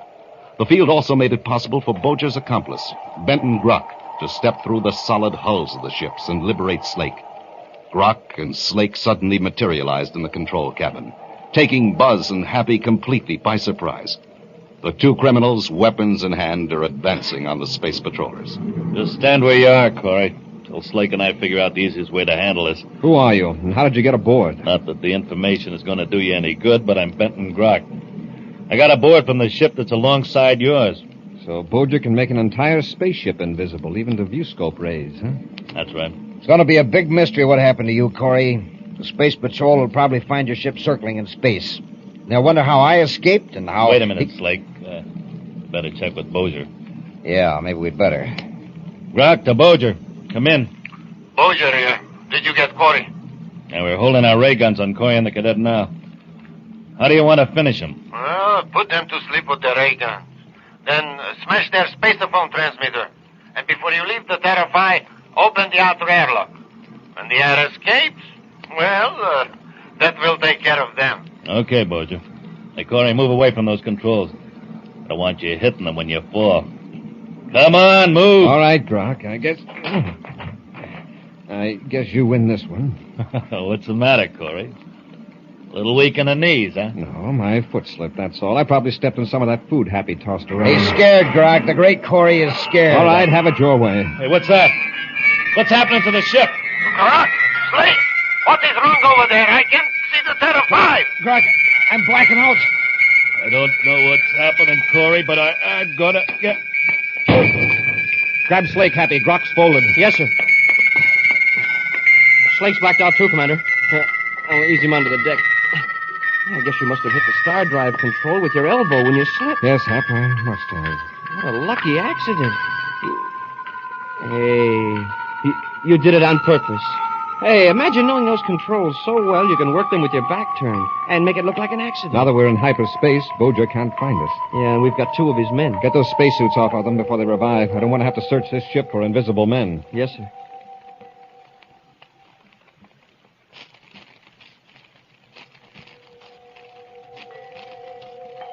I've got our hyperspace vector figured out, sir. We'll be cutting back into regular space in a few minutes. Good. I think Grok's coming around now. Grok, snap out of it. Grok, can you hear me? What happened? You're in hyperspace. We're as invisible to your pal Boja as you were to us. Hyperspace? Star drive. You got away from Boja by kicking into star drive. Where's Slake? He's locked up back aft. Yeah. Instead of losing a crook, now we've got 2. And we're going to have 3, Grok. You're going to help us. Where is Boja's hideout? I don't know. Don't give me that. If you've got the idea that Boja can rescue you, just forget it. Now, where's his hideout? He's probably got several. I found this map in your pocket. It's a chart of a section of Venus. Now, what does this mark here indicate? I don't know. You're carrying around a map of a desolate section of Venus, and you don't know what it is? Well, maybe I'm going prospecting someday. Oh? Well, I'm going to jump your claim. What do you mean? If this map had nothing to do with Boja, you wouldn't be so evasive. Hap, we're coming out of star drive. When we pull out, set a vector for Venus.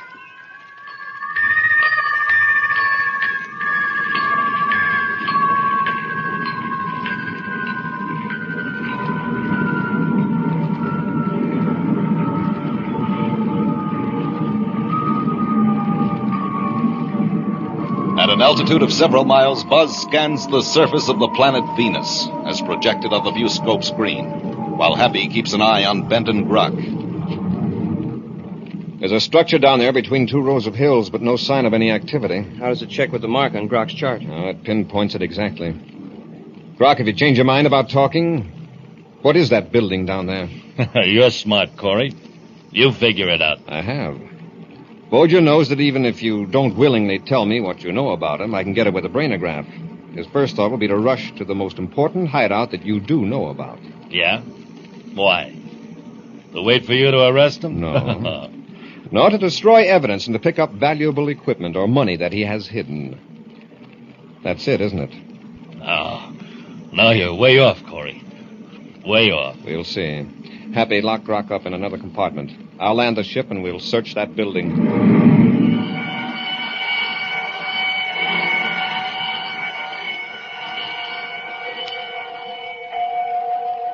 With Grok and Slake securely locked up in the ship, Buzz and Happy land the Terra 5 a few hundred yards from the low, sprawling building in the Venus hills. Now they stand before the heavy front door. Probably locked. It'll be a job to break it in. Strange. It's unlocked. Boja must feel that isolation is all the protection he needs out here. Maybe. If it is Boja's place, we'll find out in a few minutes. Come on.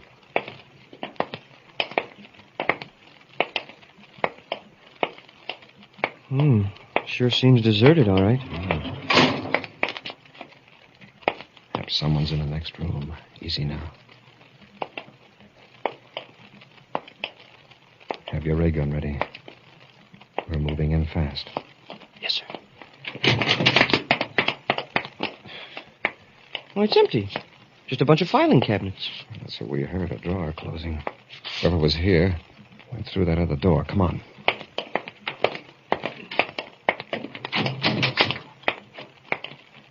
Oh, No one's in here either. Say, look, it's some sort of a lab. There's no other door. Whoever came into this room is still here. But, sir, there's no place to hide. Boja doesn't need a place to hide. Huh? Oh, the ultra-vibration field. Yeah, he can be invisible. Tap the door. We're too late. We're locked in. That's right. You walked into a trap, Corry. It's Boja, all right. He's on the other side of the door. And as safe from you as if I were a million DUs away. Let's hit that door, Hap. Yes, sir. Listen to me, Corry. You are wasting your time. You can't break out of that lab. This door has to give some time. Yes, but you won't live that long. What do you mean? I have a bottle of acid in my hand. When I turn on the vibration field, I can hurl the bottle right through the wall into that room. Oh, tricks, huh? Yes, it's an amazing trick. Inside the room, the bottle will leave the vibration field and become solid again. It will crash and break. And then what? Just wait and see, Corry. Wait and see. He cut on the field. Oh, is Boja kidding us? Can he really throw a bottle through a solid? I don't know, but if he does, try to catch it. There's the bottle. It came right through the door. Right through the door! Smoking rockets. The lab's on fire. Quick, Hap. We gotta break down that door. Those fumes. Hit the door, Hap. The fire's spreading, sir. If the door doesn't give pretty soon, we're finished.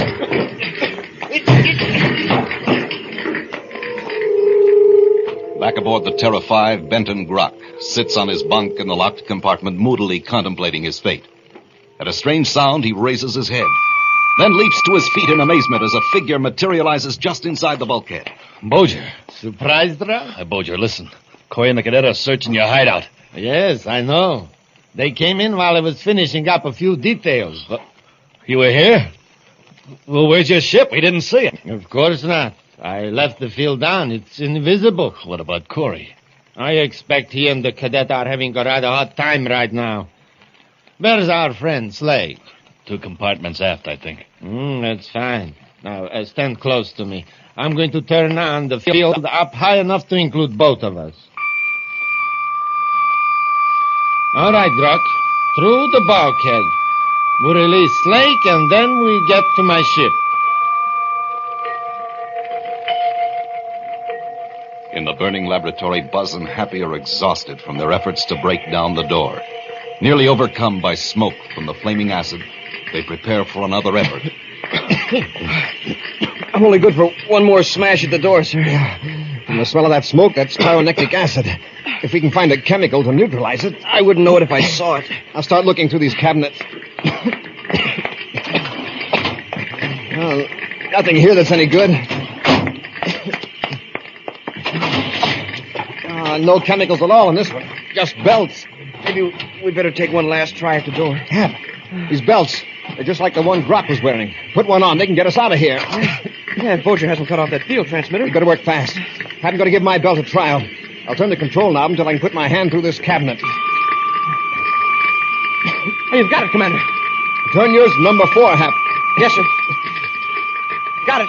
Okay, come on. Walk through the door. We made it. Cut the vibration control, Hap. When you get to the front door, be careful. Boja still may be around. Yes, sir.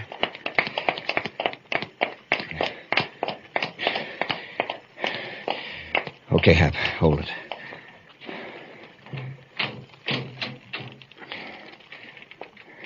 Looks clear, sir. Wait. Look over there toward our ship. It's them. Boja, Slake, and Grock. Keep back inside the door. Don't let them see you. Doesn't look like they're coming here. But where are they headed? Probably to Boja's ship. His ship? He sure must have landed a long way off. He's got the invisibility field on. That's why we didn't see it when we landed. Oh, sure. It's going to be tough to stop them before they get to the ship we can't see. Yeah, and when we don't want them to see us first. Hey, how about making ourselves invisible? We don't have those special electronic spectacles, Hap. Turning this belt control up a few notches would make us invisible, all right, but we'd be blind. How come? Probably because our optic nerves and the retinas of our eyes would be transparent to light. Without the goggles to rectify the light frequencies, we wouldn't gain anything by being invisible. Well, if we could get behind them and sneak up. That's our only chance, Hap. Look, They're going to pass behind that thick clump of trees. If we can make it to the trees, we'll be fairly close. Yeah, provided they don't change their direction. Come on, Hap.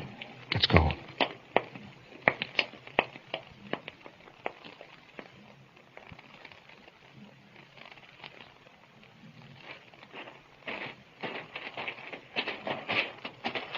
How far is it to the ship, Butcher? Oh, less than 100 yards. It's just this side of that big Venus oak. Imagine being that close to a spaceship and not being able to see it. Mm-hmm. You're seeing the oak right through the hull, Gruck. One thing sure, Butcher. You really took care of Corry. Look at the smoke and flames shooting up over that clump of trees. Yes, the laboratory is in an inferno by now. In a few minutes, the entire building will collapse in flames. I gotta hand it to you, Boger. Corry sure met his match this time. There is nothing in our way anymore, gentlemen.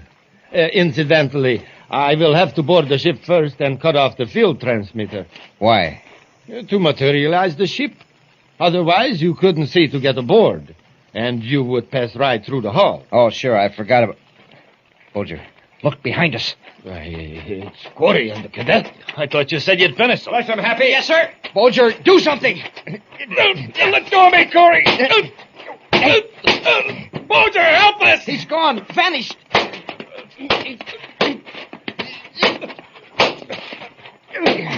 Okay, I'm through. Yeah, hold it, Corry. I've had enough to. All right, get up. We'd have licked you, though. If Butcher hadn't run out on us. Hey, maybe he didn't run out. Maybe he... Shut up, Grock. Commander, did you hear what Grock said? Butcher might have gone after weapons. And being invisible, he could pop up any place. Yeah, you better let us go, Corry. Butcher will be back with a blaster any minute. It'll work just like that bottle of acid back in the lab. Yeah. Only this time he won't miss. He's probably aiming it at you right now, Corry. Point blank. What's that? It's your pal, Boger. He's deserting you. Wow, an invisible spaceship blasting off. Well, that's the strangest sight I've ever seen. It's the strangest sight I never saw. We'll figure it out later, Hank. Let's get these men back to the ship. Then we'll work out a plan to trap Boger. Yes, sir. And the next time he shows up invisible... if he's invisible the next time I see him...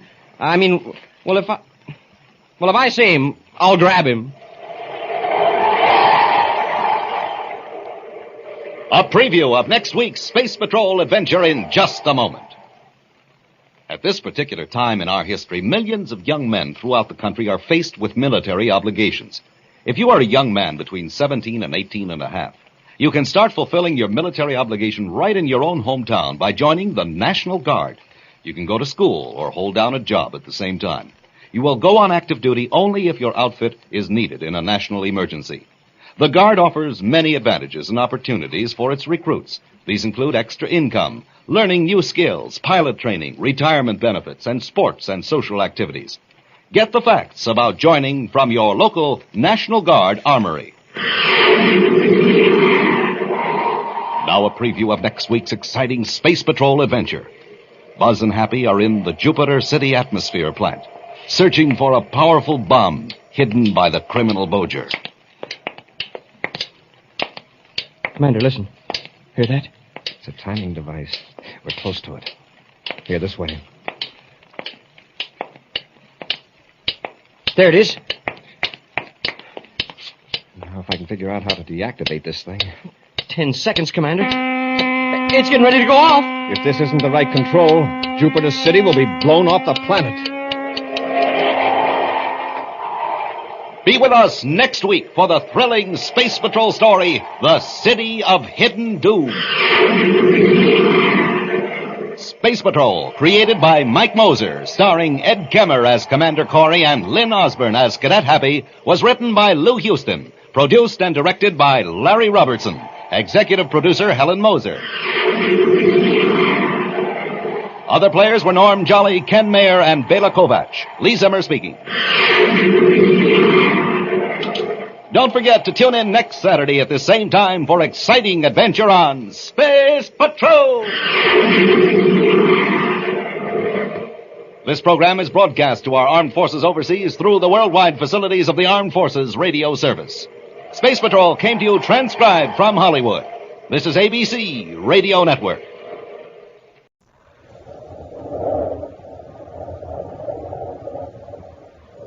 Wheat Chex, Rice Chex, and Good Hot Ralston present Space Patrol! High adventure in the wild, vast reaches of space. Missions of daring in the name of interplanetary justice. Travel into the future with Buzz Corry, Commander-in-Chief of the Space Patrol! In today's transcribed Space Patrol adventure, Buzz and Happy are trying to make their way through a strange valley filled with weird, poisonous plants. Suddenly, Happy trips and falls. Commander, something's got my foot. It's the vines. They're drawing tight like rope. They're winding around me, too. I can't get them untangled. Maybe we can cut them loose. Yeah. It's grabbed my arm. I can't move, and the leaves. The leaves have got suckers on them. Hap, we've got to get loose. These vines are man-eaters. We'll return in just a moment with today's exciting Space Patrol adventure, The Valley of Dread.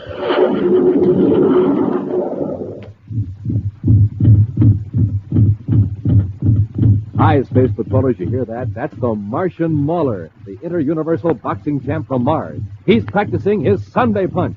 Superpower? Man, he's got it.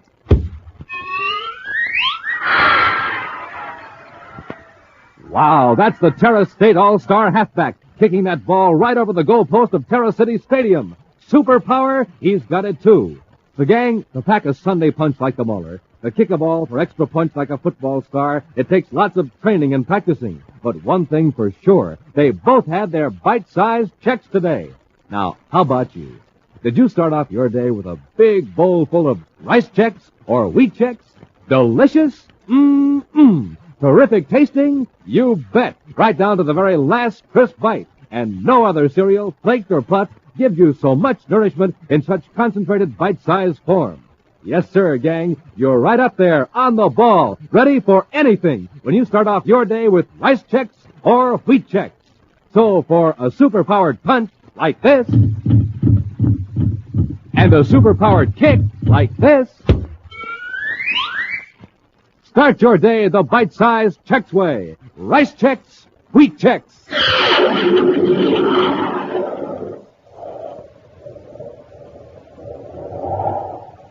And now, today's Space Patrol adventure, The Valley of Dread. Far out, beyond the orbit of Pluto, a giant Space Patrol construction ship hovers in space. Scores of engineers and skilled workmen in spacesuits swarm over a nearby object that appears to be a meteor. As they work with grim haste, a Space Patrol officer inside the construction ship tensely watches a bank of viewscope screens focused in the direction of Planet X, remote planetary stronghold of the ruthless Prince Baccarati. At this moment, Commander Corry and Cadet Happy are aboard the Terra 5, rushing toward the construction ship. I want to avoid any spaceborne contact between us and the construction ship in case Baccarati's monitoring our frequencies. So let's go over each step of our procedure so there won't be any slip-ups. Yes, sir. First, we approach the construction ship on the starboard side, and that's where the dummy meteor is. Right. At 3 Tomo light flashes from the construction ship, we leave the Terra 5 in our spacesuit, jetpack to the meteor, and board it. Exactly 15 minutes later, we kick on the rockets in the dummy meteor and head for Planet X. Check. Now look at this chart of Planet X. Yes, sir. Here's our ultimate objective, this warning tower. And here, 200 miles to the south, is where we land. Too bad we can't plunk the meteor down closer to the tower. And there's a good reason for that. To get these aerial maps of the region around the tower, we had to send several fake meteors into that region. Baccarati might wonder why meteors had a preference for that particular section of the planet. Yeah, but none of our meteors landed, sir. They were automatically blown up after they transmitted the viewscope pictures back to the construction ship. Well, that's right, Hap. But remember this. That tower is going to relay our meteor image to Baccarati's castle on the other side of the planet. Now, what's Baccarati going to think if a meteor suddenly checks its speed and makes a gentle landing? Oh, I see. Yeah, he'll know there's a spaceship inside the meteor shell. Exactly. But by landing far away from the tower, we'll be below the horizon, and we can cut on our landing rockets in time to avoid a crash. But with that small amphib tank we'll be carrying in the fake meteor, it won't take us long to reach the tower and put it out of commission. Then we space it on our ship. They zoom in and rescue those 130 men from Baccarati's work camp east of the tower. It's our job to put that tower out of business. Otherwise, the rescue ships will be wiped out before they get near Planet X. All right, Happy. Get our spacesuits out of the locker, and we'll be alongside the construction ship in 3 minutes.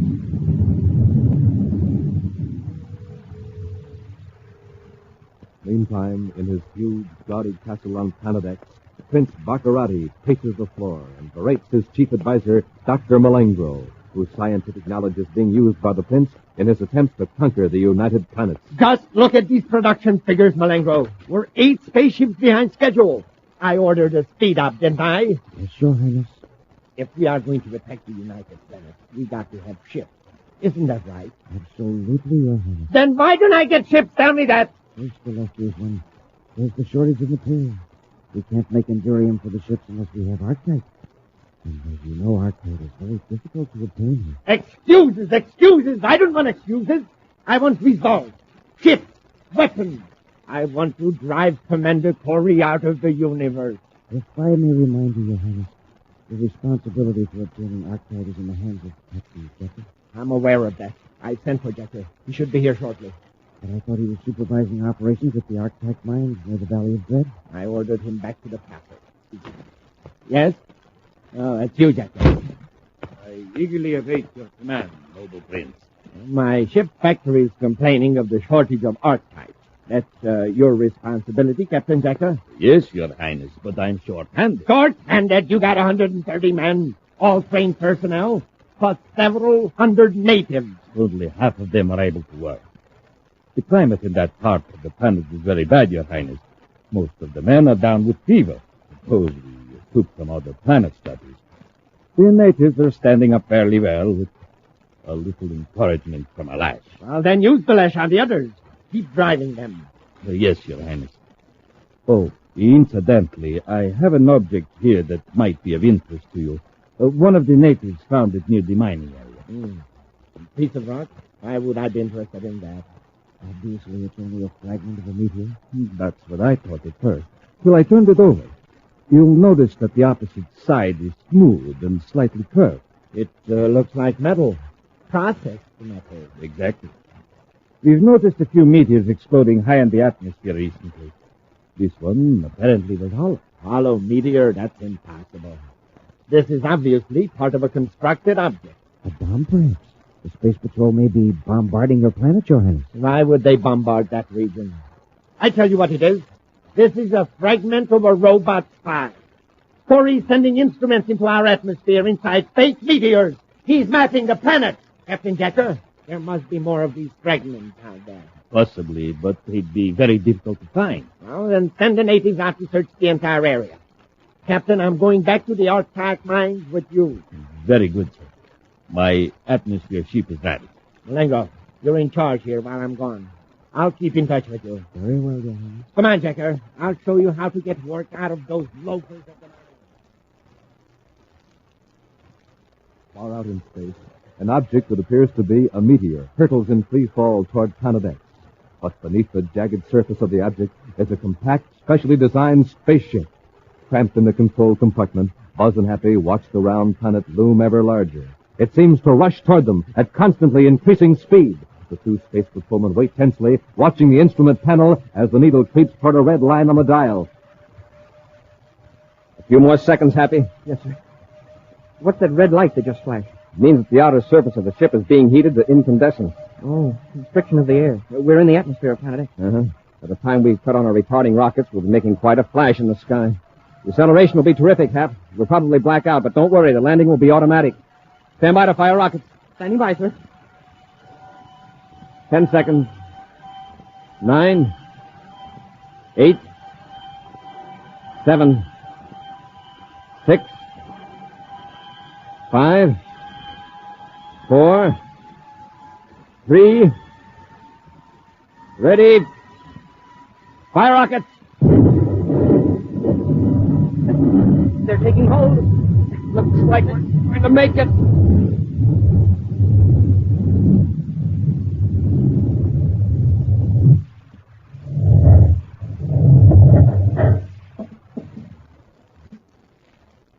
You okay, Happy? Mm-hmm. Or I will be when my stomach settles back down where it belongs. Rough, wasn't it? Well, I'd say it was a gentle landing for a meteor, but a rugged one for a spaceship. I'll release the aft hatch so we can get the amphib tank in.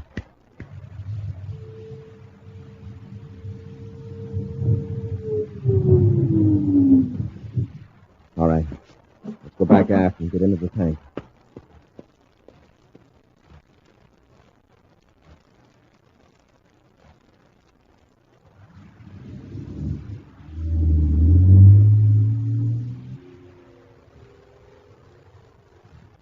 On through the dark night of Planetoid, Commander Corry and Cadet Happy take turns at the controls of the amphib tank, crossing the treacherous terrain of the unknown planet.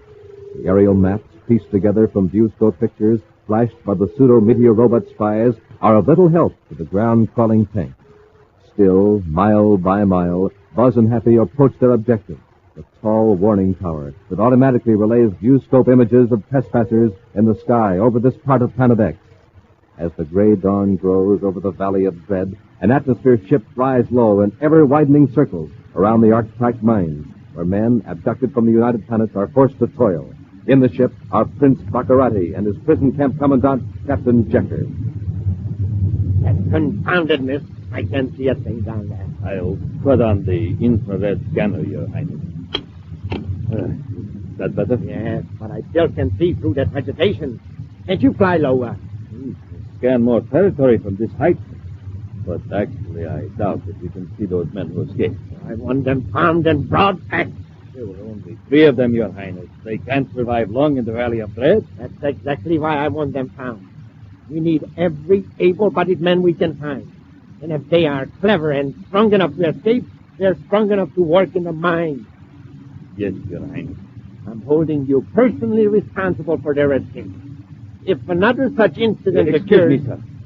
But I saw something move over there on the ridge. On the ridge? All right, that's miles from the camp. They couldn't get that far in a single night. Your Highness. A large animal looking. No, it's a vehicle, a tank. You're right. Someone has landed on the planet. I don't see how that's possible. The warning system would have detected any spaceship. You believe your own eyes, don't you? There is a tank down there, isn't there? Yes, Your Highness.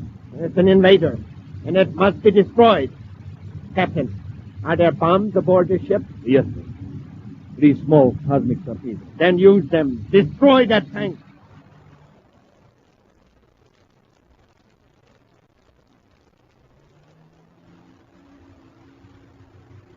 It isn't much farther, Commander. I can see the warning tower from here. The first chance we get, work down into the valley. One of the low probe beams from that tower might pick up a moving object as large as this tank. Yes, sir. We'll have to keep on the ridge for another quarter of a mile, Commander. We'll drop a few feet along here for a safe descent. Well, that's right, Ham. Hey, the ridge blew up right in front of us. Keep going, but dodge that crater. Yes, sir. There's an atmosphere ship right over us. One of Baccarati's, of all the rotten luck. Wow, that was close. Hold it, Ham. Hold it on the ridge. You're slipping over the edge. The dirt's giving away from under us, Commander. I can't control it. We're going over.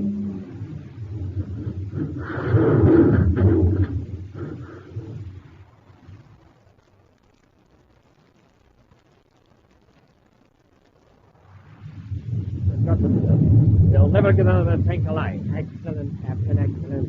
And if the crash doesn't finish them, we can count on some able assistance. From whom, Your Highness? The creatures that inhabit the Valley of Dread.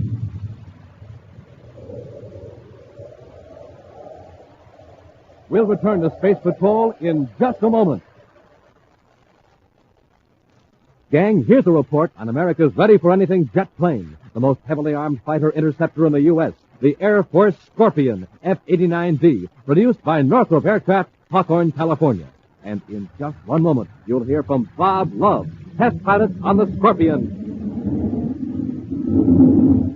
Hear that? That's music to Bob Love. It's the roar of the Scorpion as he prepares to take it up. He snaps a salute from the cockpit. And now Bob is set once again to face the hazards of his tough and exacting job in the sky. The Scorpion kicks to the air like magic.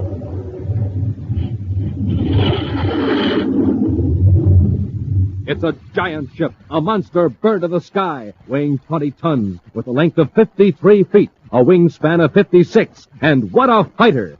Giant pods on the wingtips carry a terrific barrage of rocket firepower. Speed of the Scorpion,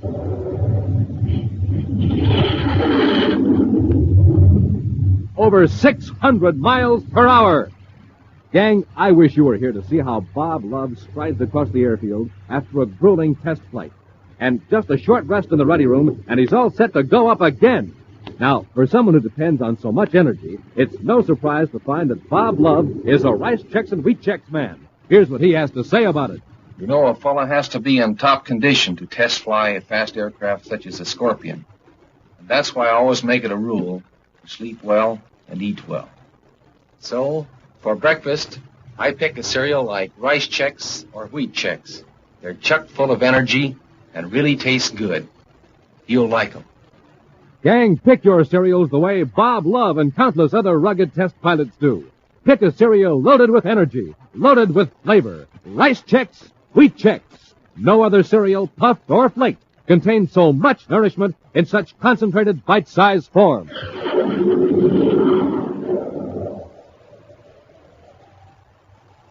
And now, back to our Space Patrol adventure, the Valley of Dread. A system of warning towers on Planet X enables Prince Baccarati to detect the approach of spaceships. However, Commander Corry and Cadet Happy succeeded in landing on the planet without detection through a dangerous space flight in a ship designed to simulate a meteor. Boarding an amphib tank carried in the ship, they headed for the warning tower to destroy it. But Baccarati, in an atmosphere ship searching for escaped prisoners, saw the tank and ordered his assistant, Captain Yeager, to bomb it. A blast toppled the tank off a ridge and down a steep mountain into the Valley of Dread. Now, bruised and battered, Buzz and Happy are forcing their way out of the wrecked tank. Any bones broken, Hap? No, sir. How about you? Well, I'm able to move around. It was more than I can say for our tank. I guess we'll set our schedule back several hours, Hap. It's going to take us quite a while to reach that warning tower on foot. What's the shortest way? I'm sort of turned around after that spill down the mountain. Across the valley. By the looks of it, it's going to be rough going. Yeah. Bring your Atomo light and the miniature spaceophone. Yeah, I've got them in my belt, sir. Here's your ray gun, Commander. Yeah. Hey, how about this shock rifle? The 10 kilovolt job. It's pretty heavy for a long hike. What were you saying, Hap? I guess the shock rifle isn't so heavy after all. Bring it. Let's get through this valley while it's still daylight, if we can. Meantime, in Captain Yeager's office of the Arctite mine, Prince Baccarati sits at the spaceophone talking to Dr. Malengro back at Baccarati's castle on the other side of Planet X. I don't want any guesswork, Malengro. Are you sure there was a man on duty at the view scope every second? I'm positive, Your Highness. There have been no spaceships sighted anywhere near the plant. All the warning towers are working perfectly. Then that tank Yeager and I destroyed must have come from one of the factories on the other side of the planet. Check immediately and see if a tank is missing. Yes, Your Highness. And order all the guards to watch for attempted breaks. We've lost 3 prisoners here at the mine. Most regrettable, Your Highness. Yeager just came in. I've got to talk to him. I'll contact you later, Malengro. Now, Captain, what is it? Your Highness, my men have captured one of the prisoners. One of the prisoners? There were 3. The other 2 are still missing. But we'll get them, sir. Yeah. And the man who was captured, is he back on the job? He's unable to work. He's very sick. He's paying you for fools. Take me to this man. I'll make him glad to go back to work. Buzz and Happy make their way across the Valley of Dread, hacking their way through tangled vines, brushing against plants whose spore pods burst, filling the air with a choking, evil-smelling dust. But still they press on, toward the tower that must be destroyed if Space Patrol ships are to land on Planet X. I want to spend the night in this valley, so I'll have to put on some extra effort. Suits me. Uh-oh. Is that a hallucination? Or is it an animal? If we both see it, it's no hallucination. Stand perfectly still. Where did it come from? What is it? Whatever it is, it could swallow both of us in one mouthful. Jaws like an alligator and a body like a tiger. Give the shock rifle, Hap. I think it's going to charge. Here, sir. Here he comes.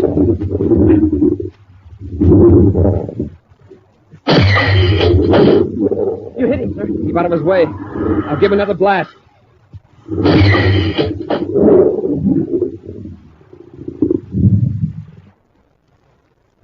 Wow. What a monster. And am I glad we brought that shock rifle? Let's hope he doesn't have any relatives in the neighborhood. Let's get going, Happy.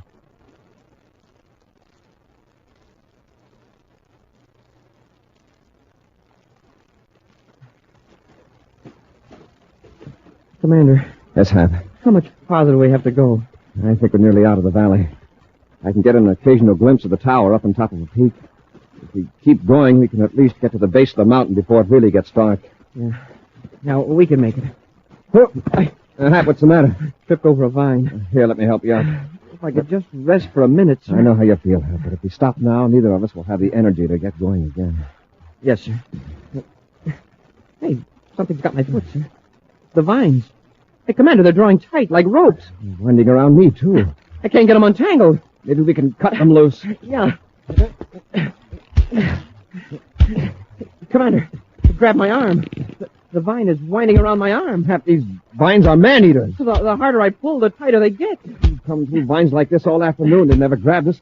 It's so dark now, I can't see to get you loose. Wait till I get my atomo light. Commander, they're winding around you, too. Watch out for those leaves. They've got suckers on them. We've got to work fast. Now, let's see how that vine has got you trapped. It's relaxing now, too. It's loosening its hold. I can see now. The leaves are shriveling up in the light. The light. That's what's doing it. Hey, my legs are free. These plants are active at night. The light makes them dormant. See, they're letting go of me now when I turn the light on. Smoking rockets, that's right. Use your atomo light, too, Hap. The beams will clear a path for us. Hey, it works, sir. They're drawing back and going limp. If we can keep up this pace, we'll be out of the valley in an hour. Hours later, at the Archetype Mine headquarters, Prince Baccarati is aroused from sleep by the persistent warning signal from the spaceophone receiver. Stumbling to the transmitter, he irritably turns it on, scowling at the still sleeping Captain Yeager. This is Dr. Malenko. Yes, Malenko, I know. What is it? The warning tower near the mine, it's dead. Dead? What do you mean, dead? Something must have gone wrong. It's not sending out any signals. No, all clear, nothing. What? How about the other tower? Everything's all right with the towers on this side of the planet? All right, Malenko. I'll send a crew over to check the trouble. The escaped prisoners. I beg your pardon, Your Highness. Those men that got away, they made it to the tower. And there's a spaceophone there. But, Your Highness, it's not powerful enough to reach any of the United Planets. I know that, but perhaps they don't know it. They'll keep sending messages. Yeager and I can sneak up on them and grab them before they know what's happening. Yeager, wake up. Get to your ship. We're blasting off for the warning tower. I found your escaped prisoner. At the base of the tall warning tower, Buzz and Happy look down at the morning mists that swirl across the Valley of Dread. Occasionally, they glance up at the sky, peering expectantly for the Space Patrol ships they hope will soon be landing on Planet X. Couldn't they be here by now, sir? Very soon, Happy, if they heard our signal. Maybe we ought to send it again, just in case. No. By now, Baccarati must know that the tower's out of commission. He probably figures it's a mechanical failure. If he hears any strange signal, he'll know he can expect an attack. Yeah, that's right. And our code signal was so brief that Prince's men couldn't have heard it unless they were waiting for it. Yes, remember, our men were waiting for it. Weak as it was strong enough to reach the construction ship and the patrol squadron. Yeah. Commander, I hear a spaceship. They're coming. It's not a spaceship, Happy. It's an atmosphere ship. It's coming toward the tower, not the mining camp. Hey, that's right. Probably a repair crew sent by Baccarati. Keep back out of sight.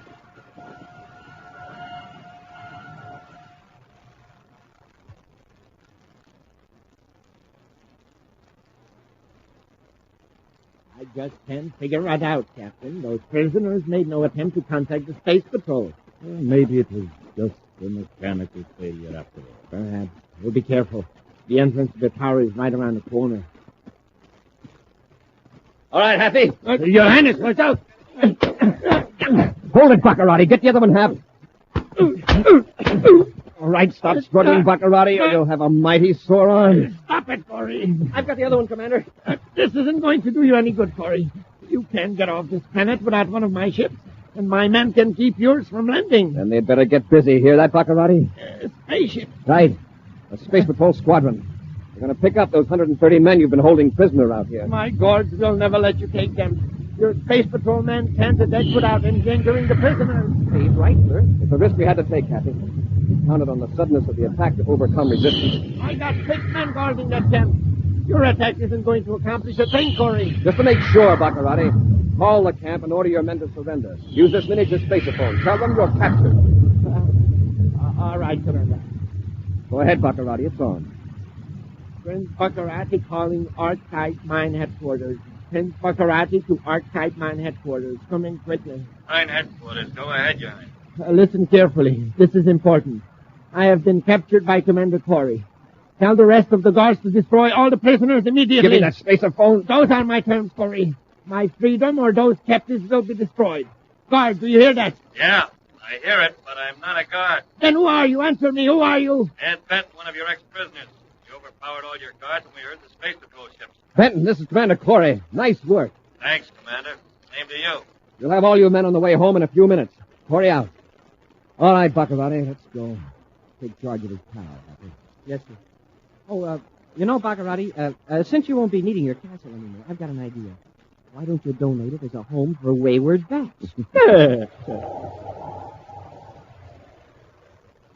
A preview of next week's exciting Space Patrol adventure in just a moment.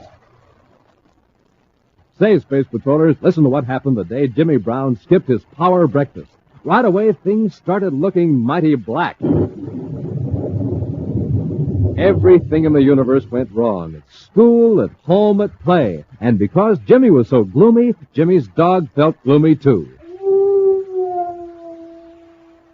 Yes, but listen now to what happened when Jimmy started his day with a big, bite-sized Chex breakfast. A bowl full of rice Chex. And to make up for the other day, a bowl of wheat Chex, too. Right away, things started looking bright. Yes, sir, Jimmy had a swell day at home, at school, at play. And listen to Jimmy's dog. He's no gloom dog now. So, you see, Space Patrollers, the way you start off in the morning can set the pace for the rest of your day. That's why it's so important to get a good power breakfast. That means a bowl full of those checkerboard super cereals, rice Chex, or wheat Chex. Delicious? You bet.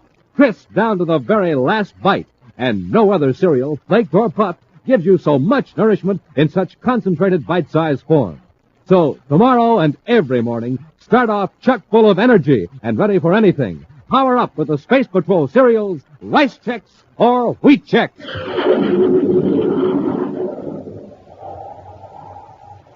And now, a preview of next week's exciting Space Patrol adventure. Buzz and Happy are bound securely in a robot ship headed toward Terra and controlled by Prince Baccarati from his castle on Planet X. I can't move, sir. Even without that paralyzer ray, the straps would hold it. Keep struggling, Happy. Pluto Defense Squadron 12, Space Patrol to Private Cruiser NPC 307, Neptune Registry, acknowledge. That's us. He's calling this ship? We have information that Prince Baccarati is aboard. Surrender immediately. I'm going to get loose and reach that spacer phone. Major Ryan to Baccarati. Acknowledge or we'll fire. If we can only let him know that we're aboard. Keep fighting, Hap. Hey, they're firing at us. Be sure to join us next week for the thrilling story, Escape from Planet X, when wheat Chex, rice Chex, and good hot Ralston again present Space Patrol! Space Patrol, created by Mike Moser, starring Ed Kemmer as Commander Corry, and Glenn Osborne as Cadet Happy, was written by Lou Houston, produced and directed by Larry Robertson, executive producer Mike Debris. Other players were Ken Mayer, Bela Kovach, and Norman Jolly. Dick Tufeld speaking. Now, don't forget to tune in next Saturday and every Saturday when wheat Chex, rice Chex, and good hot Ralston again present Space Patrol! And be sure to see another exciting Space Patrol story on your local ABC television station. Consult your local paper for time and channel. This program is broadcast to our armed forces overseas through the worldwide facilities of the Armed Forces Radio Service. Space Patrol came to you transcribed from Hollywood. This is ABC Radio Network.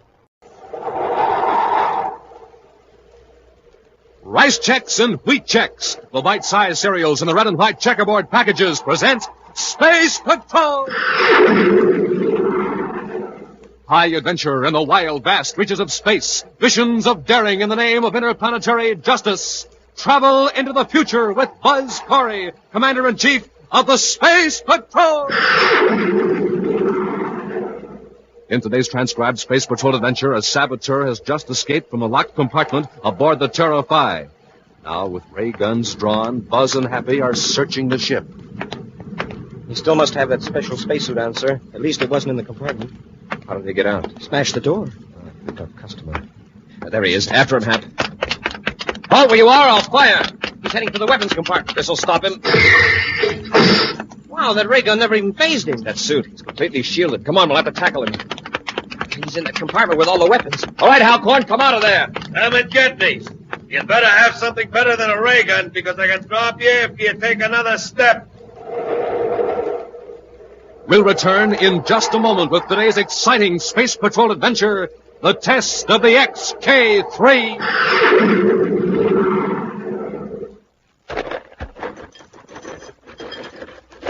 One bowl of rice checks. Here you are, Commander. Thank you.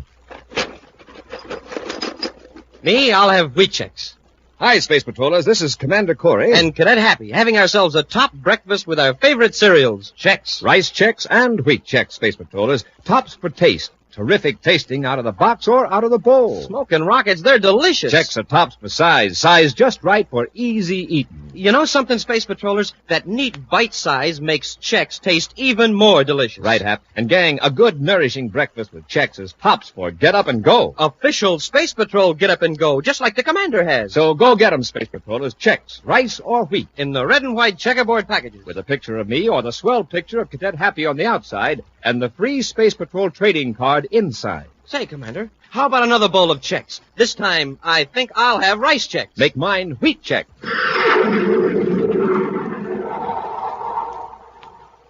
And now today's Space Patrol adventure, the test of the XK-3. Commander Corry faces the problem of capturing Volmer Castro, a criminal whose already clever mind has been transformed into a superintelligence by means of an ingenious brain sensitizer. But as far as the public is concerned, the escaped crime genius is of minor importance compared to a coming race from Pluto to Neptune to test a new space drive for interplanetary flight. Even in Space Patrol headquarters on the man-made planet Terra, the race seems to have taken priority over the search for Castro. In his central office, Buzz Corry focuses a pinpoint tracer beam on a gigantic space chart as Cadet Happy looks on. This will show you the relative positions of Pluto and Neptune, Happy. Yes, sir. They're in opposition to the sun. Right. They're as far apart from each other as they can ever get, nearly 7 billion miles, or more than 250 million DUs. Wow, that'll be some race. Mm-hmm. It's the longest straight line distance between any two relatively stable points in the solar system. Yes, sir. But if the distance is the object, why not race the two ships clear around the orbit of Pluto? That may come later, Hap. But if the XK-3 performs the way we think it will, no further test or demonstration will be necessary. Well, then you think the XK-3 is sure to win? Well, it's too early to be certain about something as new and revolutionary as the new space drive, Happy. Well, from what I hear, nobody but a lot of old fogies think the Atlas stands a chance. Well, I wouldn't call a man an old fogey merely because he puts his faith in something that's been proved dependable. The Atlas has covered billions of DUs with the standard drive. I'd sure like to be aboard the XK-3, Commander. No one is going to be aboard either ship. Each will be robot-controlled. Oh, to keep the human element out of the contest, huh? At the present stage, the XK-3 space drive isn't shielded against radiation. Oh? If the test is successful, shielding will be installed, but it would be pretty expensive to shield a unit that probably will have to be pulled apart anyway for a checkup. All right, Happy, suppose we forget about the race and settle down to work. Huh? And that means Volmer Castro. Any leads on him yet, sir? We're checking on his past associates. Yeah, but now that he's got his super brain, he'll probably get himself a new gang. Crooks more in keeping with his high IQ. That's undoubtedly what Castro wants to do, but it'll take time.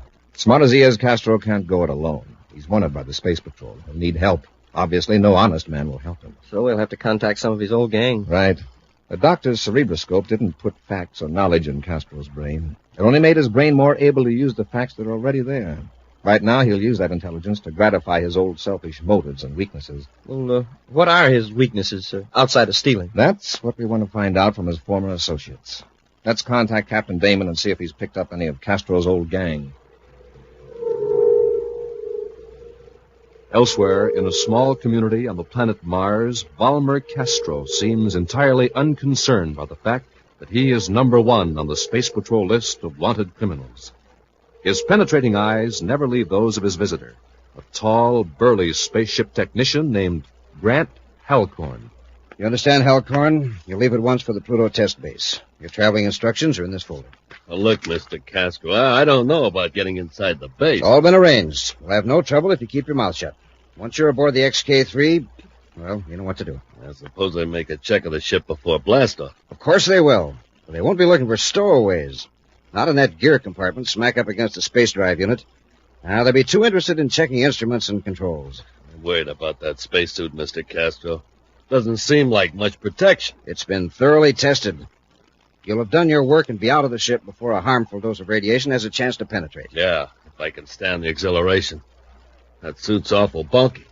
Suppose I can't move to the escape hatch. The XK-3 won't be given high acceleration until the flight's well underway. By that time, well, you'll have made the necessary adjustments to the robot controls to prevent acceleration. Sure. Then I bail out as the ship crosses the Jupiter orbit. That's right. Your jetpack will be sufficient to give you a trajectory away from the XK-3's vector, and I'll pick you up. Okay, Mr. Castro. I got this, Halcorn. I've got a considerable sum of money on this race. The XK-3 is the heavy favorite. If the Atlas wins, I'll have 10 million credits to set up my organization. Now, don't worry. The XK-3 won't stand a chance. Naturally.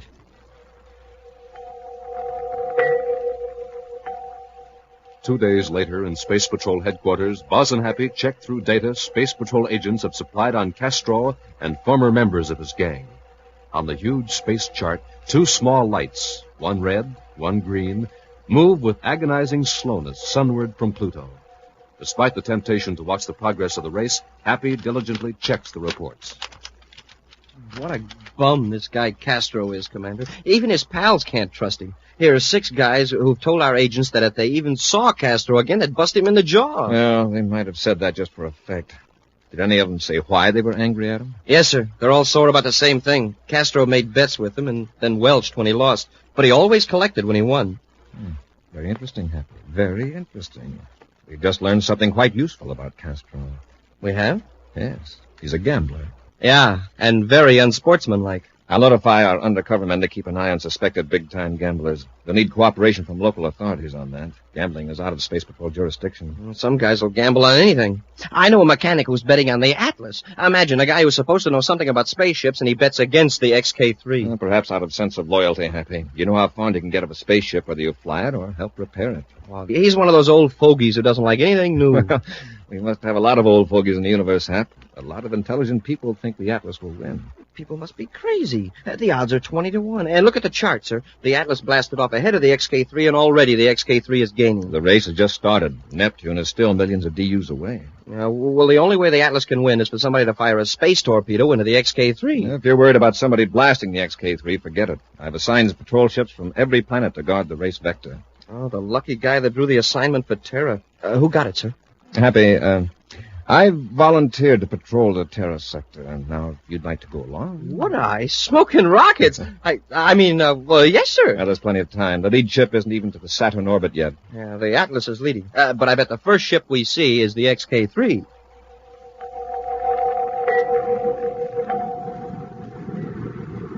Here it comes, Commander, and right on vector. Yes, fairly close to schedule, too. Adjust the viewscope sensitivity control, Hap. Let's see which ship it is. Oh, it's the XK-3, of course. What else could... Hey. Commander, it's the Atlas. Why shouldn't it be the Atlas? It blasted off first. It's the total elapsed time that determines the winner. Well, yes, sir, but the way the XK-3 was gaining at first... I'll check with Pluto. Commander Corry aboard Terra 5 calling Pluto Space Control, XK-3 robot testing section. Corry to XK-3 testing section. This is XK-3 testing section. Go ahead, Commander. The Atlas just passed Terra Patrol segment of the test vector, approximately on schedule. Yes, sir. We've been monitoring the Atlas control section. The Atlas was thrown off a vector by meteors outside the Saturn orbit. Velocity was reduced, and vector changed to avoid meteors. The Atlas is now back on plotted vector, but behind schedule. What about the XK-3? We are having trouble, sir. What kind of trouble?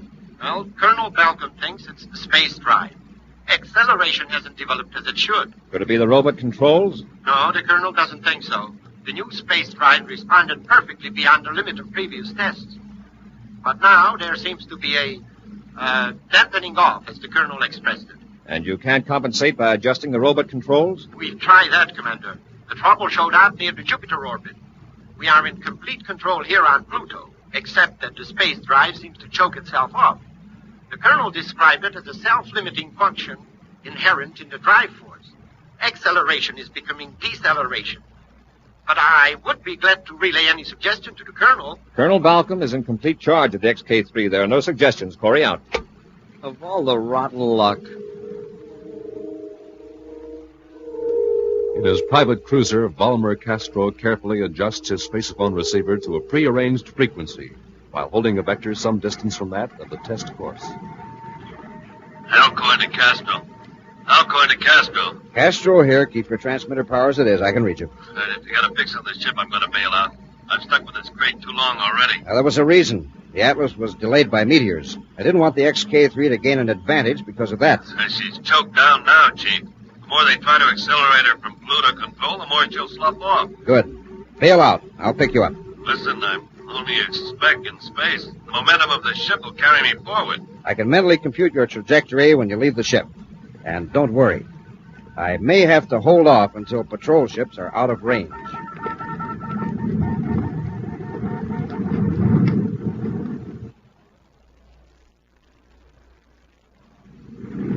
I've got it in the viewscope, sir. The XK-3. But it might as well be a century-old tub the way it's blooping along. I can't understand it, Hap. There's nothing in the short test of the XK-3 to suggest trouble like this with a new space drive. Somebody in Pluto robot control is goofing up. Well, that's unlikely, Hap. Any defect in a robot control system would show up in the self-analyzer, the self-monitoring system. And you know as well as that. Hap, look at the viewscope screen, number 3. Smoking rockets. What is it, a baby meteor? I don't think so. At any rate, it's receding from us. No meteor was ever that shape. Get a vector on it, Hap. Yes, sir. Hey, am I nuts? It looks like a man. A man in a spacesuit. You're right. Line him up in the vector computer, quickly. Well, what in the name of Jupiter's moons is he doing out there? I've got it, sir. Unless he's changed course with a jetpack or something, this is the way it lines up. His vector would cross that of the XK-3. Yes, sir. But backtracking the XK-3 vector, the ship and the man were at the intersecting point at the same instant. Either they came mighty close to a collision, or the man's trajectory began at the ship. In other words, he was aboard the XK-3. But that's impossible. Nobody could survive the radiation from the power unit. It's completely unshielded. I'm changing vector. We're going to overtake that man. Get into a spacesuit, Hap, and then into the airlock. Get ready to pull him aboard.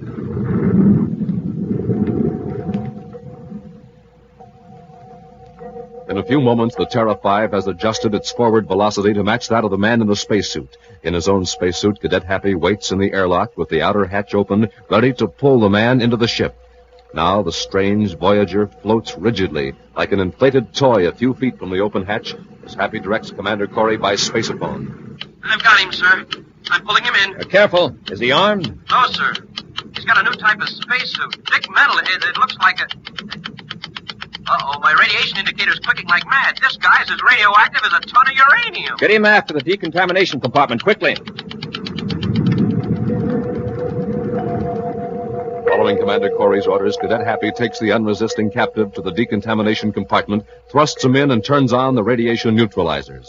Half an hour later, at the commander's request, Happy goes back aft to investigate, then rushes to the control compartment.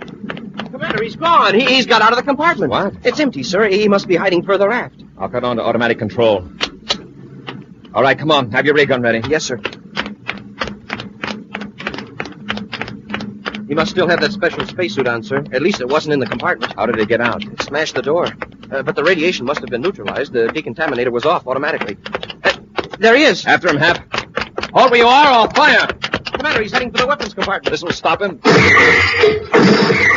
Wow, the ray gun never even phased him. That suit. It's completely shielded. Come on, we'll have to tackle him. He's in the compartment with all those weapons. All right, come out of there. Come and get me. And you better have something better than a ray gun, because I can drop you if you take another step. We'll return to Space Patrol in just a moment. This is Dick Tufeld with news from Edwards Air Force Base, Muroc, California. I've got an interesting story for you this morning about one of the most unusual-looking planes in the sky today, the XF-92A, designed by Convair Aircraft, San Diego. Now, in just a second, I'm going to introduce you to the Air Force test pilot on that plane, Major Chuck Yeager, the first man to fly faster than the speed of sound. But first, I'd like to tell you a few things about the XF-92A. It looks exactly like a triangle. It's often called the flying triangle. Wings are swept back at a severe angle, 60 degrees. Top speed of this Air Force interceptor is about 700 miles per hour. Service ceiling is over 45,000 feet. And it takes some doing to test fly a ship like that. You need energy, plenty of it. And to face the risk involved, you need steady nerves. And now let's hear what a real test pilot has to say about it. Meet Chuck Yeager. Let me tell you what it takes to be a test pilot. To start with, I have to be in good condition. That means get plenty of rest, plenty of exercise, and good food at every meal. For breakfast, I like a cereal that really tastes good and has plenty of energy. Like rice checks and wheat checks, right, Chuck? Yes, checks are the cereals that are tops three ways. For taste, for size, for real get up and go. So make sure you keep yourself ready for action, the way famous test pilots do. Pick your cereal for flavor and for energy. Today, get rice checks and wheat checks. And remember, they're tops with America's top pilots. And now back to our Space Patrol adventure, the test of the XK-3. Buzz and Happy, patrolling the Terra segment of the test race vector between Pluto and Neptune, discover a man in a spacesuit, hurtling through space on an angle from the course of the XK-3. Buzz suspects the man has been aboard the robot-controlled XK-3, but does not know that he is Grant Halcorn, hired by Volmer Castro to sabotage the experimental ship. When Halcorn escapes from the radiation decontamination compartment, Buzz and Happy fire their ray guns at him, but with no result. Halcorn reaches the weapons compartment of the Terra 5 and threatens to shoot the space patrolmen if they move. You might as well put up those ray guns. They won't penetrate this suit. If you come a step closer, I'll put you both to sleep. What'll we do, Commander? This ray gun will work on both of you, even through the cadet suit, and you know it. Well, what are you going to do? All right. Step out and let's talk it over. There's nothing to talk over. Just keep your distance, Commander. Just who are you, and what are you doing aboard the XK-3? Oh, you figured that out, huh? Well, I don't think there's any harm in telling you now. I'm Grant Halcorn. I was just making sure that the XK-3 wouldn't win the race against the Atlas. Who are you working for? What makes you think I'm working for anybody? Because really smart men don't run risks of radiation burns, even in shielded suits. The smart boys hire chumps like you to take all the chances. Is that so? Now, who would want the new spaceship drive to fail? Someone interested in standard drive ships? Maybe. No, Halcorn. Anyone in the industry would realize that one failure wouldn't stop progress. The only one who would benefit would be a man who would bet heavily against the favorite. In other words, a professional gambler. A gambler who refuses to take chances. Someone like Volmer Castro. All right, Corry. I haven't got time to listen to you.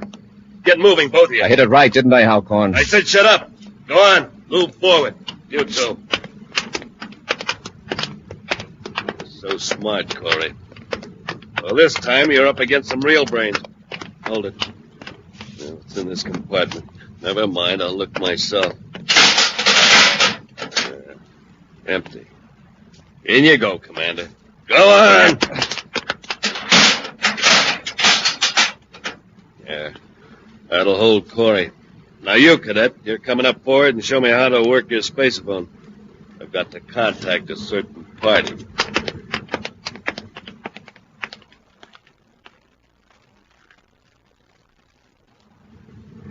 All right, cadets. Stand right where you are. If you move, I'll put you out cold with a ray gun. Got it?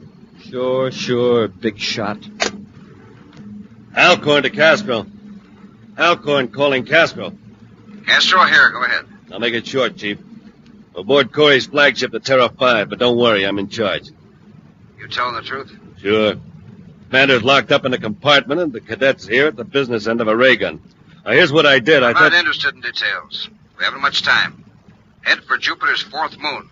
You know the place I mean. Yeah, you bet. Land and come aboard. And we'll blast off for Venus and wait there until my men collect the bets. You'll collect, all right. The Atlas is sure to win. I know.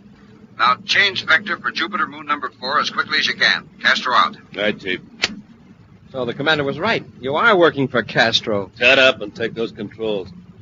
Head this ship to Jupiter number 4. Now, don't try any cute antics.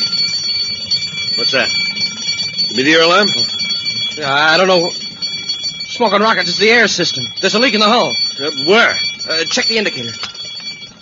There, see where that red light's flashing? Yeah, I see. Well, where's the damage? In compartment 3. We've got to get there, quick. Let's take it easy. It's airtight, isn't it? You and I have got spacesuits on. Yeah, but Commander Corry's in there. He hasn't got a spacesuit. That's his tough luck. Look, Halcorn, if you bring the commander into Castro alive, isn't that going to boost your stock? Yeah, that's right. Well, then hurry. If we act quickly, maybe we can save it. All right, get going.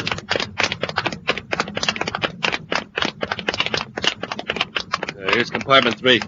Close your face piece. Okay. Open the door. Hurry, Halcorn. We've got to work fast. Yeah. Hey, where's Corry? Where'd you go? Drop that ray gun, Halcorn. Drop it. I've got him, Happy. Raise the space piece. Yes, sir. And sit on him. He's hard to handle. All right, Halcorn. Just relax. Now take it easy, Halcorn. There's no hole in the hull. Oh, that's a relief, sir. But what set off the alarm? Thermostat in the bulkhead. The thermostat?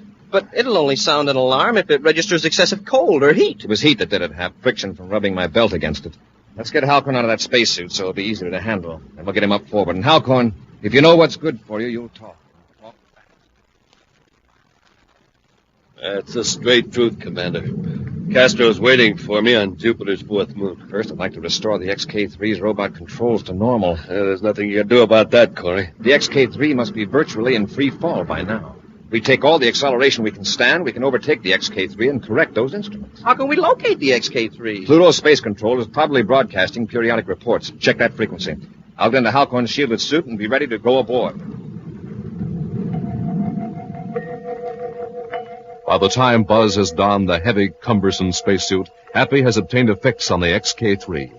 It is still hurtling on toward Neptune at a steady velocity, but of course losing ground to the still accelerating Atlas. With Happy at the controls and Halcorn securely bound, the Terra 5 gains steadily on the XK-3. Then Commander Corry steps into the airlock, ready to transfer to the robot ship. With the spaceophone transmitter at low power, Happy contacts Buzz. We're alongside, Commander. Ready when you are, Hap. Apply magnetic holding field. Yes, sir.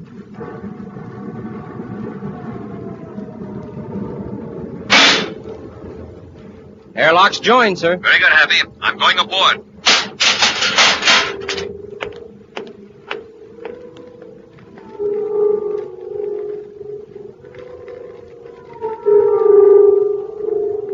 Everything okay, sir? Yes, Hap. I'm at the robot instrument panel now. Can you fix it, sir? Yes, but I'd defy anybody to figure out what was wrong if they didn't know exactly what Halcorn did in here. He's made adjustments that gradually cancel out the control impulses from Pluto. I didn't think Halcorn was that bright. He just followed instructions. Castro is the genius. He's figured out the right combination to dampen the controls. Something that wouldn't happen by accident once in a million times. Wow. I've about got it reset, Hap. It'll take several seconds to build up the balance, which is lucky. It'll give me time to get back to Terra 5 before the space drive takes hold. I'll be ready to cut loose, sir. Do it the second I give the word, Hap. There. That's the last setting. Stand by. Standing by, sir. I'm in the airlock, Hap. Disengage holding field. Okay, sir.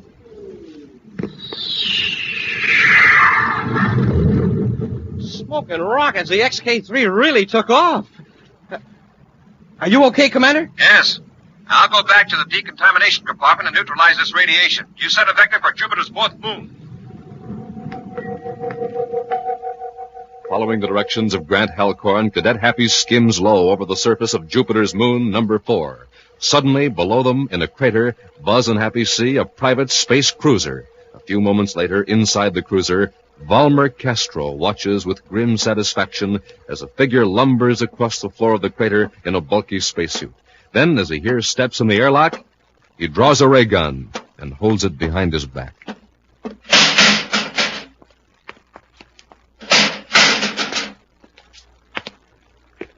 Well, Halcorn, raise your face, please, and get out of that suit. It must be very uncomfortable. Hello, Castro. Corry! Hold it. Don't move. Oh, come now, Castro. A man of your intelligence should know that a ray gun can't penetrate this shielded suit. It might work at close range. You better hold it, Corry. I warned you.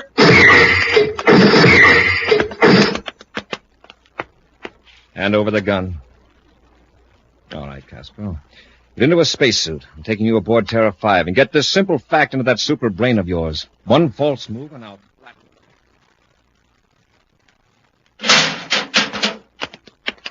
Castro, get that suit off, and we'll put you back aft with your friend Halcorn. Prepare to blast off, Happy. Yes, sir. Well, what's so funny, Castro? Well, just amused. You know, when I'm discharged from the center, I'll be free of what you call my criminal tendencies. But I'll still have my superior intellect. I hope so. And I'll have more than that. I'll be a very rich man, Corry. And what will you be doing?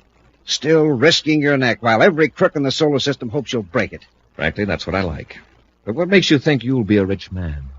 From the money I've won on the race. I can still collect, you know. Happy, get the Neptune Space Control channel, will you, please? Yes, sir. Bulletin, NY 459. Repeating for all Space Patrol units. Neptune City Space Control. The robot cargo ship Atlas has just landed at the spaceport, completing a non-stop flight from Pluto. See what I tell you, I won. The Atlas arrived just 2 hours and 15 minutes after the XK-3 broke all records. It's impossible. The XK-3, with its new space drive, roared into victory despite a long delay that gave the Atlas a 10 million DU lead. Official figures of the XK-3's record run will be released at 0900 Universal Star Time. Neptune Space Control out. It can't be. I don't believe in gambling, Castro, but this is one bet you're going to pay in full. Ready for blast-off, sir. Fire rockets. Fire rockets. Up, ship and away.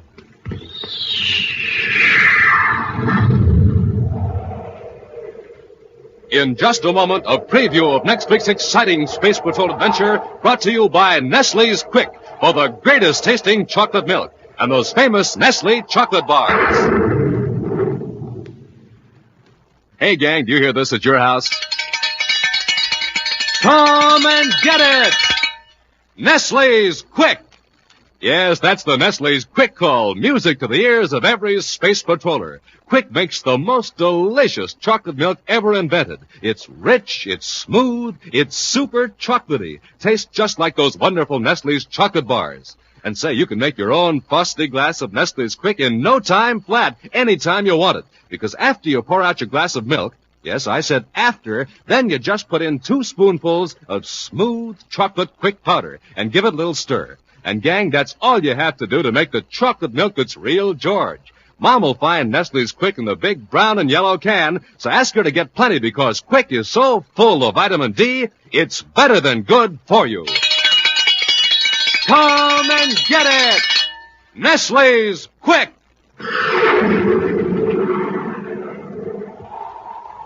And now, a preview of next week's exciting Space Patrol adventure. Buzz and Happy are testing a new spaceship out beyond the Saturn orbit. Suddenly, they find themselves on a collision course with another spaceship. That pilot must be crazy. He suddenly changed vector right toward us. He's not trying evasive action, so it's up to us. Fire starboard rockets. Commander, he's still coming at us. Hap, that ship is a robot-controlled guided missile. If we don't blow it up, it'll hit us. Stand by to fire space torpedoes. Standing by, sir. Fire one. Commander, the torpedo controls are jammed. We're going to crash! Be sure to join us next week for the thrilling story, The Image of Evil. Space Patrol, created by Mike Moser, starring Ed Kemmer as Commander Corry and Lynn Osborne as Cadet Happy, was written by Lou Houston. Produced and directed by Larry Robertson, executive producer Mike Devery. Other players were Bela Kovach, Norman Jolly, and Ken Mayer. Dick Tufeld speaking. Now, don't forget to tune in next Saturday and every Saturday for the new exciting Space Patrol! Space Patrol was brought to you today by Rice Chex and Wheat Chex, the bite-sized cereals in the red and white checkerboard packages. Be sure to see another exciting Space Patrol program on your local ABC television station. Consult your local paper for time and channel. This program is broadcast to our armed forces overseas through the worldwide facilities of the Armed Forces Radio Service. Space Patrol came to you transcribed from Hollywood. This is ABC Radio Network.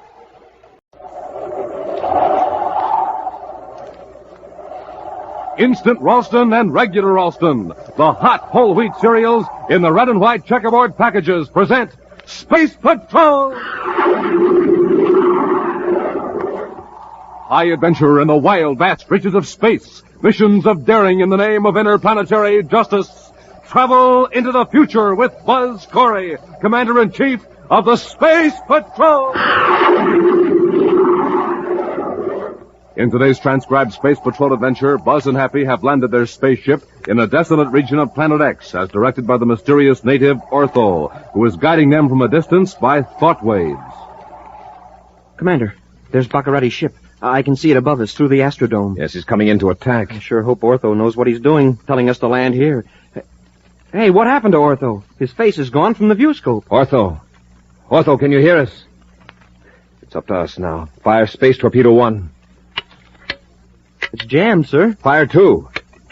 They're both jammed. And Baccarati's coming in. He's firing at us. And here we are like a sitting duck. Ortho double-crossed us. We'll return in just a moment for today's exciting Space Patrol adventure, The Secret of the Dargo Ruins.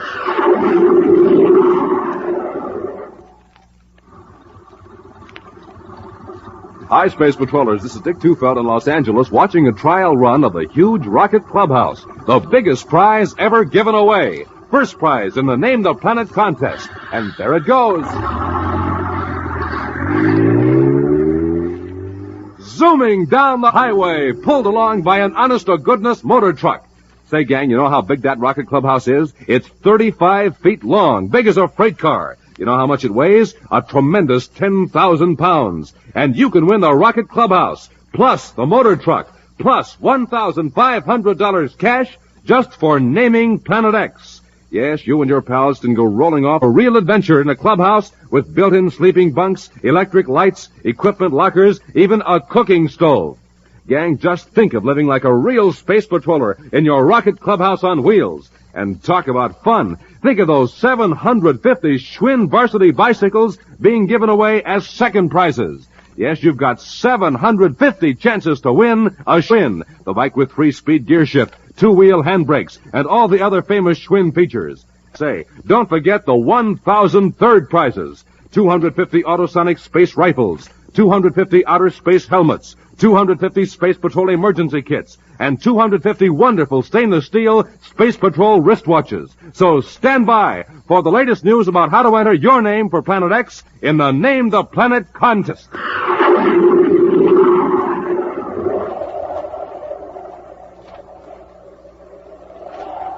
And now, today's Space Patrol adventure, The Secret of the Dargo Ruins. Commander Corry and Happy are now on the man-made planet Terra, where Buzz is organizing a task force for an assault on Planet X. Although Buzz and Happy wrecked Prince Baccarati's delicate and complex defense control monitor in Baccarati's castle, the Space Patrol forces dare not make an all-out attack on installations on Planet X, for to do so would endanger thousands of innocent natives forced into labor by the evil prince, and also would harm hundreds of skilled technicians held captive on the remote planet. Right now, in the Commander's central office in Space Patrol headquarters, Cadet Happy is sorting out all available information on Planet X installations. Sector G22 chemical processing plant. Let's see, that's about, How you doing, Happy? Oh, it's pretty slow work, sir, but I'm nearly through all the data in File E. And that big blow-up map of Planet X sure makes it a lot easier to fit things into a pattern. Uh-huh. You can see now what a big job this is and why we can't launch an attack until every detail is worked out in advance. Yes, sir.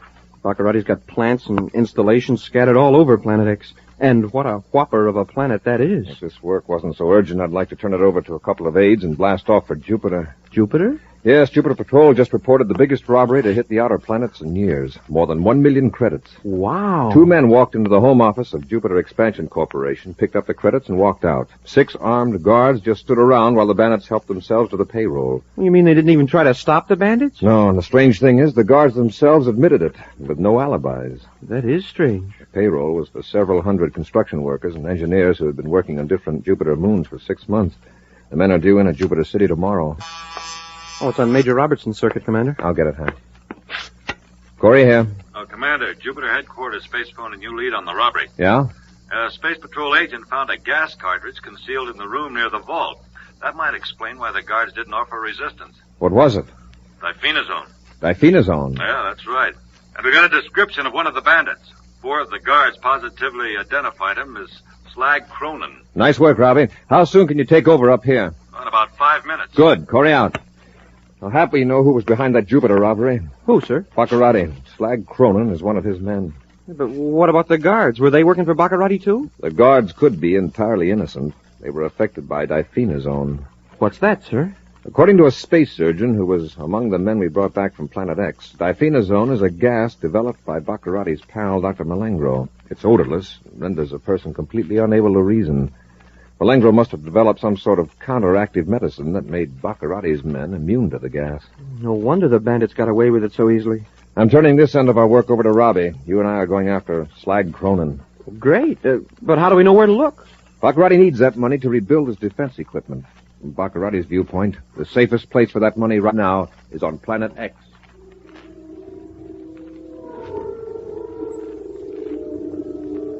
Billions of miles from Terra in Baccarati's castle on Planet X, Dr. Malengro ruefully surveys the smashed controls of the elaborate defense system. He turns as Prince Baccarati enters from his communications room in a lofty tower. It will take weeks to repair, Your Highness, even if we had the technicians on hand to do the work. We don't have to worry, Malengro. But, Excellency, without our defenses, the Space Patrol can attack Planet X at will. I've just heard from Slack Cronin. He's on his way here with 1 million credits. What good are United Planets credits here on Planet X? Don't you see? Cronin can hide out here. Then, as my agents make contacts with engineers on the other planets, we can pay them to construct new controls. Oh, and bring them here in spaceships. Exactly. They can be made in sections and assembled here in the castle by a few men. The engineers that actually construct the equipment won't even need to know that it will be used against the Space Patrol. Then Cronin is coming right here to the castle. No. I ordered him to hide out in the Dargo ruins, 500 miles to the east. But, Excellency, why should he hide out? Because we can be sure that we won't be getting a visit from a Space Patrol ship. I'm not expecting an attack so soon, but Corry may send a scout ship to see what we're up to. Yes, that's true, Your Highness. As a matter of fact, Corry has already blasted off from Terra. For Planet X? I don't know. My agents couldn't find it out. We'll be notified of his vector, however. How fortunate that Corry didn't have time to wreck our spaceophone equipment. Yes. And with our spies still operating on the other planets, we'll know if Corry or any of his ships are on their way here. Your Highness, if you'll pardon my saying so, wouldn't it be better to have Cronin bring the credits to one of your other installations? Why the Dargo ruins? They are hundreds of miles from any of my factories or installations. And they look like what they are, the ruined buildings of a vanished civilization. No Space Patrol ship is going to land and prowl around there. I understand. A brilliant decision, Excellency. Of course.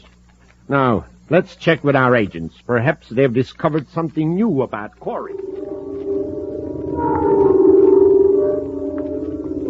Many hours later, the Terra 5, with Commander Corry at the controls, is far beyond the orbit of Pluto, headed for Planet X. Using secret code and scrambled spaceophone circuits, Cadet Happy has contacted Space Patrol headquarters of the various planets. And now, to prevent Baccarati from picking up any suspicious signal, Happy has cut off the spaceophone transmitter. Nobody's sighted Slag Cronin so far, sir. Sooner or later, he's going to contact Baccarati, or Baccarati will attempt to contact him. I want to be in a position to intercept those calls. Sir, I've been thinking about this native ortho that helped us get off Planet X the last time. What about him? Well, I just can't get over the way he was able to project thoughts and images. Well, we do it in a crude sense with spaceophones and viewscopes and our brainograph. Yeah, but he just uses his mind. How come we can't do it? Perhaps if we tried it for as many generations as his people have, we could do the same thing. Well, Commander, maybe we could get Ortho to help us some more. No, Hap. Our battle is with Baccarati. Or those people have isolated themselves because they want to live in peace. Besides, Hap, just how would you suggest contacting Ortho? Yeah, that's right. We don't even know where this Golden Valley is. Right. Now we'll concentrate on Slag Cronin and Prince Baccarati.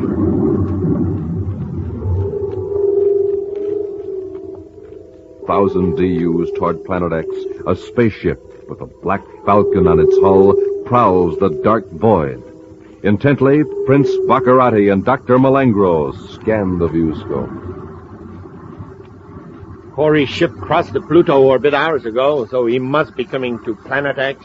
I wonder what his plan is this time. Well, he won't get a chance to put it in operation, Malengro. Do you think he's after Slag Cronin? If he is, it's a stupid move. Cronin is already hiding out the Dargo ruins. Corry could never find him. Your Highness, look. That faint dot on the viewscope. It must be a spaceship. Maintain this exact distance, and we'll cut on the radar foil in case he picks us up. He'll never be able to pinpoint our position.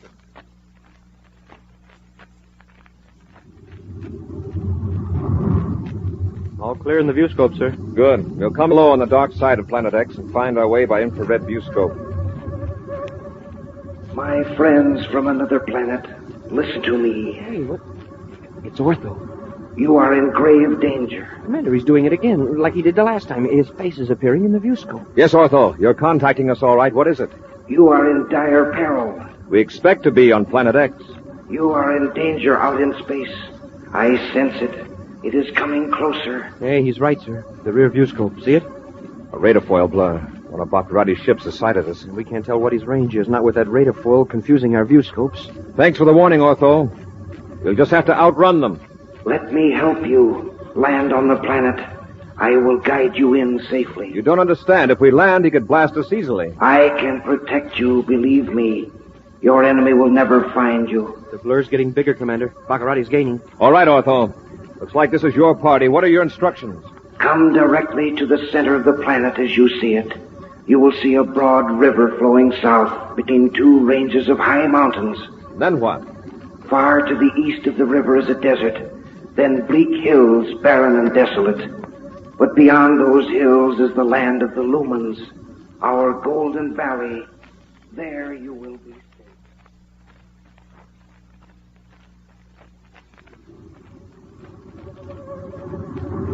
That is fine, my friends. Hold that altitude.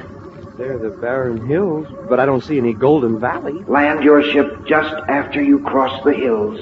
Ortho, we don't see anything that looks like a golden valley. It's just a stretch of barren, rocky land. Hey, Commander, that ship doesn't seem to be gaining on us, judging by the size of the radar foil blur. Probably waiting to see what we're going to do. Land your ship. Set it down quickly. Commander, I can't see anything in the rear view scope. In that case, we might as well follow Ortho's directions. Stand by for landing, Happy. We'll make this quick. Fire nose rockets. Full repeller ray.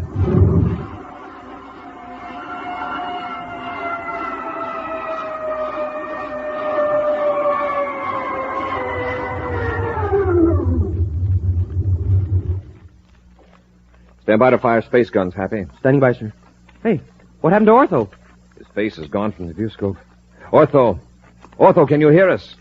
Commander, there's Baccarati's ship. I can see it through the Astrodome. Fire space torpedo 1. It's jammed, sir. Fire 2. They're both jammed, and Baccarati's coming in. He's firing at us. And here we are like a sitting duck. Ortho double-crossed us. We'll return to Space Patrol in just a moment. Space Patrollers, attention. Here's how to enter your name for Planet X in the Name the Planet contest. Just go with Mom or Dad to your Weatherbird shoe store. The Weatherbird shoe man will give you a free prize, a swell interplanetary coin album with 3 real space coins inside. Glowing silver-colored coins, big as a $50, with swell designs of planets on them. And also inside the album, your Name the Planet contest entry blank, with directions for submitting your name for Planet X. Now, gang, if there's no Weatherbird shoe store in your neighborhood, find out where else to get your coin album and entry blank by looking on the back of a package of good hot Ralston, either instant or regular. The new package with a picture of the Commander Corry or Cadet Happy on the front. But hurry, see your Weatherbird shoe man or check a hot Ralston package and enter the Name the Planet contest now.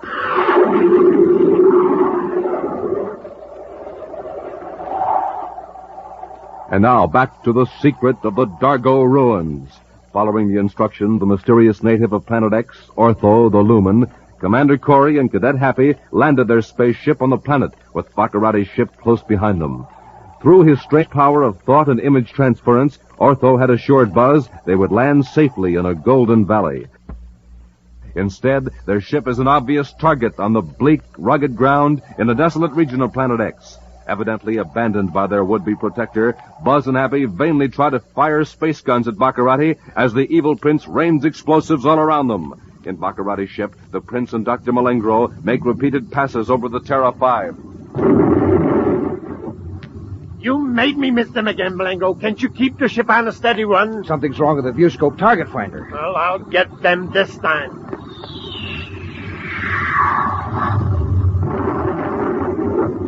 I did it! A direct hit. I got Corry at last. Your marksmanship is astounding, sire. You see that? Not a trace of the ship remains. Not a trace. Do you realize what this means? I prefer to hear the tidings from you, Excellency. Without Corry, it will take the Space Patrol weeks to prepare an attack. By that time, I'll have my defenses back in operation. Planet X will again be an impregnable stronghold. Excellent. And from then on, I shall resume my plan. Now, let's go to the Dargo ruins and get Sled Cronin and my 1,000,000 credits.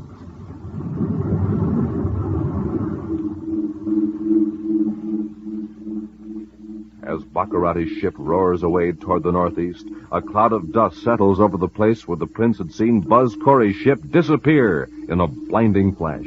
Yet, at this same moment, 2 miles away, Buzz and Happy stand unhurt, peering out of the viewport of an entirely undamaged Terra 5.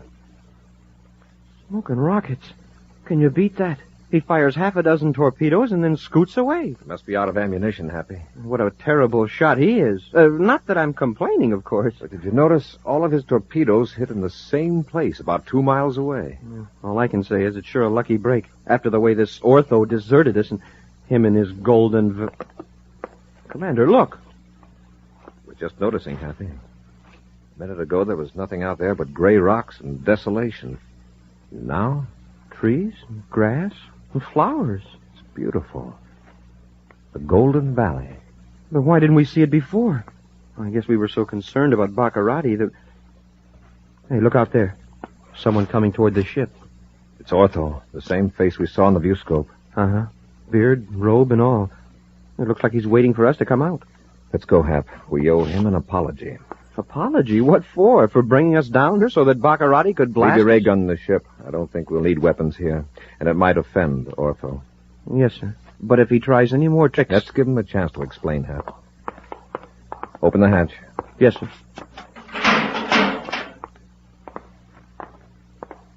Before we open the outer hatch, Happy, remember that Ortho can tell what we're thinking. He probably knows I'm telling you this right now. Yes, sir. I understand.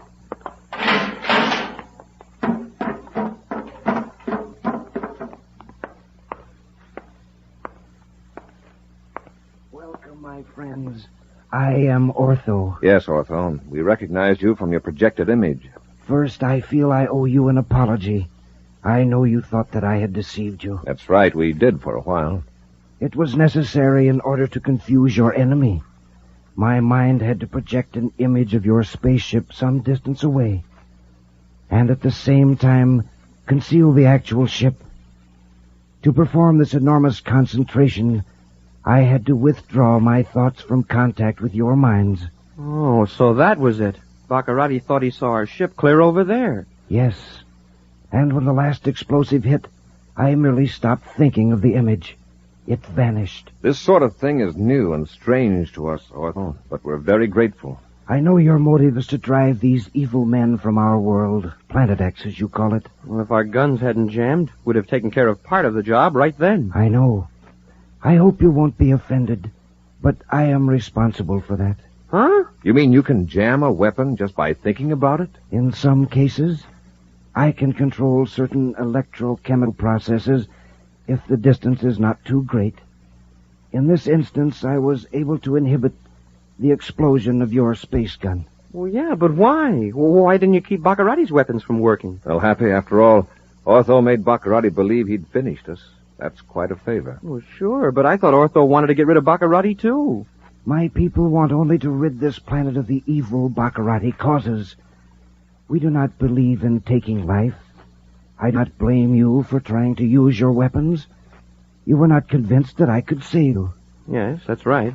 However, I knew you were in no danger, so I prevented you from taking human life needlessly. I'm in favor of what you did, Ortho.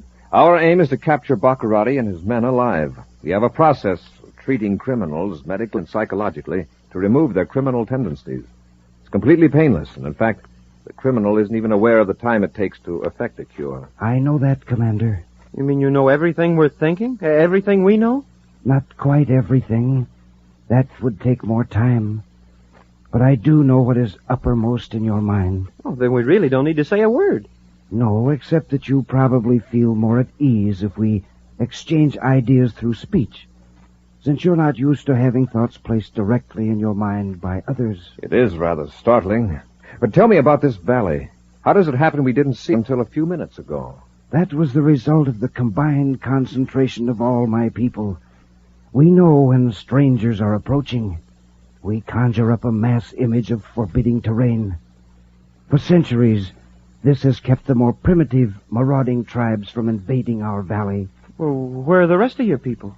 Deep in the forest of the valley. I would invite you to visit us, but I sense that the commander is concerned about a problem. Yes, Ortho, you're right. You came here searching for a man who has stolen something of great value to your civilization. The man is called Slag Cronin. That's right. Then he is on Planet X. Yes. Several of us sensed his evil presence a few hours ago. Where is he? In Baccarati's castle? No. He is hiding in the ruins of an ancient civilization about 800 miles northeast of here. The Dargo ruins. The Dargo ruins? Yes. Immense buildings of red stone, filled with statues and carvings. You will find them impressive, but grotesque. Be very careful, my friends. We will, Otho. And we're very grateful you saved our lives. But at no risk of my own. You are risking yours to bring peace to our planet. Listen, and I will tell you how to find the Dargo.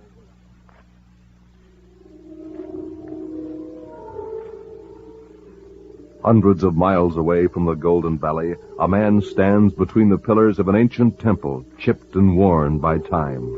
He watches as a spaceship lands beside his own. Two men get out and come toward him up the temple steps.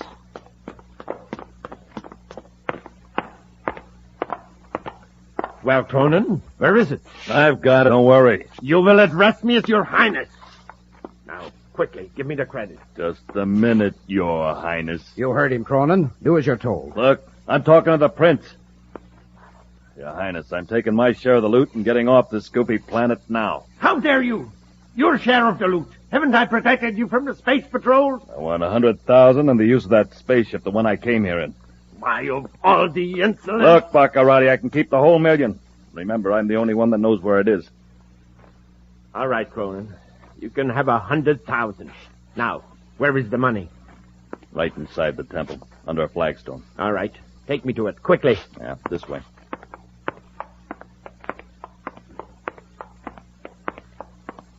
Yeah.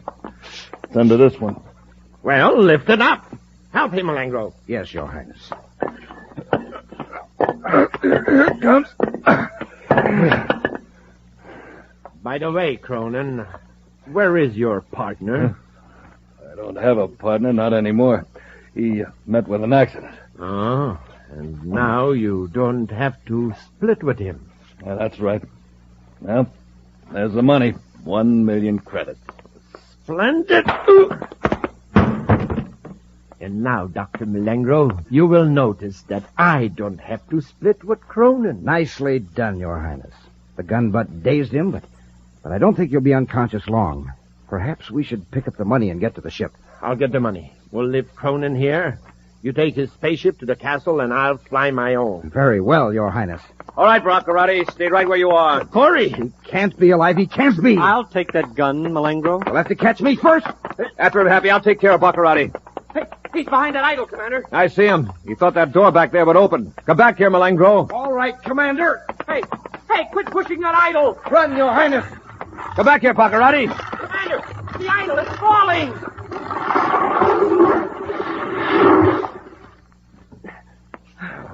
Oh, Commander, you all right? Help me roll that chunk of rock off my legs. Yes, sir. No bones broken.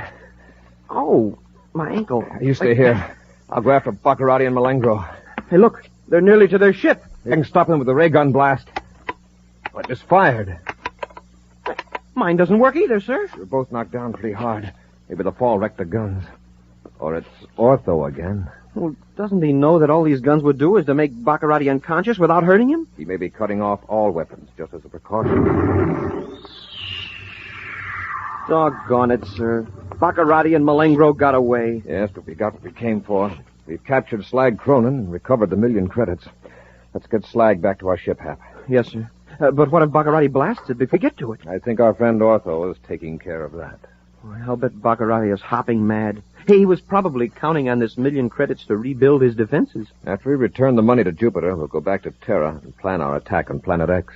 Hey, look, Commander. Look what's all over the floor. Jewels. They must have been inside the idol.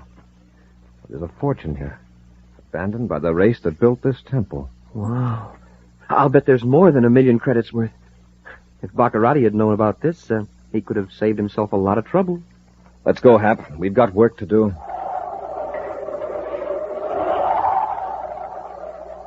An action preview of next week's exciting Space Patrol adventure in just a moment. Hi, Space Patrollers. This is Commander Corry. You know, gang, the way I warm up inside when it's chilly outside is with the super cereal that helps to supercharge you. Good hot Ralston. So why don't you try it today? Instant or regular Ralston. Look for them in the new red and white checkerboard packages with a picture of Cadet Happy or me on the outside. And know what you'll find inside? A swell interplanetary space coin. Big as a $50, made of husky plastic with designs of planets on them in glowing space colors. Midnight blue coins, sun gold coins, and jet black coins, too. You can get even more terrific space coins, plus a handsome album to keep them in, along with your Name the Planet contest entry at your Weatherbird shoe store. So hurry, get a package of good hot Ralston today and start building up your space coin collection now. And now, a preview of next week's exciting Space Patrol adventure. Buzz and Happy are in the refrigeration control compartment of their spaceship on a flight to Venus. The air is rapidly leaking from their ship when they discover a gigantic worm clinging to the wall of the ship. Take this bar and knock it loose, Hap. Yes, sir.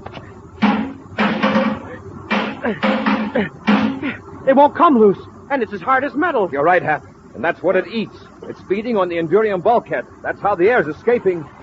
Smoking rockets, Commander. It's eating clear through the hull. Get into your helmet or we'll suffocate.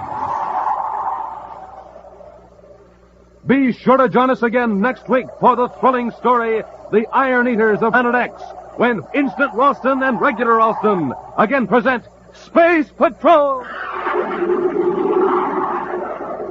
Space Patrol, created by Mike Moser, starring Ed Kemmer as Commander Corry and Lynn Osborne as Cadet Happy, was written by Lou Houston, produced and directed by Larry Robertson, executive producer Mike Debris.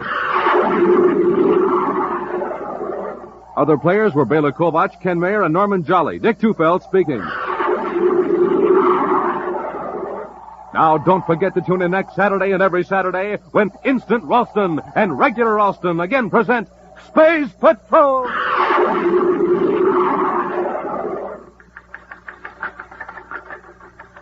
Dick Tufeld reporting on America's most heavily armed fighter interceptor, the Northrop Air Force Scorpion F-89D. In a moment, we'll hear from the test pilot on this plane, Bob Love, Korean jet ace with a record of 6 MiGs in 6 weeks. Primary job of the Scorpion is to protect our country from invading aircraft. Speed, more than 600 miles per hour. Weight, 20 tons. Now, Bob Love, recorded at Edwards Air Force Base. You know, a fella has to be in top condition to test fly a fast aircraft such as the Scorpion. And that's why I always make it a rule, sleep well and eat well. So, for breakfast, I pick a cereal like Rice Chex or Wheat Chex. They're chock full of energy and really taste good. You'll like them. No other cereal, puffed or flaked, contains so much nourishment in such concentrated bite-sized form. So take a tip from Bob Love, Phil Houghton, and other top test pilots. Make your cereals Rice Chex and Wheat Chex. Be sure to see another exciting Space Patrol story on your local ABC television station. Consult your local paper for time and channel. This program is broadcast to our armed forces overseas through the worldwide facilities of the Armed Forces Radio Service. Space Patrol came to you transcribed from Hollywood. This is ABC Radio Network.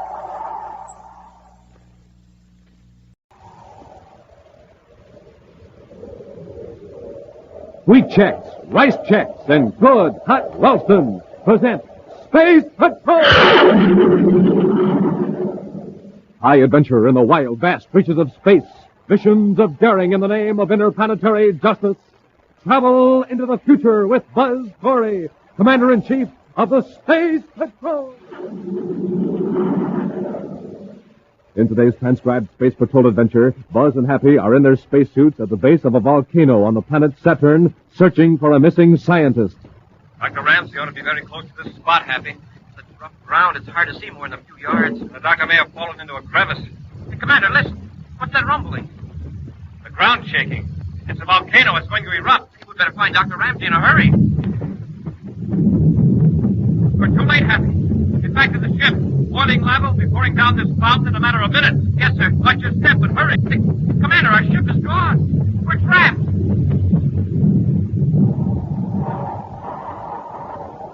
We'll return in just a moment with today's exciting Space Patrol adventure, The Sleeping Demon of Saturn.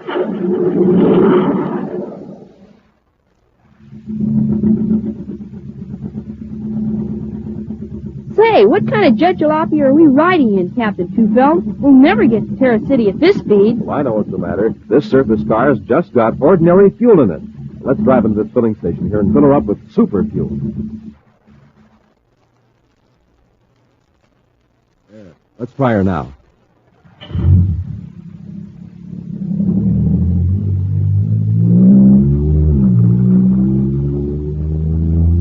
Wow, this jet cycle is supercharged now. Sure thing. It's got super fuel. And Space Patrollers, there's a lesson in this for you.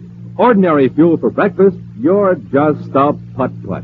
Super fuel for breakfast, you're supercharged. My advice is eat the super fuel Buzz Corry has in the morning. I mean wheat checks and rice checks, the super cereals that help to supercharge you. Real swell tasting, and they both have that modern bite-sized design for easy eating. So, gang, don't be a putt-putt. Eat the delicious super cereals that help to supercharge you. Rice checks, wheat checks. And remember, inside of every package, there's a mysterious magic space picture. And now, today's Space Patrol adventure. Commander Corry and Cadet Happy are in the Commander's flagship, the Terra 5, approaching the planet Mercury, where a few hours before, a minor quake shook a small section of that innermost planet. There were no casualties and no damage to property. Yet, within the hour, every planetary capital, every scientific laboratory was buzzing with excitement. Furthermore, it caused Commander Corry to make a special trip to Mercury. Why all this interest in a harmless quake? Because it was predicted 8 years before, almost to the minute. Intently now, Happy scans the viewscope screen as the cracked and fissured surface of Mercury spins below. We're getting close to the scene of the quake, Commander. I'm afraid it won't look any different than the rest of this part of Mercury, Happy. Well, I suppose not, sir. But I'd like to be able to say that I was one of the first to see the location of the first scheduled quake. Didn't the Space Patrol newscast say that the doctor pinpointed the exact location and named the time 8 years ago? Dr. Ramsey's predictions may have been just a coincidence. That's why I sent Tongo on ahead to Mercury City to contact him personally.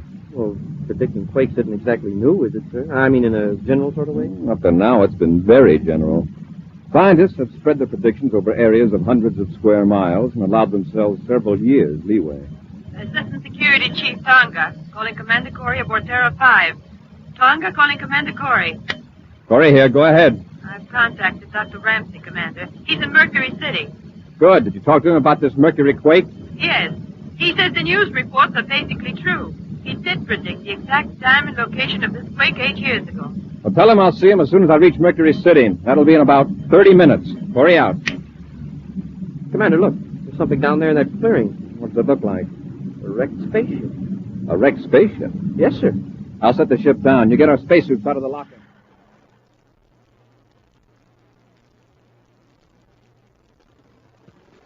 All right, Hap, into the ship. Yes, sir. Be careful you don't puncture your spacesuit on that jagged metal. Yes, sir. Commander, there's a man in here, collapsed over the instrument panel. Now, let's take a look at him. At least he's in a spacesuit. He's still alive. Quickly, Happy, let's get him to our ship. He needs oxygen.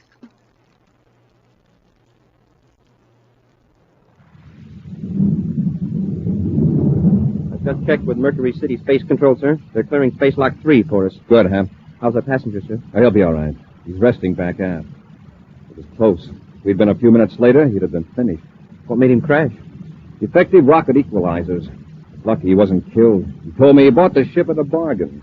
Some bargain? Yeah. From nose to stern, that ship was fitted with obsolete equipment. Cheap metals covered with Endurium plating. He tells me he bought it from a man named Fran Gresham. Fran Gresham? Name sounds familiar. He was working a petty swindle game on Mars a few months ago. Our agents broke it up, but they couldn't get anything on Gresham.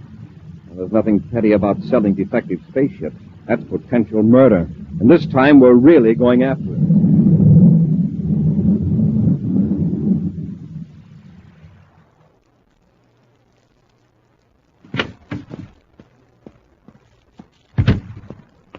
Well, Gresham, did you close the deal? No. Our client insisted on inspecting the ship. The only thing we found in working order was a danger sign in the atomic power compartment. That's the third sale you've muffed this last week, Gresham. It's costing me quite a bit of money to keep up a front here in Mercury City. What we need to do is create a demand for small spaceships. Something that'll make people want a ship and not be too particular about the condition it's in. Or the price. That's a large order, Shrike. I know. If we could start a fake uranium rush, say to one of the moons of Jupiter or Saturn, or some kind of panic. Panic. That's it. Get people frightened and then offer them a means of escape. How are we going to get them frightened? And of what? Did you hear about this scientist who predicted a quake here on Mercury? I heard something about it. I didn't pay much attention. His name's Ramsey. 8 years ago, he predicted a quake in a certain part of Mercury and called it almost to the minute. The quake hit yesterday. So what? Suppose we pay him some money and get him to predict what city is going to be hit with a quake within the next few weeks. We can sell those ships in a few hours. Suppose there isn't going to be a quake near a city. There won't have to be one. The very fact that this guy Ramsey is making a test near a city will make people worried. Then we'll start a few rumors. Like, I think you've got something. I'll call on this Doc Ramsey. And I think I know just the city that's ideal.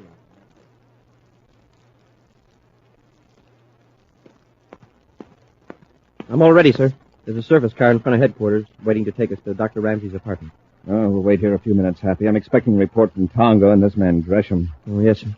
Oh, how's the man we rescued from the wrecked ship? Oh, he'll be all right. But he's in bad shape financially. No company would insure that ship of his because he didn't have a Space Patrol inspection certificate. So the poor guy has to stand the loss himself. Mm-hmm. It's an expensive lesson for him. Commander. Oh, yes, Tonga. I haven't been able to find out much about this Grand Gresham, but I've learned one thing. He's here in Mercury City, or at least he was within the last 2 days. Where can we locate him? I don't know. But he's been seen with a man named Rupert Shrike. Oh, probably he's planning to sell Shrike one of his broken-down ships. No, Happy. Apparently, Shrike is backing Gresham, helping him to put up a front to impress clients. Tonga, assign 2 of our agents to tail Shrike. Find out how he contacts Gresham, and we can get a line on them. All right, Commander. Okay, Happy. Let's get over to Dr.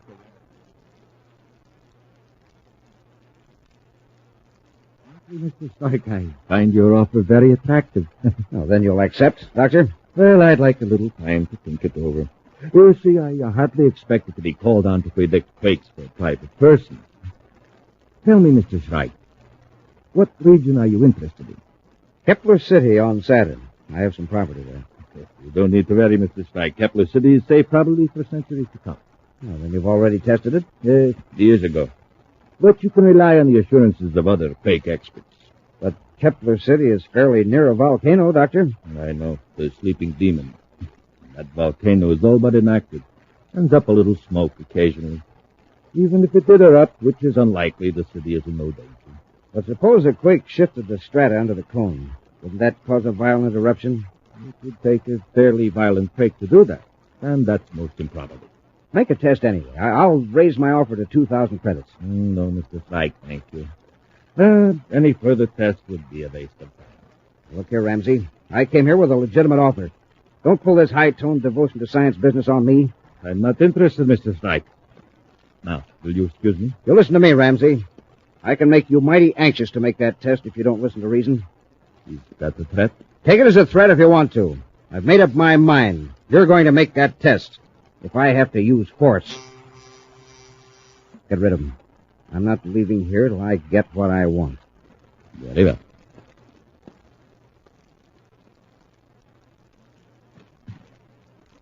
Dr. Ramsey? Yes, Commander. Come in, Ramsey. Thanks. Come on. Yes.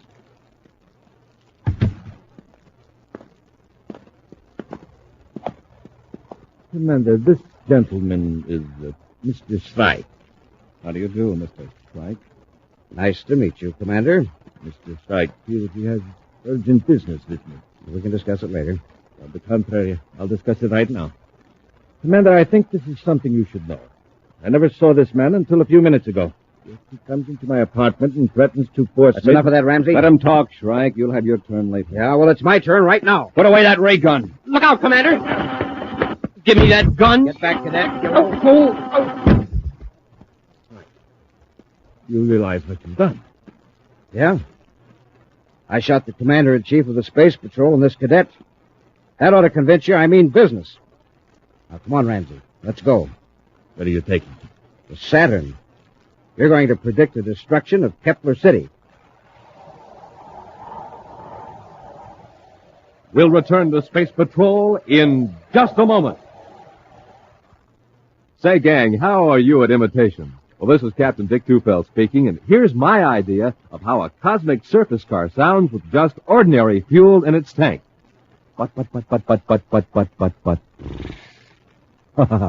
Well, now here's that same car with super fuel in its tank. But. Yes, sir, that cosmic surface car is really roaring now because it's supercharged with super fuel. And the same is true with you, gang. What happens to you when you have ordinary fuel for breakfast? Well, you move like this. But. That's right. You're just a putt-putt. But when you fill up your tank with super fuel, man, you're supercharged. So eat a power breakfast with Rice Chex or Wheat Chex and get supercharged. Flavor galore in every bite-sized biscuit. Rice Chex, Wheat Chex. And inside of every package, you get a mysterious magic space picture. And now, back to our Space Patrol adventure, The Sleeping Demon of Saturn. Dr. Ramsey has perfected the method of predicting quakes. Two criminals, Shrike and Gresham, plan to force the doctor to predict a quake and eruption of a volcano near Kepler City on the planet Saturn. This, they figure, will create a near panic in the city, thus enabling them to dispose of defective spaceships at an enormous profit for people anxious to leave the danger area. When Dr. Ramsey attempted to tell the commander of Shrike's threat, Shrike whipped out a ray gun, rendered Buzz and Happy unconscious, then forced the quake expert to accompany him to Saturn. Now, an hour later, the two space patrolmen are regaining consciousness in the doctor's apartment in Mercury City. I almost had him, Commander, but he turned the gun on me. He must have been out for about an hour. Shrike could be off Mercury by now. Where's Dr. Ramsey? Shrike probably took him along. What kind of business would he have with Dr. Ramsey? Whatever it was crooked. The minute Dr. Ramsey started to tell us, Shrike pulled a gun. Let's get to Mercury City headquarters and send out an alarm.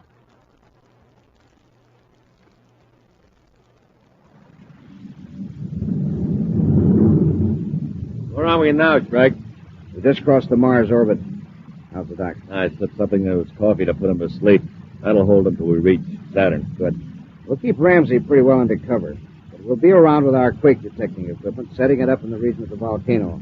We'll be seen by spaceships and atmosphere cruisers, lugging heavy equipment up and down the slope of the Sleeping Demon.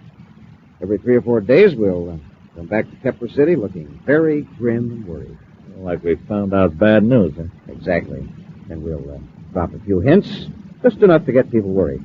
Like the volcano is going to erupt? Yes. The wise boys will figure the authorities aren't letting the people know what's going on. So everybody will try to outwit everybody else to save his own skin. How long is it going to take? It'll have to work in about 3 days. So we can have our men sell the ships and then clear out. By the time the Space Patrol gets wind of it, we'll be...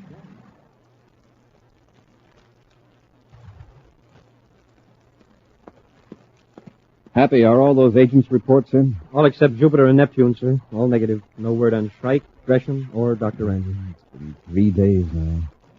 Shrike may dispose of the doctor just to keep him from talking. Oh, sir, there's a message for you here to call Jupiter City headquarters. Is it from Tonga? Well, I don't know, sir. It just said Station 22. Shrike is supposed to operate out of Jupiter City. Maybe Tonga's found out something. Commander Corry at Mercury City headquarters calling Jupiter City Space Patrol headquarters Station 23. Commander Corry calling Station 23, Jupiter City headquarters. Jupiter City headquarters, Station 23, Tonga. Have you located Shrike? No, Commander.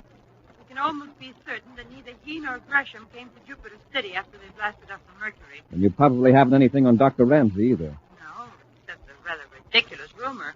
What kind of rumor, Tonga? We heard it from an engineer who just got in from Kepler City on Saturn.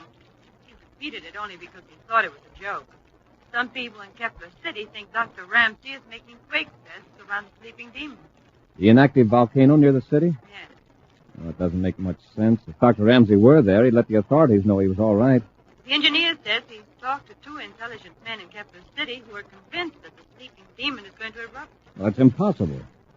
It's a dangerous rumor if it catches hold. I'm glad you told me about this, Tonga. I want you to contact Professor Hammond at the Jupiter University. Professor Hammond? Yes. He's also an expert on quakes. Tell him to go to Kepler City, explain the situation to him, and tell him that we want a public assurance from him that the city isn't in danger. All right, Commander. And Tonga, when you reach Kepler City, check on the source of those rumors. Corry out. Professor Hammond may be able to make people disregard the rumor, but I'd like to find out what's behind it. You and I'll pay a surprise visit to Kepler.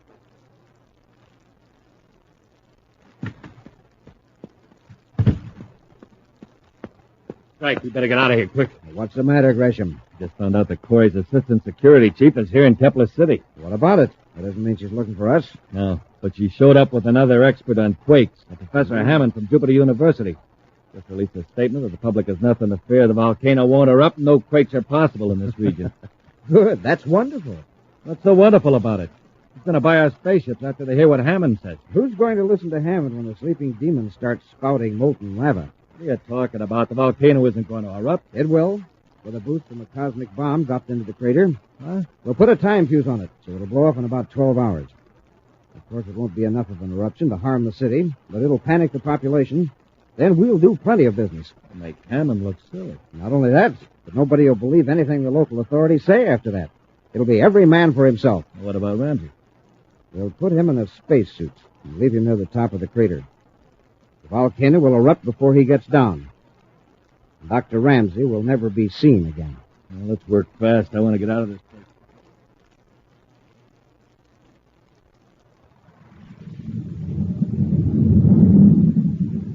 There's a sleeping demon in the viewscope, Happy.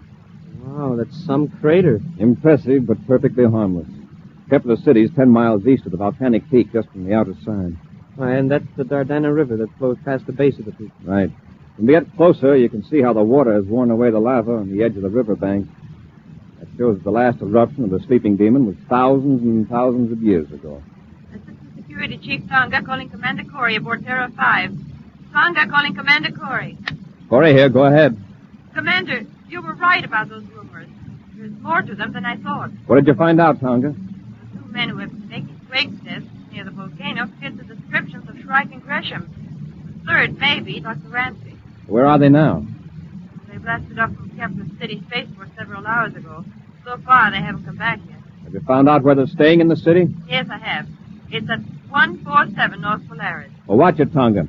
If they show up, notify headquarters. Yes, Commander. There's one thing more. An atmosphere ship reported seeing a man in a spacesuit on the south slope of the volcano. Seemed to be under stress. Kept waving. All right, Tonga. You'll check the slope before entering the atmosphere shell. Corey out. South slope. That's the side toward the river. Cut our velocity, Happy. We'll see if we can find them.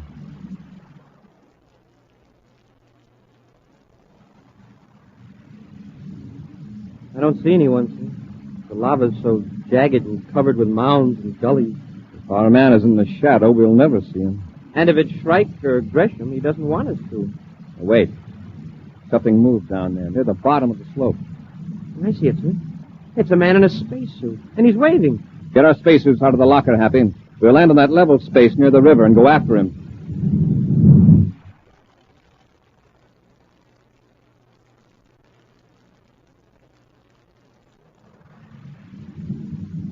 Looks right. We've dropped the bomb in the crater and left Ramsey down on the slope. Now let's get back to the city. Don't be stupid, Gresham. We'll show up an hour after the volcano erupts with a story of how we tried to rescue our companion. But the lava got to him before we did. Who's going to bother listening to us then? We'll be running around trying to leave the city. Sure, but at least we'll have an alibi in case we need it. Uh-oh. Look down there at the base of the slope. Spaceship? Yes, and it's Corry's. Must have spotted Ramsey. Let's get out of here, quick. Wait till we're sure they're out of sight of their ship, then we'll set down near it. I'll blast off in Terra 5 and meet you in Turquoise Canyon north of here. The sleeping demon will be spouting lava in about 15 minutes. If Corry's ship is gone, we'll get him.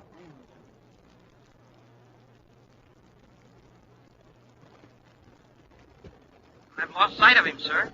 Head as straight up the slope as you can, Happy. For a minute, I got a good look at him. His white spacesuit really stood out against that black lava. It's Dr. Ramsey, all right. Hey, the gray rock, it slid right out from under me. Better stay clear of them, Hap. They're extremely light. If you just touch them, they're likely to roll. And it looked like it weighed a half a ton. That slab you stepped on is clear down the slope by the river now. It's likely to happen to us if we don't watch our step. Yeah, I wonder what became of Dr. Ramsey. He may have fallen into a crevice. Commander, listen. What's that rumble? The ground's shaking. It's the volcano. It's going to erupt. We better find Dr. Ramsey in a hurry. We're too late. Get back to the ship. Boiling lava will be pouring down this mountain in a matter of minutes. I'll go up a few yards farther. You head for the ship. Hurry. Well, yes, sir, but can't I Go on and watch your step. Commander, our ship's gone. There's our ship, circling toward the north. We're trapped. Happy, look. There's Dr. Ramsey. Come on, let's get him. With a little luck, we might be able to keep out of the way of the lava. Dr. Ramsey. Come on. We've got the bomb in the crater. Steady. He's been hurt, Happy. We'll have to help him. Commander, the lava's pouring down the sides. Watch out for those rocks. Come on. Get to the bottom quickly. Commander, what are we going to do? The lava's almost on top of us. Into the river. Go into the river. Well, that wouldn't do us much good. The lava would just come in after us. Right. Look, on each side of us there's a stream of lava pouring into the river. Yeah, and in a few minutes we'll be buried. Oh, wait a minute. Look out there in the river. See those gray rocks? The rockets, they're floating. Rocks floating on water. There's some big flat ones near the edge. Each one of you get to one. We'll use them as rafts. Float down the river to Kepler City.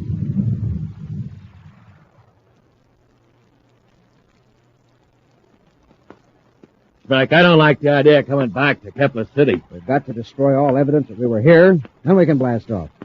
Besides, the whole town's excited over that volcano. They won't notice us. Let's get inside, finish up what we have to do. I want to get away from here. Don't be in such a rush. We'd better stick around and keep track of our salesmen. We don't want to be double-crossed on those spaceship sales. Here we are. Well. Gresham, we have company. Huh? Grab her, Gresham. Stay where you are, both of you. I've got it, Frank. Let go! Hold her, Gresham. Now, that changes my plans. We'll have to finish her right here. Then we'll blast off. Hurry up, then. There may be other Space Patrol agents around. You're so right. Corry, get your ray gun, Gresham. Not this time you don't. I'll get strike, sir.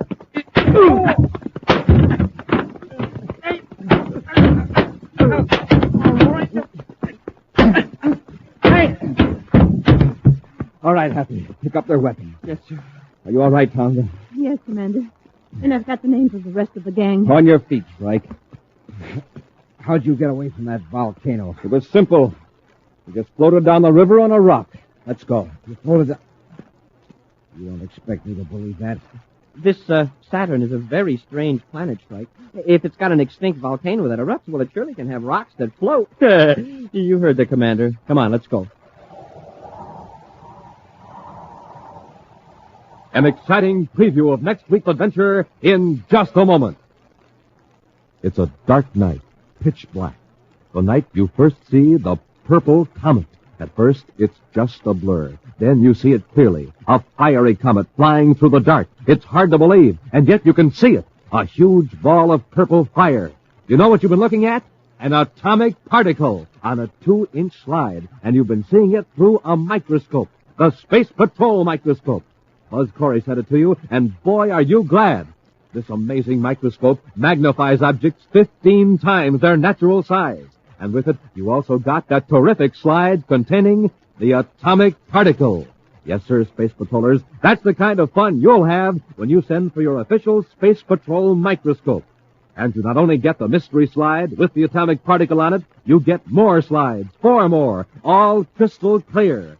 Slides you place tiny objects on. And when you do that and place them under your microscope, wow, you see objects 15 times their natural size. You see details that leave you blinking in surprise. Insects look like men from Mars. A human hair reminds you of a giant python snake. Why, you actually see the living creatures in a drop of water. What a microscope! What power! What magic! And just think, it's pocket size. You can take it with you everywhere, just 5 inches high. Yet it magnifies objects 15 times. And built Man, oh man, solid plastic body, solid plastic lens tube, solid glass lens optically ground, scientific guide chart, and foolproof markings for accuracy built right on a microscope examination platform. And the lens tube can be used all by itself to examine objects like the bark on trees, rust on tin cans, the webs of spiders. But don't wait. Send for this thrilling Space Patrol microscope kit today. Just buy a box of rice checks or wheat checks. Then with your name and address, send 25 cents in coin and a rice checks or wheat checks box top to Space Patrol, Box 686, St. Louis, Missouri. This offer good only in the USA and may be withdrawn at any time. That's Space Patrol, Box 686, St. Louis, Missouri. And now, a preview of next week's exciting Space Patrol adventure. Buzz and Happy are aboard the deluxe passenger spaceship, the Supernova, headed for the planet Saturn. As they enter a private compartment in search of a criminal, the occupant of the compartment pulls a ray gun on them. Just keep moving down the corridor, Commander. You too, Cadet. Going to a lot of trouble. You must be counting on taking quite a lot of money from Grayson. Think what you like. All right, hold it. This is where we part company. Just open this little metal door. Now, crawl in there, both of you. You can't put us in there. It's the ship's rubbish disposal chute. I know what it is. Get in. Well, before we reach Saturn, that chute will be emptied into space. Yes, Commander. A blast of compressed air will sweep you out of the ship. No one will know where you've gone. Be sure to join us next week for the thrilling story, Trouble Aboard the Supernova, when wheat checks, rice checks, and good hot Ralston again present Space Patrol! Special bulletin for boys and girls in Altoona and Johnstown, Pennsylvania, and Albany, New York.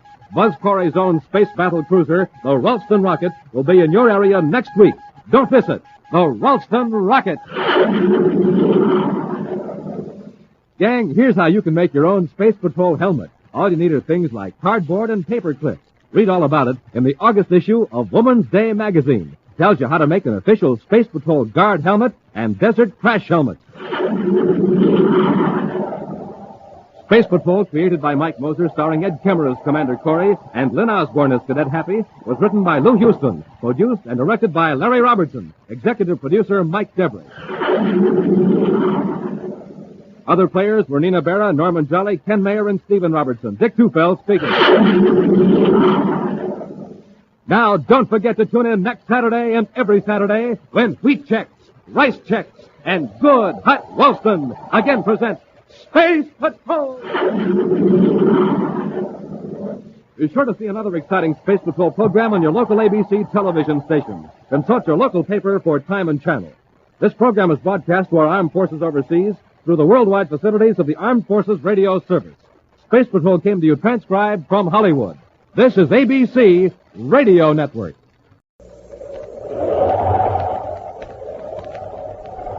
Wheat checks, rice checks, and good hot Ralston present Space Patrol! High adventure in the wild, vast reaches of space. Missions of daring in the name of interplanetary justice. Travel into the future with Buzz Corry, Commander-in-Chief of the Space Patrol! In today's transcribed adventure, Buzz and Happy are in their spacesuits, examining the wreckage of a long-lost spaceship that crashed under strange circumstances. From the looks of the wreckage, the ship didn't hit head-on. It came in at an angle right over those pinnacles of rock. How old would you say the ship was, sir? Judging by the fragments and what's left of the instruments, I'd say it was at least 100 years old. 100 years old? Smoking rockets, what a story this old ship could tell. Hey, Commander, somebody or something shooting at us. It's a spaceship coming in low. This time they won't miss. Come on, get out of here before they fire again. Yeah, but Commander, why would they fire on us? If we don't get under that ledge of rock, we'll never find out. We'll return in just a moment with today's Space Patrol adventure, The Treasure of Planetoid 60. Say, gang, did you ever try a cereal that tasted so good you felt like bouncing right up to the ceiling like a spring? Well, if you haven't, try Rice Chex and Wheat Chex. So good you just can't seem to get 'em out of the package fast enough. And when you see that bowl full of bite-sized biscuits looking up at you, why, man, oh man, you can hardly wait until you pour on the milk and sprinkle on the sugar. And wow, when you dive into checks... Well, sir, that was you bouncing right up to the ceiling because you like your checks so much. So try 'em, Space Patrollers. Rice Chex. Delicious, nutritious, bite-sized, shredded rice biscuits. Hollow inside so they can fill up with milk. And Wheat Chex, a bite-sized treat made of energy-rich whole wheat. The super cereals that help to supercharge you. Rice Chex, Wheat Chex. The only cereals in the universe that bring you a magic space picture inside of every package. And now, today's Space Patrol adventure, The Treasure of Planetoid 60. Commander Corry and Cadet Happy have just finished inspecting Space Patrol units on the planet Neptune. Now, in the Neptune City headquarters, Buzz is showing Happy a fragment of bluish rock streaked with bands of violet. It's an odd-looking rock, sir. What is it? It's called transplutite, Happy. It was brought here by a gem expert named Hollister. He wanted it examined by the Space Patrol scientists. Transplutite? I don't think I ever heard of it. Oh, very few people have. Outside of a few specimens in museums, no transplutite has been seen in nearly 100 years. Hollister says that yesterday 2 men came into his shop with several chunks of this rock. He couldn't believe his eyes. The men refused to say where they got it. Well, why did Hollister bring it here? Does he think it was stolen from a museum? Yes. We're checking by spaceophone now with museums all over the solar system. Wow, then this transplutite must be pretty valuable. Extremely. Not because of the rock itself. It's the arcturium in it that makes it valuable. That's another new one, Commander. And then you've never heard of Captain Hartog? No, sir. Well, Captain Hartog was a scientist and space explorer who lived about a century ago. After a long space trip, he showed up on the planet Earth with samples of this blue rock and some strange new gems that he'd ground into microscopic cutting tools. Uh-huh. The amazing thing about these gems was that they emitted radiation when a small current was sent through them. They provided their own light for the most delicate analysis under a microscope. Oh, I see. Instantly, there was a tremendous demand for the gems, and Captain Hartog was the only one who could supply them. When he was asked where he got them, he just laughed and said from Arcturus. Arcturus? Well, that's impossible. Of course. Arcturus is a star 32 light years away, but the gem was called Arcturium just the same. And the rock itself was named transplutite, indicating that it came from beyond Pluto. Well, didn't Captain Hartog ever know where he got it? No. No, he blasted off on a space flight. Nothing was ever heard from him again. No trace of his ship was ever found. Naturally, that cut off the supply of Arcturium. No substitute has ever been discovered. Well, is there Arcturium in this piece of rock, Commander? Yes. Well, here's a chance to use your new Space Patrol microscope, Happy. Got it with you? Oh, yes, sir. Right here in my pocket. All right. Now, focus it on one of those violet streaks in the rock. Oh, this sure is a terrific little microscope, sir. I've been making fingerprint tests with it just for fun. Well, you'll find it comes in handy in hundreds of ways, Happy. For a long time, we've needed a small, compact, powerful microscope. I'll bet I turned down a dozen models till the security lab came up with this one. That's a beauty, sir. It's light and still plenty rugged. And I've got the microscope focused, sir. Now, just watch that violet streak. It looks like tiny sparks of light are shooting through the rock. That's the action of the Arcturium, Happy. You could see it better if the rock were polished. If electric current were applied, the Arcturium would really glow. Should I hook it up to a current, sir? Now, let's wait till we get over to Hollister's shop. I want to return the sample to him before Corbo and Rupp get there. Corbo and Rupp? Oh, they're the 2 men who brought in the transplutite. If one of their samples is missing, they're going to get suspicious. That is, if they're up to something crooked. Let's get over there right away. All right, Hollister, where is it? Quit stalling. We left 4 rock samples here, and we've only got 3. Where's the other one? Come on, Hollister. What are you up to? Rupp, what are you doing? Trying to make him talk. Leave him alone. Take your hands off him. Might as well, I guess. Must have hit him a little too hard. He's unconscious. That was a stupid thing to do. But, Corbo, what business has he got holding out on one of our samples? Maybe he wasn't sure what it was and turned it over to another mineral expert. Why didn't he say so? Professional pride, maybe. Anyway, we'd better shut this door to his back office and get out of here. You got the other samples? Yeah, here in this case. Come on, let's go. You, sure you searched every place here in the outer office? Yeah, even the safe. It was unlocked. We'll blast off for Saturn and have the samples tested there. And next time, Rupp, no strong arm stuff. All right, Corvo, let up, will you? Well, good afternoon, gentlemen. Hi. Where's Mr. Hollister? Oh, he stepped out for a few minutes. Just wait, he'll be right back. We're in sort of a hurry, if you'll excuse us. Oh, just a minute. Are you Frank Rupp and Kent Corbo? Us? Why... What if we are? Oh, you fit the description Mr. Hollister gave me. Then this must be one of your samples. Why, this, that's right. It's transplutite, all right, with arcturium in it. Oh, fine. May I have it, please? Oh, wait till Mr. Hollister returns. Where did you get these samples? We don't actually know where they came from. We got them from a space prospector we met on Jupiter.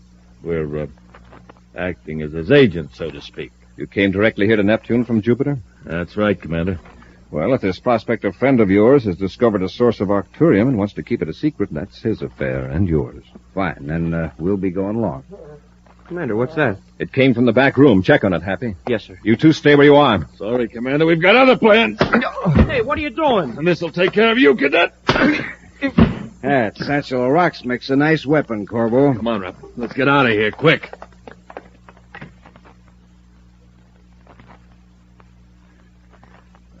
Happy. Happy, are you all right? Commander, we get away? Yeah.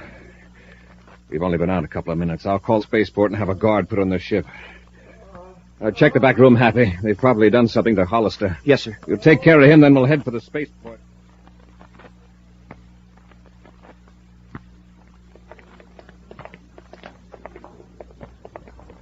Here's Corbo's ship, Happy. It looks like we got here ahead of him. They may have seen the guards and got scared off. We'll get them.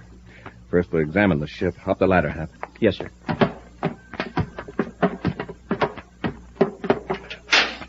Leave the hatch open after we get in the airlock. Right, Commander. Oh, wait, Hap.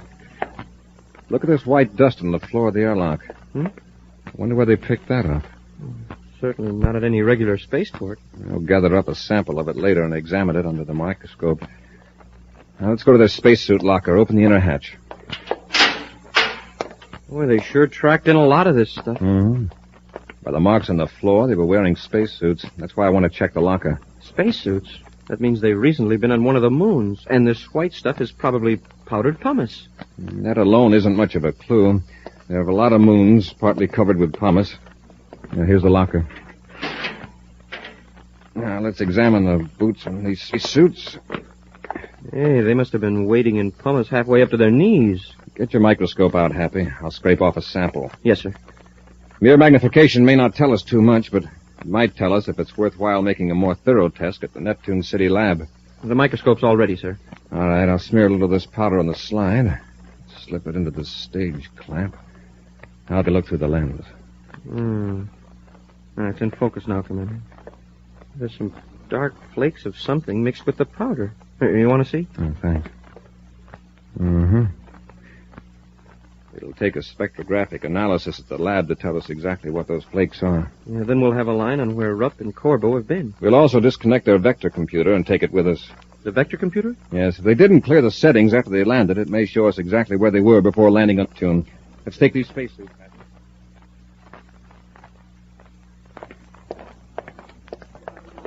Corbo, look at our ship. They got guards around it. Corry must have come to and alerted the spaceport. We better get away from here quick. Yeah, we'll get out of the city. How? In a surface car. We'll drive out through the surface locks at the north side of the atmosphere shell. The space phone route to pick us up in a spaceship the other side of the hills. We'll have to have spacesuits to transfer to the ship. They're already in the surface car. Come on, Rep.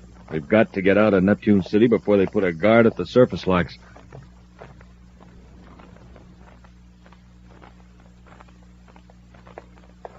I just checked with the infirmary, sir. Mr. Hollister's okay, and he's on his way back to his shop. Good. Reports have come in from the museums, Happy. No transplutite exhibits are missing. Well, I don't get it, sir. If Rupp and Corbo didn't steal the transplutite, why would they beat up Hollister and attack us? What have they got to be afraid of? I think I've got part of the answer, Happy. Rupp and Corbo apparently have stumbled onto something more than arcturium-bearing rock. I think they've found out what happened to Captain Hartog. Wow. The lab has carefully analyzed those spacesuits we took from the ship. Remember those dark flakes in the powdered pumice? Yes, sir. They're bits of enamel, apparently scraped off of metal when Rupp and Corbo walked over it in their suits. Enamel that was once used to coat the interior of spaceships. But how does that connect up with Captain Hartog, sir? Because enamel of this type hasn't been used in 90 years. Of course, Rupp and Corbo might have been tramping around the wreck of another old hulk, but But they also show up with transplutite. There's only one conclusion. Well, then Hartog's ship was wrecked here inside the solar system. If we only knew where. The vector computer from Corbo's ship gave us a clue. Corbo didn't come to Neptune directly from Jupiter. The formula for the vector curve indicates that they came from the direction of Planetoid 60. Planetoid 60? Yes. It's one of the thousands of planetoids that have never been officially observed at close range. Its orbit is so freakish that old 60 has been out of the regular space lanes for 50 years. That's where Hartog's ship crashed? And that's what we're going to find out. Let's get out to the spaceport. We're blasting off right away.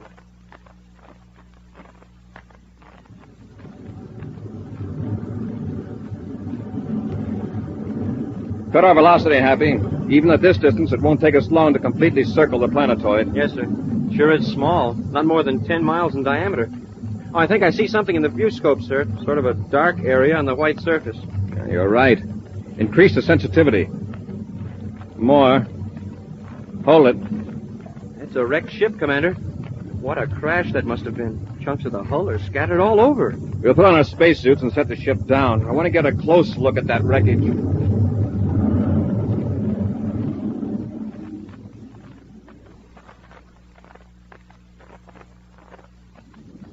Give me the controls, Rupp. I'll take her in for the landing. Corbo, look. There's a spaceship on the planetoid right near the wreck. That's Corry's ship, Terra 5. How did he know this is where Hartog crashed? I don't know, but this is a good chance to get rid of him. You mean blast his ship, leave him stranded here? No. Look, they're in spacesuits poking around the wreckage. We'll blast them with a space cannon, then land. You blast off in Corry's ship. What for? We don't want anyone to find a trace of Corry's ship on that planetoid. When you're out in space, I'll join airlocks with Terra 5 and you come aboard. Then we'll cut Corry's ship loose. I get it. They'll find Corry's ship maybe, but they'll never know what happened to Corry. Right. We'll be able to keep searching Planetoid 60 for the rest of Hartog's treasure. All right. Train your gun sights on Corry.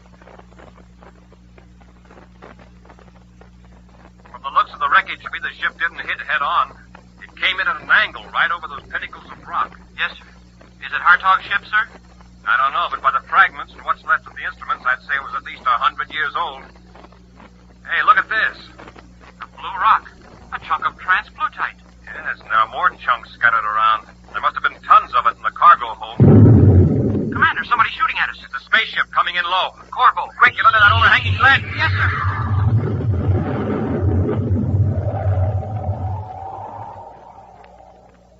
We'll return to Space Patrol in just a moment. Hey, Space Patrollers, how would you like to go along with me into a hidden world? A world your eyes alone cannot see. What am I talking about? How can you do it? Well, I wish I could tell you this very moment. But until the end of today's Space Patrol program, this great, wonderful trip is a deep, dark secret. This much, however, I can tell you. To get into this hidden world, you need a magical scientific instrument, an official piece of Space Patrol equipment. It's a surprise for you from Commander Corry, a new and different surprise you'll really go for. So stand by, have pencil and paper ready, and be all set to hear this exciting, wonderful news at the end of today's Space Patrol adventure. And now back to the treasure of Planetoid 60. Through some tiny fragments of enamel found clinging to the boots of a spacesuit, Commander Corry, with the help of the new Space Patrol microscope and other laboratory equipment, has partly solved a mystery. He has discovered that Captain Hartog, a space explorer of a century before, crashed his ship on Planetoid 60. While examining the wreckage, Buzz and Happy were attacked by Rupp and Corbo, who fired blasts at them from their space cruiser. Now the two criminals are hovering above the scene, looking for a trace of Buzz and Happy.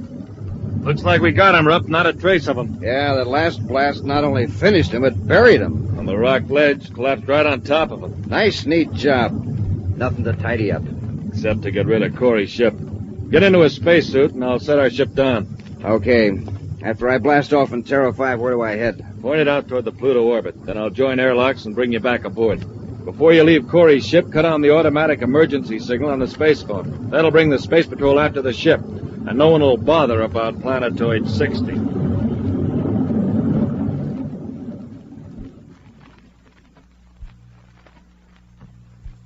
Happy, can you hear me? Yes, sir, but very faintly.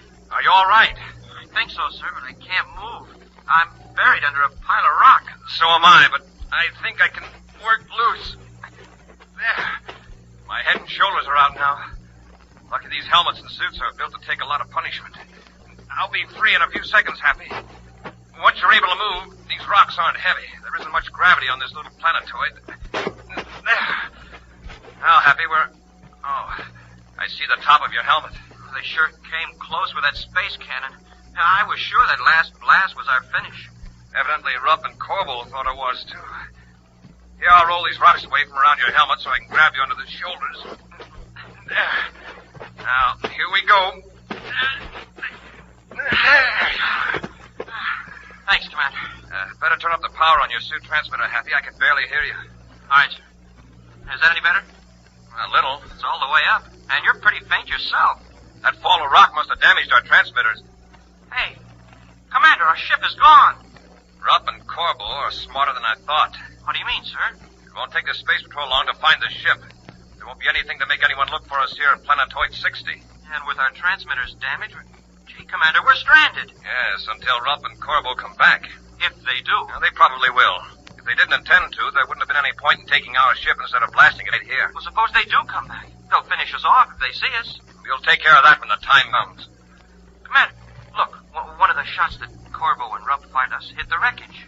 Uh-huh. Churned it up worse than it was. Uh-oh. What's this? What's what, sir? This transparent plastic case. There's writing inside and a small lump of metal with a chain on it. It looks like some sort of a bracelet. It's engraved. Captain Jules Hartog. What's the writing about, sir? It's dated January 15th, 2853. 100 years ago. Hartog wrote this, Happy. Listen. This is written just before what may be my last voyage in space. When found, we were able to control our ship, and that a crash was inevitable, we bailed out in our spacesuits. We drifted here 4 hours later. Now, the three of us, Mowbray, Clayton, and myself, are about to blast off on an emergency space raft.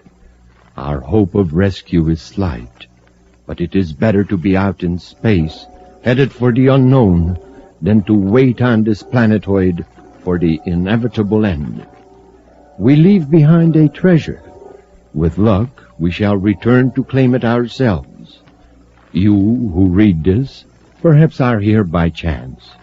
Forgive us, then, if we selfishly decline to make it easy for you to obtain what we have discovered. By years of sacrifice and the risk of our lives. And assigned Captain Jules Hartog. 3 men in a tiny space raft. No wonder they were never found. And all this happened 100 years ago, but well, I feel like it just happened. I can understand why they took the space raft rather than stay here. We're in the same fix, and we haven't got a space raft. At least Captain Hartog left us with something to do to pass the time. What's that, sir? Look for the treasure. I wonder how long it would take us to search this whole planetoid. Several days, probably. You know, Happy, I've been wondering why Captain Hartog left this lump of metal here with his letter. Well, what kind of metal is it, sir? It looks like platinum. Happy, do you have your Space Patrol microscope where you can get at it? Yes, sir. It's in the belt pouch of my spacesuit. Well, let me have it. I want to take a look at these scratches. Yes, sir. Here it is. Thanks. You know, from the shape of this platinum lump, it just might be a model of this planetoid. Oh? Now, if I can get these scratch marks into focus. There. I was right, Happy. Captain Hartog left us a map of Planetoid 60. What? There are letters here, letters so small they can't be seen without the microscope. Planetoid 60. There's a cross marked on the face of this tiny lump. Under it's the word cave. Cave? Then that must be where the treasure is. If we can pick out the spot where we are now, we ought to be able to locate the cave. See, over there to our left is a sort of knife-edged ridge of rock. To the right, 3 small pinnacles in a sort of triangle. Now, if there's something like that on the metal lump. Can you find it, sir? Yeah. Now, here it is. The cave is about a third of the way around the other side of the planetoid. Let's get going, Happy.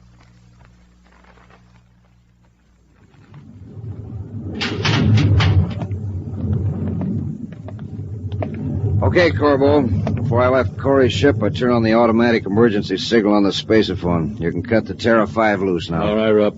By the time the Space Patrol picks up the signal and comes to investigate, we'll be thousands of DUs away. You sure it's safe to go back to Planetoid 60 right away? Sure. With Corry's ship out near the Pluto orbit, Planetoid 60 would be the last place they'd look for Corry. Then let's go back and load up all the transplutite we can find.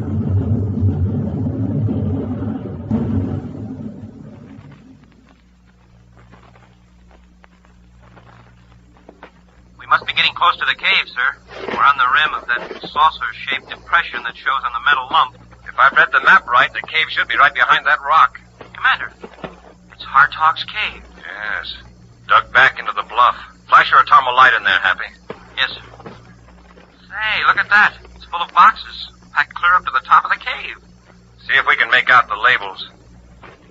Transplutite. Most of these on the left side seem to be transplutite, sir. Mm-hmm. Millions of credits worth. Wow. Cast your light up there on the wall of the cave, Happy. It's an astrogation chart. Yes, the solar system, with one orbit marked in red. It must be a comet orbit, sir.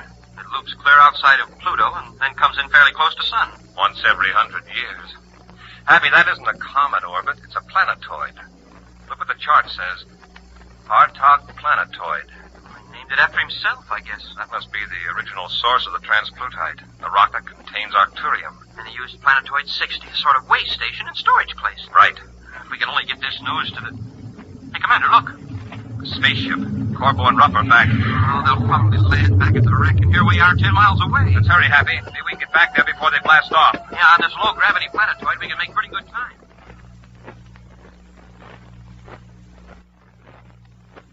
We got a pretty good pile of transplutite here, Corbo. Should we carry it into the ship now? There's a lot more scattered around. We might as well get all we can while we're here. Okay. There are a few chunks over there by the rock where we blasted Corry. We'll go get them. Corbo. Would those rocks be like that if Corry and the cadet were under them? They've been moved. Corry and the cadet got out. Where are they? Suppose they've been picked up? Oh, maybe, but I doubt it. There hasn't been enough time. If they were, there'd probably be Space Patrol ships around waiting for us to come back. Let's get in the ship and blast off. Hey, don't get panicky. Let's see if we can locate Corry and the cadet. If they're still here, we'd better finish them off. Come on, let's try this direction first. They're walking away from the ship now, sir. Now keep down, Happy. Don't let them see you. Yes, sir. They're looking for us.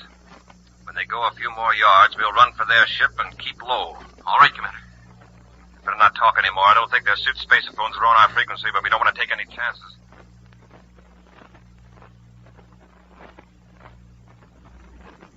I hear them in the airlock, sir. Then they finished loading the transplutite in the cargo hold. Now stand back on the other side of the hatch, Happy. Wait till they get clear inside the ship before we rush them. Yes, sir. I will blast off and make a careful search of the planetoid at low altitude. Yeah, it won't take long to find them on this dinky hunk of rock. You're right, Rupp. It won't take long at all. Rupp, go for your ray gun. Oh, no, you don't.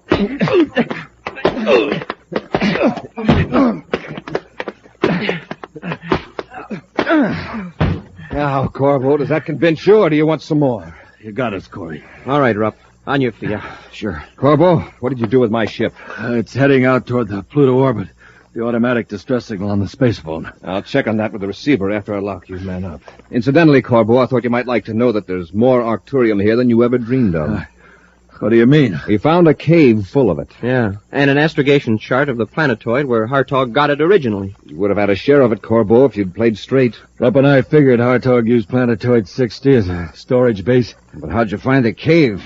We've been over this whole planetoid a dozen times with a fine-tooth comb. A fine-tooth comb? Well, that's where you made your mistake. You should have used a microscope. An action preview of next week's exciting Space Patrol adventure in just a moment. Gang, here it is. The announcement you've been waiting for. The big new surprise Buzz Corry has for everybody. The surprise that'll give you a glimpse into a mysterious hidden world you've never seen before. Get pencil and paper set. Here's Buzz Corry with the entire story. Space Patrollers, this is your lucky day, because now you can own an official Space Patrol microscope kit. Just think of all the important work the Space Patrol microscope did for us today. It showed us that there were enamel flakes mixed in that innocent-looking white powder. And it showed us that Captain Hartog had scratched a secret map on the top of a small lump of metal. Now you'll be able to examine all kinds of tiny particles and objects with your Space Patrol microscope, too. Wait till you get it. You'll agree the Space Patrol microscope is a mighty important instrument to have. Think of the fun. Think of all you can learn. An honest-to-goodness scientific instrument with the power to magnify objects 15 times. Gang, you can see the wing of a butterfly 15 times actual size. The feelers of an insect 15 times actual size. The texture of paper, the petals of flowers, human hair, grains of sand, all 15 times actual size. And imagine seeing the living creatures in a drop of water. You can do it with a Space Patrol microscope. It's made of sturdy green plastic, and it's so compact you can carry it in your pocket. Small but powerful, just 5 inches high, yet it magnifies objects 15 times actual size. But remember, we're offering you an entire kit, the Space Patrol microscope, plus 4 clear acetate slides for mounting specimens. Plus a 5th slide containing a fiery atomic particle. Gang, the lens tube is not cheap cardboard. It's real plastic. It will not wear out or slip out. Don't wait. Send for this exciting new Space Patrol microscope kit today. Just buy a box of rice checks or wheat checks. Then with your name and address, send 25 cents in coin and rice checks or wheat checks box top to Space Patrol, Box 686, St. Louis, Missouri. This offer good only in the USA and may be withdrawn at any time. That's Space Patrol, Box 686, St. Louis, Missouri. And now, a preview of next week's exciting Space Patrol adventure. Buzz and Happy are on a space platform off the Mars orbit, investigating the theft of supplies from the emergency space station. Right now, they're walking down a corridor toward the control compartment. The automatic camera in the control compartment should have a film of all ships that docked at the platform, Happy. Commander, what's that? A meteor warning system. A meteor's on a collision course. Well, can't we cut on the power and move the platform? It's too late. We're hit. Join us again next week for the exciting story, The Winged Spies of Venus, when wheat checks, rice checks, and good hot Ralston again present Space Patrol!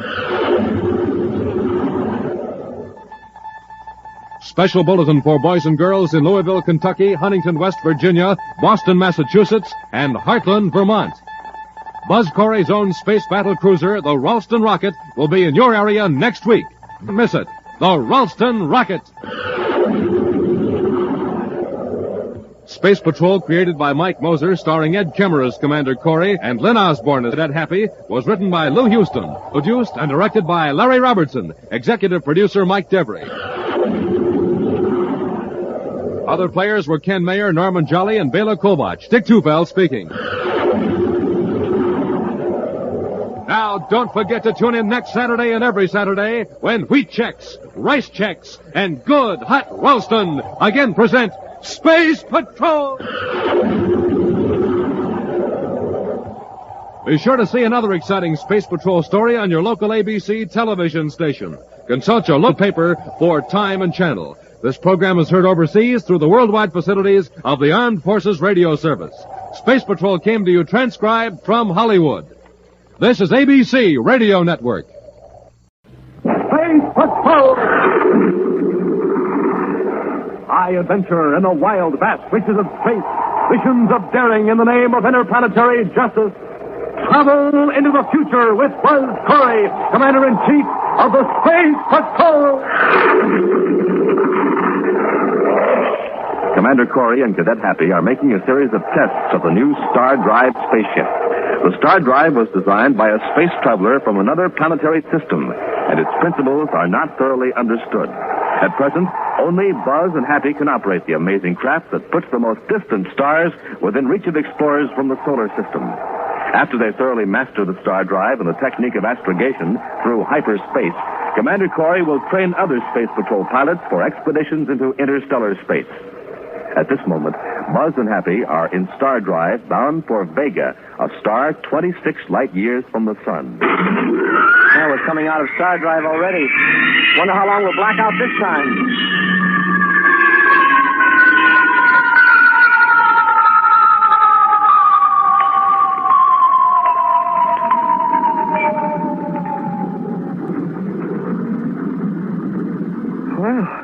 That time I didn't black out completely. Just got a little dizzy. Evidently, we're getting used to the pull in and pull out of the Star Drive. Hey, Commander, that must be Vegas.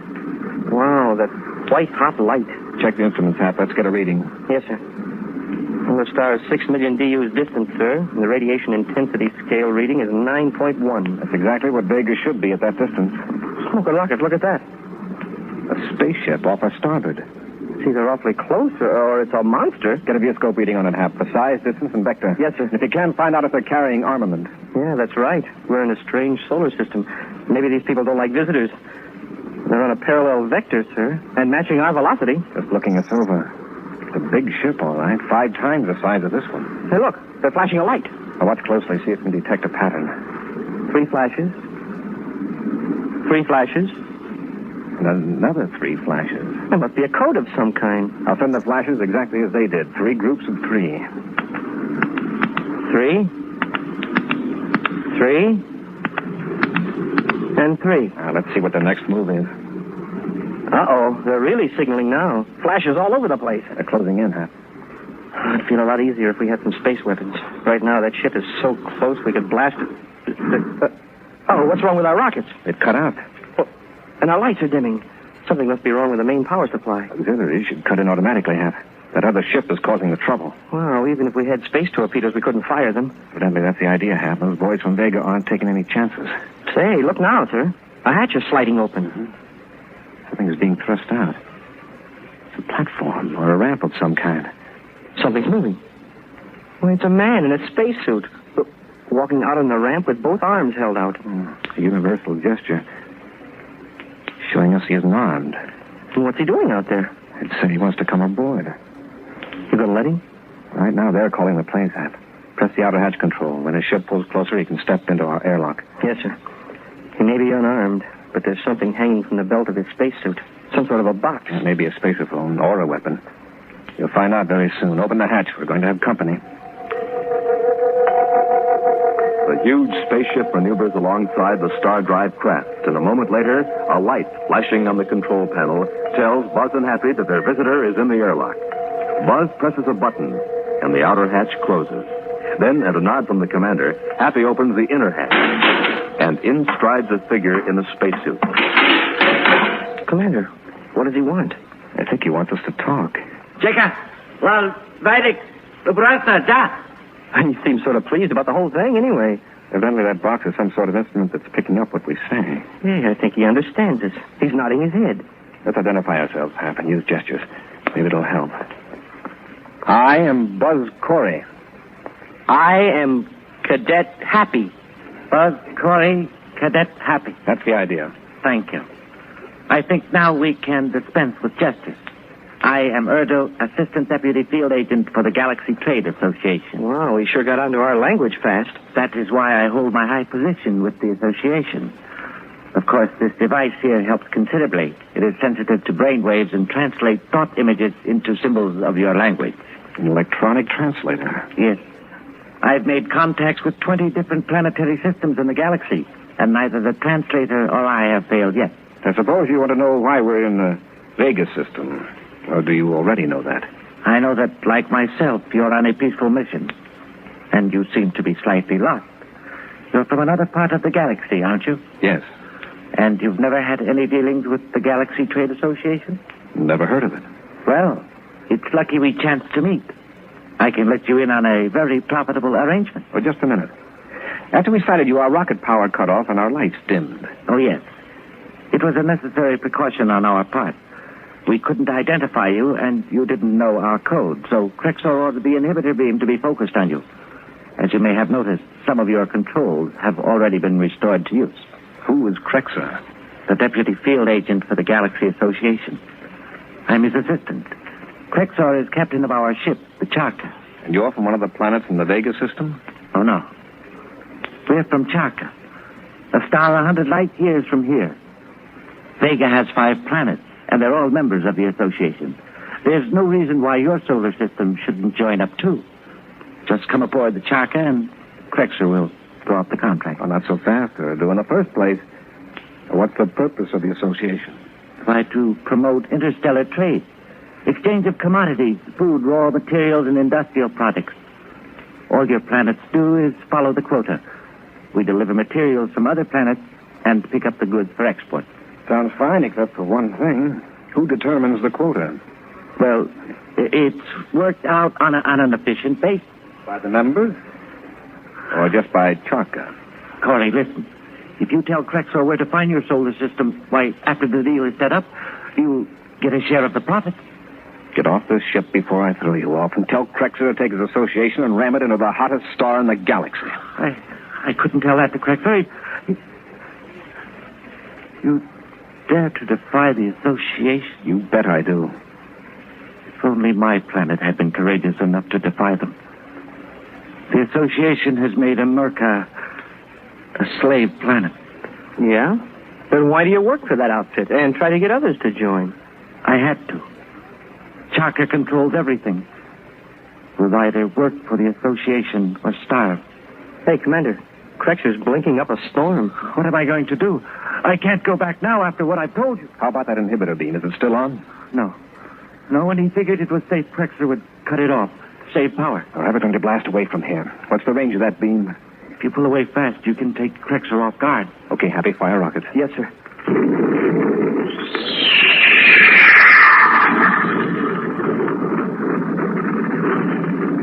Gotta have a destination to get into Star Drive.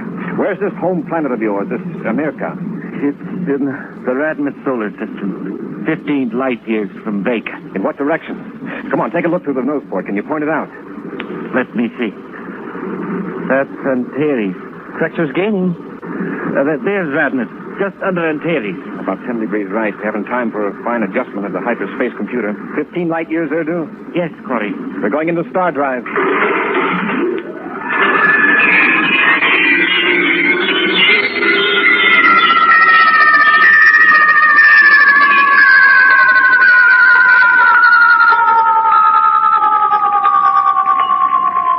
The sudden switch into Star Drive from comparatively low velocity blacks out Buzz and Happy completely. When they regain their senses, the light of a yellow sun is blazing in through the nose port. As they check their instruments, Erdu calls out excitedly. It's Radmit. We made it. We made it. Okay, now which one of these planets is America? That one. All right, Erdu. Nothing else to do with you but drop you off on America. Preferably away from the city. Excellent, Corey. You can land at my brother's farm. You won't be molested. We have no spaceships since Charka imposed its quota on our planet. But one more thing, Erdu. We didn't have time to calculate the hyperspace vectors accurately. To us, this is an uncharted section of the galaxy. Unless we can feed accurate data into our Star Drive computer, we're lost. I can give you some astrogation charts after we land. My father wanted to be a space pilot until the association forced him into operating a farm. And this is the kind of an outfit you tried to get us to join? I had no choice, can't you understand? Now, never mind that, Erdu. Help me get this ship into America. Following Erdu's instructions, the commander lands the spaceship on a plowed field near a crude farmhouse, several miles from the nearest city of the planet America. Buzz and Happy are waiting in the ship for Erdu to return with the promised astrogation charts, looking through the open hatch toward the ramshackle building. Hey, there's Erdu. He's motioning to us. What's the matter? Can he find those charts? Oh, come on, Hap. Let's see what he wants.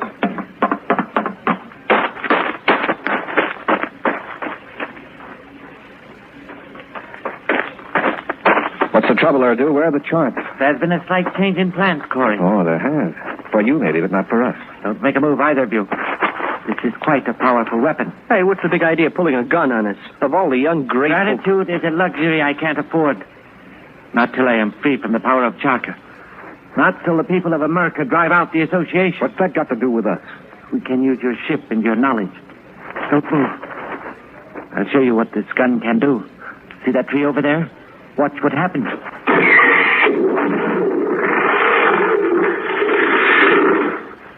Wow. If it can do that to a tree, think what it could do to a man. Now, both of you. Inside the house. Make one false move and you're finished.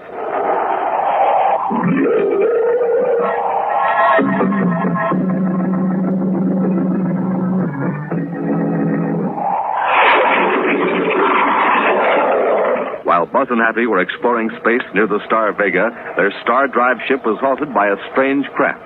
They were boarded by a man named Erdu, who told them of an interstellar organization called the Galaxy Trade Association, and urged the commander to bring the United Planets into the agreement.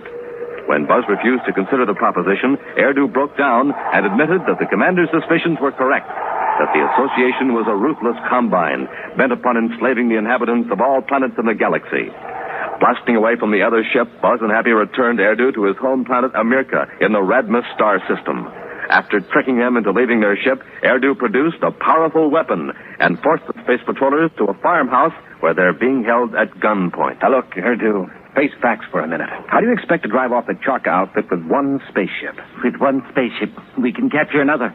Then with two, we can capture two more. With four... But our ship isn't armed. I know. But the factories here in America manufacture armament for the Charka ships. Great. With the association keeping close tab on your production, how are you going to get the weapons out of the factories? The association spies can't watch all of us all the time. Bit by bit, piece by piece, we can smuggle parts out of the plant.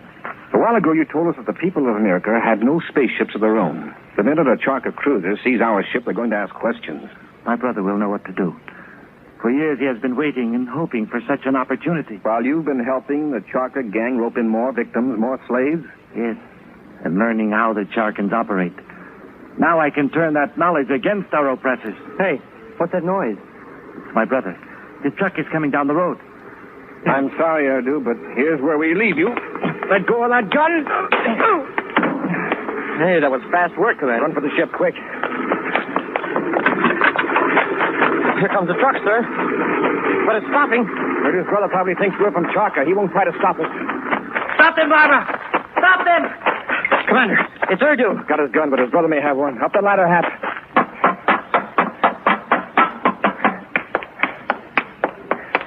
I doubt that they damage the ship to stop us, even if they've got another weapon. We won't take any chances. Close port. Yes, sir. Port's closed, sir. Fire rockets. Up, ship and away.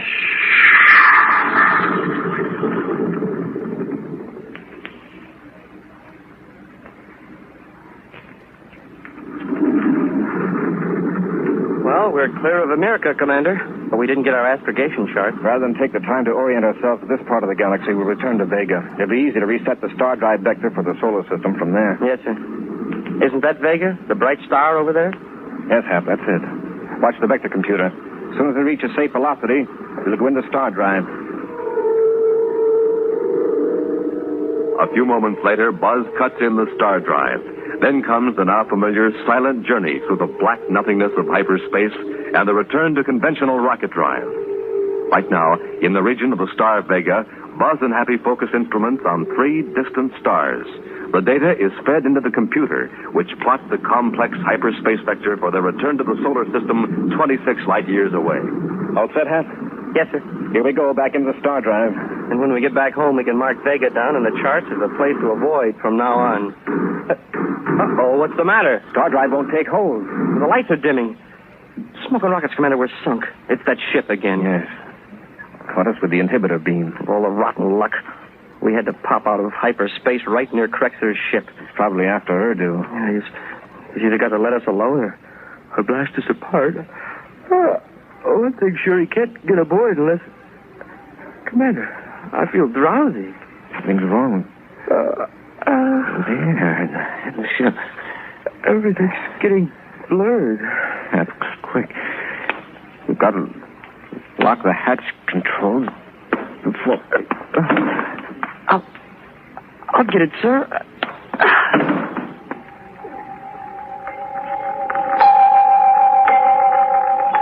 Silently, the star drive ship hurtles through space in free fall near Vega as a huge spacecraft draws closer. When Buzz and Happy regain consciousness, they look up to see a figure in a spacesuit standing over them. Fastened to his belt is a small black box. As the commander gets to his feet, the man in the spacesuit raises a weapon. You will regret any rash move. Stay where you are. Who are you, another salesman for the Galaxy Association? I am Castro, deputy field agent. What happened? Who? Uh-oh. You will be all right in a moment. You were both overcome by mildly poisoned air. Poisoned air? How did it get in the ship? I focused a beam of certain cosmic rays on your hull. They penetrated the hull and ionized the air molecules. The effect is only temporary. Why don't you completely clear the atmosphere by getting out of here? Come now. This is no way to talk to your future business associate. We've talked to your assistant. We're not interested in your type of business, Craxer. By the way, where is Dargo? I know he's not aboard your ship. I looked. Where is he? He resigned from the association. No one resigned from the Galaxy Association.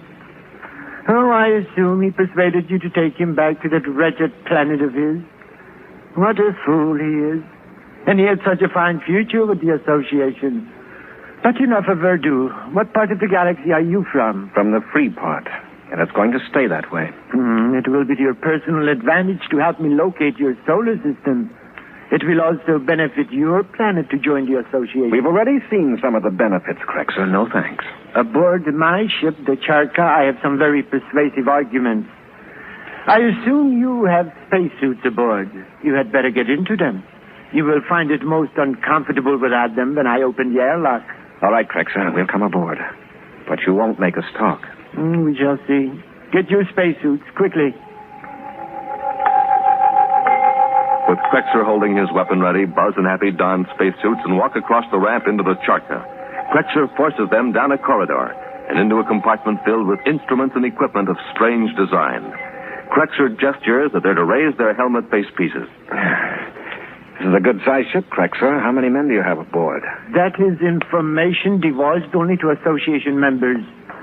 There are more than enough, however, to handle you two in the event you try to escape. This equipment, does it work? Or is it just to impress your clients? It all has a use. That device there, for example, will enable me to learn the location of your solar system. Once the electrodes are placed on your head, any knowledge you possess will appear upon the screen. Well, it's like our brain. Craxer, just how gullible do you think we are? Why, you've already seen our translator. If it hadn't been able to detect your brain waves, we wouldn't be communicating now. This device is more powerful. It penetrates into the unconscious. Nonsense. Nonsense, is it? All right, then. If you think this machine is a fraud, you might as well prove it by letting me test it on you. Oh, it'll work all right, but not the way you say it will. It's some torture device. Torture device? Of course. When you attach those electrodes to us, you'll turn on a current. And keep increasing it until we either talk or pass out. So you think the device is a torture machine, do you? Yes, and you can't prove it isn't. Not to my satisfaction. I can prove it. That is, if you're not a complete idiot. Suppose I attach the electrodes to my own head and let you turn on any controls you want. Will that convince you? I don't know. You mean we can adjust the controls? Yes. Now, I got the electrodes pressed to my temples. Go to work. Personally, I think you're bluffing, but we'll see. How do you turn it on? Just pull down that red lever on the far left of the panel. There. Feel anything? Of course not. Well, go on. Make your test. The machine is foolproof. Fortunately. I'll hold him half. You watch the brainograph screen. Right. Let go. Okay, Craxer. What do we do to keep your men out of the corridor and away from the airlock? You fool! Do you think I'd tell you that? No, but you're thinking it. It's on the screen. Commander, there's an image of one of the panels here, and a button is pressed 4 times. Which button? Think of it, Craxer.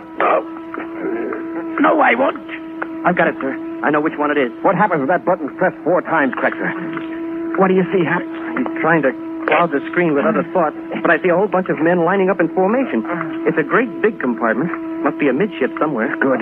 Probably general inspection. Press that button, Hap, 4 times. That'll pull the men away from the escape hatch in the outer corridor. Yes, sir. Don't press that button. Relax, Craxer. There's an alarm sounding, sir, all over the ship. All right, Craxer. While the crew lines up for inspection, got one more question. If you were our prisoner aboard this ship and you wanted to escape, what would you do? Press on the screen, Happy. An image of Craxer knocking us out and running out this door, down an empty compartment to the hatch, across the ramp, and into our ship. Thanks, Craxer. I'm finally convinced your device does read subconscious thoughts after all. Now, your suggestion for escape seems a little rough, but after all, it was your own idea. Wow, Commander, you should have seen the stars on that brainograph screen when you socked Craxer. Come on, Hap. I'll take Craxer's gun just in case. Let's hope that corridor's empty.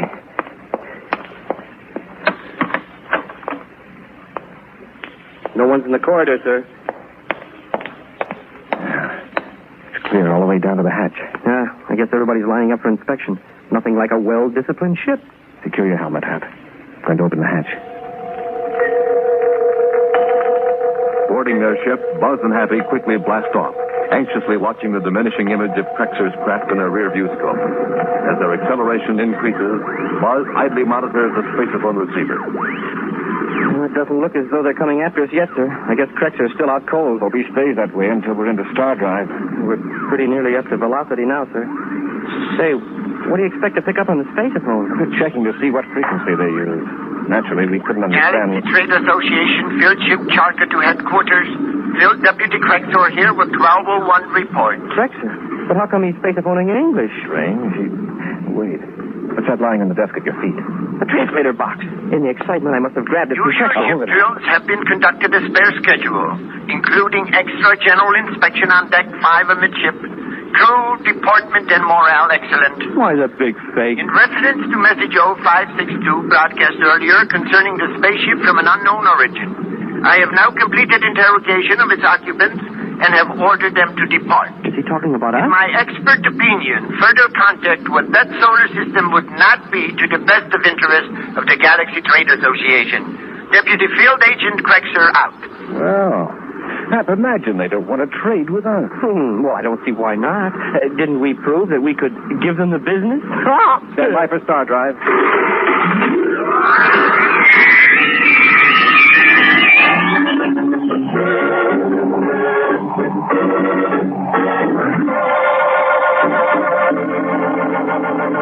Join us again next week for another thrilling adventure with Space Patrol.